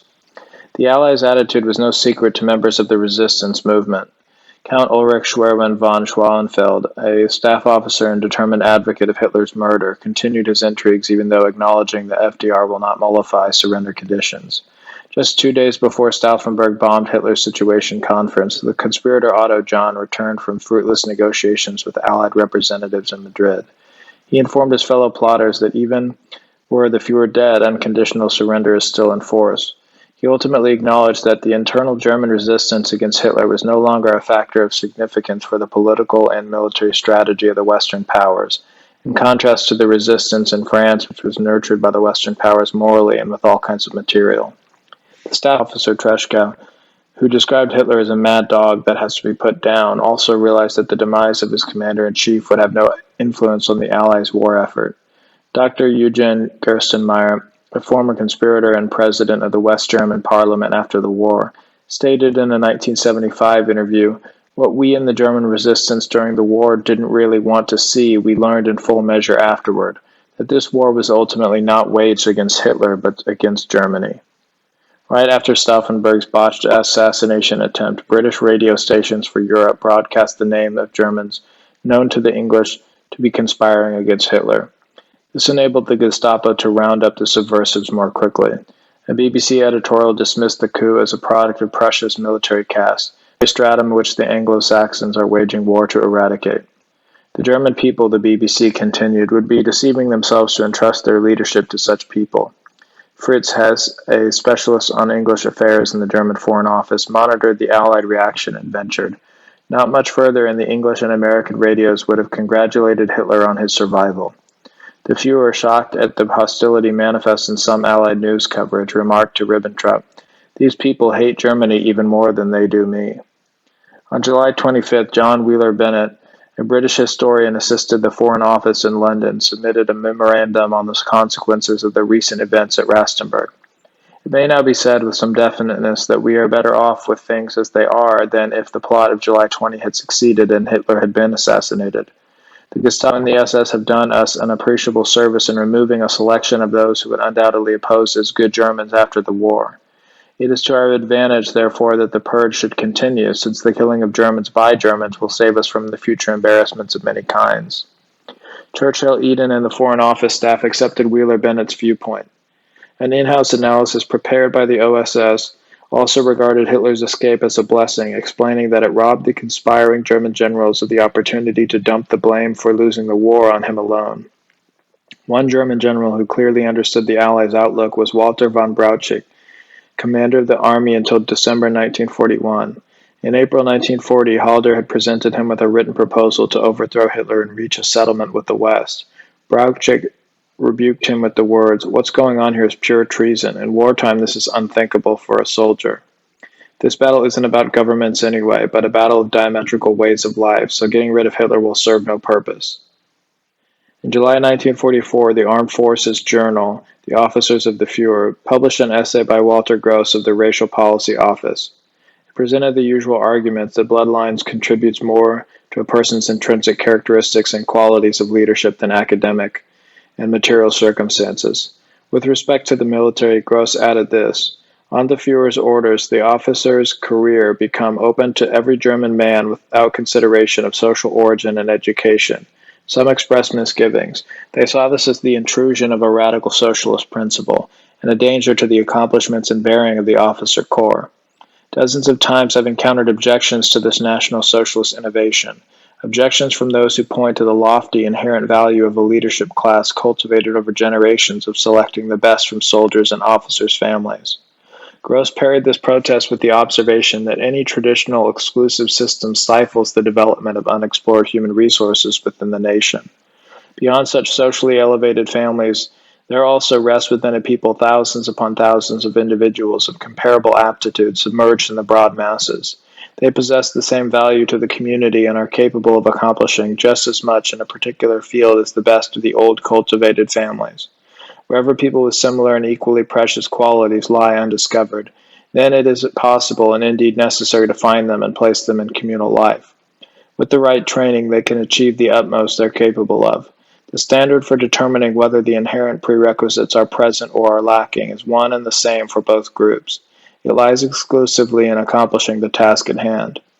When Hitler reinstated national defense before the war, the men occupying positions of command had entered service during the time of the old army. Many senior officers displayed little imagination or adaptability to warfare's innovations, such as armor, aviation, and elastic defense. Their shortcomings became especially apparent in the campaign against Soviet Russia. Some generals lacked the boldness, initiative, and raw nerve to outthink, outmaneuver, and outfight such an imposing military Goliath and were dismissed. Replacing them were often men from ordinary backgrounds. Hitler himself stated in January 1944, more than 60% of the new officer corps rose through the ranks, creating a bridge to the hundreds of thousands of workers, farmers, and members of the lesser middle class. Though deprived of imperial privilege, the scions of Germany's distinguished families retained their ancestral honors and found the same path of opportunity open to them as to all of their countrymen. Most men of their younger generation dutifully entered frontline service during World War II, doing credit to their traditional standing. The inveterate conservatives and reactionaries among the aristocracy gravitated to the diplomatic corps and to the general staff, where they could inflict maximum damage to the German cause at minimal risk. Solitary and aloof, the resistance movement allied itself with the only group capable of destroying the social revolution that had transformed Germany, the enemy. To topple a form of government, the subversives accepted the enemy's war aims, with all the consequences for their own country. During a session with the Western Allies in Madrid on April 17, 1944, the conspirator Otto John asked that the demand for unconditional surrender be rescinded. The Anglo-American representatives replied that they intend to allow the Russians to be the first to invade Germany and enter Berlin. The Germans deserved to be punished, they maintained, and the job was better left to the Soviets. The Russians discharged the task as follows. In October 1944, the German Fourth Army repulsed an offensive towards Königsberg in East Prussia by the Soviet 11th Guards Army. Recapturing Nemersdorf, German soldiers discovered 72 murdered civilians, including the ravaged bodies of young women whom the Russians had nailed to barn doors. In Schilmeisen in the Memel territory, the German artillery gunner Erich Schurkes was among the counterattacking troops re-entering the village, which was his hometown. This is what he discovered after the withdrawal of the Soviet 93rd Rifle Corps. I found my father in a barn, lying face down with a bullet hole in his neck. In a stall lay dead a man and a woman with their hands tied behind their back, both bound together by a rope. In another farm, we saw 5 children with their tongues nailed to a large table. Despite a desperate search, I found no trace of my mother. While looking, we saw 5 girls bound together with rope. Their clothing was completely stripped and their backs badly lacerated. It appeared the girls had been dragged a long distance. The Germans documented countless other atrocities. The Soviets renewed the invasion of East Prussia in January 1945. They surrounded Königsberg. The German army conducted a relief operation beginning on February 19. Several German divisions, including the 5th Panzer, simultaneously attacked outward from the invested city, in the town of Mettgitten. Advancing troops recovered the bodies of 32 women whom the Russians had raped, murdered, and thrown into a shell crater. Master Sergeant Kurt Göring, a German tank commander participated in the attack, offered this testimony. Then we reached the Mettgitten. We were appalled to see what had happened there. At the rail station was a refugee train standing on the tracks with women and young girls. They had all been raped and murdered, and we wrote on the side of the rail car, "Avenge Mettgitten." The fighting went on without quarter. Another eyewitness participating in local German counterattacks was Sergeant Gunther Adam, who recalled this. We attacked and recaptured a town displaying the same crimes of these beasts. On a snow-covered, trampled-down village street was what remained of a young woman. It looked as though she had been wearing a fur coat. She was lying on her back, her arms and legs outstretched. The Soviets had run her over with a tank and crushed her, and the bloody, ground-up mass was frozen solid, and the most horrible thing I ever saw during the war. In a house, we found some men who had been beaten to death, and blood-soaked beds were ravaged women who were still alive. Then, worst of all, we found the head of a baby spiked on a bedpost. Red Army units overrunning German POW camps ruthlessly impressed the Russian inmates into first-wave infantry battalions, or treated them as deserters. At the Alt-Drowitz camp, they fired on 30 American prisoners whom the German guards had failed to evacuate, killing some. This was the Soviet army which Stauffenberg, Albrecht, and their associates enabled to enter Germany. The Western powers also waged war against German civilians, but from the air. In July 1943, the British Royal Air Force and the U.S. Army's 8th Air Force conducted several nearly consecutive bombing missions against Hamburg. In the bombardment, 30,482 residents perished by being blown apart, incinerated, asphyxiated, or buried by rubble. Among them were 5,586 children. Fires destroyed 24 hospitals, 277 schools, and 58 churches. An officer assisting in the evacuation of refugees described how some passenger cars carried gray-haired children, aged practically overnight from the terrors of the raid. Among the eyewitnesses was Gerard Bucharest of the resistance movement. In a Hamburg suburb, he watched the approach of the English bombers from his rooftop. "Finally," I shouted, "too long have I waited for the Allies to destroy the world enemy, Hitler." What horror, what sorrow, I naturally thought back then, but also, you dead want it this way. And who did I worry about during the attack? The pilots. They were valiant and did what I had hoped of them. After the war, the U.S. Army conducted a survey of German morale, responding to the query about what caused the population the greatest suffering under Hitler. And 91% of Germans who were polled cited the Allied air raids. Just 2% completing the questionnaire marked the loss of freedom or Nazi crimes. July 20 demonstrated that thoughts about high treason had no roots in the majority of the people. Schwarz von Berg summarized, what deprived the would-be usurpers of the last grain of sympathy was the clearly apparent intention of those involved not to risk their lives for what they claimed was an urgent necessity in the interests of their country, but to personally survive and satisfy their ambition for future positions of authority. This SS officer also emphasized that the Gestapo was not the force that maintained cohesion and kept the Germans in line. This, he argued, was an illusion nurtured among those opposing the government. The people and the troops fought bitterly and doggedly in the awareness that this struggle was literally a question of national and personal existence.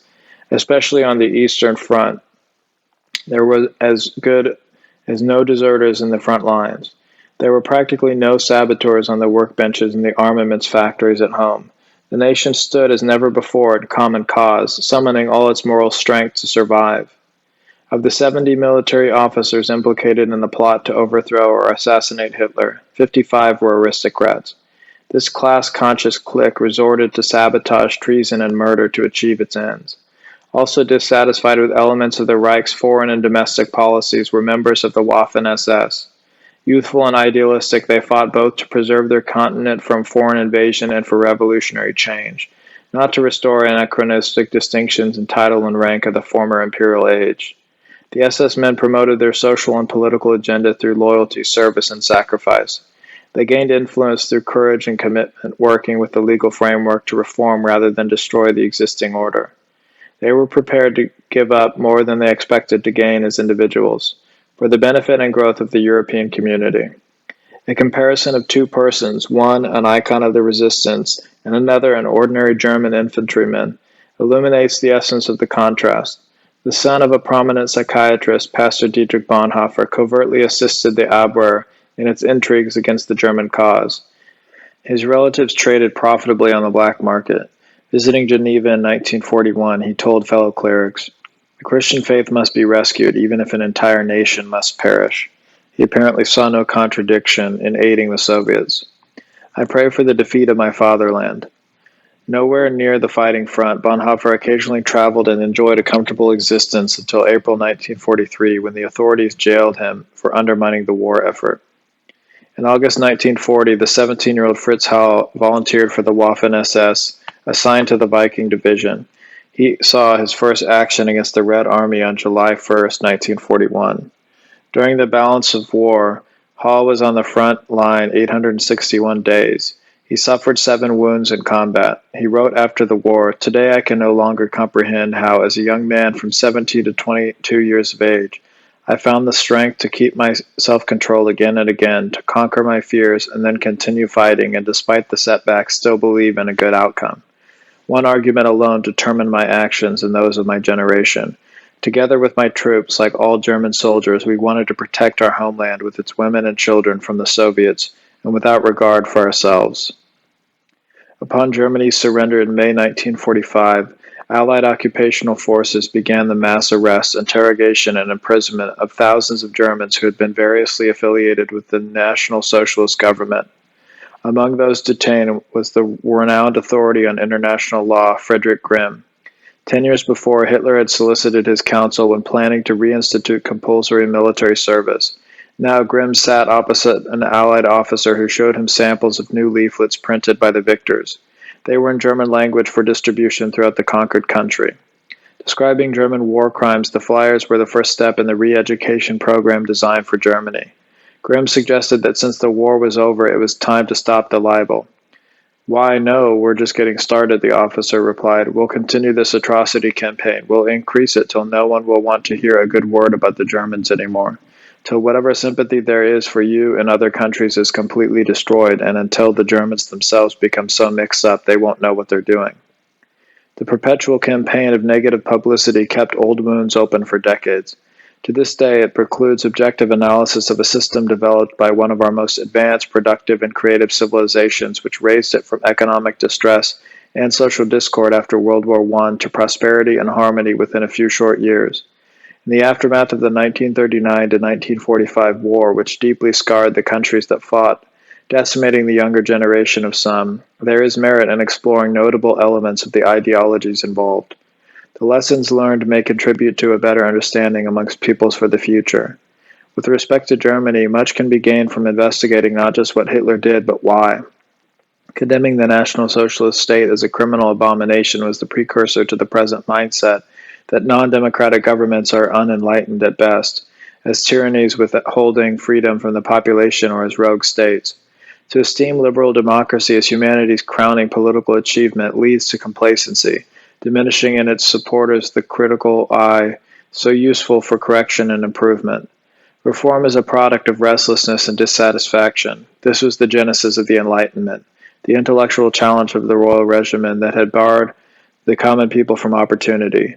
First to give political expression to new ideas were the American colonists, unaccustomed to immoderate authority, and the French, spirited and self-assured. Their government shifted focus to advancing the individual, contrary to the monarchical structure of maintaining the control of an exclusive, self-serving minority. In Germany, the Enlightened Age evolved differently. The Germans' contemplative, methodical approach led to a gradual integration of liberal values with elements of the old order. Flanked by powerful neighboring states, a strong central authority was still necessary to preserve national independence. Together with the unification of the Reich in 1871, liberalism enabled the Germans to mature and prosper. The royal house, unable to keep pace with the progress of the times, failed dismally in foreign policy and at waging war, and ultimately vanished in 1918. The Weimar Republic, shackled by crippling tribute to the Allies, was unable to restore prosperity. Dissatisfied, the Germans turned to a new ideology. When Hitler came to power, which was by no means an easy and rapid process, he more or less occupied a political vacuum. He reached beyond democracy or the imperial era, reviving ideas of the German intellectual movement of the early 19th century. The National Socialists promoted individual liberty, but not a laissez-faire policy regarding commerce. Profit and advancement at the expense of the community they considered detrimental and discordant. Liberalism indeed paved the way for economic progress, but simultaneously abetted the social fragmentation of nations, concluded the protocol of the Science of Labor Institute's conference at Bad Salzbrunn in March 1944.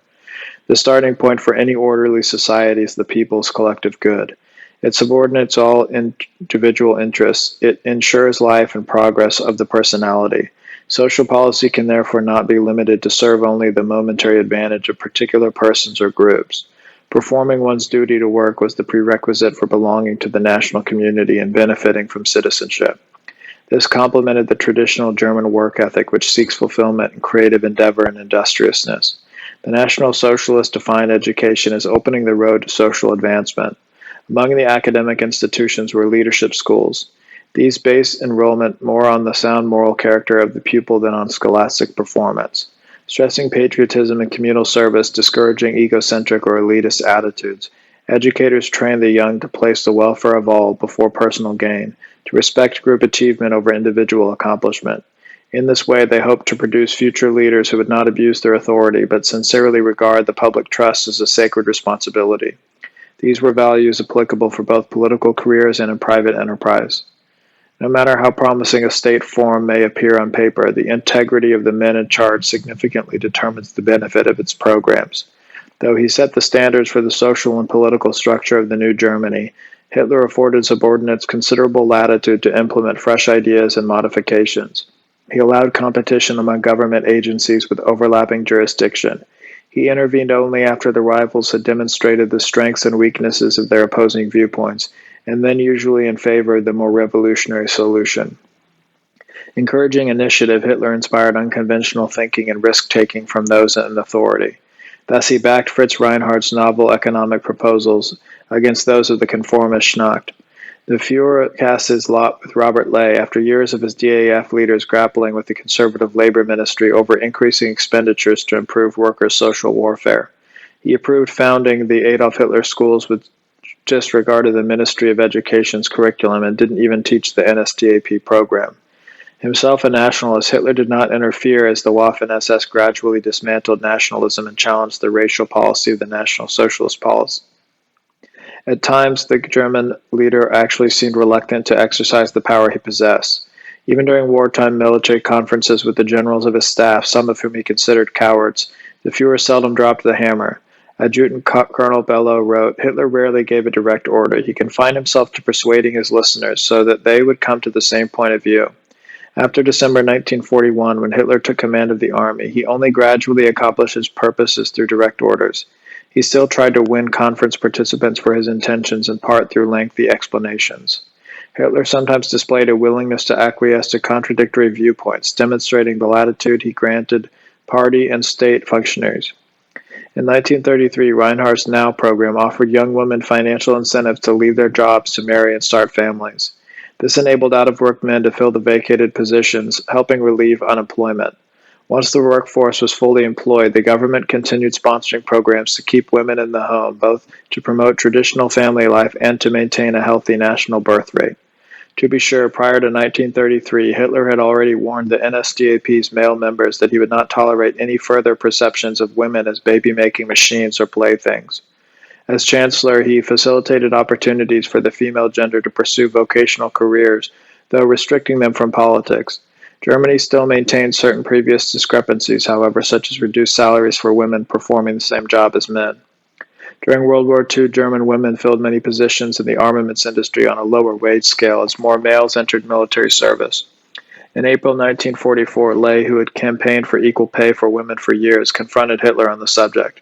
The Fuhrer explained that Germany's planned post-war social structure envisions women as the hub of the family, adding that this does not imply a negative opinion of their intelligence or occupational capability. Ley retorted that successful German women have a modern cognizance of their role in society and consider Hitler's ideas archaic. In the course of the meeting, Ley tenaciously defended his stand against an avalanche of counterarguments his leader presented. The Fuhrer finally relented by offering a compromise, that women should receive less base pay but be eligible for incentive rewards and bonuses to compensate for the disparity. In general, Hitler's personal view had little influence on developments. In the winter semester of 1943 to 44, for example, 49.5% of students enrolled in German universities were women. In most governments, politicians promising reform are the least anxious to implement it. Few of them wish to improve a system throughout which they attained prominence. Those who succeed in a particular political milieu are the mortal enemies of change. Hitler stood against this custom. A child of the working class, he led the NSDAP to power without compromising with democratic factions in the Weimar Republic.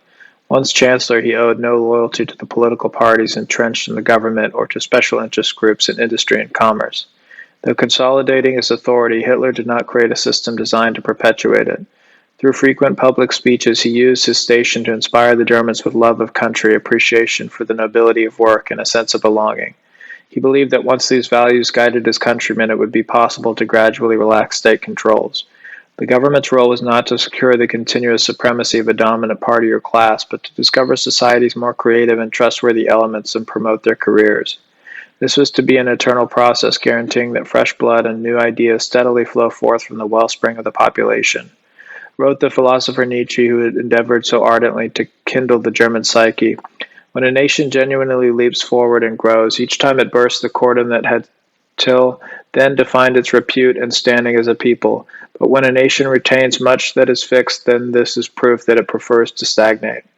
The Enlightenment instructed mankind that governments deserve obedience only insofar as they discharge their responsibility to serve the public. In democracy, Western civilization believes it has achieved the state structure that holds those in power to this obligation. Liberal nations more or less abide by this arrangement, no longer exploring or tolerating alternatives. Somewhere in their development, they stop short of the comprehension that no single form of government is best for every age or every culture. To be truly representative, a system must conform to the character and requirements of the people in its charge and not vice versa. Hitler also accepted liberalism as important for nurturing the inventive impulse of humanity. He wanted each generation to advance and mature, each individual motivated to realize his or her potential while rising together as a community. He demanded two prerequisites: one, that society become educated in the spirit of civic responsibility, and two, that the state encourage profound reverence for German history, art, and ethnic traditions, to keep his countrymen on the evolutionary course that molded them into a proud and unified people. The historically maligned leader of National Socialist Germany interpreted the duty of government as to foster, never restrict, the creative energy of a nation and to expedite its progress. For without progress there is no future, and in the future rests the hope for a better life. This was the substance of Hitler's revolution.